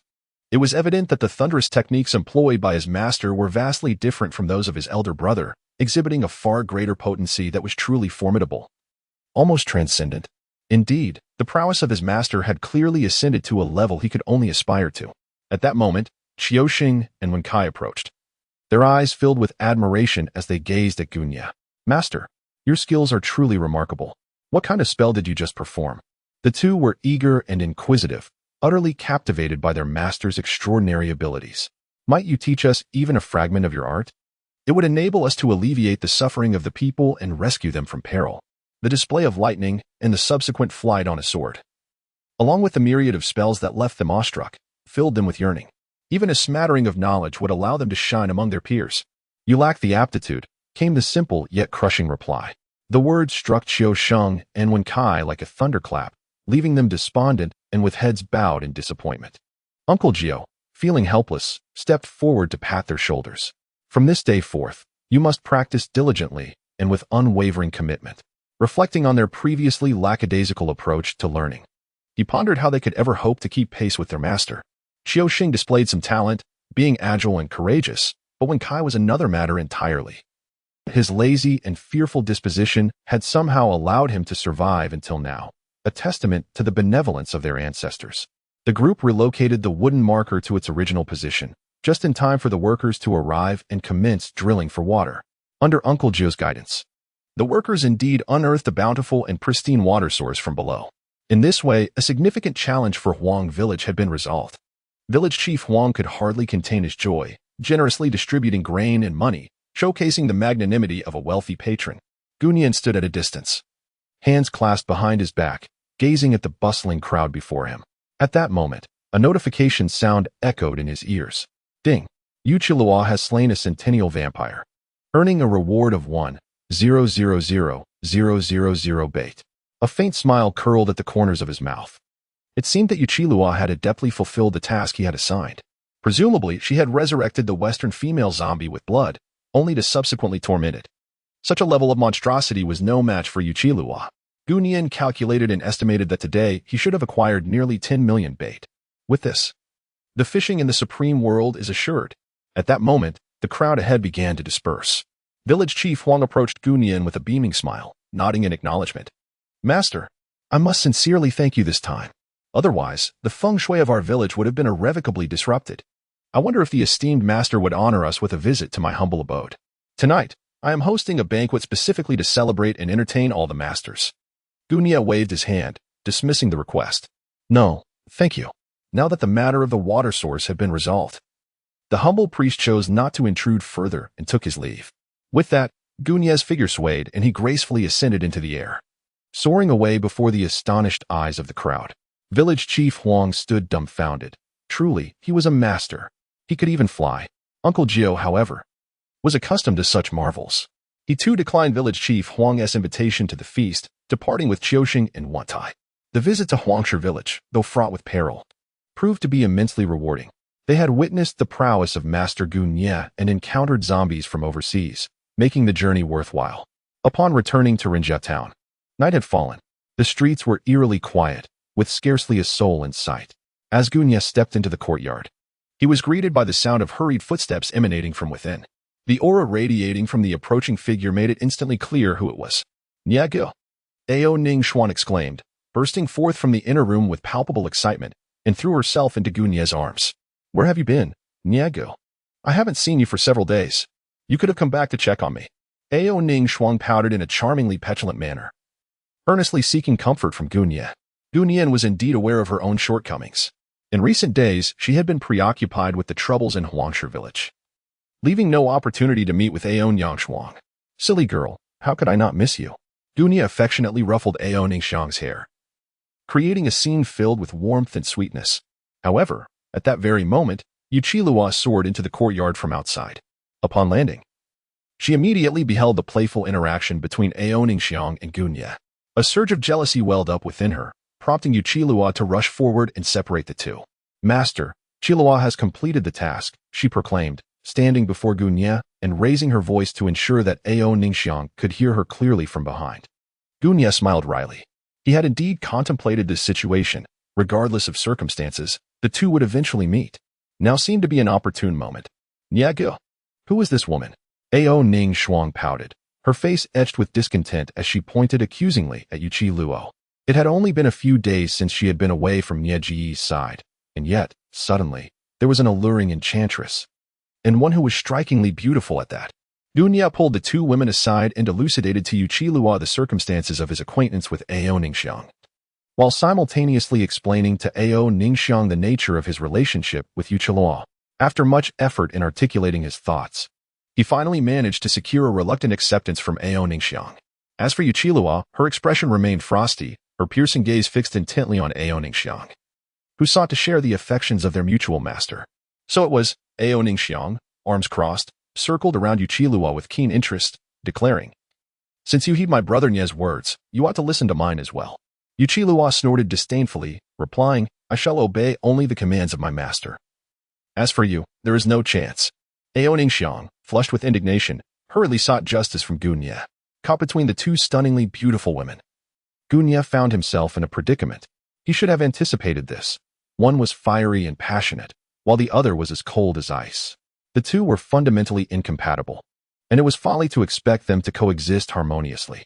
Alas, all things require adjustment. Perhaps with the passage of time, some semblance of change might occur. At that moment, Jioshu and Qiusheng Wakai hurried back from outside. Upon entering, they were momentarily taken aback at the sight of Gunia encircled by two ethereal beauties. Before quickly realizing the situation and instinctively stepping back, nephew and niece, your timing is impeccable. Gunia, seeing his saviors arrive, seized the opportunity to extricate himself from the predicament. I was just about to take a stroll outside. Accompany me, won't you? As he spoke, he hastily ushered Jioshu and Qiusheng Wakai away from the courtyard. Before departing, he turned back with a pointed reminder, Qilua, Ningxiang. I have matters to attend to outside. You two remain here. Remember, do not engage in any altercations. Had he not added that last remark, given their temperaments, a confrontation was indeed likely. He was not particularly worried about Yu Qilua. His concern lay solely with the possibility of Ao Ningxiang provoking her, the consequences of which could be dire. Having given his instructions, Gunia departed briskly, with Jioshu and Qiusheng Wenkai trailing behind, utterly bemused. It was unexpected that Gushu, who fearlessly faced all manner of demons and possessed extraordinary abilities, could find himself so flustered by the complexities of women. It seemed that in this world, entanglements of the heart were the most challenging to resolve. Once on the street, Gunia finally exhaled in relief, having been thoroughly vexed by the earlier encounter. Where shall we wander, master uncle? Jioshu inquired softly from behind. Gunia pondered for a moment, a faint smile gracing his lips. Having resided in Rinjia town for quite some time, he had yet to truly savor the local delicacies. Today, having resolved a significant predicament in Huangshu village, and with everyone contributing their fair share, he decided to treat them to a delightful meal. Upon hearing of Gunia's intention to host, Qiusheng Wen eagerly took the lead. Master, I know of a particularly exquisite restaurant nearby, he exclaimed. Indeed, their roasted lamb is renowned. However, after only a few steps, they unexpectedly encountered an elderly gentleman with a goatee and spectacles. Butler Ren? Jioshu recognized the old man immediately and hurried forward to greet him, reproaching Qiusheng Wen for his impetuousness. Butler Ren chuckled lightly. No harm done. Seeing the joy in Jioshu and his disciples, where are you all headed? Jioshu candidly replied that they were on their way to dine. Upon hearing this, Butler Ren laughed heartily. Then I have arrived at the perfect moment. Master Ren has instructed me to invite Jioshu to the Xianhe Tea House at the street corner for tea. The Xianhe Tea House? Jioshu had not heard of such a place before. However, Qiusheng Wen's eyes sparkled with excitement as he interjected, Master, that's where they serve foreign tea. Foreign tea? This was indeed remarkable. Jioshu, having had little exposure to foreign novelties, had heard that several tailors had recently returned from overseas to Rinjia town, specializing in Western garments and even selling foreign cosmetics. Thus, he imagined that this foreign tea must be an exquisite and high-end beverage, likely quite expensive. Given that it was an invitation from Master Ren, Jioshu graciously accepted. It would be a splendid opportunity to experience this so-called foreign tea. Qiusheng Wen, upon hearing this, insisted on accompanying them, but was met with Jioshu's admonishment. Do not be foolish. Return and rest properly. Such a refined establishment is no place for your antics. It would only reflect poorly on me as your master. With that, he turned to Gunia. Master uncle, may I accompany you? The sudden invitation from Master Ren surely indicated something significant was afoot, and having Gu Shirshu by his side would provide him with a sense of assurance. How could Gunia possibly refuse? This was about to delve into the storyline of Mr. Zombie. It was astonishing how swiftly the plot transitioned. Having just resolved the troubles with Taoist Mei, they were now thrust into the narrative of Mr. Zombie. What an unexpected boon. The prospect of acquiring millions of bait this time made Gunia agree with alacrity, following Butler Ren and Uncle Gio to the Leisure Crane Tea House, leaving Qiusheng and Wenkai standing behind, looking utterly helpless. Alas, what shall we do next? What can we do? Let us go drink. It's on me. Let us go. At the Leisure Crane Tea House, the establishment was bustling with patrons at this hour. Each was adorned in resplendent and opulent attire, exuding an air of nobility. Only the simply dressed Gunia and Uncle Gio appeared somewhat out of place amidst the crowd. Under Butler Ren's guidance, they soon encountered Master Ren, who was accompanied by a fair and beautiful young lady. Gunia needn't speculate. This person must be Ren Tingting. Ninth uncle, you have finally arrived. Mr. Ren warmly rose to greet them, inviting Gunia and ninth uncle to take their seats. However, Ren Tingting remained motionless. slightly lifting her sparkling eyes to scrutinize Gu Nie and ninth uncle. Her gaze was laden with disdain. As a young lady who had returned from studying abroad, she was accustomed to mingling with distinguished gentlemen of high society. Thus, upon observing the rustic attire of Gu Nie and ninth uncle, her immediate reaction was to question why her father would associate with these two country bumpkins. Come, ninth uncle, and esteemed master beside him. Please feel free to order whatever you'd like. Mr. Ren called for the waiter, respectfully handing the menu to ninth uncle. Ninth uncle, staring at the menu filled with foreign words, awkwardly swallowed hard. It was as if he were looking at a celestial script. He couldn't decipher a single punctuation mark. I would like a cup of coffee. Noticing ninth uncle's discomfort, Ren Tingting proudly lifted her chin and conveyed her request to the waiter. Mr. Ren also closed the menu, saying, I would like a cup of coffee as well. Coffee? What is coffee? Ninth uncle was taken aback. He had sampled various teas, black, green, pu'er, tiguanyin, yet he had never even heard of this coffee. Could it be a high-end tea exclusive to foreign lands? Oh well, since Mr. Ren had ordered it, he certainly could not be left behind. I would also like a cup of coffee. Gu Nie also nodded in agreement, and thus, 4 cups of coffee were presented upon the dining table. Ren Tingting displayed a mischievous expression, stifling a giggle behind her hand. Tingting, what are you laughing at? It's nothing. Ren Tingting quickly shook her head, smiling as she lifted the cup of milk beside her. Grandfather, I know you dislike black coffee. As she spoke, she cast a teasing glance at Gu Nie and Uncle Gio, as if mocking them for their unfamiliarity with such a refined beverage. Observing Uncle Gio's perplexed expression, as he seemed unsure of how to proceed, Gu Nie sighed. Initially, he had no intention of intervening, but the audacity of this young girl to tease his disciple was intolerable. Moreover, being of the same lineage, if Uncle Gio were to feel embarrassed, it would reflect poorly on him as well. True coffee, devoid of any additives, is what one would consider authentic. The addition of milk or sweeteners significantly alters the original flavor profile of the brew. Gu Nie's voice floated gently through the air as he delicately picked up the black coffee at hand and took a sip. The rich aroma was profound. Only those who truly appreciate coffee could discern that it was not bitterness, but rather the essence derived from the roasting process. The coffee beans here were likely sourced from a neighboring country, lacking authenticity.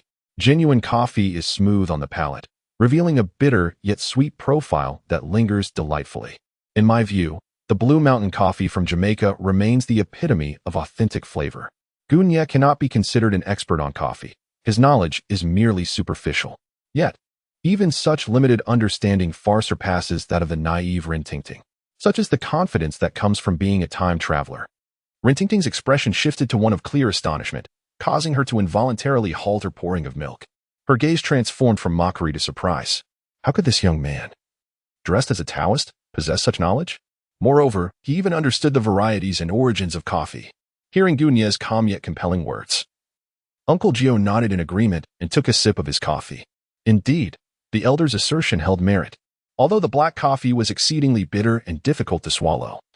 At that moment it felt as refreshing as savoring sweet dew, bringing an unusual sense of ease to the heart. Having been outwitted, Ren Tingting huffed softly, pouting and choosing silence in her corner.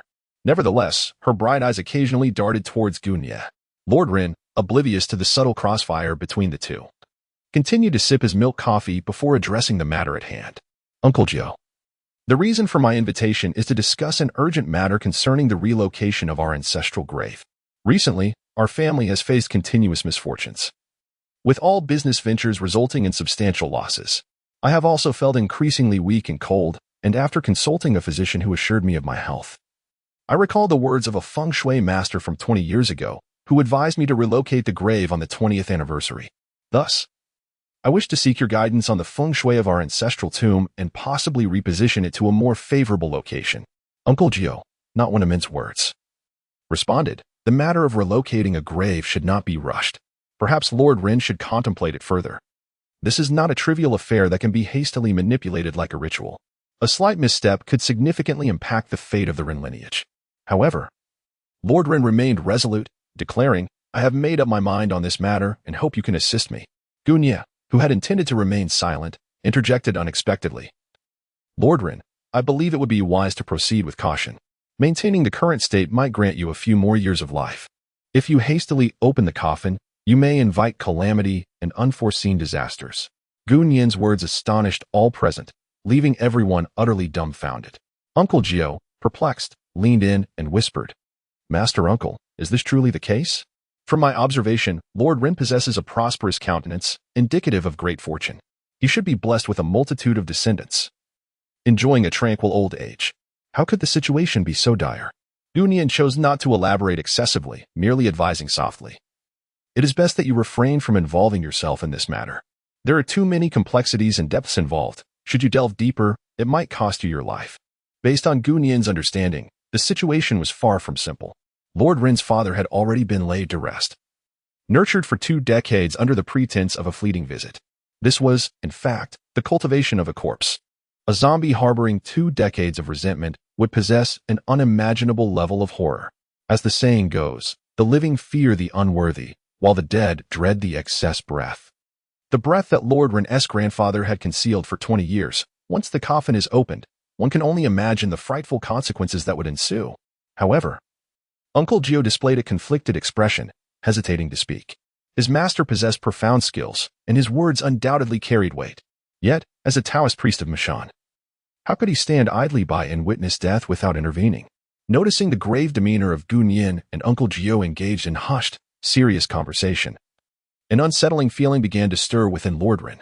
Gunian's earlier remarks had already provoked a sense of unease, intensifying his curiosity regarding Gunian's identity. Unbeknownst to him, Uncle Gio began to introduce Gunian to Lord Rin, particularly emphasizing his esteemed position within Maoshan. Upon realizing that Gunian was indeed Uncle Gio's master, Lord Rin immediately adopted a demeanor of utmost reverence, recognizing him as Taoist Gu. Yet, he remained perplexed by the earlier statements made by Taoist Gu. What could be the reasoning behind the prohibition of exhumation and relocation? And, more importantly, what dreadful fate awaited him upon the opening of the coffin? The words that followed were difficult to articulate, as he found himself at a loss for the underlying rationale. Gunian, observing Master Rin's earnest demeanor and heartfelt inquiries, could no longer conceal the truth and spoke candidly. "Since you wish to know, I shall tell you. Master Rin, your fate is exceptionally favorable, ordinarily. Everything in your life should have proceeded smoothly. However, ever since the passing and burial of your esteemed father, have you not encountered a series of unfortunate events?" Master Rin paused in astonishment, nodding vigorously. "Indeed, there is someone obstructing you, secretly orchestrating a scheme that entangles you and your descendants in misfortune, gradually depleting your fortune. Ultimately, the source lies within your father's grave. Should the coffin be opened, it may lead to unforeseen calamities, potentially resulting in death." Upon hearing this, Master Rin collapsed into his chair, gasping for breath, his chest heaving. Beside him, Rintingding became incensed, her face flushed with indignation as she retorted sharply, "Do not frighten us with your nonsense. My father has never committed any heinous acts. How could he be harmed?" Her voice trembled with anxiety, yet it was laced with skepticism towards Gunian, whom she believed was merely casting a curse and amplifying unfounded fears and panic. Meanwhile, Uncle Gio, with a grave expression, turned to Master Ren and nodded solemnly. "Master Ren, my uncle would never utter baseless words. There is always a reason behind what he says. Upon entering, I sensed an unusual aura surrounding you. Initially, I paid little heed, but after hearing my uncle's words, I realized it was indeed malefic energy, compared to the most sinister and chilling resentment. This foul energy may not cause lethal harm, but will incessantly sap your vitality until you are left utterly drained, meaning it can only be resolved through death." Master Rin, upon hearing this, became increasingly agitated, beads of sweat streaming down his face as he glanced between Gunian and Uncle Gio. He quickly implored, "Then, how can I resolve this predicament?" Uncle Gio hesitated to respond, shifting his gaze to Gunian. Given his level of cultivation, his words carried less weight than a mere glance from his uncle. "I have said all that needs to be said. Many matters cannot be openly discussed. Master Rin, you need only maintain your current state." With that, Gunian signaled to Uncle Gio, and they prepared to depart. Observing this, Master Rin hurriedly stepped forward to block their exit, pleading earnestly, "Uncle Gio, Taoist Gu, I beg you, save me. I do not mind my own fate, but I cannot allow my daughter to be drawn into this." "Father," Rintingding rushed to his side, tears streaming down her face. The gravity of the situation had shaken her, and even the staunch skeptic found herself contemplating the worst possible outcome. Unsurprisingly, Master Rin resorted to emotional appeals. "With your mother gone early, you are my only remaining kin. I implore you all, please help me." Seeing Master Rin in tears, with Ren Tingting beside him weeping sorrowfully and evoking deep sympathy, further intensified by Uncle Jio's eager gaze directed towards them. Gunia could only let out a sigh at last. This matter could not be resolved with mere words.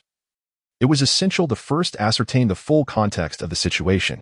Tomorrow, I shall accompany you to visit your esteemed father's grave. Since the situation has unfolded, one must enter the fray to seek a solution. With Gunia's consent, Ren Tingting's tears transformed into a radiant smile. It must be said, this young lady is indeed strikingly beautiful. Standing alongside the older gentleman, they hardly resemble a father and daughter. This is truly splendid. Master Ren firmly grasped Gunia's hand, tears of gratitude welling in his eyes as he declared, I shall visit your residence early tomorrow to invite both of you. Following this, a flurry of appreciative remarks ensued, which Gunia found unbearable, leading her to depart the tea house with Jiao Shu. Outside, the cold wind howled.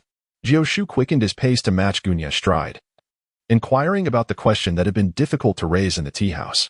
Master Uncle, why has Master Ren found himself in this predicament? By all reasoning, even if the coffin relocation and reburial might affect future generations, it should not lead to such grave troubles, should it? Who is it that is targeting Master Ren from behind the scenes? Gunia slightly slowed his pace, speaking in a deliberate manner. This matter is not a mere coincidence. It is the result of a long-conspired malevolent scheme. If I am not mistaken, the individual behind this harbors deep-seated grievances against Master Ren's father. After the demise of Master Ren's father, they ensnared his soul within the shroud of his coffin, preventing its reincarnation. As time passes, the resentment of the spirit confined within the coffin intensifies until one day, the coffin shall be unveiled. Even without Gunia's further elaboration, Uncle Jio grasped the essence of the situation. Upon hearing this, a cold sweat broke out on him, and he instinctively swallowed hard. With great difficulty, he managed to utter a few words. Could it be the art of corpse rearing? This practice is exceedingly inhumane, a wicked sorcery that defies the natural order. Gunyan murmured, indeed. You should understand now the reason I advised you to steer clear of this murky situation. However, it is futile to dwell on the past. We must await tomorrow, when Lord Ren will take us to the grave to uncover the truth. Uncle Jio hesitated, uncertain if his current abilities would suffice to resolve this matter. Yet, if Master Shushu were present, Lord Ren would surely be saved. With this thought, he felt a sense of relief.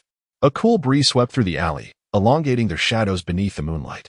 The following morning, as promised at the tea house, Lord Ren personally came to invite Gunyan and Uncle Jio, accompanied by Ren Tingting and several relatives from the Ren family. Gunia and the ninth uncle did not keep everyone waiting outside for too long. After tidying up, they accompanied the others to Baofu Mountain. Upon reaching the mountain, the wind rustled the grass, and one could see the slopes of Huangshan in the distance, where wild grass blanketed the land, creating an atmosphere of profound desolation. This was the burial site of Lord Ren's father, Ren Weiyong. Master Jioshu, Taoist Gu. My father is buried just ahead, Lord Ren indicated towards a distant grave. The sweltering heat caused beads of sweat to form on his brow at his advanced age. In contrast, the two Taoists appeared light and untroubled, showing no signs of fatigue. The ninth uncle seized the moment to voice a perplexity he had pondered the previous night. Earlier, you mentioned that a geomancer arranged this feng shui layout for your family 20 years ago. Does this imply that this individual also oversaw your father's burial arrangements? Lord Ren nodded vigorously. Indeed, after my father passed, that geomancer took the initiative to offer his assistance, claiming this was the dragonfly skimming water site. The ninth uncle found this curious. Isn't the dragonfly skimming water site supposed to ensure balanced fortune for descendants, leading to smooth sailing in all endeavors? It is a rather sophisticated burial practice. Why then? Has it resulted in such dire circumstances for you, Lord Ren? As the group approached the grave, the ninth uncle took a glance and immediately grasped the situation. How can this be? Beneath Ren Weiyong's grave lay a thick layer of cement. Ordinarily, a dragonfly skimming water site should be covered with yellow earth above the coffin, topped with a layer of snowflakes to allow water to touch it. Yet this was clearly cement. It was sealed tightly, leaving no room for water to enter. From the ninth uncle's experience, he could tell at a glance that this site had encountered a grave issue. Thus, it had become a cursed spot. Lord Ren, upon hearing this, was instantly struck with panic. How could this happen? However, Gunia observed everything keenly, realizing that the geomancer spoken of by Lord Ren was indeed suspect. Normally, arranging a dragonfly skimming water site is not a difficult task. Yet, if someone harbors malice toward the Ren family, as evidenced here by the use of cement instead of yellow earth, It transforms a purportedly auspicious sight into one fraught with misfortune. Lord Ren's face turned pale as he pondered for a moment but could not fathom the reason. I have no enmity with that geomancer. Why would he wish me harm? Gu Nian chuckled lightly. This person indeed harbors no animosity towards you. Yet what of your esteemed father? With this remark, even Mr. Ren began to feel a twinge of unease, moistening his parched lips. There certainly existed a measure of friction. He offered a bitter smile. Recalling that this land originally belonged to him, his father, recognizing its potential as a prime piece of geomantic property, had proposed to purchase it at a considerable price. Gu Nian could not help but chuckle. Was it merely enticement without any coercion? Lord Ren's expression darkened significantly, and he awkwardly scratched his head, pursing his lips. The silence served as affirmation. It was evident that the circumstances at that time must have been exceedingly chaotic. Otherwise, that feng shui master would not have resorted to such malicious actions, transforming a perfectly good dragonfly waterhole into a site of misfortune. This tactic was indeed insidious, akin to poisoning water daily, ensnaring the drinkers unknowingly. Initially, there would be no discernible change, but as the years passed, the toxicity would become increasingly apparent. Ultimately, when the poison reached its peak, even the most skilled healer would be powerless to reverse it. Then, Taoist Gu, how shall we resolve this predicament? Lord Ren inquired urgently. Yet, at that moment, Gu Nian could not provide a definite answer. Assistance was assuredly needed, yet he was more inclined to meet that feng shui master. To have orchestrated such a scheme and to have preserved Ren Weiyang's corpse for 20 years, surely he was no ordinary individual. Ren Tingting quickly approached, attempting to soothe her agitated father, casting a pleading gaze towards Gu Nian. Taoist Gu, please help our family. This matter was by no means simple. Gu Nian responded calmly.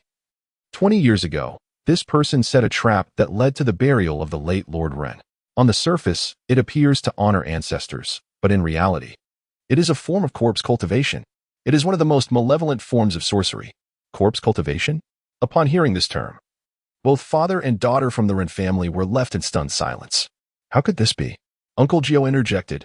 Lord Ren, your master instructed you not to hastily exhume and relocate the grave for precisely this reason. Once the coffin is opened, the consequences could be unimaginable. Uncle Jiao endeavored to avoid elaboration, fearing that these fragile souls would be unable to bear the truth. To reveal directly that within the coffin lay a corpse that had been nurtured for 20 years would likely cause them to faint on the spot.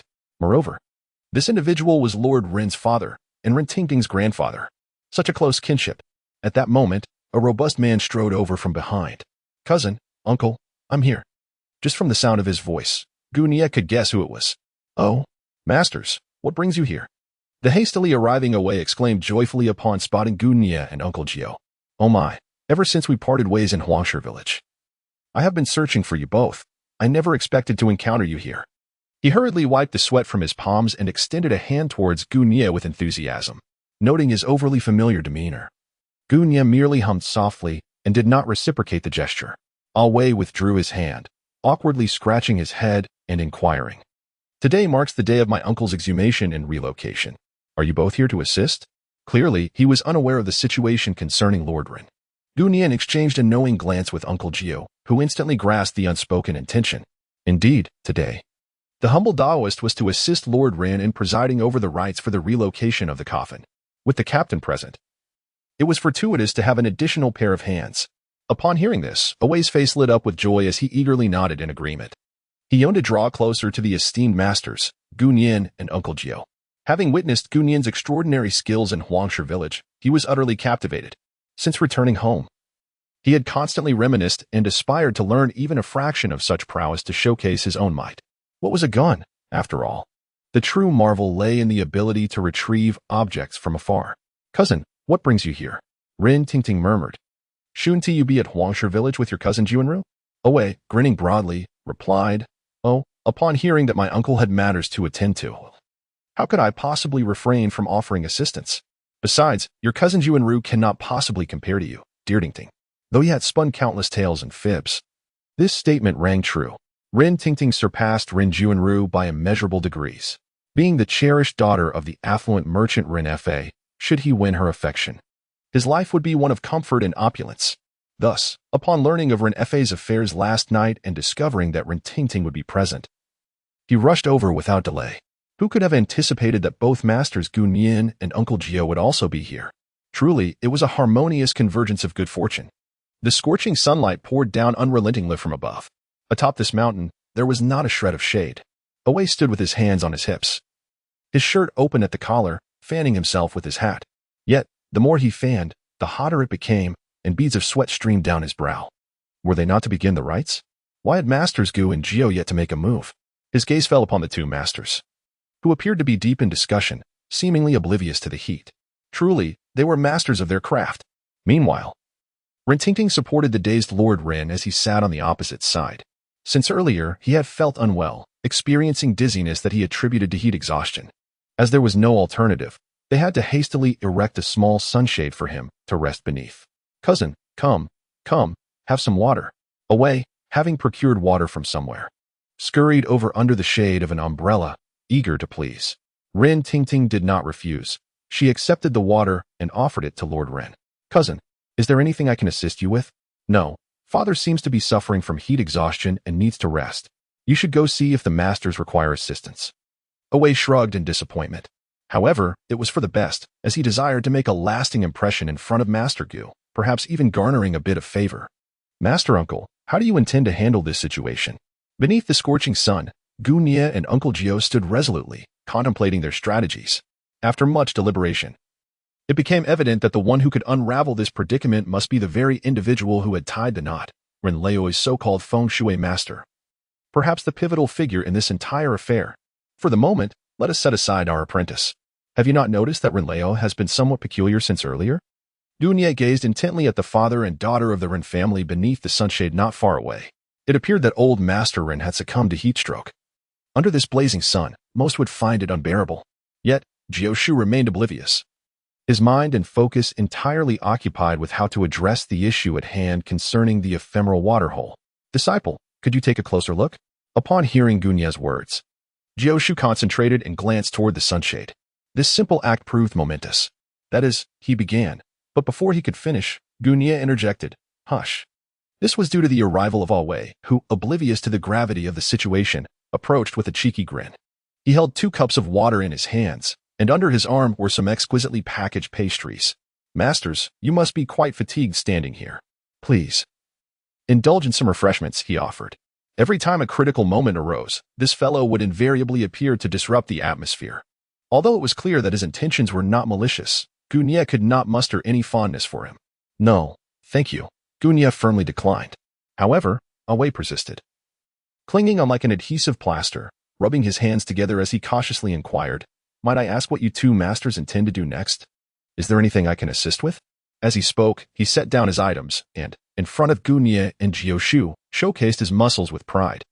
Do not be deceived by my appearance. I possess considerable strength. I can handle any lifting or moving tasks that arise. A cold smile flickered across Gu Nian's face. This fellow truly lacked the ability to read the room. However, since he fortuitously appeared, it was quite opportune. Do you genuinely wish to assist? He inquired. Wei nodded vigorously. Very well, follow me. With that, Gu Nian strode towards the Ren family, with Wei trailing eagerly behind. Uncle Jiu looked on in confusion. What does Master Uncle intend to do? Beneath the sunshade, the slumbering Lord Rin bore a pallid complexion. Beads of sweat the size of mung beans continually trickling from his temples, his head shaking from side to side as if he were ensnared in a nightmare. Daoist Gu. Upon seeing Gu Nian approach, Rin Tingting attempted to rise but was gently halted by Gu Nian. Miss Rin, please remain still. He then turned to Wei. Come over here and hold this umbrella.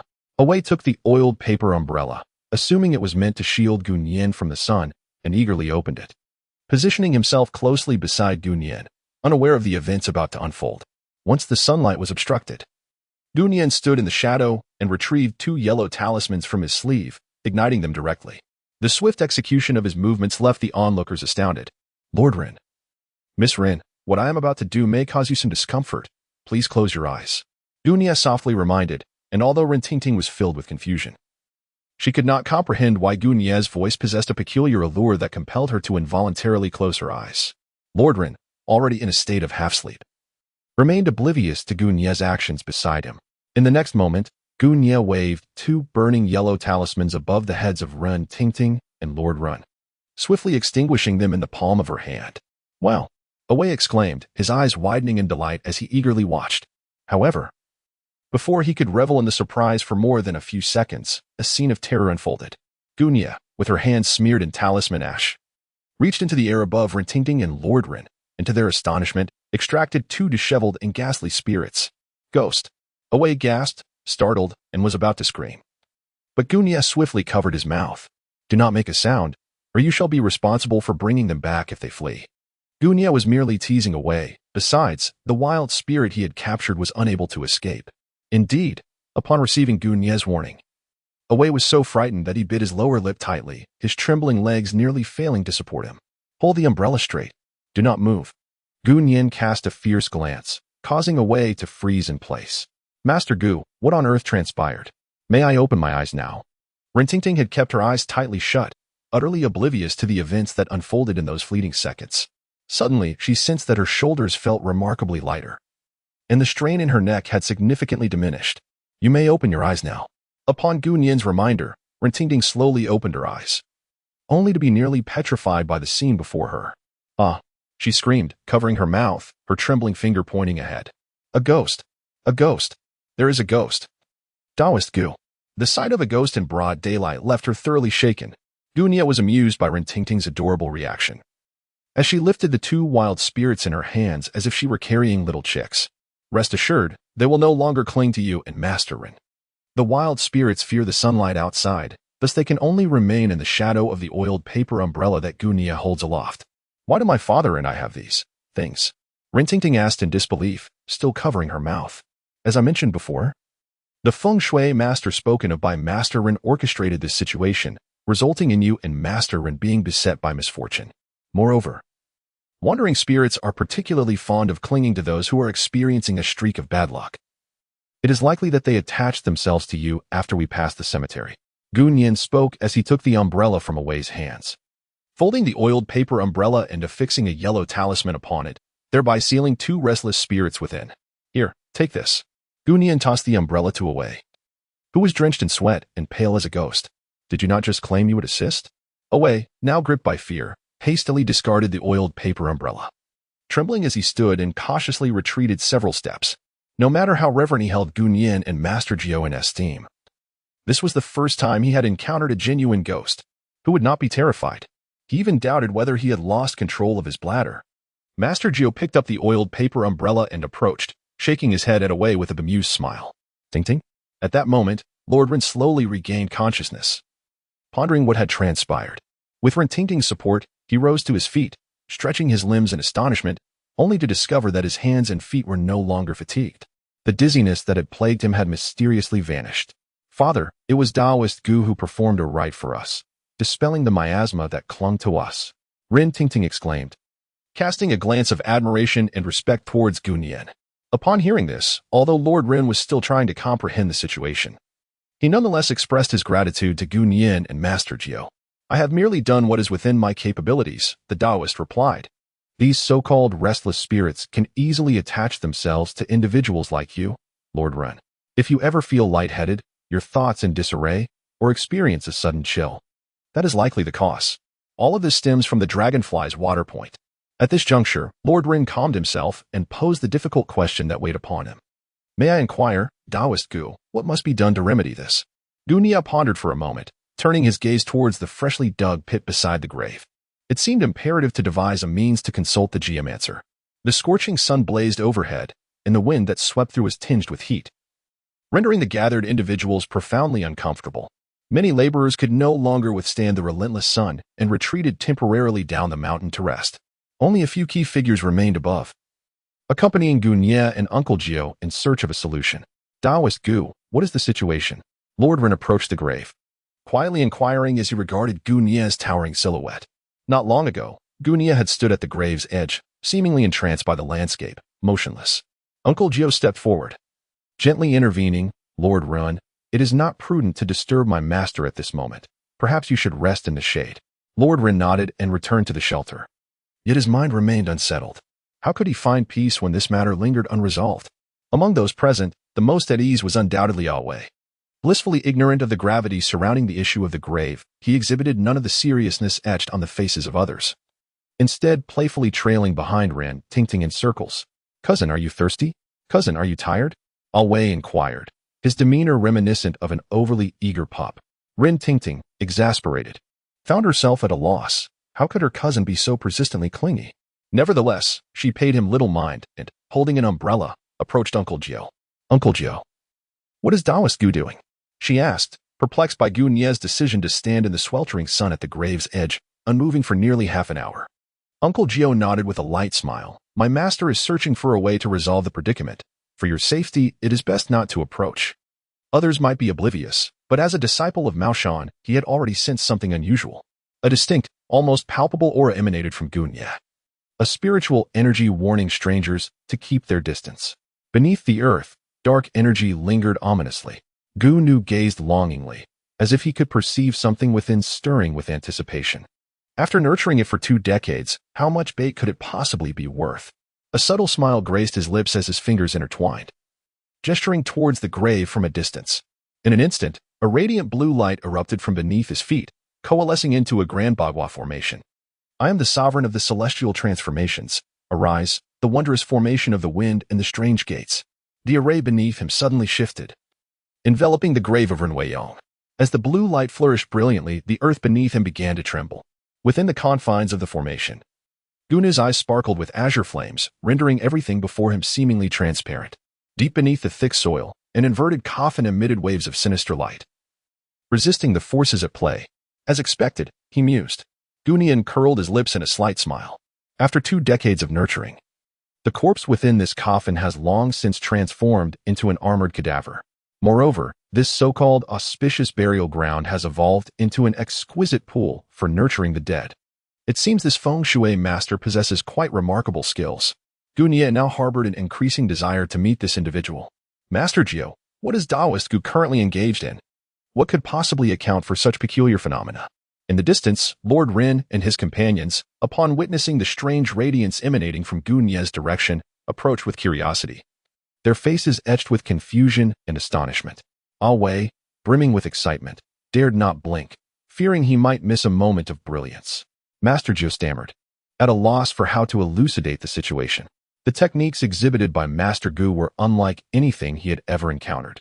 All he knew was that beneath that peculiar blue light emanated an overwhelming and commanding aura. He had no choice but to obstruct the crowd, preventing anyone from approaching out of curiosity lest they be caught in the ensuing tumult. At that moment, Gu Nie retracted the formation, gently closed his eyes, and regulated his breath. Observing this, Uncle Jiao swiftly stepped forward and inquired, Master, what is the current situation? Gu Nie exhaled a breath of stale air, casting a fleeting glance at the Rin family father and daughter in the distance. He spoke softly to Jiao Shu. The corpse in the coffin has already undergone a transformation, becoming an ironclad corpse. Ironclad corpse? Jiao Shu exclaimed in surprise, but he quickly regained his composure. It was not unusual for a corpse to turn into an ironclad entity after 20 years of preservation. However, it was imperative that they could not continue this process. If left for a few more years, it might well evolve into a bronze-clad corpse. How could Gu Nie remain oblivious to the underlying truths? In this unique classification of zombie ranks, the armored corpse stands as a formidable presence, possessing considerable strength. Moreover, it has attained a rudimentary level of intelligence. Its body permeated with a miasma that renders blades and spears ineffective. However, ordinary yang-imbued artifacts suffice to contend with it. Yet, if left unchecked, as time elapses and the armored corpse within the coffin absorbs the essence of the sun and moon, it could potentially transform into a copper-armored corpse, and subsequently into a silver-armored corpse. Ultimately, it could spiral out of control, evolving into a true zombie king capable of shaking the very foundations of the world. The situation must not be allowed to deteriorate any further. Gu Nie approached Lord Rin and his companions, relaying the situation with utmost sincerity. To his astonishment, Lord Rin turned pale with shock, nearly losing his footing, but fortunately, Rin Tingting was there to support him, preventing a fall. With a tense expression, Rin Tingting implored, Daoist Gu, if what you say is indeed so grave, does my father still stand a chance for recovery? He is my sole relative. The thought of an unforeseen tragedy rendering her an orphan was unbearable. Rest assured, my dear cousin, with 2 masters present, there is absolutely no cause for concern. Wei, reveling in the unfolding drama, seemed to relish the chaos.